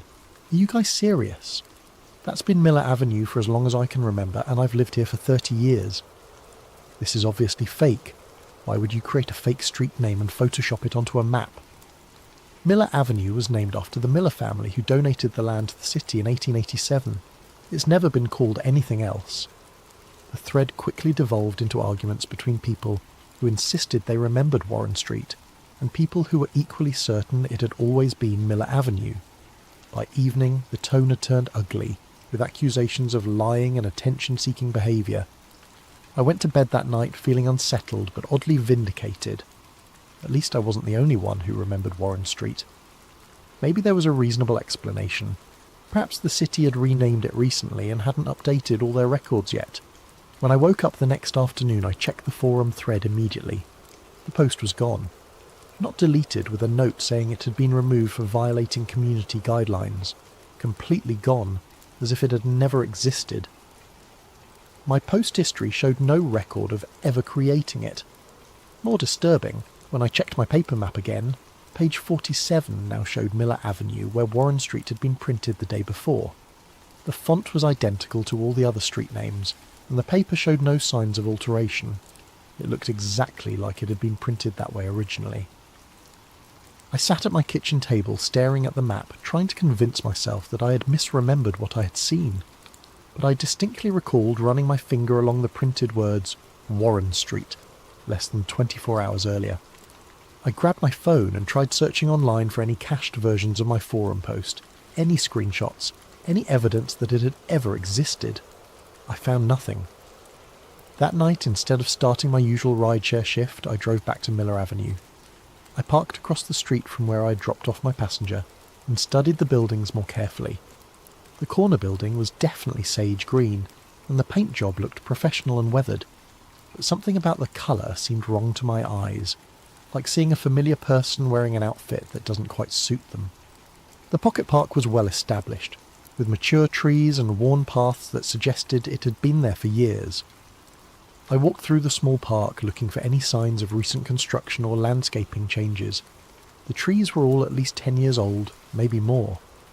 The memorial plaque near the entrance was dated 2009, dedicating the space to the Miller Avenue Community Garden Preservation Society. But I could swear I remembered a different garden in this exact spot. A smaller space with raised vegetable beds and a chain-link fence, not this manicured little park with its neat flower borders and decorative benches. As I stood there in the evening light, a woman walked by, walking her dog. She was middle-aged, looked like she lived in the neighbourhood.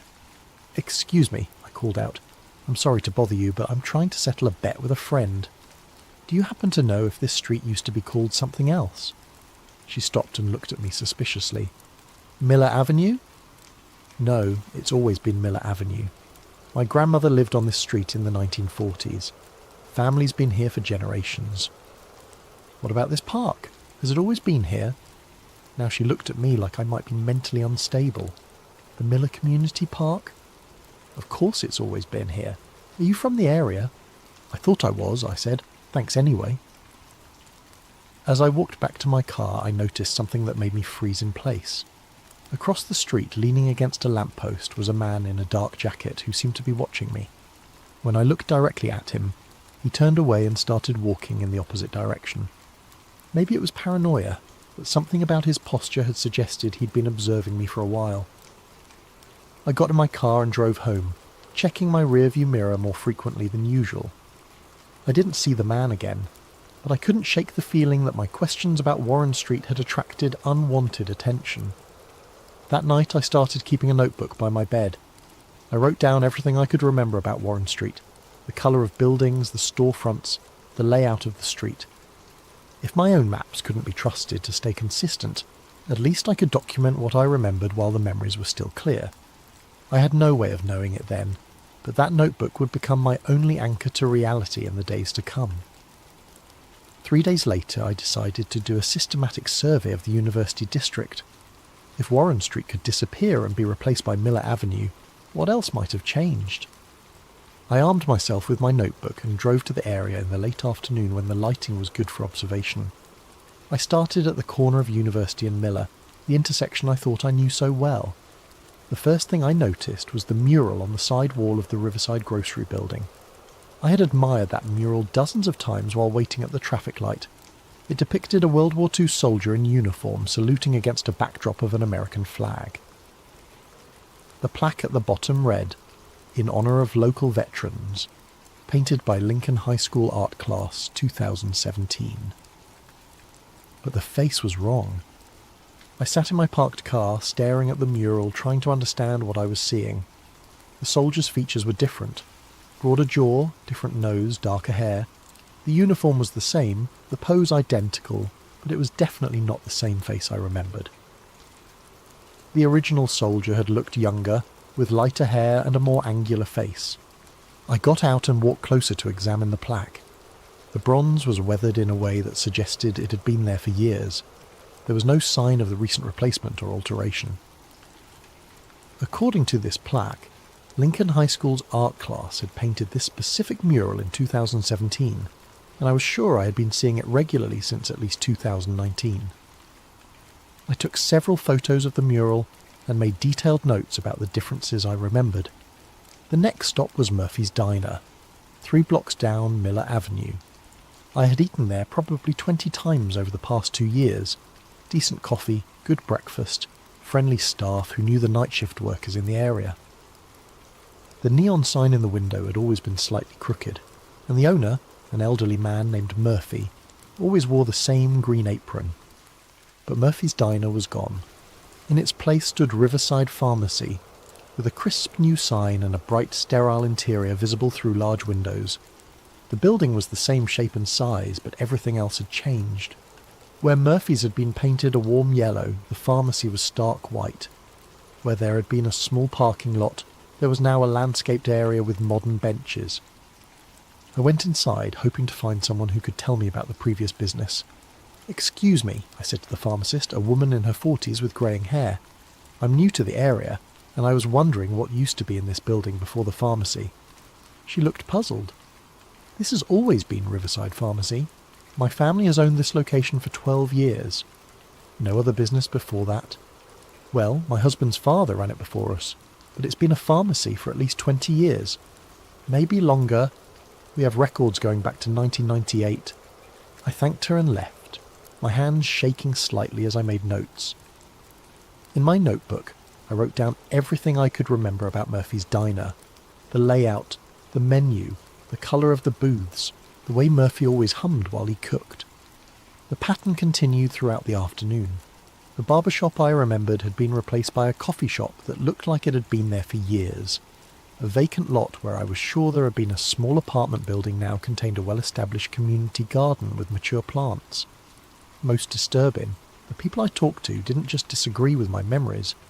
They seemed genuinely confused by my questions, as if I was asking about places that had never existed. By late afternoon, I had documented 7 significant discrepancies between what I remembered and what currently existed. In each case, the current version looked authentic and established. Not like recent changes or replacements. I decided to try a different approach. There was a used bookstore on Oak Street that specialised in local history and ephemera. If changes had been made to the neighbourhood, there might be some record of what had been there before. Paperback Paradise was exactly as I remembered it. Dusty, cramped, with towers of books reaching toward the ceiling, and narrow aisles that barely allowed one person to pass. The owner, an elderly woman named Mrs. Henderson, was sorting through a box of old magazines behind the counter. "I'm looking for anything about the University District," I told her. "Old photos, newspapers, anything that might show what the neighbourhood looked like in the past few years. Any particular time period? Actually, I'm most interested in very recent history, like 2019 to now. I'm trying to track some changes in the area." She directed me to a section near the back where she kept local newspapers and university publications. I spent an hour going through issues of the student newspaper, looking for any mention of Murphy's Diner, Warren Street, or the other places I remembered. In a stack of community newsletters from 2020, I found something that made my pulse quicken. There was a small classified ad that read, "Murphy's Diner closing after 15 years. Thanks to all our loyal customers. Final day, March 15th, 2020. I stared at the ad, reading it over and over. Here was proof that Murphy's Diner had existed, that I wasn't imagining things. I looked around for Mrs. Henderson to ask about purchasing the newsletter, but she'd stepped away from the counter. While I waited for her to return, I continued searching through the papers. In a university newsletter from 2019, I found a small article about a community art project that mentioned the Warren Street Mural Renovation Project. The article was brief, but it clearly referred to Warren Street as a real place. I gathered both publications and brought them to the counter, but Mrs. Henderson was still nowhere to be seen. After waiting for several minutes, I heard voices coming from the back room. Mrs. Henderson talking to someone in low, urgent tones. "I'll be right with you," she called out. But something about her tone had changed. When she emerged from the back room a few minutes later, she looked flustered and avoided making eye contact. "I'm sorry, but we're closing early today," she said. "Family emergency." "I just wanted to buy these 2 newsletters," I said, holding up the publications with the Murphy's Diner ad and the Warren Street reference. She glanced at the papers in my hand and her expression became even more uncomfortable. "I'm sorry, but those items aren't for sale. They're part of a private collection that was brought in by mistake." "But they were in the public section." "Please leave," she said firmly. "We're closed." I had no choice but to put the newsletters back and leave the store. As I walked to my car, I noticed a dark sedan parked across the street with 2 people inside. The passenger seemed to be watching the bookstore. I drove around the block and parked where I could observe paperback paradise without being obvious about it. Within 10 minutes, I saw Mrs. Henderson lock up the store and flip the sign to closed.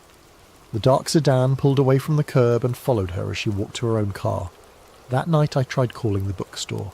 The phone rang and rang, but nobody answered. When I drove by the next afternoon, there was a sign in the window. "Closed due to illness. Reopening date TBD." I never saw those newsletters again. And when the store reopened 2 weeks later, Mrs. Henderson claimed to have no memory of our conversation about local history publications. But I had seen them. The Murphy's Diner ad and the Warren Street reference had been real, printed in black and white. Someone was making sure that evidence of the old neighbourhood disappeared as quickly as I found it. That night, I started taking precautions. I made copies of everything I wrote in my notebook and hid them in different locations around my apartment. If my written records could somehow be altered like the maps had been, I wanted to make sure I had backups. I also started taking photos of everything. Street signs, buildings, murals, storefronts. If reality was being edited somehow, maybe photographs would provide a more permanent record.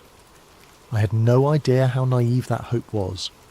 After the incident at Paperback Paradise, I realised I needed to be more careful about how I investigated the changes in the neighbourhood. If someone was monitoring people who asked too many questions about Warren Street, I couldn't just walk around interviewing random strangers. Instead, I decided to focus my search online. The internet was vast and decentralised. Surely it would be harder to scrub every reference to places and events that had apparently been erased from physical reality. I started with basic searches: Warren Street University District, Murphy's Diner, street name changes. Most of the results were irrelevant, but I found a few forum posts and social media comments that seemed promising. However, when I tried to access them, I kept getting page not found errors, or finding that the posts had been deleted. It was frustrating, but I kept trying different search terms and looking deeper into cached results. After several hours of this tedious work, I found something interesting. Buried in the comments section of a paranormal blog was a cryptic post from someone with the username Reality Archivist. For those experiencing geographical discontinuities, timeline displacement, or collective memory revision events, there is a place to document and discuss these phenomena safely. Search for Forgotten Archive on Tor. Use standard precautions. I had heard of Tor, the anonymizing browser used to access hidden parts of the internet.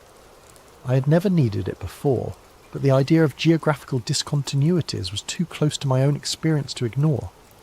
It took me a few hours to figure out how to install and configure Tor properly, and another hour to find the Forgotten Archive forum.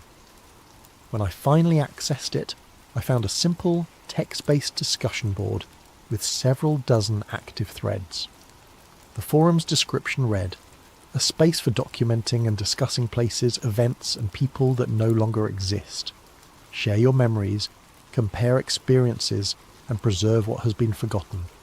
Anonymity required. Verification encouraged." I spent the next several hours reading through posts, and what I found there was both reassuring and terrifying. There were dozens of people from around the world reporting experiences similar to mine. A woman in Portland described how her neighbourhood pizza place had been replaced by a bank, with everyone insisting the bank had always been there. A man in Chicago wrote about a park that had somehow become a shopping centre overnight, complete with businesses that had apparently been operating there for years. But the post that really caught my attention was from someone called Phase Walker. Phoenix residents. Has anyone noticed changes in the Midtown district? Specifically, I'm looking for anyone who remembers Central Avenue, between 7th and 15th Streets, being completely different last month. Buildings are the same height and general style, but wrong colours, wrong businesses, wrong details. Also, does anyone remember the Morrison building having a different architectural style? The post had been made 3 weeks earlier and had several responses. People confirmed similar experiences in Phoenix, but what was most interesting were the details Phasewalker provided in follow-up comments. The changes happened all at once, sometime between Tuesday night and Wednesday morning. I noticed a bright flash in the sky around 3:30 a.m. Tuesday, followed by a low rumbling sound. By Wednesday, the entire 6-block area had these subtle but consistent differences. The pattern seems to be systematic, like someone ran a find and replace function on reality. Same overall structure, but with details swapped out for alternatives that look equally real and established. I've been tracking the phenomenon for 8 months now. It's happened 3 times in Phoenix, always preceded by the same atmospheric disturbance. Always between 3 and 4 a.m. Always affecting a specific geographic area in a grid pattern. I created an account with the username Night Driver and posted my own experience. University District, major metropolitan area, keeping location vague for now. Warren Street became Miller Avenue overnight. All records changed to match new reality. Physical evidence disappears when discovered. People who remember the old version seem to attract attention from unknown parties. Anyone else experience active suppression of investigation? The response was immediate and overwhelming. Within an hour, I had a dozen replies from people who had experienced similar reality shifts. More importantly, 3 people had direct messages for me, including one from Phasewalker. Check your private messages, the forum's built-in system informed me. PMS are automatically encrypted and delete after 48 hours. Phasewalker's message was brief but specific. Your pattern matches Phoenix event number 3. Grid-based replacement, systematic documentation destruction, observer monitoring, need to talk. Same time tomorrow in encrypted chat room number 7734. The second message was from someone called Temporal Witness. If you're experiencing active suppression, you're past the point of casual observation. They know you remember. Be careful what you search for online from now on. The third was from Grid Theory. The University District changes you describe match predicted coordinates from the projection model. If you're willing to help with documentation, there may be a way to predict the next event. I spent the rest of the night reading everything I could find on the forum. The more I read, the more convinced I became that what I was experiencing wasn't unique or isolated. There was a pattern here, a systematic process of reality alteration that was affecting people around the world. The forum users had developed their own terminology and theories. Reality shifts, sudden changes to physical locations that appeared to have always been that way, memory islands. People who retained memories of the pre-shift reality, evidence decay, the tendency for physical proof of old reality to disappear or be altered, grid events, reality shifts that followed systematic patterns across urban areas, adjustment teams, mysterious groups that seemed to monitor and suppress investigation. The most disturbing thread was titled Disappeared Observers. It contained reports of people who had been actively investigating reality shifts and had subsequently vanished entirely. In some cases, family members and friends claimed no memory of the missing person ever existing. One post from Archive Keeper read, "Toronto Mapper has been offline for 3 weeks. Checked with contacts in the city. No record of anyone by his real name at his last known address. Employer claims no one by that name ever worked there. His entire identity appears to have been edited out of the system." I closed the laptop and sat in my dark living room trying to process what I had learned. If the forum users were right, I wasn't just dealing with some local phenomenon or personal delusion. I was apparently part of a global pattern of reality manipulation that someone was going to great lengths to hide. And if the forum was correct about adjustment teams and people who asked too many questions, I was already in more danger than I had realised. The next evening I logged into encrypted chat room number 7734 to meet Phasewalker. What I learned there would change everything I thought I knew about the nature of reality itself. The encrypted chat with Phasewalker was scheduled for 11 p.m, but I logged in an hour early to get familiar with the interface. The chat room was completely anonymous. No usernames displayed, just randomised ID numbers that changed every few minutes. At exactly 11 p.m, a message appeared. Night Driver, confirm you're here by describing the colour of the building that's wrong on your Miller Avenue. I typed back, Sage Green Corner building, should be terracotta. Confirmed. I'm the Phoenix contact. Before we start, have you noticed anyone watching you since you began investigating? I thought about the man by the lamppost outside Miller Avenue, and the sedan that had followed Mrs. Henderson from the bookstore. Maybe a few incidents that seemed like surveillance. Then we need to cover safety protocols first. Are you posting from your home? Yes. Bad idea. From now on, only access the forum and chats from public Wi-Fi, preferably locations you can leave quickly. Never the same place twice. Assume your home internet is monitored if you've been flagged as an observer. This was getting into territory that felt paranoid, but given everything I had experienced, I decided to take the advice seriously. Flagged by who? We call them adjustment teams, but we don't know exactly who they work for. Government black project, private corporation, something else. The source doesn't matter as much as the pattern. They monitor for people who remember pre-shift reality and document evidence. At first they just clean up loose ends, remove evidence, discredit witnesses. But if someone digs too deep or becomes too vocal, they escalate. Escalate how? Depends. Sometimes the person just stops investigating, gets distracted by sudden life changes, new job opportunities, family emergencies. Sometimes they disappear from forums and can't be reached. In extreme cases, they disappear entirely. Identity scrubbed from records. Family and friends lose all memory of them. The implications of that made me feel sick. You're saying they can edit people out of existence? We think so. Same process that changes street names and building colours, just applied to human beings instead of places. But here's what's important. We've never lost anyone who followed proper security protocols and worked within our support network. Phasewalker spent the next hour teaching me basic operational security. Use public Wi-Fi exclusively for forum access. Never search for shift-related terms on personal devices or networks. Vary my travel patterns and avoid predictable routines. Most importantly, document everything offline and in multiple hidden locations. The documentation is crucial, Phasewalker explained.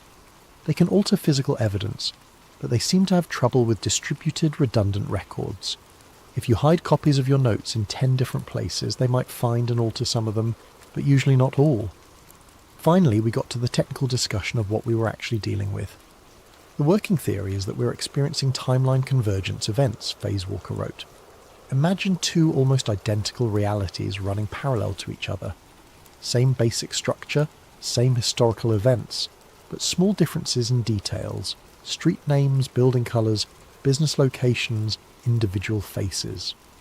You're saying there are multiple versions of reality? Multiple versions, yes, but usually kept separate by what physicists call quantum decoherence. Think of it like radio stations. They exist simultaneously, but you can only tune into one at a time. Something is causing these reality streams to merge, with one version overwriting the other. What could cause something like that? High-energy particle experiments, electromagnetic anomalies, possibly even certain astronomical events. The forum has been tracking correlations between shifts and activities at research facilities, but the data is incomplete. Phasewalker sent me a file containing maps and timelines of documented reality shifts from around the world.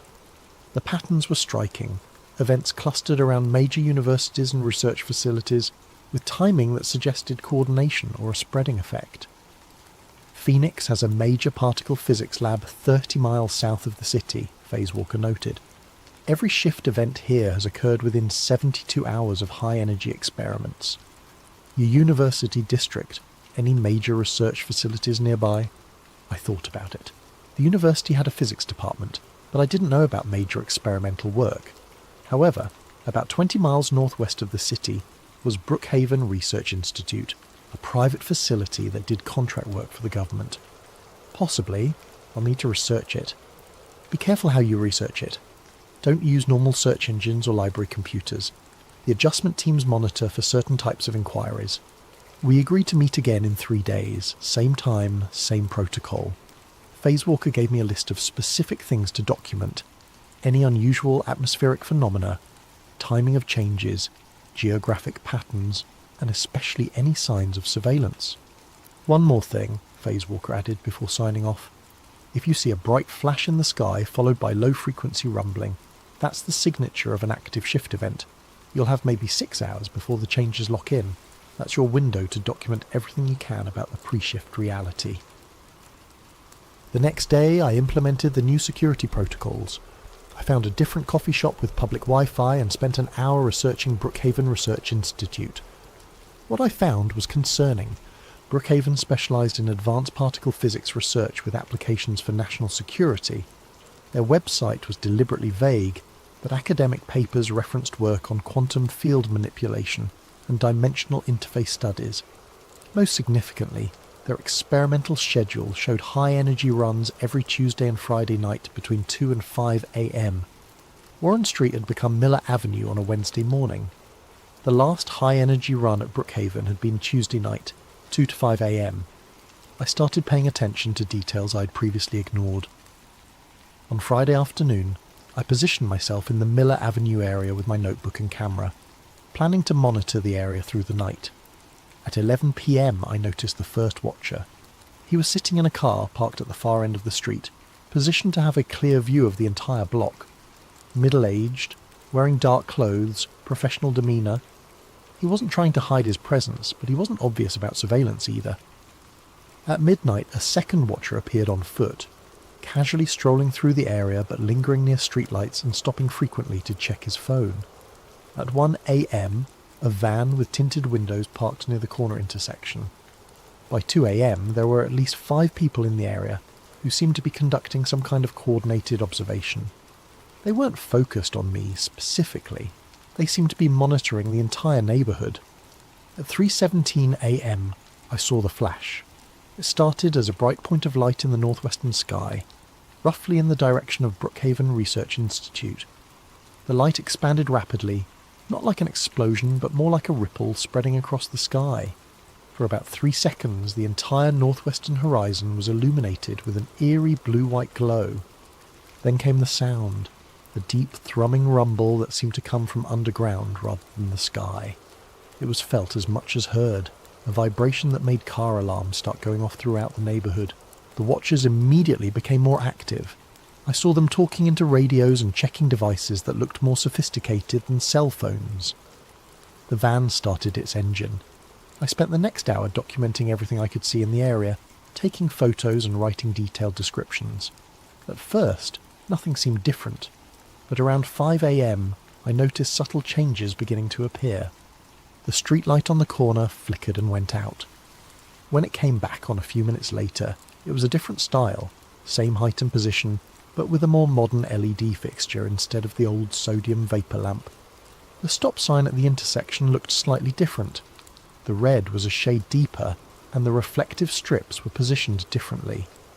Most unsettling, when I looked back at photos I'd taken just 2 hours earlier, some of them showed these new versions instead of what I remembered photographing. By dawn, the watchers had disappeared. I drove home, my hands shaking as I realised I had just witnessed a reality shift in progress. That afternoon, I returned to Miller Avenue to document the full extent of the changes. The differences were subtle but consistent. Paint colours slightly different, business signs in new fonts, even the memorial plaque in the park had been altered. The dedication date was now 2011 instead of 2009, and it honoured the Miller Avenue Heritage Preservation Society instead of the Community Garden Group.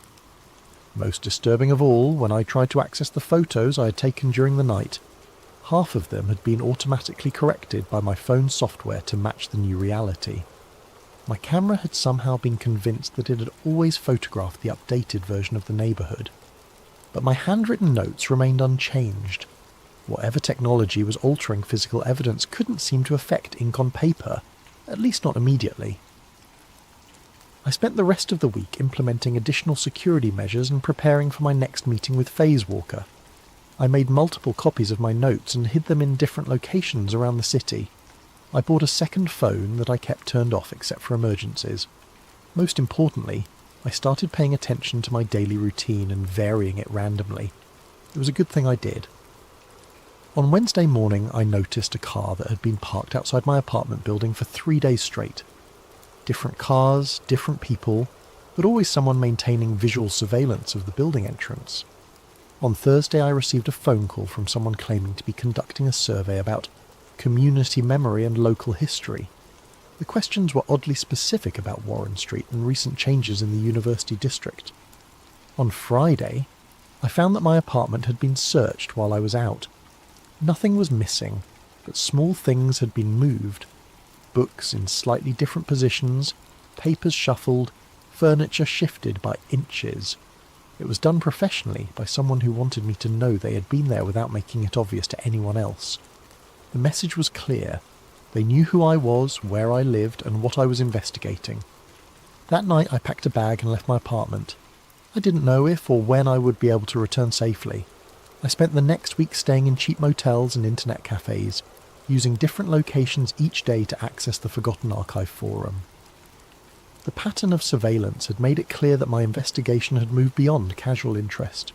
I was now actively being monitored by whoever was behind the reality shifts. Phasewalker had warned me this might happen. Our next scheduled meeting was in encrypted chat room number 7734, but given the escalation in attention, I needed to be extra careful about operational security.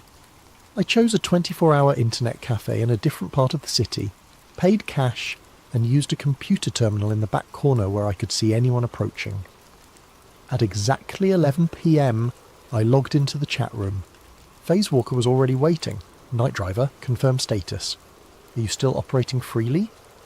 Apartment compromised. Living mobile for now. Witnessed active shift event Tuesday night. Documentation successful, but photos were retroactively altered. Confirmed pattern. They're escalating because you're documenting real-time changes. That makes you a priority target, but it also means you've seen something very few people have witnessed directly.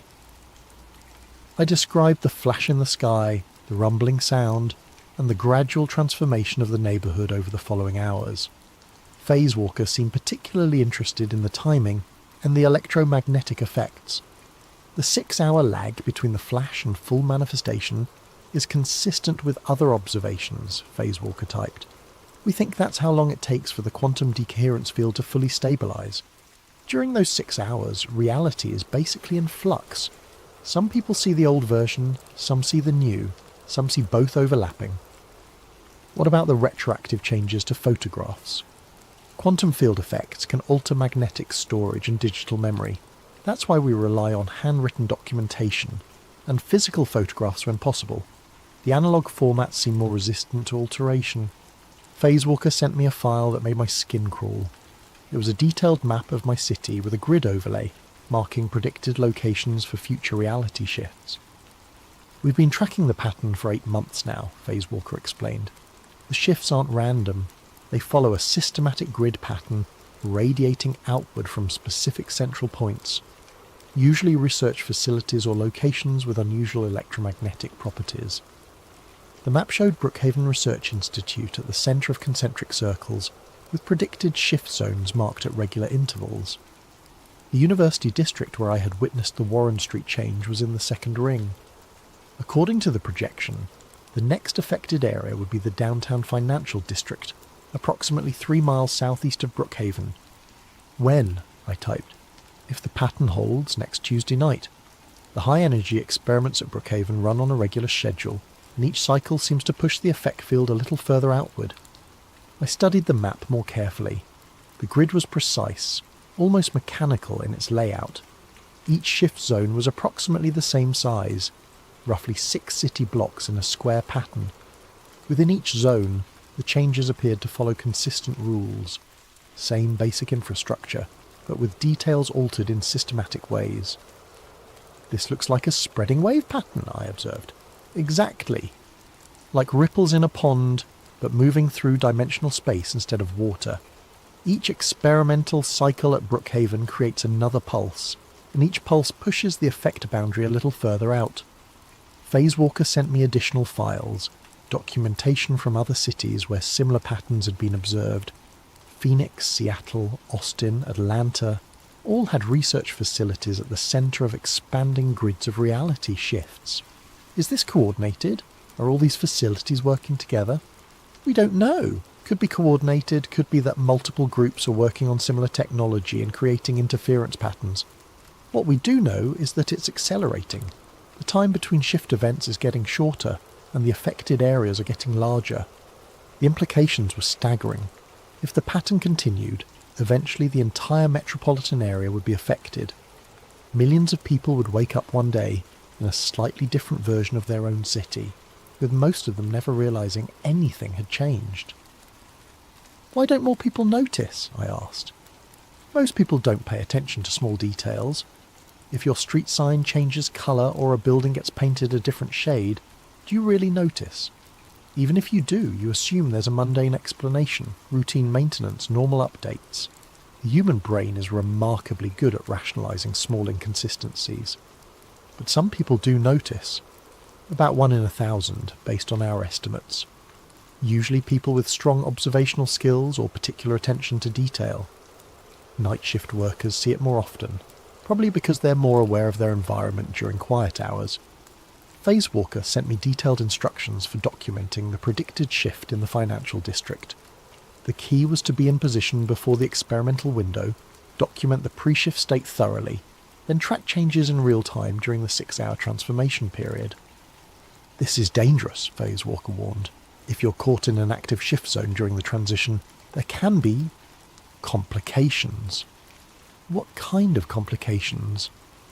People have reported disorientation, memory confusion, in extreme cases temporary existence in both realities simultaneously. One observer in Seattle claimed to spend 3 hours in a version of the city where she had never been born. She could see her apartment, but strangers were living there, and no one recognised her name. I closed my eyes, trying to imagine what that would feel like, being erased from your own life, even temporarily. There's something else, Phasewalker continued. The Forum has been tracking missing persons reports in areas that have experienced multiple shift events. The numbers are statistically significant. People don't just disappear from records. They disappear from reality entirely. How many people? Hard to get exact numbers because of the nature of the disappearances, but we estimate between 50 and 100 people nationwide over the past year. All of them were either active observers or people who had been asking questions about reality shifts. I thought about the disappeared observers thread on the forum and the reports of people who had simply stopped existing. If Phasewalker was right, I was not just investigating a strange phenomenon, I was documenting what amounted to a systematic alteration of reality that was claiming human casualties. Why are you telling me this? Wouldn't it be safer for me to just stop investigating? Because stopping doesn't seem to protect people once they've been flagged. And because we need documentation of real-time shifts if we're ever going to understand how to stop this process. Stop it? You think it can be stopped? We have to believe it can be. Because if it can't, eventually there won't be anyone left who remembers what the world was supposed to look like. We arranged to meet again after the predicted financial district shift. Phasewalker would monitor from Phoenix while I documented locally, and we would compare observations to refine the prediction model. Before signing off, Phasewalker gave me one final piece of advice. If you're going to do this, you need to accept that you might not be able to return to your normal life. Once you've seen reality change in real time, once you've documented evidence of systematic alteration, you become part of a very small group of people who know what's really happening. That knowledge comes with a price. I logged off and sat in the internet cafe for a long time, staring at the map of predicted shift zones. My apartment was in the 5th ring out from Brookhaven. If the pattern continued, my own neighbourhood would be affected within a few months. I could try to return to my normal life, pretend I'd never noticed anything unusual, hope that ignorance would protect me. But I had already seen too much, asked too many questions, attracted too much attention, and somewhere in the back of my mind a terrible thought was forming. What if this had happened before? What if the reality I thought of as normal was actually the result of previous shift events, and I was just now becoming aware of an ongoing process that had been altering the world for years? What if the life I remembered was already gone, and I was just a memory island floating in someone else's version of reality? The financial district shift was scheduled for Tuesday night, but on Monday afternoon I received an encrypted message through the forum's private messaging system. It wasn't from Phasewalker. The sender was identified as Dr_Cassandra_Mills, with a verification code I didn't recognise. Night Driver, I know you don't know me, but I've been following your documentation work through mutual contacts. I have information about the source of the reality shifts that could help your investigation. If you're willing to meet in person, I can explain what's really happening and why. I understand the risks of face-to-face contact, but some things can't be communicated safely through digital channels. The message included detailed instructions for a meeting location, a 24-hour diner in an industrial area about 15 miles from downtown, and specific security protocols. The sender claimed to be a former researcher at Brookhaven Institute who had left the project after discovering the true scope of what they were attempting. Every instinct told me this was dangerous. Phasewalker had warned me about trusting unknown contacts, and meeting someone in person violated every security protocol I had learned. But the possibility of getting inside information about Brookhaven was too valuable to ignore. I spent Monday night researching the meeting location and planning multiple escape routes. The diner was isolated but had good visibility in all directions. There were several ways to approach and leave the area without being trapped. Most importantly, it was far enough from Brookhaven that it shouldn't be affected by Tuesday night's predicted shift event. At 2 a.m. Tuesday morning, I drove to the meeting location. The diner was exactly as described. A classic 1950s-style establishment that looked like it catered to truck drivers and late-shift workers. I arrived 30 minutes early and positioned myself at a corner booth where I could watch both the entrance and the parking lot. At exactly 2:30 a.m, a woman in her 40s entered the diner. She was tall, with greying brown hair and the kind of intense, intelligent eyes that suggested an academic background. She looked around the restaurant carefully before approaching my table.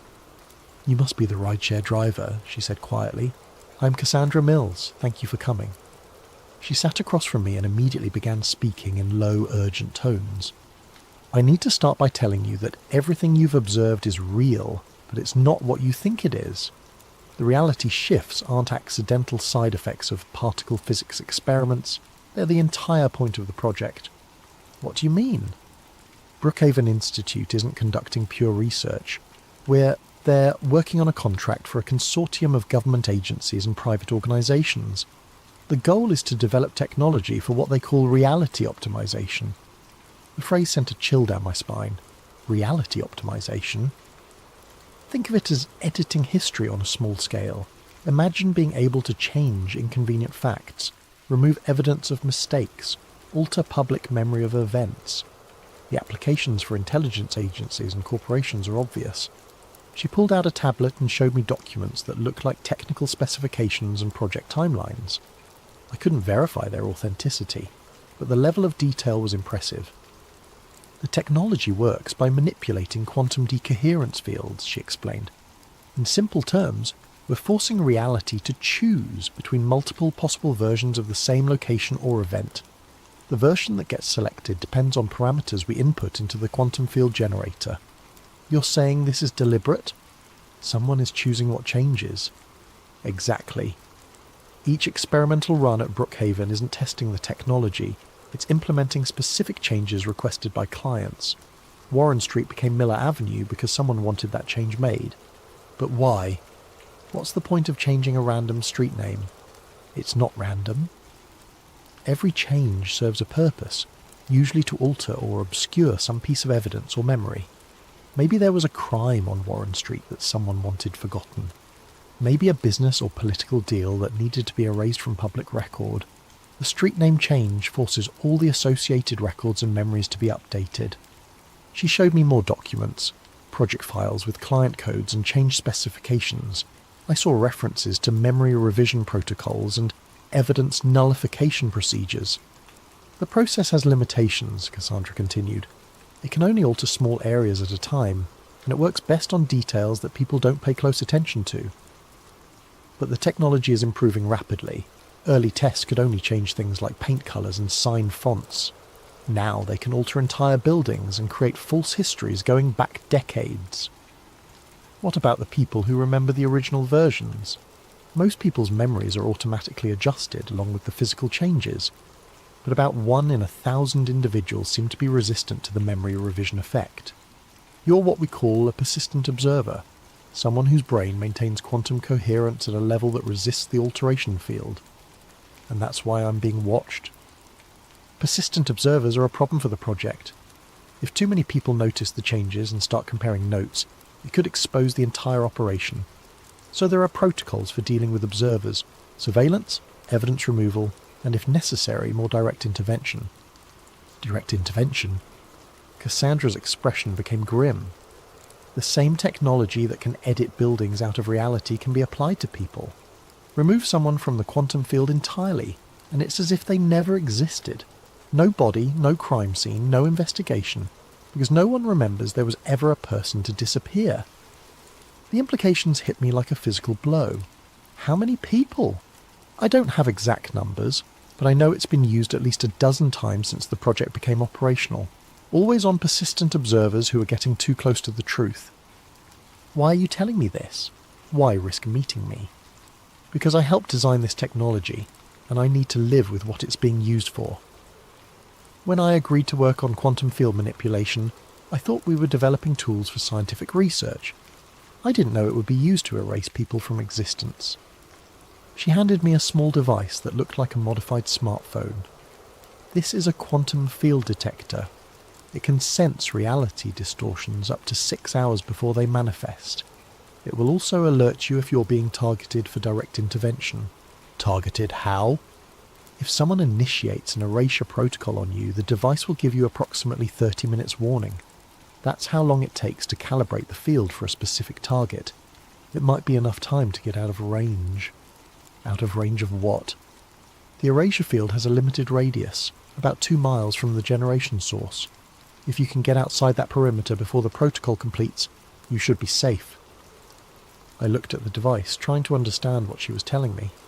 You're saying if I stay more than 2 miles away from Brookhaven, they can't erase me? From the main facility, yes, but they have mobile units for field work, smaller generators that can be deployed anywhere, with a range of about half a mile. How do I know if a mobile unit is targeting me? The detector will show you the direction and approximate distance to any active quantum field source. If you see a mobile signature approaching your location, you need to move immediately. Cassandra glanced at her watch. I have to go. The financial district shift is scheduled to begin in 4 hours, and I need to be somewhere with an alibi when it happens. Wait, you said each change serves a specific purpose. What's being hidden in the financial district? I don't know the details, but the client code suggests it's related to banking records, probably erasing evidence of some financial irregularity or illegal transaction. After tonight, certain buildings, businesses, or records will no longer exist, and no one will remember they ever did. She stood up to leave, then turned back one more time. One more thing. The project is expanding rapidly. The current schedule has shift events planned for 3 more cities this month, and the frequency is increasing. They're not just hiding individual crimes or mistakes anymore. I think they're preparing for something much larger. Like what? Like editing recent history on a massive scale. Think about what you could accomplish if you could make entire events disappear from public memory. Elections, scandals, wars, anything that someone wanted to undo.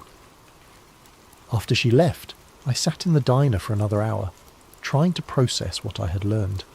If Cassandra was telling the truth, I wasn't just investigating a strange phenomenon, I was documenting a secret war against reality itself. The quantum field detector remained silent until I started driving back toward the city. Then, at 6:47 a.m., it began beeping softly. I looked at the display and saw a distance reading, 2.3 miles, decreasing. A mobile unit was approaching my location. I pressed the accelerator and drove as fast as I dared, watching the distance reading gradually increase as I put space between myself and whatever was hunting me. The device didn't stop beeping until I was more than 5 miles away from the city centre. For the first time since this all began, I understood exactly how much danger I was in The quantum field detector that Cassandra had given me became my constant companion over the next 3 days. It remained mostly quiet, but twice I had to quickly change locations when it detected mobile field sources approaching. The cat and mouse game was exhausting, but it also gave me valuable information about how the erasure teams operated. They seemed to work in predictable patterns, sweeping through areas where I had been seen, checking locations where I might seek shelter. More importantly, they appeared to have limitations. The mobile units couldn't maintain their quantum fields indefinitely, and they needed several hours to recharge between deployment attempts. I used this window to document the financial district shift from a safe distance. Just as Phase Walker had predicted, the event occurred at 3:33 a.m. on Tuesday night. I watched from a parking garage 4 miles away as the familiar blue-white flash illuminated the sky, followed by the deep rumbling that seemed to come from underground. Over the next 6 hours, I used telephoto lenses to observe the gradual transformation of the downtown area. Buildings shifted colour, signs changed fonts, and at least one entire block seemed to be restructured with different architectural styles. By dawn, the financial district looked subtly but comprehensively different. More disturbing, when I checked news websites and social media the next day, I found reports of a minor earthquake that had supposedly occurred at the same time as the flash. Seismologists were quoted as saying it was a rare but harmless tectonic adjustment. The official narrative was already being established to explain away what people had observed. On Thursday afternoon, the quantum field detector started behaving erratically. Instead of the steady readings I had grown accustomed to, it began showing multiple field sources scattered throughout the city. The display looked like a radar screen during a storm, dozens of mobile signals moving in coordinated patterns. I realised they weren't hunting me individually anymore. They were conducting a systematic sweep of the entire metropolitan area. That evening I received one final message through the forum's encrypted system. It was from Phase Walker. Major escalation detected in multiple cities. Grid pattern acceleration confirmed, then moving to Phase 2. Final convergence predicted for your location. Saturday night, 3:33 a.m. This is not a normal shift event. Recommend immediate evacuation beyond 50-mile radius. I tried to respond, but the forum was no longer accessible. When I attempted to reach any of the Forgotten Archive servers, I received only error messages. It was as if the entire network had been taken offline. The quantum field detector showed the reason why. Field sources were now active at locations throughout the city, including several positions that surrounded the internet cafe, where I was trying to access the forum. They weren't just hunting persistent observers anymore, they were systematically suppressing all communication channels that could be used to coordinate resistance. I spent Thursday night driving aimlessly through the outer suburbs, staying ahead of the mobile units while trying to understand what final convergence might mean. The detector showed an increasingly dense network of field sources, all of them moving in perfect coordination towards some kind of centralized pattern. By Friday morning I understood what they were planning. Instead of the usual isolated shift affecting a few city blocks, they were preparing to alter the entire metropolitan area simultaneously. Every mobile unit, every field generator, every piece of quantum manipulation technology they had was being positioned for a coordinated reality revision on a scale I had never imagined possible. But what were they trying to hide that would require editing an entire city? The answer came to me while I was studying a map of the field source positions. The pattern wasn't random. The mobile units were positioned at specific locations throughout the city, locations that corresponded to government buildings, research facilities, major corporate headquarters, and media centres. They weren't hiding evidence of individual crimes. They were preparing to erase something that had left traces throughout the entire power structure of the city.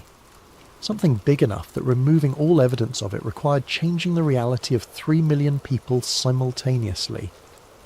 Friday night, I positioned myself on a hilltop 20 miles outside the city limits, well beyond the range of any quantum field technology I knew about.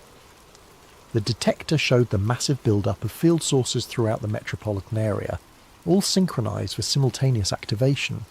At exactly 3:33 a.m. on Saturday, the sky above the city exploded with light. It wasn't the localized flash I had seen during previous shift events. The the entire horizon lit up with brilliant blue-white radiance that lasted for nearly 30 seconds.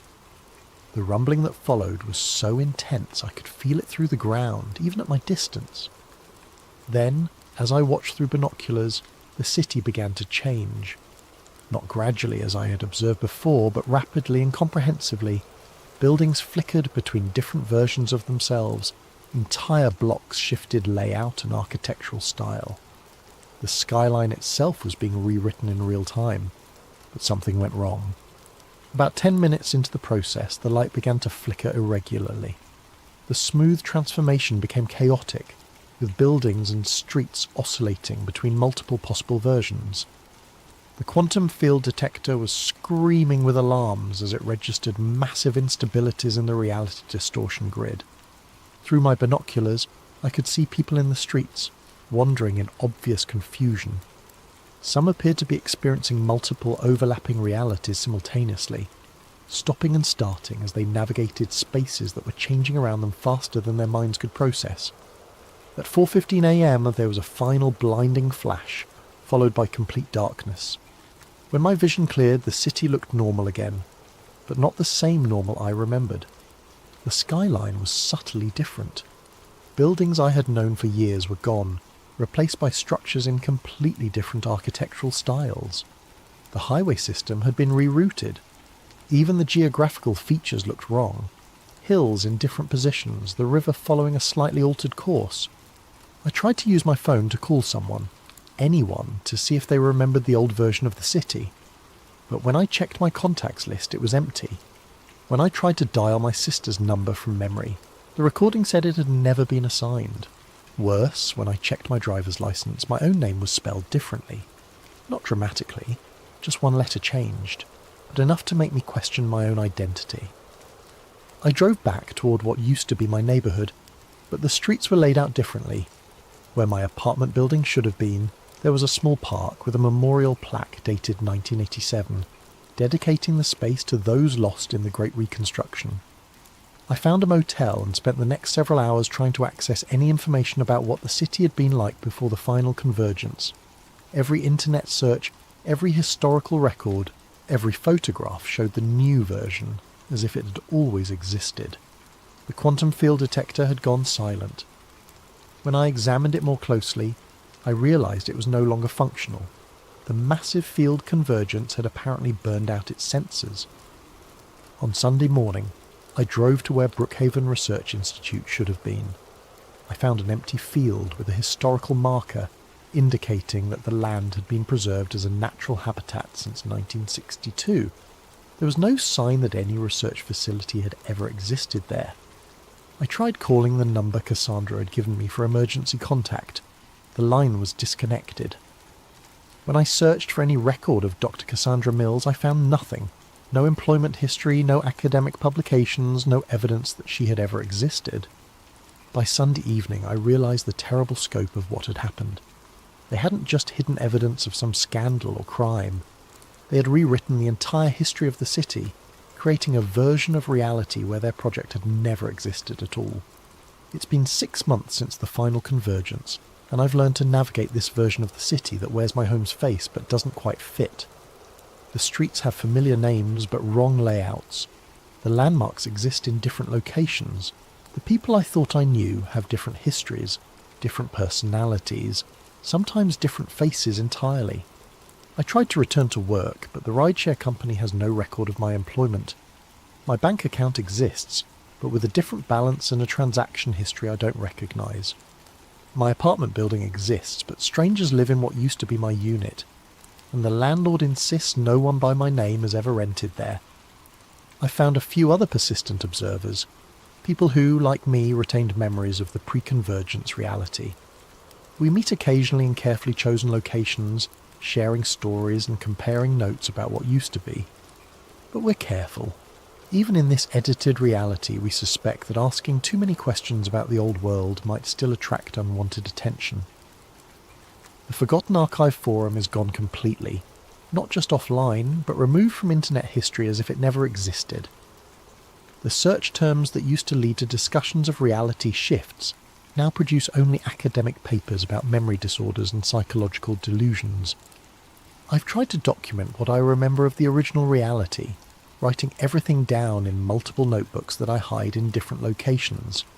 But sometimes, when I check on them, I find that my own handwriting has changed subtly. Words altered, details modified, as if the editing process is still ongoing even now. The quantum field detector sits on my desk, permanently dead. Sometimes I wonder if Cassandra Mills was real, or if she was just another persistent observer like me who got erased when they cleaned up the loose ends. Maybe our entire conversation was a dream, or a hallucination brought on by exposure to reality distortion fields. But I don't think so. I remember her face too clearly, remember the weight of the device when she handed it to me, remember the specific technical details she shared about the quantum field technology. I think she was real, and I think she sacrificed herself to give me a warning that I couldn't fully understand until it was too late. Yesterday I drove to the hilltop where I watched the final convergence. There's a scenic overlook there now, with a plaque commemorating the site as a natural viewing area preserved since 1923. But when I stood in the exact spot where I had witnessed the city being rewritten, I could swear I saw something that shouldn't have been there. For just a moment, in the corner of my vision, the skyline flickered. For less than a second, I saw the old version of the city, the buildings I remembered, the highway system I had driven for years, the landscape that matched my mental map of home. Then it was gone, and I was looking at this new version that everyone else believes has always been there. I don't know if what I saw was real or just my mind's desperate attempt to hold on to memories that are being systematically erased. But it gives me hope that somewhere, somehow, the original reality still exists. Maybe that's all I can do now, remember what was, and hope that memory itself is enough to keep the truth alive, even in a world that's been edited to deny it ever existed. I think Warren Street was just the first stitch to tear. Whatever world I came from, it's gone, and this one doesn't want me here. But I'm still here anyway, carrying the ghost of a reality that only a few dozen people remember. And as long as we remember, maybe it's not entirely lost. Maybe remembering is enough. Maybe remembering is all we have left. Before we begin tonight's story, I want to thank Ryan McPherson for suggesting this fascinating topic. The Kecksburg incident has captivated researchers for decades, and tonight we explore it through the eyes of someone who was actually there. If you have story suggestions, please leave them in the comments below, and don't forget to like and subscribe to Sleep Theories if you enjoy these deep dives into mysterious events. December the 9th, 1965. The date still sends a chill through my bones 40 years later. Most people remember where they were when Kennedy was shot, or when man first walked on the moon. Me? I remember exactly where I was standing when that fireball tore across the Pennsylvania sky and changed everything I thought I knew about the world we live in. My name is Tom Brennan, and I was a field technician for Bell Telephone Long Lines, stationed out of Greensburg, Pennsylvania. My call sign was KN3WBR, and I'd been working the microwave relay towers that carried America's long-distance calls across the backbone of our communications network. It was Cold War work, though we didn't always think of it that way. Every conversation, every military communication, every government hotline, it all passed through systems like the ones I maintained. The long lines network was something most civilians never thought about, but it was the nervous system of the entire country. We had microwave towers stretching from coast to coast, carrying voice traffic, teletype communications, and data streams that kept America running. During the Cuban Missile Crisis 3 years earlier, every word between Washington and Moscow had likely passed through equipment I'd personally calibrated and maintained. It was responsibility that weighed on you, even when you tried not to think about it.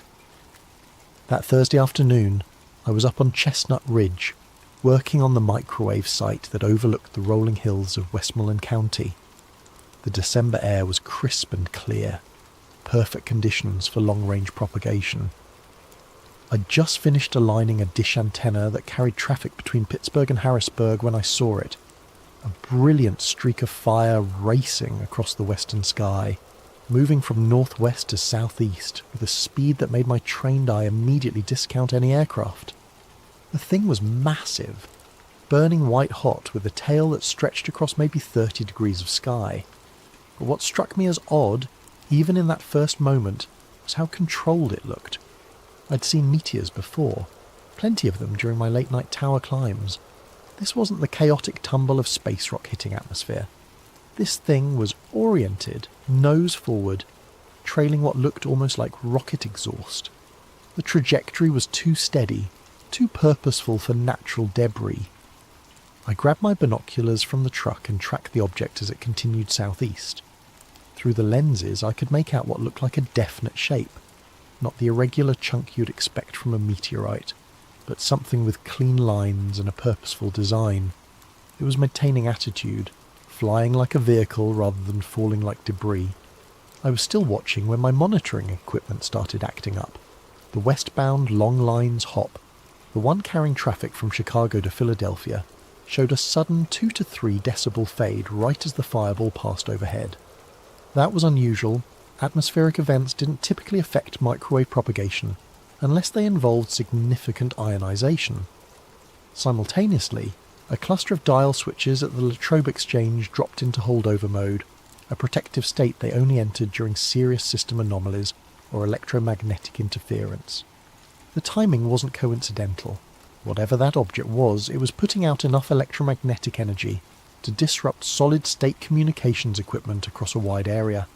That suggested either exotic propulsion or significant electrical systems still operating during what should have been a catastrophic re-entry. Then KDKA broke into their regular programming. "We're receiving reports of a brilliant fireball seen across western Pennsylvania and eastern Ohio," the announcer said, his voice carrying that professional tension of breaking news.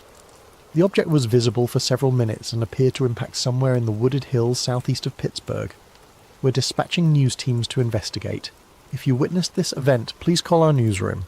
I checked my watch. 4:47 p.m. Eastern Standard Time. I made a note in my logbook. Standard procedure for any unusual events that might affect network operations. Little did I know that notation would become one of the most important entries I'd ever make. My field radio crackled to life 20 minutes later. It was dispatch sending me to check a cutover hut near Kecksburg after locals reported something in the woods that might have damaged our equipment. The cutover hut housed switching equipment for several rural telephone exchanges, and any damage there could isolate entire communities from the outside world. "Brennan, we're getting reports of power fluctuations and equipment failures in the Kecksburg area," the dispatcher said. "Could be related to that meteor everyone's talking about. Need you to check the remote terminal and make sure our lines are still operational. Standard procedure. When weird things happen, check the phone lines first." Communications infrastructure was critical enough that we investigated any potential threat, no matter how unlikely it seemed. I loaded my gear into the company truck. Test equipment, spare components, toolkit, emergency repair supplies, and my camera for documenting any damage. The drive to Kecksburg would take about 40 minutes through winding country roads that followed the ridgelines and valleys of southwestern Pennsylvania. I drove through the gathering dusk, past farms and small communities that most people pass through without noticing. The radio chatter was picking up. State police dispatchers coordinating response to multiple calls about the fireball, fire departments being put on standby, and civil defense officials asking about radiation monitoring equipment. Whatever had come down was generating serious official interest. The sun was setting behind the ridgelines, painting the winter sky in shades of orange and purple. Bare trees stretched skeletal branches against the darkening sky, and the first stars were becoming visible in the clear air. It was the kind of peaceful Pennsylvania evening that made you forget about Cold War tensions and space races and all the other anxieties of the modern world. I had no idea I was driving towards something that would haunt me for decades. The first sign something was seriously wrong came at the intersection of Route 982 and what the locals called Meteor Road, a name that would prove prophetic. A Pennsylvania State Police cruiser sat across the lane, its red and blue lights cutting through the gathering dusk. Trooper R. Hale stepped out as I approached, his hand resting casually on his service weapon. Hale was a big man, the kind of rural cop who commanded respect through presence rather than bluster. He'd probably been dealing with curiosity seekers and reporters all evening, and his patience was clearly wearing thin. "Road's closed," he said simply, shining his flashlight through my windshield to get a look at me. I showed him my Bell telephone identification and work order. "Got a report of equipment damage. Need to check the cutover hut up this road." Hale studied my credentials for a long moment, comparing the photo to my face and checking the official letterhead. These guys were thorough, more thorough than you'd expect for a routine traffic control situation. "Phone company," he called to his partner, who was manning a radio in the cruiser. "Let him pass, but I want his name and time logged." He handed back my ID and stepped aside, but I noticed he made a note on his clipboard. That level of documentation wasn't standard for blocking roads around a meteor impact. Someone was keeping very careful track of who went in and out of that area. The narrow lane wound through dense woods, oak and maple trees that had shed their leaves weeks ago, leaving skeletal branches that scraped against my truck. The road surface was rough, more of a logging trail than a proper road, with potholes and ruts that forced me to drive slowly. But as I got deeper into the forest, something felt fundamentally wrong. The air itself seemed different, charged with an ozone smell that reminded me of high-voltage equipment after a lightning strike, mixed with the acrid scent of hot phenolic resin, the kind we used in electrical insulators. There was also something else, a metallic tang that I couldn't identify, but that made the hair on the back of my neck stand up. Then I saw the trees. They weren't burned exactly. They were snapped inward, all leaning toward a central point maybe 50 yards off the road. The pattern was too regular, too precise to be wind damage. It looked like something massive had come down through the canopy, pushing everything aside in a perfect cone of destruction. Some of the larger oaks had been snapped completely in half, their trunks showing fresh white wood where they'd broken under tremendous force. But what really caught my attention was the electromagnetic signature. My portable field strength meter, which I used for checking microwave path clearance, was showing readings that made no sense. There was a strong RF field emanating from somewhere ahead, cycling through frequencies in a pattern that definitely wasn't natural. Whatever was out there was still electrically active. I grabbed my flashlight and test equipment, following what looked like a shallow furrow carved into the forest floor. The groove was maybe 3 feet wide, scraped clean of leaves and topsoil, running in a straight line toward a small clearing ahead. The earth was compressed and fused in places, as if exposed to intense heat, but there was no evidence of fire damage to the surrounding vegetation.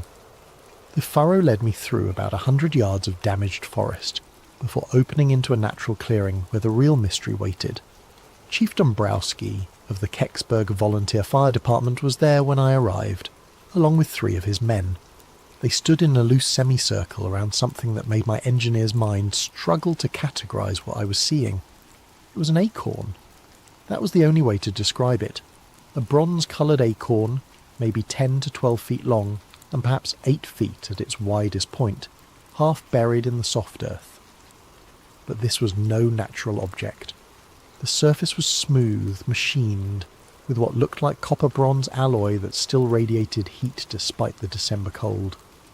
The metalwork was beautiful in its precision, showing no seams or joints, as if the entire structure had been formed from a single piece of metal. Around its widest point ran a dark band, maybe 18 inches wide, covered with markings that definitely weren't letters. The band appeared to be made of a different material, something darker and more heat-resistant than the main body. It was slightly recessed, like it had been designed to accommodate the markings without disrupting the aerodynamic profile of the object. "You see this too, right?" Chief Dombrowski asked, his voice carrying the careful tone of a man questioning his own sanity. "I mean, this isn't some kind of hallucination from carbon monoxide or something?" Dombrowski was a practical man, a volunteer firefighter who'd spent 20 years responding to vehicle accidents, house fires, and natural disasters. He wasn't the type to imagine things or get excited about strange phenomena, but standing there in that clearing, with this impossible object half buried in Pennsylvania soil, even he seemed shaken. I knelt down beside the object, close enough to see the markings clearly and feel the warmth radiating from its surface. The heat wasn't intense, but it was definitely there, a gentle warmth that suggested significant thermal mass cooling down from much higher temperatures. The material felt almost ceramic to the touch, smooth and slightly warm like a coffee cup that had been sitting in the sun. The markings looked like stencils, precise, functional marks rather than any kind of writing or decoration. There were arrows pointing in different directions, tick marks that could have been measurement references, triangular symbols that might have indicated orientation or attitude, and geometric patterns that looked almost like engineering diagrams. One string of marks caught my attention. A left-pointing arrow, followed by a triangle, 2 vertical lines, a circle with what looked like O2 inside it, then a right-pointing arrow. "Chief," I said, pulling out my sketchbook to copy the markings, "this isn't from space. At least not the way people think."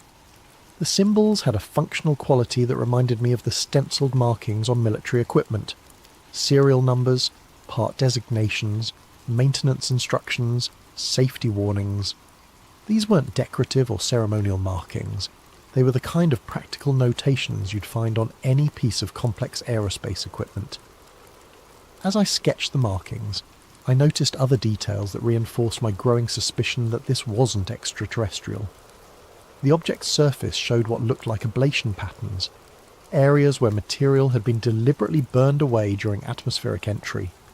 The nose cone had the characteristic blunting you'd expect from a heat shield designed to survive re-entry. There were also what appeared to be small ports or vents, sealed now but clearly designed for some kind of gas flow during operation. Dombrowski pulled out a small civil defence Geiger counter, standard equipment for fire departments in those days, when everyone was worried about nuclear accidents and fallout. The device chirped steadily, but not frantically, elevated background radiation, but nothing immediately dangerous. The readings were consistent with what you might expect from equipment that had been exposed to the radiation environment of space, or possibly from radioactive materials used in power systems or scientific instruments. "Hot," he radioed back to his dispatcher. "Pull the boys back to 50 yards. We're getting elevated readings on the CD meter." That's when we heard the trucks. The sound came from back down the lane, heavy vehicles moving slowly over the rough road surface. But these weren't more fire trucks or ambulances. The engine notes were different, deeper, with the distinctive rumble of military diesels under load. Someone with serious resources was responding to this incident, and they were responding fast. I counted at least 3 vehicles, maybe 4, moving in convoy formation. The lead vehicle was already visible through the trees, its headlights cutting through the darkness. But something was wrong with the light pattern. Instead of standard automotive headlights, these looked like military blackout lights, the kind designed to provide illumination without creating visible signatures that could be spotted from aircraft. "Chief," I said, still sketching frantically, "I think we're about to have company." Dombrowski nodded grimly. He'd been in the Pacific during World War II, and he recognised the sound of military vehicles when he heard it. "Boys," he called to his firefighters, "pack up your gear and get ready to move. This just became somebody else's problem." I finished my sketch and tucked the notebook into my jacket pocket. Whatever was coming up that road, I had the feeling that documenting this scene was about to become much more difficult. The object itself remained motionless in its shallow crater, still radiating heat and electromagnetic energy, still defying easy categorization. But as I looked at it one more time, trying to memorize details that my sketch might have missed, I noticed something that would stick with me for decades. Near the base of the object, partially hidden by displaced earth, was what looked like a small panel or access port. The metal around it was slightly discoloured, as if it had been subjected to intense heat, but the panel itself appeared intact. If this thing was alien technology, why would it have panels that looked exactly like the kind of access ports you'd find on any terrestrial spacecraft or aircraft? Why would it have stenciled markings that followed human conventions for technical documentation? Why would its heat shield patterns match what I'd seen in aerospace engineering journals? The more I looked at this object, the more convinced I became that it wasn't from another world, at least not in the way people imagined. It was from our world, but from a part of our world that most people weren't supposed to know existed. They came up the lane with no headlights, 3 vehicles I couldn't quite identify in the gathering darkness. Military, but not standard army green. These were unmarked, flat olive drab, with men in field jackets that could have been M65s, but without any visible insignia or unit patches. The vehicles themselves looked like modified civilian trucks, heavy-duty chassis with military running gear, designed to look unremarkable while carrying specialised equipment. The man who stepped out of the lead vehicle introduced himself simply as Captain Morris. No first name, no unit designation, just Captain. He was maybe 45 years old, with the kind of weathered face that came from spending time outdoors in all kinds of weather. His uniform was military in cut, but deliberately anonymous. No branch insignia, no unit patches, no ribbons or badges that might identify where he came from or who he worked for. Morris moved with the easy authority of someone accustomed to being obeyed without question. He surveyed the scene quickly, taking in the damaged trees, the firefighters' equipment, and the object itself with the practised eye of someone who'd done this before. This wasn't his first unusual recovery operation. "Gentlemen," he said, his voice carrying the flat authority of command, "this area is now under federal jurisdiction. I'll need everyone to step back while my team secures the site." It wasn't a request. More men emerged from the other vehicles, maybe a dozen in total. They moved with military precision, but without the obvious markers you'd expect from regular armed forces. No name tags, no rank insignia, no unit identifiers. Their equipment was high quality but nondescript, military-style gear that could have come from any number of government agencies or private contractors. Trooper Hale appeared from the tree line, his clipboard ready and his radio crackling with traffic from the state police dispatcher. "Need names and contact information from everyone who's been inside the perimeter," he announced, suddenly much more official than he'd been earlier. He photographed my Bell telephone badge with a portable mimeograph unit, sophisticated equipment for a rural police response, the kind of gear that suggested this operation had been planned well in advance. I watched Morris's team work while Hale processed my identification. They moved like a well-rehearsed crew, each man knowing exactly what his job was and how it fit into the larger operation. They threw a canvas shroud over the object, but not before I caught one of them photographing it from multiple angles with professional camera equipment. Then they fitted it with a split cradle that looked purpose-built for the job, curved metal supports that matched the object's contours exactly, as if they'd been manufactured specifically for this type of recovery. The cradle itself was a piece of engineering that impressed me. It was designed to distribute the object's weight evenly, while protecting it from damage during transport. The materials looked like aircraft-grade aluminum, precision machined and fitted with shock-absorbing mounts. This wasn't improvised equipment thrown together for an emergency response. This was specialised hardware that had been designed, manufactured and stockpiled for exactly this type of situation. They used a portable winch system to load the cradled object onto a lowboy trailer that had appeared as if by magic. The trailer was unmarked but military in design, with heavy-duty suspension and tie-down points that could handle significant loads. The entire loading operation took less than 30 minutes, every movement practised and efficient. While they worked, I walked the perimeter of the site, ostensibly checking for damage to our communications equipment, but actually trying to document as much as I could without drawing attention to myself. What I found was interesting for several reasons. First, there was indeed real damage to our infrastructure.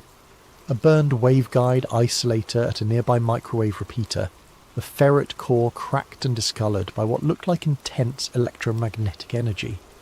The damage was recent and severe enough to explain the signal anomalies I detected earlier. This wasn't staged or faked. Something had genuinely disrupted our equipment. Second, the electromagnetic signature was still strong.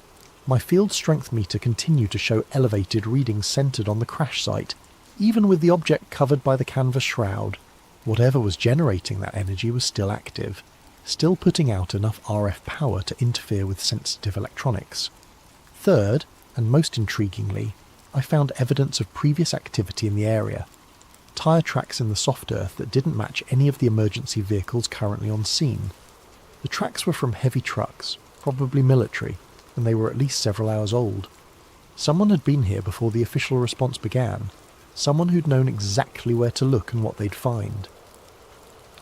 I pocketed the damaged ferrite isolator without thinking much about it at the time. Standard procedure for a field technician was to collect failed components for analysis and replacement.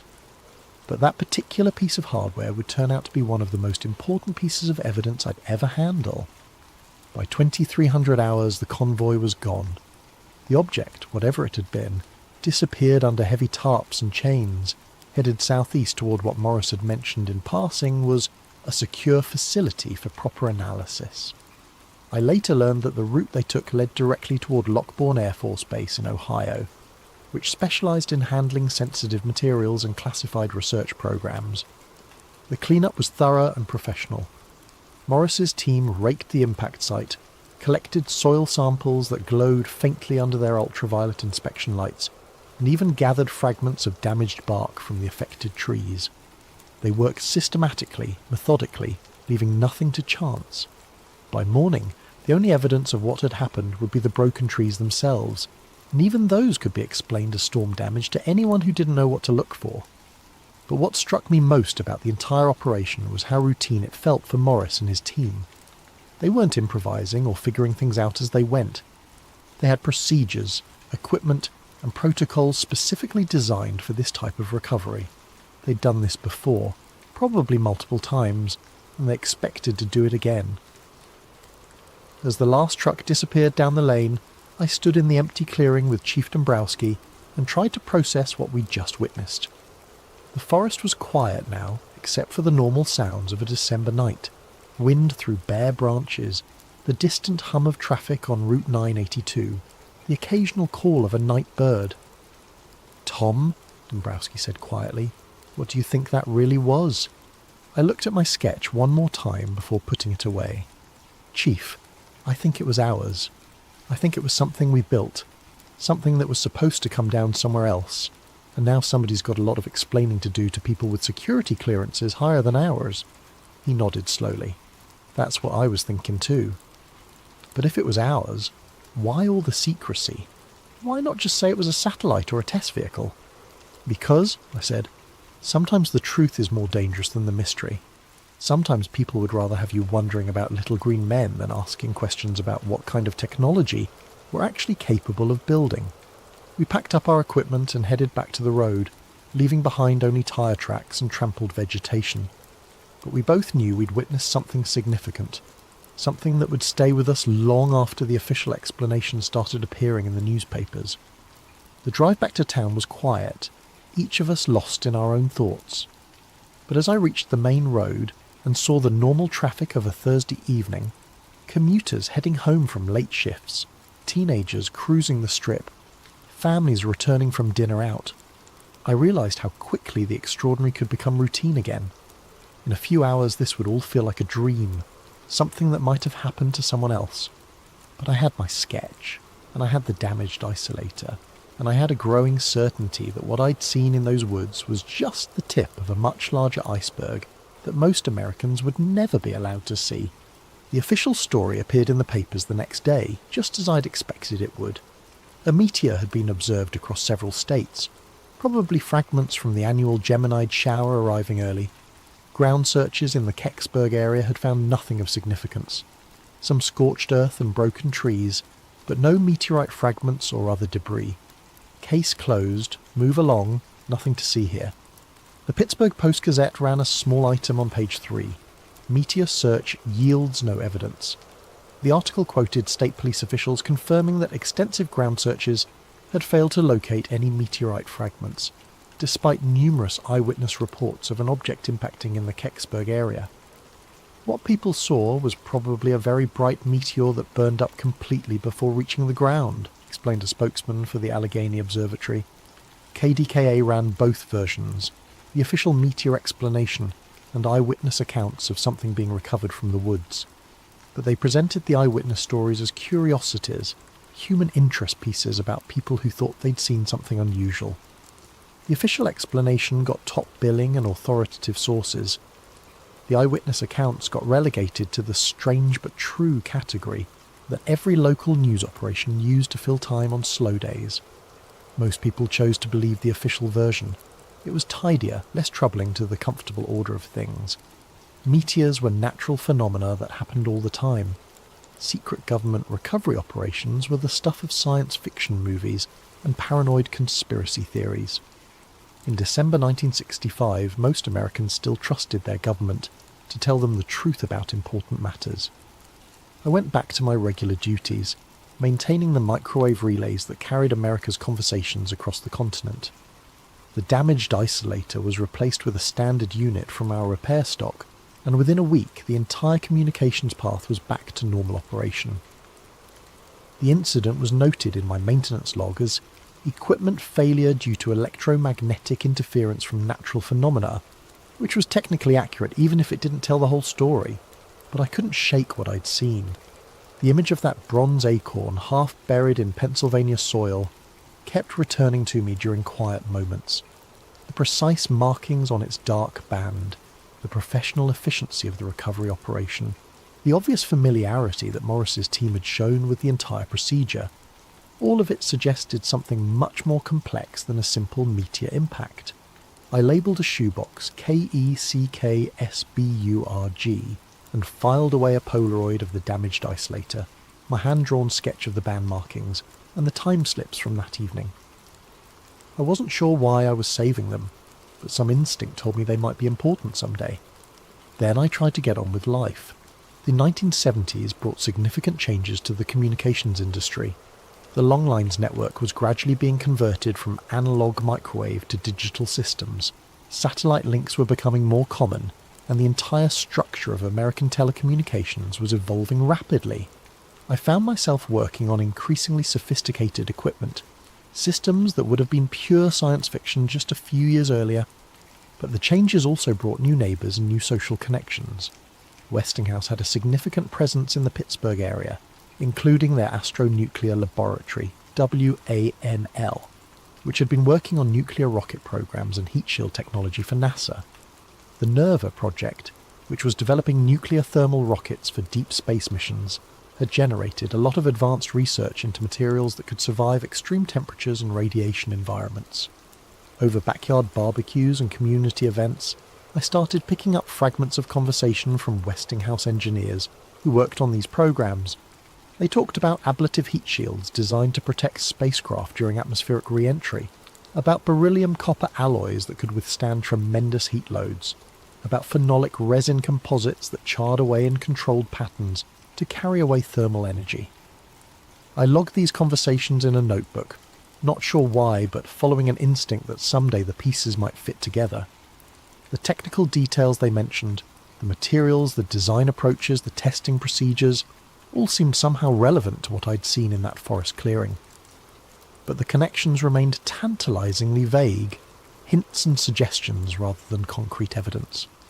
During this period, I also became more aware of the broader context of aerospace development in the 1960s.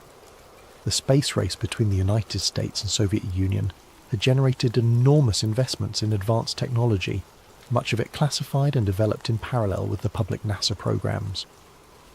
Military research into reconnaissance satellites, communication platforms, and strategic defense systems was creating capabilities that the general public knew nothing about. The more I learned about these parallel programs, the more convinced I became that what had come down at Kecksburg was related to this hidden side of the space program. The object's design, the government's response, the professional efficiency of the recovery operation, all of it pointed to something that was both highly advanced and highly classified.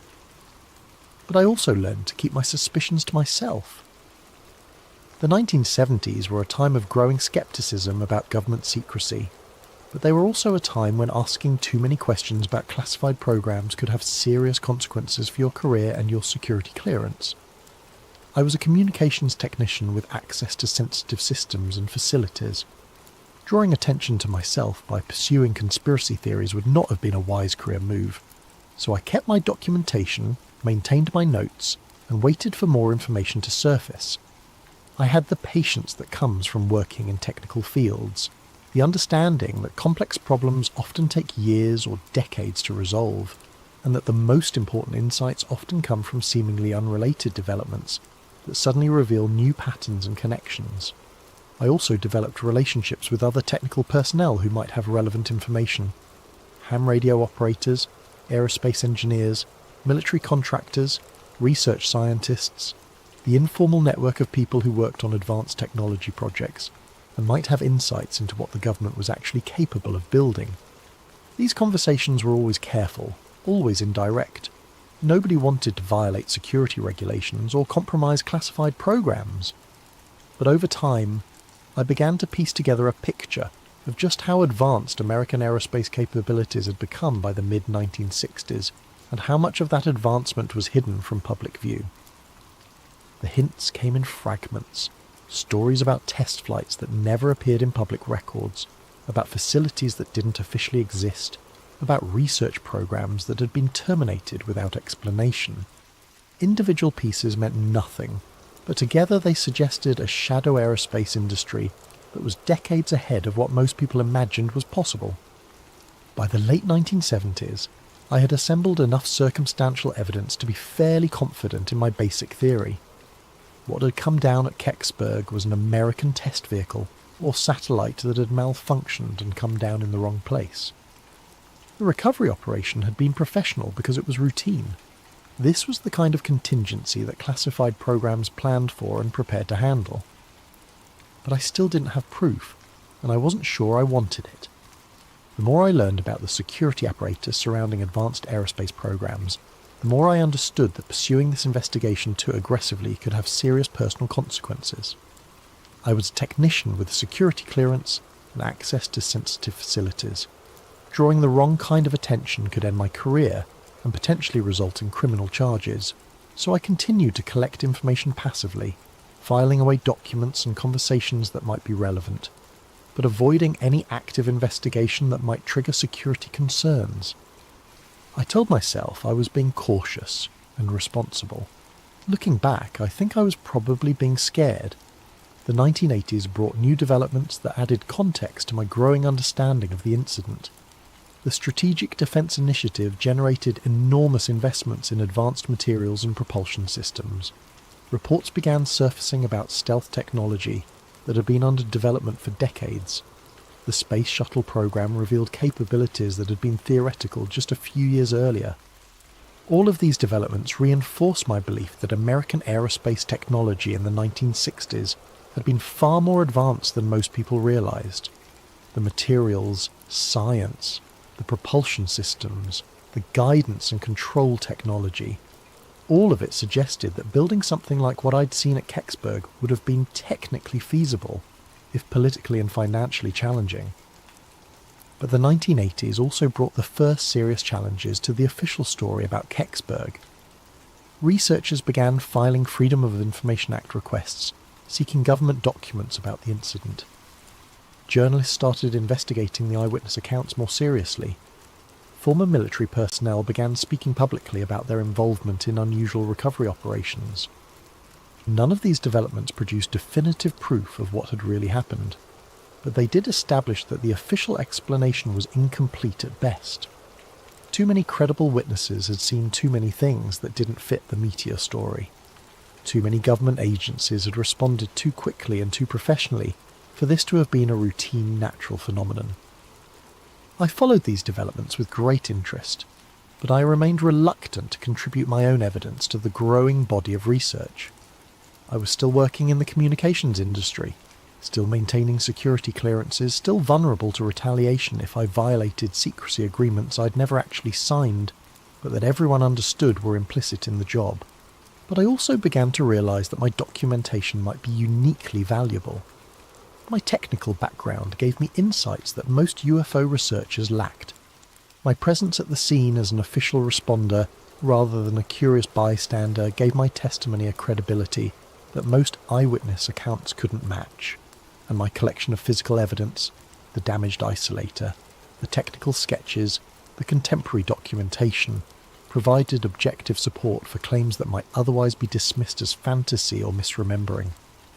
As the 1980s turned into the 1990s, I found myself increasingly torn between the desire to contribute to historical understanding and the need to protect my career and personal security. It was a tension that would ultimately define the rest of my relationship with the Kecksburg incident. Retirement gave me time to think, and the internet gave me tools I'd never had before. Suddenly I could research topics that would have required trips to libraries and archives, communicate with researchers and witnesses scattered across the country, and access government documents that had been declassified or leaked over the decades since the incident. The first major breakthrough came in 2001, when Mike Romano, an ageing firefighter who'd been at Kecksburg that night, went public with his story in a way that couldn't be ignored or dismissed. Romano had been a young volunteer with the Kecksburg 5FD in 1965, and he'd gotten closer to the object than most of the other witnesses. His account was detailed, specific, and consistent with what I remembered from my own observations. Romano described seeing an acorn-shaped object about the size of a small car, with a bronze or copper-coloured surface that was still warm to the touch. Around its widest point was a band of darker material covered with writing like Egyptian hieroglyphs, markings that were clearly artificial